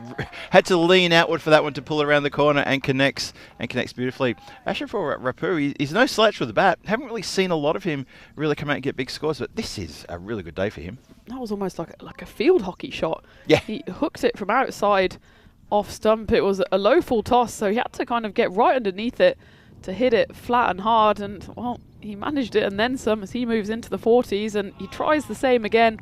But I think on that occasion Ahmad Shafiq saw him coming and he finishes the 4th over with a dot. And that's a brief bit of respite for the Lisbon Capitals, but the Swans are really floating along nicely here. 81 for no loss after 4.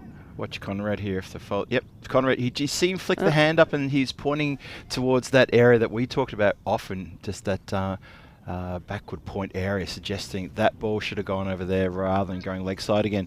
Academic, because it's still been a powerful start here. The run rate still on the north side of 20, 81 off 4. Absolutely blistering start here. So Ahmad Shafiq comes in and he still gets hit for a few. And it's still looking really ominous here for Lisbon Capitals. They've been belted once today when they fielded first, and it's looking like it's going to happen again. This is an interesting matchup. Two internationals, Omar Mustafa with ball in hand. Conrad Greenshields tries to get something on that. He's fuming with himself that he doesn't, but he'll still get another attempt as that one zips through for a wide. Some people in the chat mentioning mentioning 200 on here. Well, they're on 200 rate, so you never know. Could definitely happen. Just needs to be that consistency. And if we know anything about T10, consistency is not something you see very often. Not to say it can't be done. Here we go. That's what the expected score seems to suggest as well. Currently at 166, which I'm sure the Swans would take, given the fierceness of the Lisbon Capitals lineup. But you'd say they've really made them look a bit toothless so far, as they haven't really known who to turn to. That's why they've already used fourth bowler in just the fifth over. The good news for the Capitals is they do have a lot of bowling options. It's just about finding the right one to stop this partnership, which is threatening to go, well, dare I say, even to triple digits, which we haven't seen as far as I can recall so far in Portugal. Certainly this year. Well, I think we only had it in the Challenger. Yeah, division. exactly. Yeah, we haven't had it in the Premier for sure. As that one goes high, that makes the partnership around, well, that's 89. Let's be precise here. And around 89? I was going to say around 90, but in fact it was a round 89. Completely round 89. Correct, Amundo there. Indeed, on the scoreboard. There's still a couple to come in the fifth. Not even halfway through. Mustafa, this is his first over of this match. See what he can do here. And he digs out the fuller delivery there. And it is a dot ball. There was a little questioning look from Conrad here. Back to the umpire, but umpire crew, well, I think he actually gave a thumbs up there. He did to Omar Mustafa. Game recognises game. That's it. Nice delivery. True. Just noticed that Taj Mohammed is not named in the Lisbon Capitals team for this match, so he's not included. I was a bit surprised by that, but there you go. Obviously, he was feeling a bit down. So the speedster. Oh, sorry, it's because he's in Aarash. Why do I think he was in Lisbon Capitals? My mistake. He's a fast bowler, isn't he? But even he's not fast enough to appear in both teams at once. But if anyone could do it, I'm sure Taj could. He'd definitely have the competitive spirit to try and hit a ball that he bowls himself. Because he was featuring in Lisbon Super Giants in the night series, and I just took a little 6-week break holiday and went back in time. I'm come back now. I'm back here at Centrum Cricket Ground. Hello, everybody. He's in the room. Thanks for joining us. Well, that one's gone high up in the air. It's a half chance. But in fact, there's a big dive that goes over the ball, and the ball goes over the rope. Despite the two fielders out there, it was Arslan Zafar who was the closest to it. He flies over it. And, well, that's a big boundary and a big milestone for Mohammad Ashraful Rupu as he gets up his half-century in record, well, not quite record, but record for him time. 17 balls, 51 is the score for him, and 93 is on the board for the Swans. Still one ball left of the fifth over.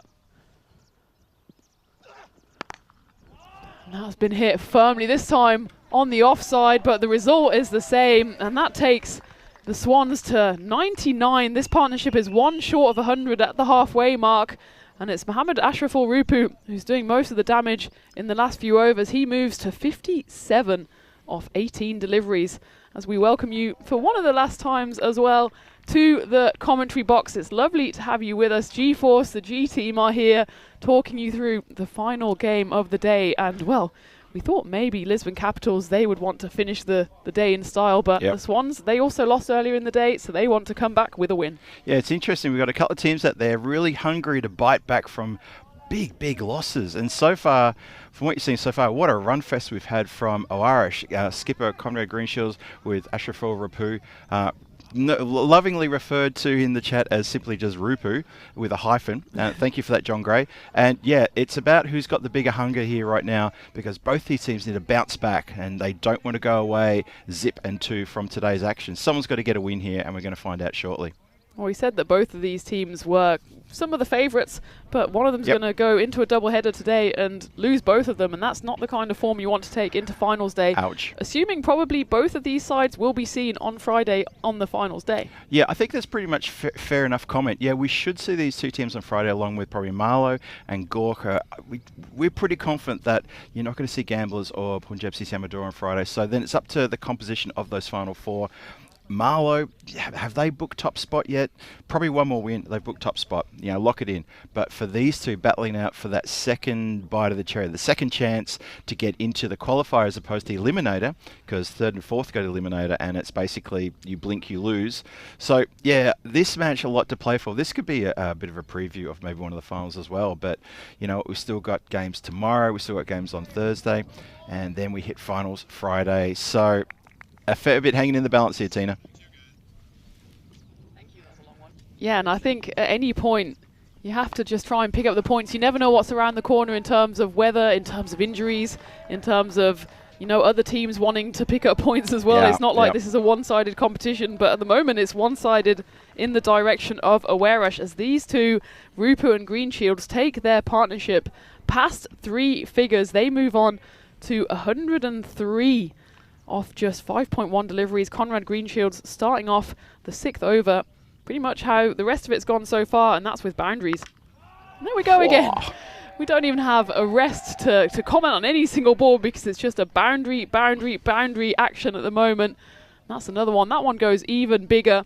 And Rupu, he's already brought up his half century. Conrad, he is just 5 runs away. And he is looking ominous. Well, they're both looking ominous. And this score is starting to get a bit scary now for Lisbon Capitals. It was scary about 3 overs ago, you know, with an amazing power play. But things are getting really bad now. He hasn't hit that one properly. He ducked his head down as soon as he struck it. Rahul Huda takes a good catch. Has a bit of a juggle for the cameras before he hands the ball back to his skipper. And that is a big breakthrough. A collective sigh of relief around the ground there as Conrad Greenshields mishits one, knew it straight away, bowed the head and accepted his fate. Yeah, well, I'll accept partial responsibility for that. I did say he wanted his half century, and he will fall a few runs short here, but I mean, the captain has more than put his name in the ring already, and it shows exactly why he leads from the front. It's interesting, we've seen him bat at 3, bat at 4. He took on the responsibility to open the batting in this game, and, well, I'd say it paid off. Yeah, he knew runs were the tall order. Having seen, having watched Lisbon Capitals get absolutely pummeled by Punjab CC Amador in that big match earlier, and he thought, well, you know what, if they can do that, we can do that. You know, the team that's sitting bottom of the table just took Lisbon Capitals for 170 odd runs. We need to do that, and we need to get pressure on. So it's a good move to put himself in the order. His captaincy is very good like that. I mean, just that experiment and putting faith in the player to say, you come out and open with me, let's see what we can do, this is the plan. Or you come out into the middle order, you see what you can do with me, but this is the plan. The plan will always change, dictated by the conditions. Well, the plan for the Swans is clearly just to hit boundaries, and they're executing it perfectly now. As, well, Francois Stoman, he's come to the crease. He's seen his captain fall, and he'd be a bit forgiven for just consolidating, but he says no. Conrad, he set the tone with his runs, 45 of them before he fell. Mohamed Ashraful Rupu, he's still there on the non-strikers end, well into the 50s, but Francois Stoman, he wants a piece of this action as well. I completely agree. And I make that 16 off the over thus far. So that's Conrad got a 4 and a 6, then he was out, then there was that big 6, then we've had another dot as Sunil Kumar Patel, skipper, is trying his hardest to do the right thing by his team. This one's up in the air. It's coming towards us. Yeah, it's going to go neither to the fielder nor to us, as that Grizzly makes a late break for freedom late in the day here in Santarem. And Faf Stoman, he didn't quite fire this morning, but he's come out all guns blazing here, clearly with a bit of a point to prove. Now, I reckon that over's gone magical. I reckon that is 4 and 6 to Conrad, then the dot for his wicket, then a 6.6. So I make that 22 off the over. Just the scoreboard just taking a few moments to catch up with everybody. Yeah, it certainly takes the score past 120. It's pretty monumental so far for the Swans, and well, they knew it was going to be a tough task, especially they lost the toss. They were put into bat. A lot of teams quite like chasing here, but I mean, we've seen both sides of the coin. We've seen chases chased down, we've seen low scores defended, so I think it's just a bit about what you want to do, what your team feels confident in. And luckily for the Swans, despite being put in, their side and their batters seem very confident. Yeah, I mean, 200 watch is on because they are going at 20 runs and over. That's just been maintained. They had the 99 after 5, and then that over I think was worth 22. So that gets them above 120. Start with a dot now in the next over. That's a good start. Capitals need to find a little bit of respite here. And maybe it's Rahim to provide that. Yeah, Faisal Rahim, he doesn't have the longest of run-ups, and he's not the tallest of bowlers either, but he really zips it through. He's got quite a low, slingy action. Faf Stoneman and Mohammad Ashraful Rupu level to it at the moment. But that one's gone high up in the air. It's a chance. It should be caught and bowled, and it's dropped. Faisal Rahim, Phil, it looked like you already knew that drop was coming because he didn't look confident underneath it. And it's gone so high up that, in fact, they've run through for 2. And, well, it looks like he's done himself a little bit of a mischief there. It looked like it just pinged off his finger. What happened here? Yeah, if we see this coming down into the hand, let's have a look as it comes in. Oh, it goes straight through, and I think hits him maybe high up on the chest, on the shoulder, and he throws a hand up of apology. Maybe, I'm not sure if Mayank Raval, the wicketkeeper, had enough time to come and collect that one. But either way, it's a reprieve for Rupu. And the bowler is in real danger here of copping another one, and that one was thrown in hard from the boundary, and instead of just contenting himself with the one, Rupu is able to scamper through for the second. Tell you what, collective, well, that was you and me saying, wow, that bounce as it bounced in front of the stumps and flew up past the chin of the bowler. Oh, that could have been all sorts of trouble. This one comes flat. I don't think it's going to have the legs on it, and it should be fielded comfortably by Ahmad Shafiq. So that time it is only the one, and the bowler makes sure to get well out of the way of the throw on that occasion. Wasn't taking any chances then. He's been in the wars, drop catch, hit the finger, return throw, almost takes the head off, thinks, now this one, I'll step aside. And that's the way I'm going to try to finish this over intact. It's been tough old over this one. Been a better over, though, than the previous couple. We definitely doesn't look like we're going to go for 20 in this over. Yeah, we're just making sure the score is correct, so that's why the score board is not up at the moment, but we'll bring that to you as soon as possible. What we are bringing you is a handful of 6s, and that one has been sent all the way to the rope, this time by Faf Stoneman, who has needed no time at all to get himself in here. He really scratched about this morning. He departed for just 3 off 6 balls. When he was promoted up the order, he opened the batting with Conrad Greenshields. Both of them fell fairly early in the piece. It was 37 for 2 by the time those had both departed. But they've made up here and then some, as Greenshields, well, he departed just short of his half century, but Faf Stoneman, he's hit 3 big boundaries so far. Well, make that 4. Wow. As that goes long way back, and that's another 6 to the Swans. Yeah, Faf really getting amongst it now. That's pretty amazing stuff. That is a really good crunch. So that is the overdone, and quick tally of the score. What have you got there? I've got what's that? 4, 2 6s at the end there. It was 121 for 1 at the end of the 6th, and then we went. Well, there was a 2 and a 2 and a 1 and a 6. 138 for 1 after 7. That's it. Thanks for that. Thank you, everyone. Mr. Phil, my glamorous assistant. Glamorous even. Yeah, hey, well. There we go. See that? I get a shirt back from the dry cleaner and suddenly I'm glamorous. How about that? My standards are low. Hey, that's all right. Take it and run. Some people play hard to get, I play hard to want. It's all good. It's all good. 138 for 1 after 7 noted as we go into the 8th. We are working on that scoreline, everybody, but we'll keep you updated. One thing we do know as well is we've got a feast for you tomorrow, but this one's gone high up in the air. Who's going to take this one? Omar Mustafa, the bowler, is going to take it, and that's a tremendous catch, and he jokes with his teammates there, as I think they've both been slightly blinded by the sun.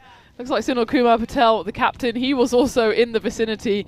But, well, on this occasion, the bowler says, that's mine. He gets a pat on the back from Rahul Huda as well. They all say, we don't know what was going on. I just saw a grizzly fall from the sky. Luckily for them, Omar Mustafa does take a hold of it. And that is the end of the half-centurion, Mohammad Ashraful Rupu. He departs for a brilliantly constructed 62 off 22 balls, and well, had to be something brilliant to stop the brilliance of his innings, and that was a great catch, wasn't it? It was a great catch. Just towards the end, he had to twist and turn and really find the ball in his hands as it was coming down, and that is a really good catch. Last second, I thought he was completely out of all sorts.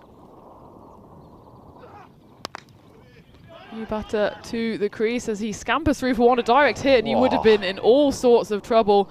It's Naeem Rahman out there. They then look, if they're going to go for the 2, decide, well, he got in safely once, let's not try and push our luck, as they do just go through for a single. Indeed, absolutely. That was, would have lined the stumps up from 5 metres and through with every single thing, every fibre of body in his body to try to nail the stumps. He just misses. Oh boy. There's the big old grunt effort ball by Omar Mustafa. You know, if that grunt comes out, then he means business. And well, that one zipped through to the keeper, Mayank Raval, for a much needed dot ball for the Capitals. Good dot, that one.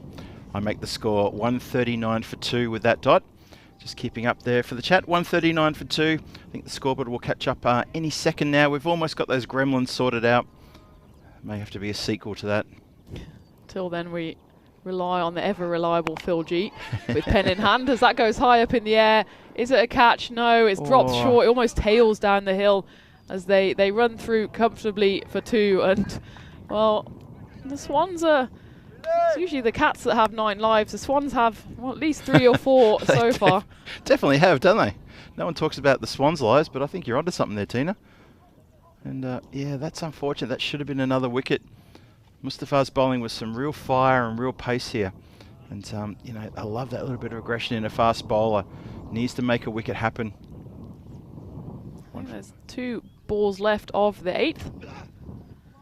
Again, that might be 2 dot balls in a row, so that might actually be 1 ball left. And Omar Mustafa, nice little comeback from him here as Faf Stoneman and Naeem Rahman, they've just been halted in their progress somewhat.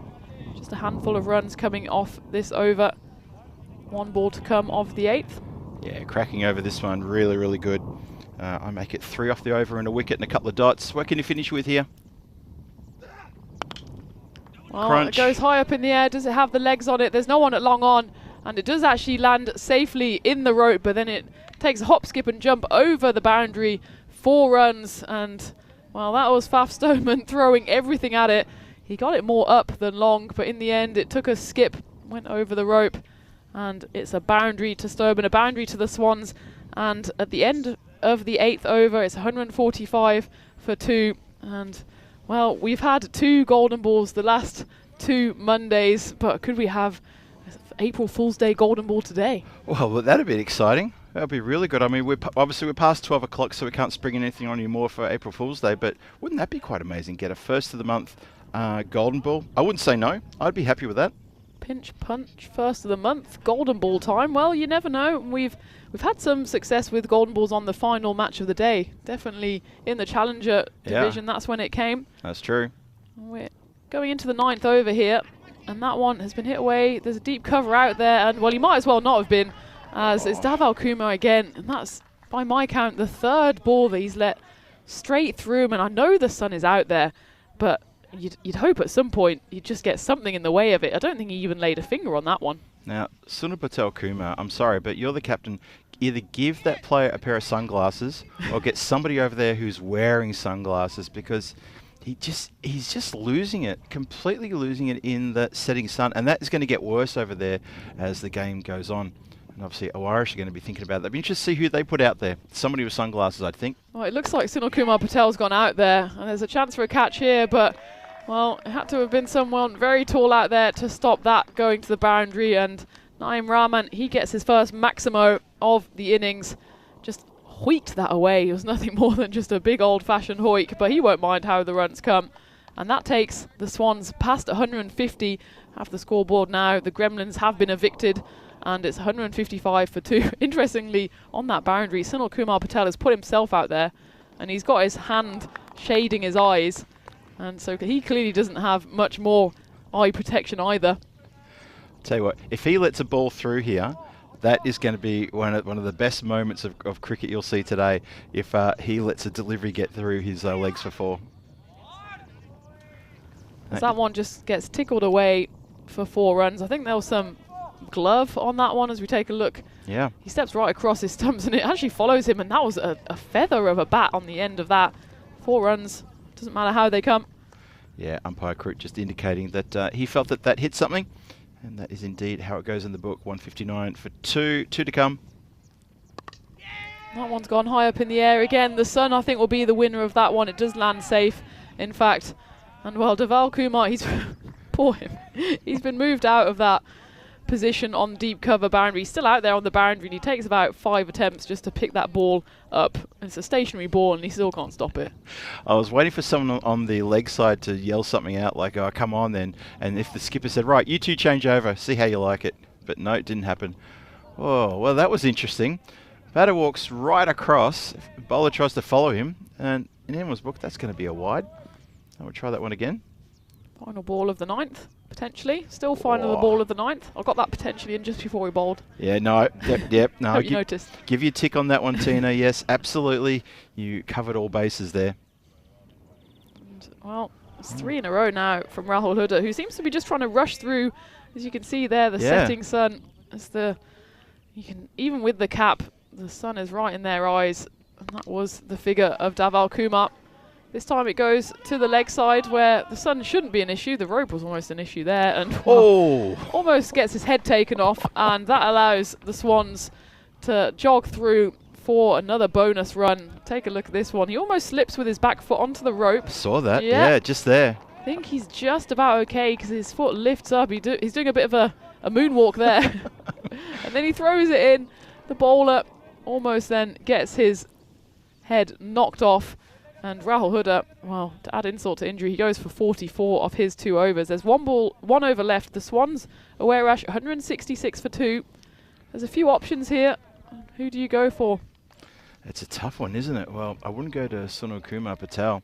He definitely got taken to the cleaners. That slow, gentle pace he's got, especially with these two who are just absolutely hitting with no regard for anything whatsoever.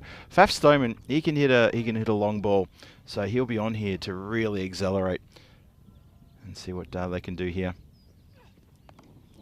And well, the first ball is straight down leg side. It is Faizal Rahim they've given the ball to for the final over. They might be regretting that already, as that one, not a very well directed ball. It's just tailing down leg side, and it just allowed Francois Stoneman to nip on to the inside of that ball and just lever it away for 4 runs.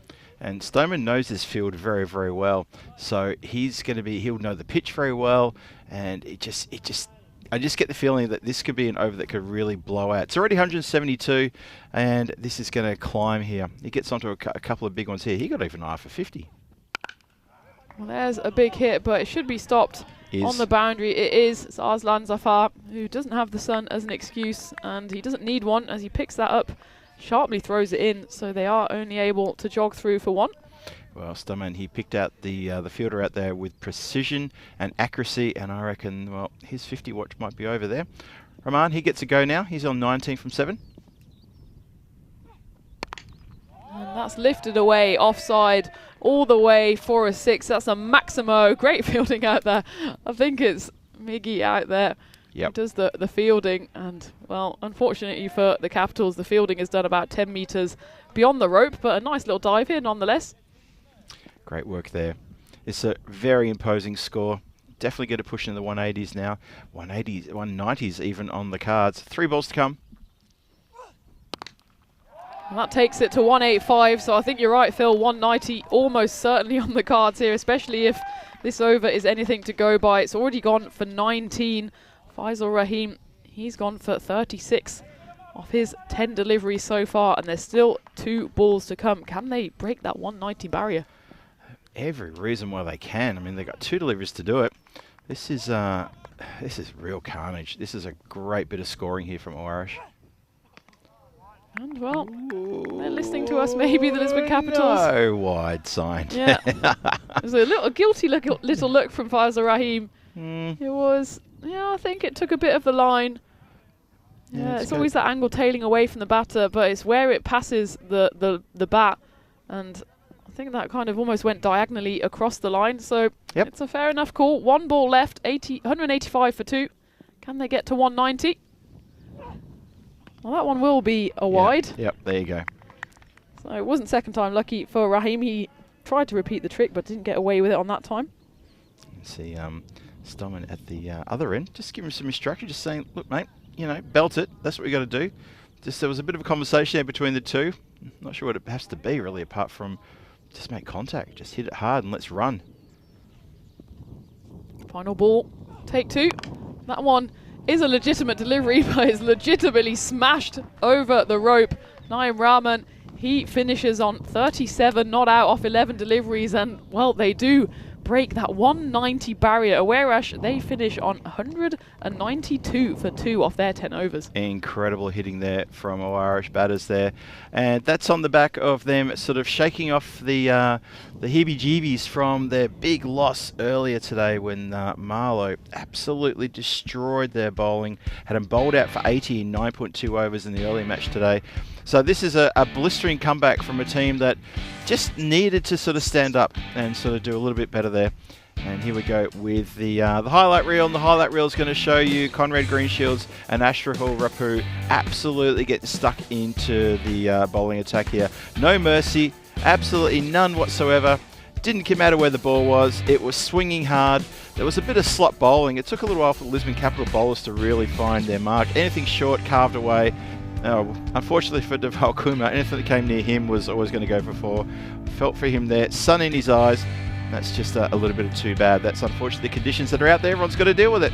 Yeah, and well, the only drops that were happening were also in the Aarash dugout, as it was more or less a chanceless innings from both Greenshields and Rupu, and their partnership, the opening partnership, was 109, one of the biggest we've seen so far in the year, and well, it certainly wasn't going the Capitals' way. Even when the ball didn't hit bat, it still found its way to the rope, and Greenshields, he was eventually the first to fall as he was caught by Rahul Huda. It was a nice catch to dismiss him, but you imagine at that point the damage had already been done, because it was already halfway through the innings, 100 already up, and despite the best efforts of the Capitals, they were throwing themselves around. It wasn't the worst innings we've seen at all with the ball. 11 extras coming off it, that's also not the worst, but when you're coming across batters like Rupu and Greenshields who are in form, it's difficult to know what to do. It really must be so difficult for the bowlers and the captain when they see this kind of carnage and attack. It's, you know, who do you turn to? How do we set the field for this? How do I ask the bowler to bowl? What is the plan of attack when you just get this ruthlessness? And when Simranjit Singh was on for Punjab CC at Madura in the match against Lisbon Capitals a couple of hours ago, Lisbon Capitals would have been asking that question as much as they've asked the question right here now. So that's why they've got that sense of deja vu. The score is on the board, and I reckon the batter's already saying again, like Duval is saying again.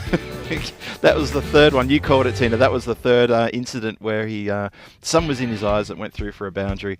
And there's some good hitting at the end there by Fast Stoneman as well to get the score up to quite a big target. 192 for 2. A score in the 190s. Touching distance from a 200. They just missed out on that.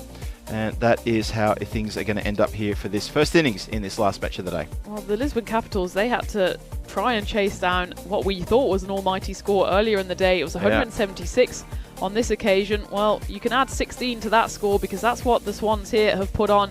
Thanks to, well, those 4 men at the top. They didn't need any more.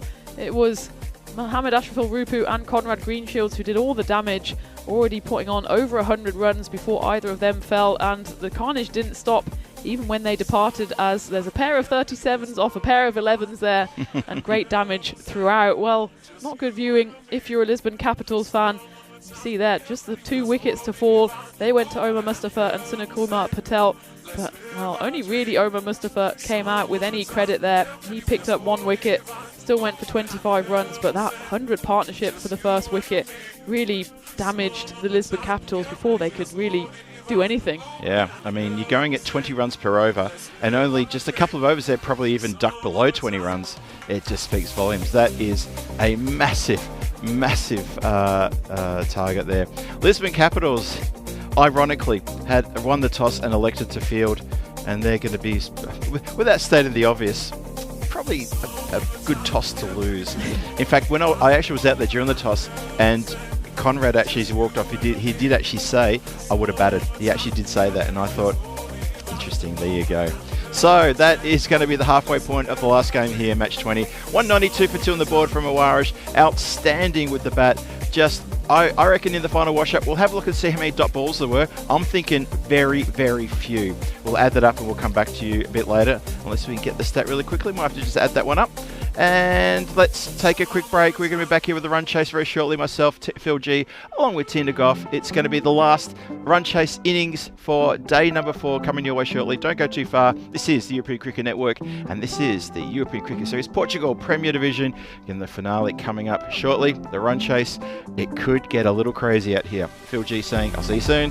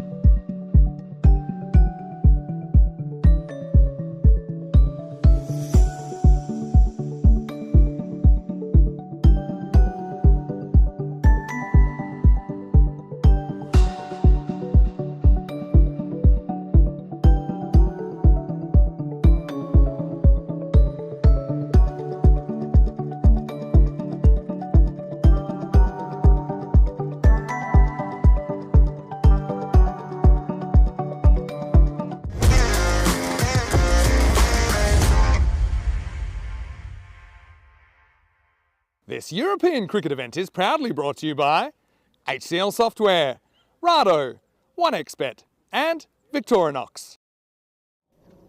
Hello and a warm welcome back to this final innings of the day.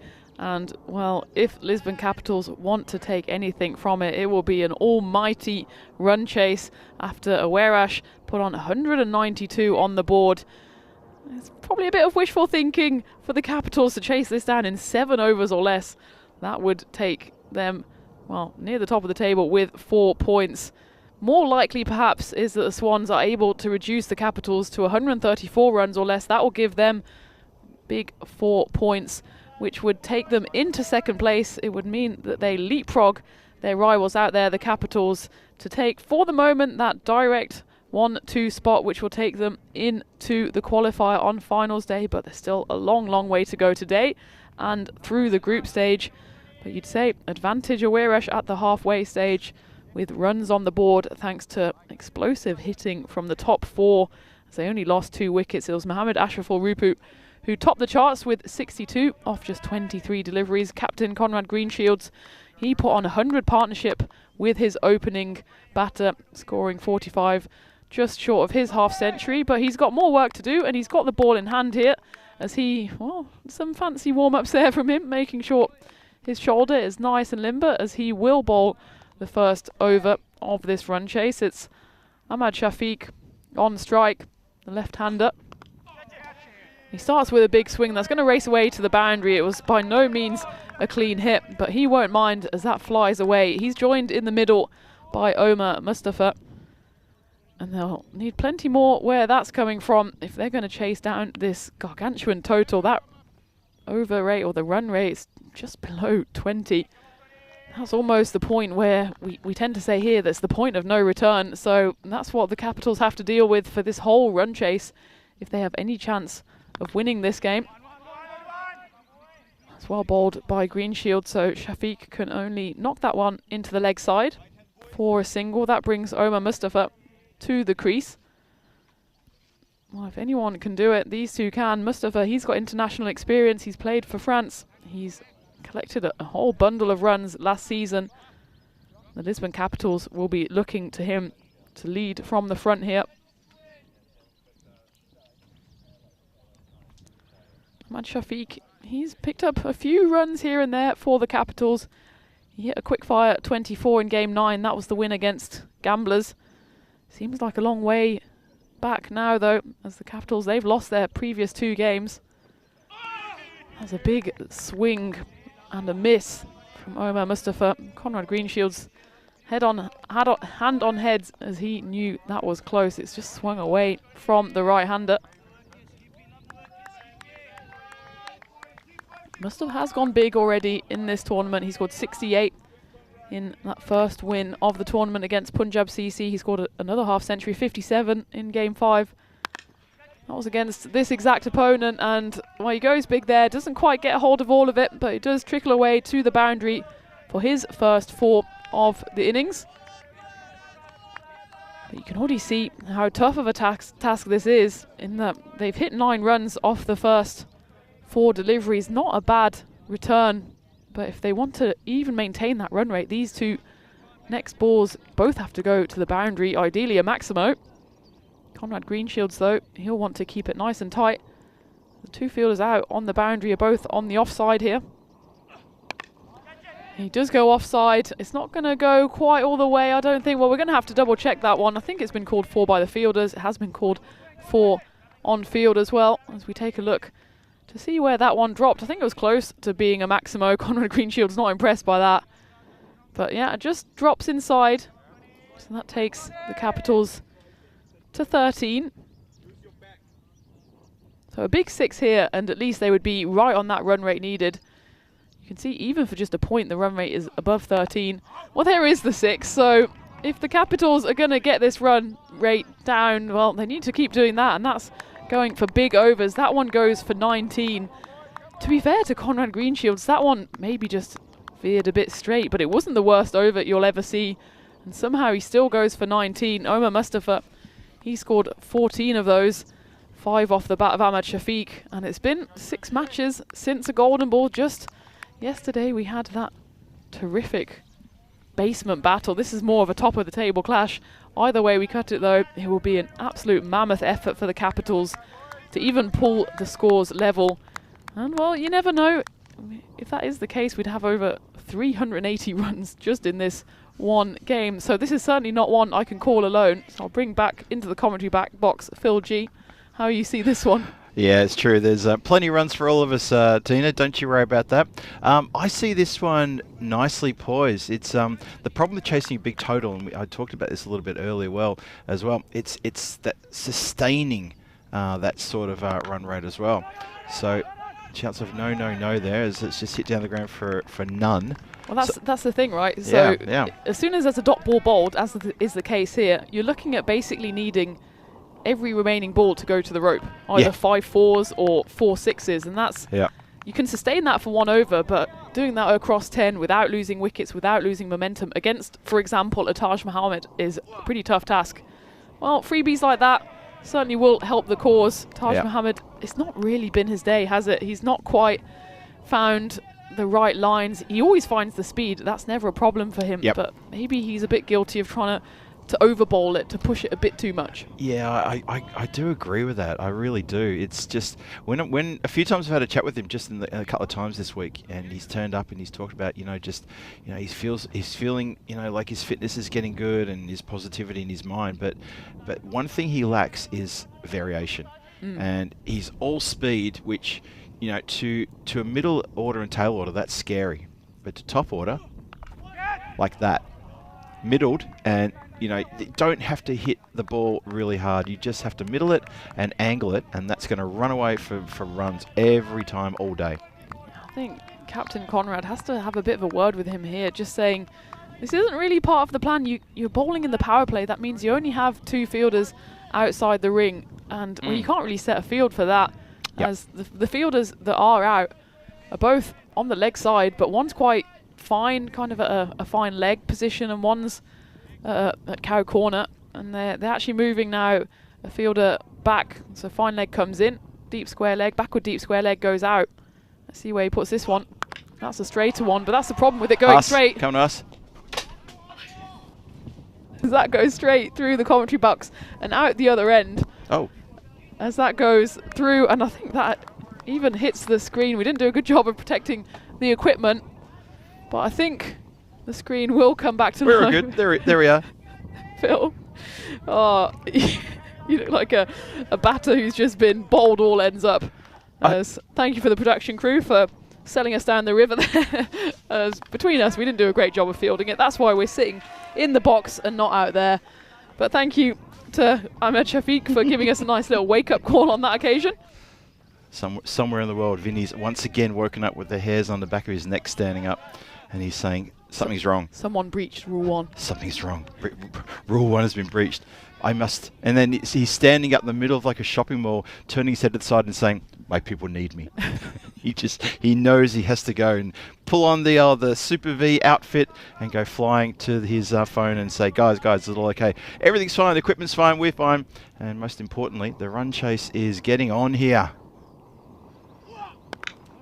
That is just a beautiful cover drive in any format of cricket. That's a lovely shot. It's off the bat of Ahmad Shafiq, and let's just sit back and watch this one. Bosh. That's a great shot. And that is maintaining a run rate which is required. So Lisbon Capitals are doing so far, it's only 2 overs, so still got a lot of work to do, but this is a really good start. And if you fall behind early, you're in trouble for the rest of the match. So keep this going. And at some stage, if you do fall behind, well, you just got to pick it up straight away. Any slight hiccup in one of these overs, and they're in trouble. But they're going to have to just keep battling until you can't battle any further. Exactly, and this is why it's so important as well. If the Swans pick up all 4 points, they'll leapfrog the Capitals into second place. If Aarash pick up 3 points, then that means the Capitals have picked up 1, and they won't be separated in second place. But for run rate, well, of course, if the Capitals pull off one of the great run chases on the European Cricket Network, then presumably they won't do it in 7 overs. They'd take home the 3 points, and they'd still remain, well, in slight touching distance of Marlo, who are sitting pretty on 21 points at the top of the table, as Junaid Khan, he's sitting pretty somewhere on the ECN leaderboard for wickets. He's got well, at least a century to his name, and he's been brought into the attack here for the 3rd over. Yeah, Junaid Khan, he's someone who's got some variation, so this would be good. And someone like Taj Muhammad would benefit from just studying these kind of bowlers. These guys have been around for a while and seeing how they approach every ball individually. Just that has been collected. But the previous ball was good variation, a bit slower. Speaking of Taj Muhammad, he almost had a chance to just give that ball a bit of a back smack. And it doesn't quite reach it. It had about an extra metre on it that he needed to try to affect a spoil. Have a look at this. He's conscious where the rope is. It was the leap needed. Pro could have gone an extra foot and really leapt hard, but that's a hard thing to do in anyone's book. I know I can't even do that in a dream, so I'm not trying to suggest that he didn't do enough there. 88 from 46 for a bonus point here. That one should be cut off, and in fact it's a great dive by Green Shields, who's putting his body on the line here for his side, as Faf was behind him on the boundary, but he didn't want to take that risk, as that just goes through for the single. And again, every time you look at how the over is progressing, well, there's been a 1 and a dot so far. There has been that 6, but you're halfway through this over, and if you want to stay on that run rate, you need another 12 off the last 3 deliveries. So you're looking at 3 4s or 2 6s, and that's the kind of calculating you have to do every over when the target is so high. So true.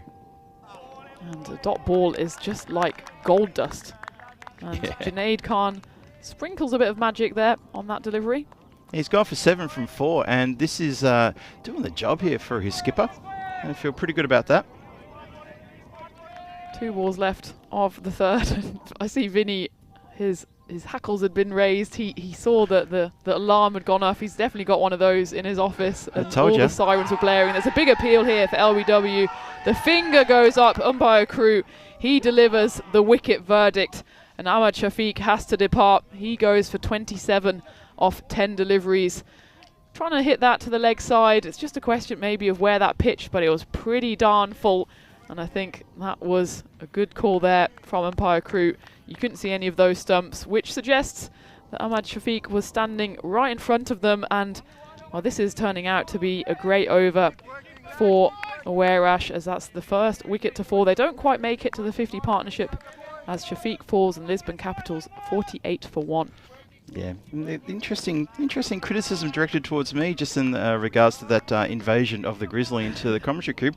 I think one thing that the people commenting there from the luxury of their lounge rooms had to realise, that ball bounced probably about 6 metres in front of the cube, and then it just came straight in towards the table. Well, we are sitting on a downslope here as well, so when that ball bounces, it's coming like right at our head level. So self-preservation kicks in, so does equipment preservation, and that's why maybe the old crocodile came out from you, Phil. Yeah, so maybe just for clarity, it wasn't a catch. It didn't come in on the full. So let's just get that clear, okay? And touched a nerve here. No. Just some people like to sort of jump on board. I've seen one angle and now I know the world. Just letting you guys know that.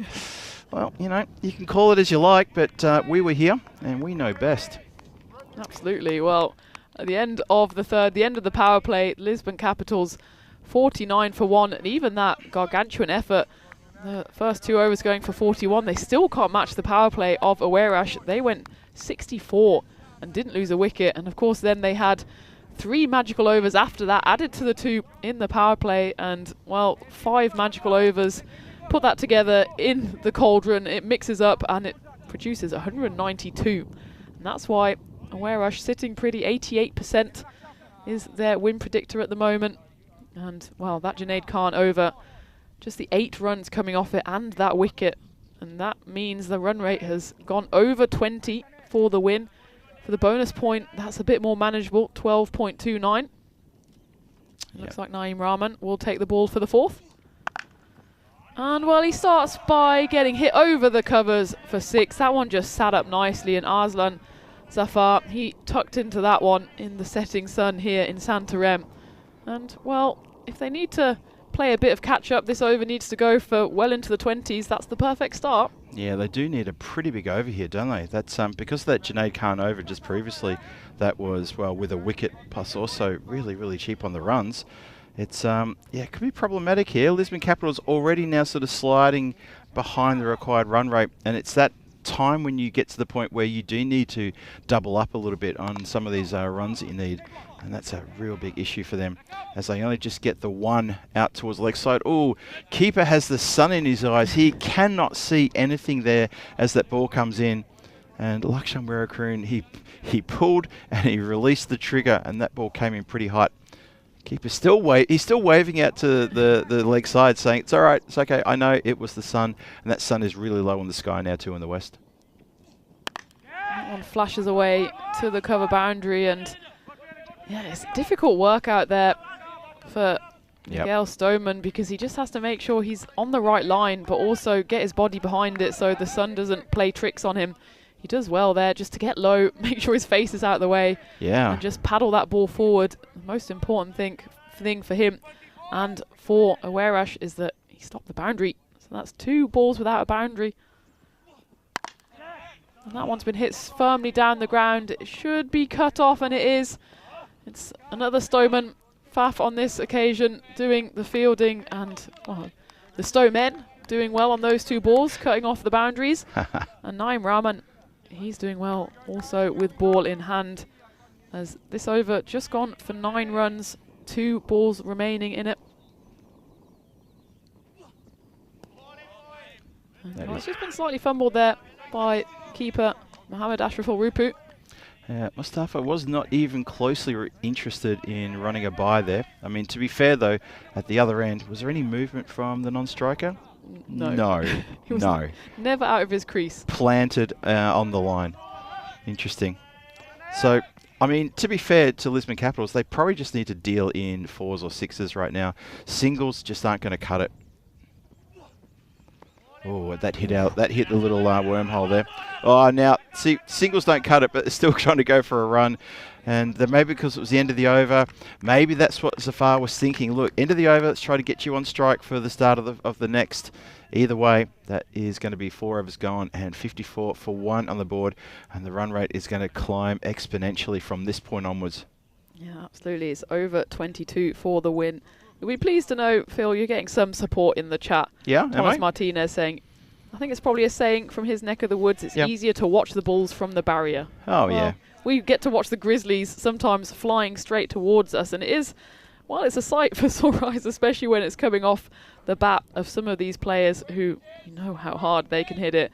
Well, Aarash, they proved it in the first innings, hitting 192 for the loss of just 2 wickets, and despite an exhilarating start for Lisbon Capitals, it's been halted somewhat in the last few overs. The first 2 overs went 19 and 22. The last 2 have gone 8 and 9.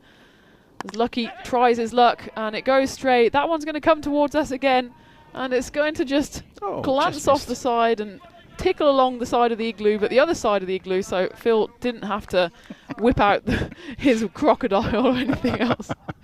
I definitely don't have to whip out my crocodile. Where are you going with that one, Tina? Hey, sending Thomas Martinez a virtual hug there. Thank you, mate, for standing up for me there. Tina's in stitches. Probably that comment on the wrong chat. Oh, Lucky might have got something there. No, he doesn't. Oh, maybe one more time. Let's have a look at this one. Big shout, bit of action here. Watch this one. He thought it maybe would roll off the stumps and then maybe a stumping as well, as it was an action-packed dot ball, and it's followed up by a big 6 off the bat of Arslan Zafar. And, well, this might be the comeback over, as we've had someone joining us the other side of the tent, which is all happening here. I need to regain my composure. Sorry, Tina. Yeah, we've got the shadow of one of the boundary riders standing right at the side of the tent, and it's a really big shadow. It's like it's a third person in the commentary with us. It's really quite funny right there. Oh, Tina's lost it. Oh, dear me. Oh, no. Oh, no. Here we go. Halfway through the 5th. And Lucky again, the luck is not on his side as that one sneaks through. And what a attempt that is. I think he's actually all right. Is Ross Reed down there? And as he attempted to run out, that's a half-hearted appeal. He's going to be safe. We'll have to take a look at this. Ross Reed does the full-on front crawl. I think, does he touch the rope at any time? I think the camera angle might be a bit deceptive here. Just try and watch the shadow, his shadows versus the rope. Roll forward. Can we just roll forward? Keep going forward. I think he's okay. it's there if But I there's think anything, but I think he's all right. Yeah, we have no evidence to suggest he's even near the rope, to be honest. Yep. As he goes into a bit of a side plank. But he does well. It looks like there's daylight between his shadow and the rope, so I think he's good there. If you just look at, you can see there's definitely daylight between the shadow that he casts on the ground and the rope, so I think that's a good save. Unless I'm seeing otherwise, which could happen because I do wear glasses. Yeah, we're just waiting for confirmation on that. It's so difficult to tell in the setting sun. Yep. And especially with it going down the hill. That's a good save. Yeah, I think he does well. He needs to turn his pockets the right way around. He's got flapping pockets going on. We've got something there, but I mean, the main thing is that he stopped the boundary. Well, he couldn't stop that one. I don't think anyone can. As Arslan Zafar, he moves to 29 off 9. Lisbon Capitals, they are on 79 for 1, which in any other game would be a pretty good score, just one short of the end of the 5th over, but it's not enough at the moment. Yeah, I totally agree there. This is really good pace from them. It's a shame Ross Reed wasn't fielding down there, because I reckon he could have saved that Maximo just the way he did. Such a cracking job on that previous ball. One more to come in the 5th. Shouts to catch it. And he duly obliges as that one just gets kind of pushed up to point, and I thought maybe for a while it would go over his head, but in fact goes straight into his belly, and he takes that catch cleanly. Girish Singh there, without the gloves in this match. He's he's a wicket keeper, so he should be taking catches, and he does indeed. And well, lucky he picks up 1 wicket at the end of his over. It still goes magical, 20 runs coming off it, but more importantly for Aarash, it's a wicket which also counts as a dot ball, and it sees the end of Arslan Zafar. He goes for 29 off 10. Interestingly, Omar Mustafa, he's still out there. He is a danger man, but he can't do much if the wickets are falling around his ears and he's stranded at the non-striker's end. And that was a safe grab there. It wasn't the most challenging of catches, but he was facing the sun. That could have easily been used as an excuse, but Girish Singh doesn't need one. And that is the end of the over as well. 78 for 2 off 5.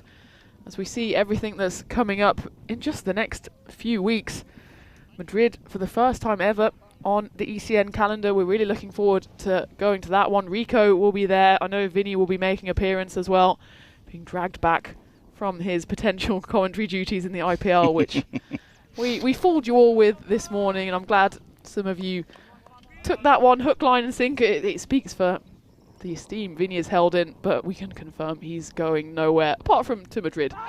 There's a big appeal at the start of this Faf Stoneman over, a huge appeal. They keep going and going and going, and ultimately it's a shake of the head from umpire Andy. Let's take a look at this one. Well, Aarash thought this was looking good. It's the back of the hand slower ball, and well, given the length and size of the appeal, I'd say that was going a long way down leg. Despite Faf Stoneman and Mohammad Ashraful Rupu putting a compelling appeal together, the tandem appeal, I think they'll look back on that one and say, yeah, good decision, umpire. And that one's been dragged down the leg side, but can only be hooked to Ross Reed there on the 45. Rahul Huda is the man who joins Omar Mustafa at the crease, thanks to that wicket at the end of the 5th. He immediately hits that one straight down the throat of Reed, so he remains on strike. Big appeal again, Faf Stoneman. Well, he's certainly excited by this over. Umpire Andy, he remains unmoved apart from to signal for a wide.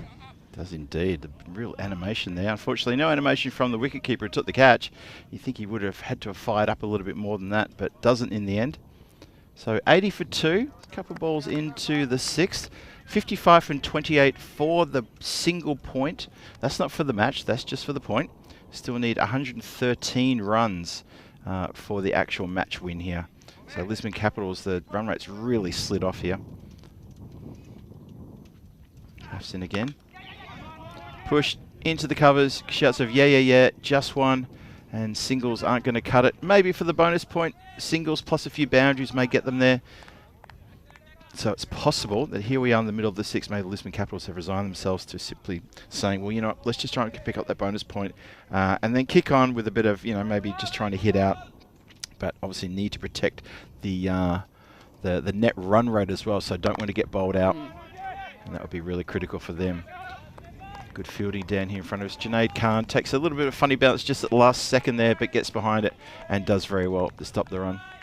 Gives me a little wave and a thumbs up. He's looking really happy and smiley. The Aarash are actually looking pretty comfortable out there in the field. The job's not done yet, but they're looking pretty comfortable and fine and happy, and that's good to see.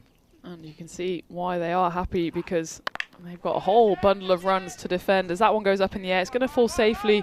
They need to make sure it does the double slide by Conrad and Miggy out there. Between the two of them, a combination of arms, hands and legs makes sure that that ball doesn't go to the rope. But it's all smiles out there for Aarash, and that's because they're still more than 100 runs between these two sides. And even for the bonus point, look at that at the bottom of your screens now, Lisbon Capitals, they need 51 still off 25 deliveries. That's not an insignificant run rate. It's over 12 and climbing with every dot ball. And this is a good over from Stoneman, just the 6 runs coming off it. And that is, in fact, the end of the over. Lisbon Capitals 84 for 2 off 6.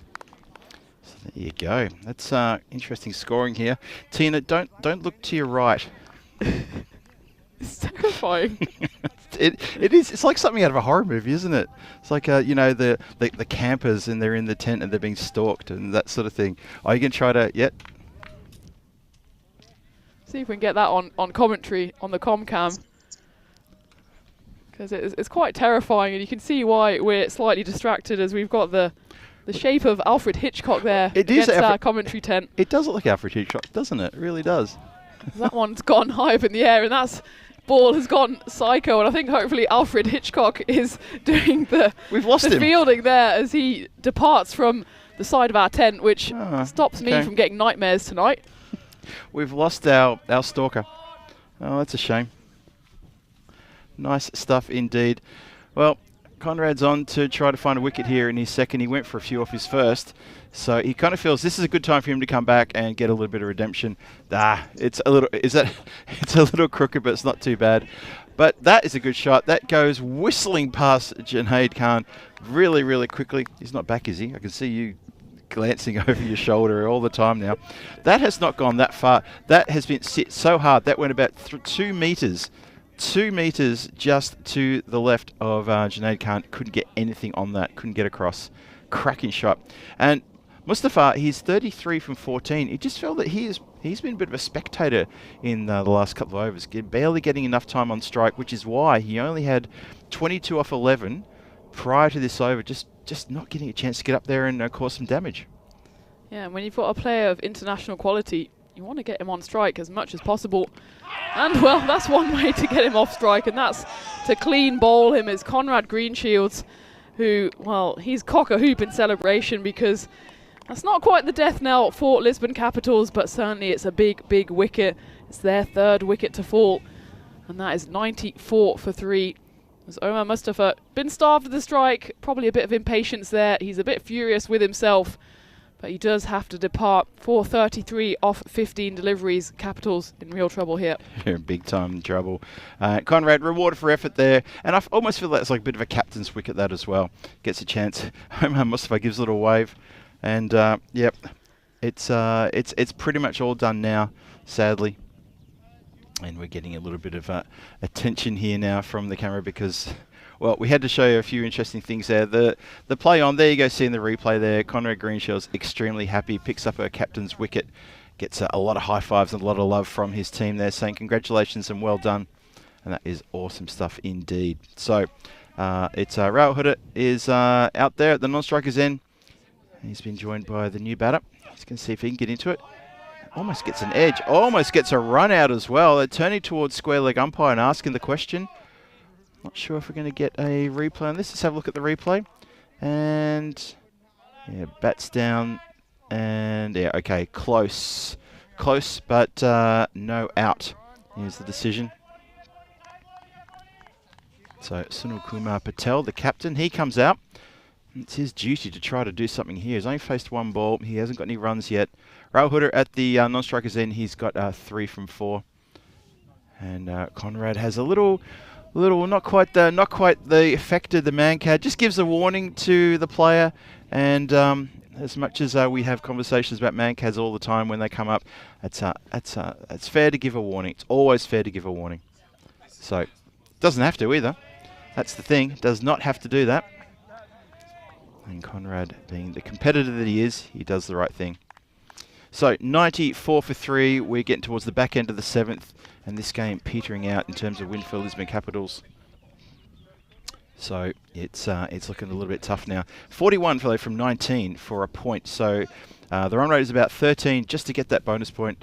Even Conrad wants to keep all that. They want to get full 4 points. Yeah, they absolutely do, because they want to keep near the top of the table as Conrad. Well, he's got his head in his hands there as that one flies away. It's actually not a bad delivery, but it's well dug out by the captain of the Lisbon Capitals. Good work there from our production team to come down and just give us a little bit of assistance there, just with a bit of the equipment. Thank you so much for that. Have a look at day 5 tomorrow. Big day here. It's Wednesday action. Gorkha 11 kick things off against Gamblers. Then it's Aarash take on Punjab CC Amadora. And then Gorkha are back for their second game against Marlo. Lisbon Capitals come in for just one game tomorrow against Gamblers in the mid-afternoon game. And the final match tomorrow night, Punjab CC Amadora versus Marlo. That's, well, a couple of games for Punjab CC Amadora, a couple of games for Marlo. Gorkha have got 2 games as well, so are Gamblers. So Aarash just 1 game tomorrow. Lisbon Capitals just 1 game tomorrow. So sadly, these 2 teams right now, we're going to see them once tomorrow. I think they've deserved their day off, though, and at least one of them will not leave this day without a win. It looks increasingly like it will be Aarash, who, well, both these teams actually on 2-game losing streaks. But Aarash, well, unless something major happens, will take at least 3 points, maybe even 4 in the equation there. Yeah. 36 runs needed. Yeah, well, Aarash with the second game tomorrow morning, so that means they can get to the ground, you know, around about 11 o'clock, 10:30, 11 o'clock. It's not a major rush, and that's all they've got, so they can take the rest of the day off and then come back on Thursday for some more action as well. But right now, it's 99 for 3. It's only been 1 delivery from Junaid Khan. He's bowled really well. That first over his was terrific. What can you do here?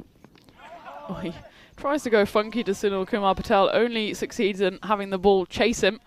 And it's an effort there from the keeper, Rupu, to try and affect the run out, but it flies harmlessly past the stumps.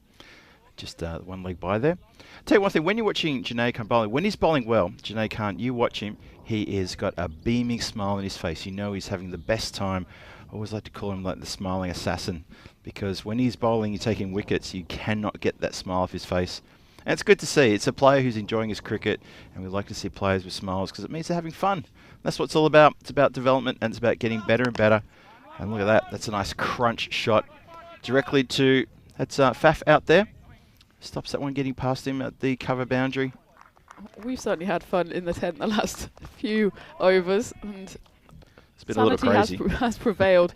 We've completely forgot about random questions just because so much has been going on in the tent, outside the tent, on the pitch. But if you do have anything that you want to throw our way in the dying embers of this day, please do so. As well, it's the dying embers of the innings as well for Lisbon Capitals, isn't it? As well, it's been sent back here, and it will be a run out. And I don't think we need a second view of that, as the image of umpire Crute there in the hazy setting sun, the finger of doom is lifted, and well, that kind of sums up the last few overs for the Capitals. Haven't really been able to get anything going. That desperate cry you heard, that wasn't Tina singing Another Shadow appearing in the afternoon light. That was indeed Rahul Huda screaming to his captain no, imploring him not to try for a run here. And yeah, he's just got a little lost there, and he's getting an escort to the ground. That's very nice of Aarash there, just to, well, the escort just stopped as well, just right on time. But that's a good run out. That's a good move for Junaid Khan on his follow through to keep running hard, pick up the ball, break the stumps, and another wicket goes down. And, yep, gone. Knew it was gone. Junaid gets a bit of a high five from Girish Singh as he comes in, and Ross Reed as well. Fielding's been really good from Aarash in this game. Really, really good. It has. I will say it's easier to field when you have 192 runs to defend. Yeah, but true. I mean, you still have to do it. We've seen a few times where The side that have batted first, put on a big total, have won the game, but they've just got there in pretty sloppy fashion. But this has been an all-round comprehensive performance from Aarash. Just, you were saying, fielding's been good. Well, the bowling as well, just the 3 extras. Wow. And in fact, 2 of those have been leg buys, so just the 1 wide. Incredible. So far. Disciplined and really accurate. That's been hit by Rahim, who's the new batter, too long off, and just as we've said, it's been disciplined. There's a bit of a juggle there from Faf Stoneman, who was in fact the only bowler who has bowled a wide, but otherwise his fielding has been excellent. Okay. So we'll let him off on that one. He's very energetic in the field, and just then when the shot came down the ground, Faf was going to pick it up. Conrad was already behind him to give him the backup. It was just that little tap along the ground to keep the ball in front of him just in case it deflected, but good work indeed. And that is, have a look at this, 8 overs gone. Janae Khan getting a bit of a round of applause from his teammates there too. Just a really well done, well bowled. And have a look at that white line, which sort of came back a little bit between overs 4 and 5, up towards 6, but then from 6, 7 down to 8, that white line is truly disappearing, completely disappearing away, and that is going to be a problem. 2 overs left. 33 off 12 for the point. We've seen that done before in a chase. Of course, this will still be a big chase for a consolation point for the Capitals, as the win is more or less signed, sealed and delivered for Aarash, as it's Naeem Rahman who comes in to bowl the 9th. Starts off with a dot, wants the ball back immediately. He wants to finish these things off in style, and now 33 needed off 11, but there's 2 relatively new batters at the crease, and they haven't really got going at all yet. Yeah, this is going to be really hard here. Rahul had played a really good game in the earlier innings as well, that he played a good 45 off 20 odd deliveries. So we know he can strike the ball really hard, but unfortunately he is at the wrong end. So Rahim needs to sort of work the single and say, Rahul, work your magic. But instead it's Rahman with the ball. And yeah, Lisbon Capitals 33 off 10, even to get that point. Aarash looking good for all 4 points here. You need 33 off 10 to snatch the point away from Aarash. A lot of work to do. Oh, there's the second wide. So Naeem Rahman can join Faf Stoneman on the naughty step. The naughty step. Yes, we had the naughty step in primary school in Australia. That's an interesting throwback. I'm having traumatic flashbacks. Oh my goodness. It's no more than a little step for them, given that they've put in such an impressive performance here. And well, let's assume they get the 4 points, as is looking increasingly likely. That will take them straight into second place. They will jump over the Lisbon Capitals with 16 points. As you said, both of these sides only playing 2 games tomorrow.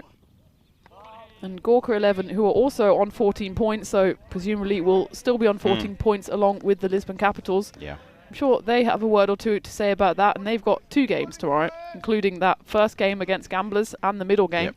So it's all changed here at the top. Yep. 32 from 8 for that bonus point. That's the equation. 32 from 8. That's tough. That's tough. This needs to go out of the ground for a chance. It's not. It's a dot ball. And big round of applause for the bowler there. And that may be pretty much the bonus point off the cards now. I think Lisbon Capitals, they're not going to pick up a point, and it's going to be Aarash picking up all 4 points here in this match, and that's a valuable 4 points for them. Big time. Absolutely. And I think I had the flashback to the naughty step probably, Tina, because I spent a lot of time there. That's all that was. I was going to say, you've been well acquainted with the naughty step. I was, of course, exemplary behaved. I bet you were like that A student that everyone looked up to and just went, oh, well, it's not going to take your childhood seriously. Or, yeah. no, not seriously. Hang on, how does that work? You know what I mean.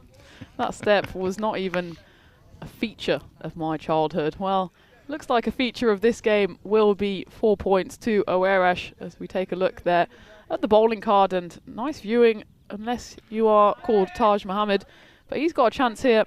It looks like he's been thrown the ball for the final over. He'll want to come back strong, at least pick up a wicket. Yep. Because he's the only one who's been in for a bit of punishment here. His one and only over so far went magical. Yeah. So better start from him, actually. Just a bit fuller. Should be cut off. on the boundary, and it is just for the single. I like this from skipper Greenshields, turning to Taj Muhammad, who copped an absolute hiding and did not have a good game. Had a demoralising game earlier, and this is the kind of over just to bring him back to parity, bring back out of his shell, just to let him know, look, tournament's still alive, we've got a lot to do, we need you with us, so have a good last over, bowl well for us. It's good man management from Conrad Greenshields, but you can't do much about the fact that Rahul Huda, he's still in the game, he still wants to prove himself, and he's shown that he can hit it long with that Maximo. And that takes the Lisbon Capitals into 109 for 4. So it's still not the worst score on the board, but when you're chasing such a big total, it's almost an action replay of their game earlier. Totally agreed. Again, they were chasing a big total, and oh well, there's 4 on the board, and that's Miguel Stoneman there trying to do the fielding, and Taj Muhammad, it's just not been his day, and he hasn't been helped out by his fielder there. It was a tough dive into the sun. Yep. Looking into the sun, trying to get down to that, and I think maybe he might have taken a rough bounce. Excuses notwithstanding, still gets through for 4, and Taj goes for, well, a 6 and a 4. That previous 6, by the way, that went so far, that went through the hedge and out onto the road, and this was a fresh pill, not a fresh pill, a used pill that has to come out for the next 3 balls. And there's a chance for a wicket here, and he gets it. Taj Muhammad, he finally gets the wicket that maybe his perseverance deserves. It hasn't really gone his way today, but late in the piece, with just 2 balls left, the ball is hit down the throat of Stoneman. It's Faf Stoneman on this occasion who tells his brother, this is how you do it. And Taj Muhammad, well, he at least has a bit of a smile on his face. His ever-present smile is back. Well, I guess if it's gone, it's not ever-present, but you know what I mean. I know what you mean. I think it was important there for a skipper to get across, plus Faf, who caught it, to just get over there and just go to Taj and give him a little bit of a get around and say, come on, buddy, you see that? You do get reward for effort here, because he really did drop his head after the match earlier today. I had a chat with him in between the 2 games while I was having lunch, and he was feeling really down. Like, he was telling me he was down. He was really feeling the pinch from that game, so that's important. 2 balls left, still 2 balls left. What a take. Yeah, look at that. No wonder he's got a smile on his face. That's one for the cameras. We'll make sure we show a replay of that. Wow. So that he can put that in his highlights reel as well. There's only 2 balls left of the day. It's been a long day for both sides, but what a dive that was from Mohammad Ashraful Rupu. I'm looking towards Girish Singh, who's the usual Aarash keeper, just to see if he's going, wow, you can do that? 2 to come.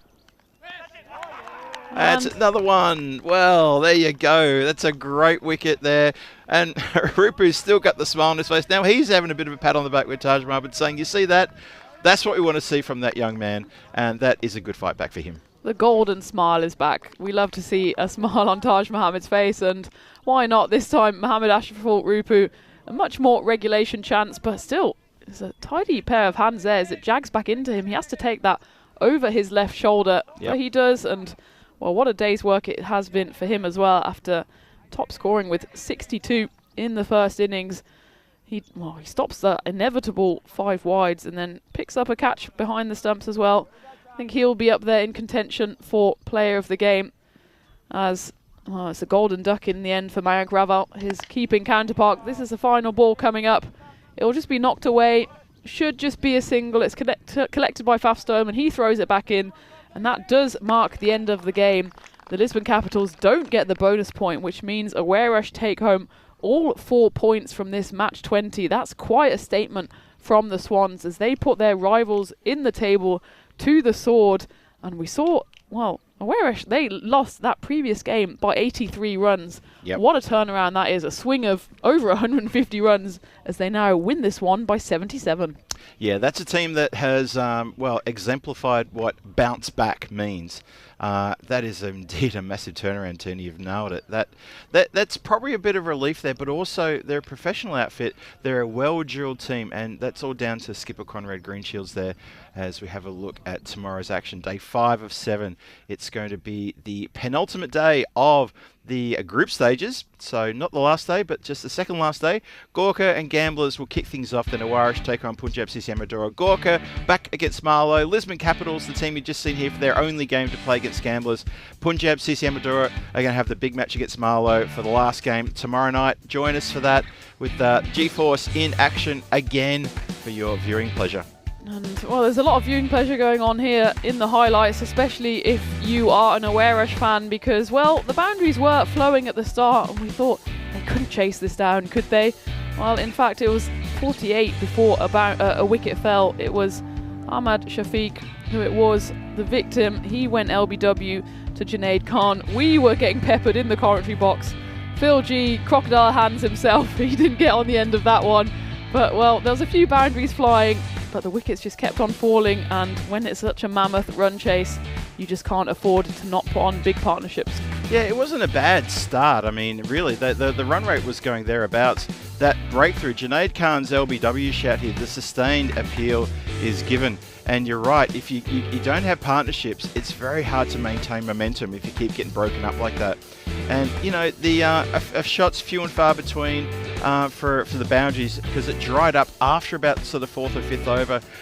Lucky came on to try to have his hand. Unfortunately for him, he went for, I think, about 20 runs in the end from his bowling. But you're right, Tina, if you can't put a partnership together, a good sustained partnership chasing 192 runs, I'm not sure how you're going to get the runs in the end. And they did manage to get a few runs on the board, but the wickets just kept on tumbling at 78, 94, 101. That was the big wicket there, clean bowled Omar Mustafa from Conrad Greenshields. Yep. And then we had this run out as well. That was affected by Junaid Khan, the bowler, and, well, the wickets just kept on tumbling. That was the direct hit. That was the end of the captain, Sunil Kumar Patel. And after that, well, no one really got going as the middle order didn't contribute many runs. And Taj Mohammed, who's had a tough day with bat and ball, he fires back in the final over with 2 wickets. One caught by Francois Stoneman, and the other one was a lovely catch by the keeper behind the stumps, Mohammed Ashraful Rupu. First, this was this brilliant stop. It was on the highlights, even though it was a wide. Big grin on his face, and, well, he served up another one there, and that was a nice grab, and he probably put himself up as player of the match there as well. Wouldn't be surprised. And Ashraful Rupu, you know, he comes in as a second string keeper, giving Girish Singh just a chance to field rather than get the gloves on. And I think he's really accomplished himself beautifully here in this match. Done a great job with the gloves behind the stumps. Aarash, an all-round performance of them, obviously with the batting, with that score they put on the board, and then the bowlers backed it up. Obviously the first couple of overs, a few runs off the first couple of overs, fair enough, but then when the wickets started tumbling, we talked about that, you know, consistently, we need to get consistently 20 runs and over, and that kind of tells the story when you get the 27, 33, 29, then 50, it just drops away after there. 3 wides in total. That's discipline. That's good disciplined bowling from a team that thought, we're defending 192, we're going to have to do anything silly. Yeah, and they didn't do anything silly, but it was still a really professional performance, and that puts them into second space, in fact, comfortably there. Yeah. They take home 4 points. They move to 16. The Lisbon Capitals, they'll have 14 points, as will the Gorkha 11. It means it's all still to play for tomorrow and in the next 2 days. The Aarash bowlers, Conrad Greenshields, he went for a few, picked up a wicket. Taj Mohammed, very happy for him that he came back after going magical in the first over to get 2 wickets in that final over as well. Oh yeah, no, big smile on his face at the end there. He came into the match without a smile, and that first over he bowled got hammered around a little bit too. So it was good to see his skipper just throw the ball to him and say, come on, you know, the game, we're going to win the game, but we still need to protect that bonus point. So he gave him something to do. It wasn't just purely token. And I think Taj Mohammed and him will be having a proper hug together at the end of the game, because that is a great finish to the day's play. What a fantastic day. We've had so much of everything in the afternoon. It's been terrific fun, and I hope you've had fun, because I've had an absolute blast. Oh, I've had a blast. It was all going on in that final game. We had, what was it, over 300 runs. We had Alfred Hitchcock on the side of the tent. We had the ball joining us. But I'm glad you joined us for the whole day as well. And we can maybe take a quick look at what's happening again tomorrow, because I know that's going to be just another day full of drama and excitement. Which game, if you had to pick one, which game would you highlight tomorrow? Oh boy, let's have a look. Look at Gamblers. It's going to be tough, but I know Lisbon Capitals and Gamblers, only because Lisbon Capitals lost a couple on the trot now, and they're going to be feeling a little bit sort of 3 on the trot. Yep. I don't think they're in jeopardy falling out of the top 4, but they need to get a win tomorrow just to get it back into their head, especially because that sort of stuff going 4 or zipping 4 after those 4 games, that would live rent free, and that would hurt them because then they're going to have the tough matches. They need to win that match against the team that's below them, because then the next match is probably going to be against the Marlo. I don't have it in front of me now, but if they're playing a stronger team, they really need to get that win on the board. So for me, I think that's going to be the one to watch for. I think that's a good pick, but what we do know is going to be 5 more exciting games in the bank.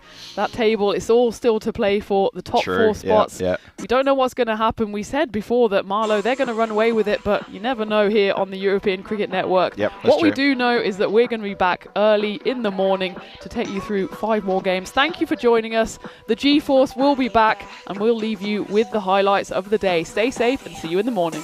See you all.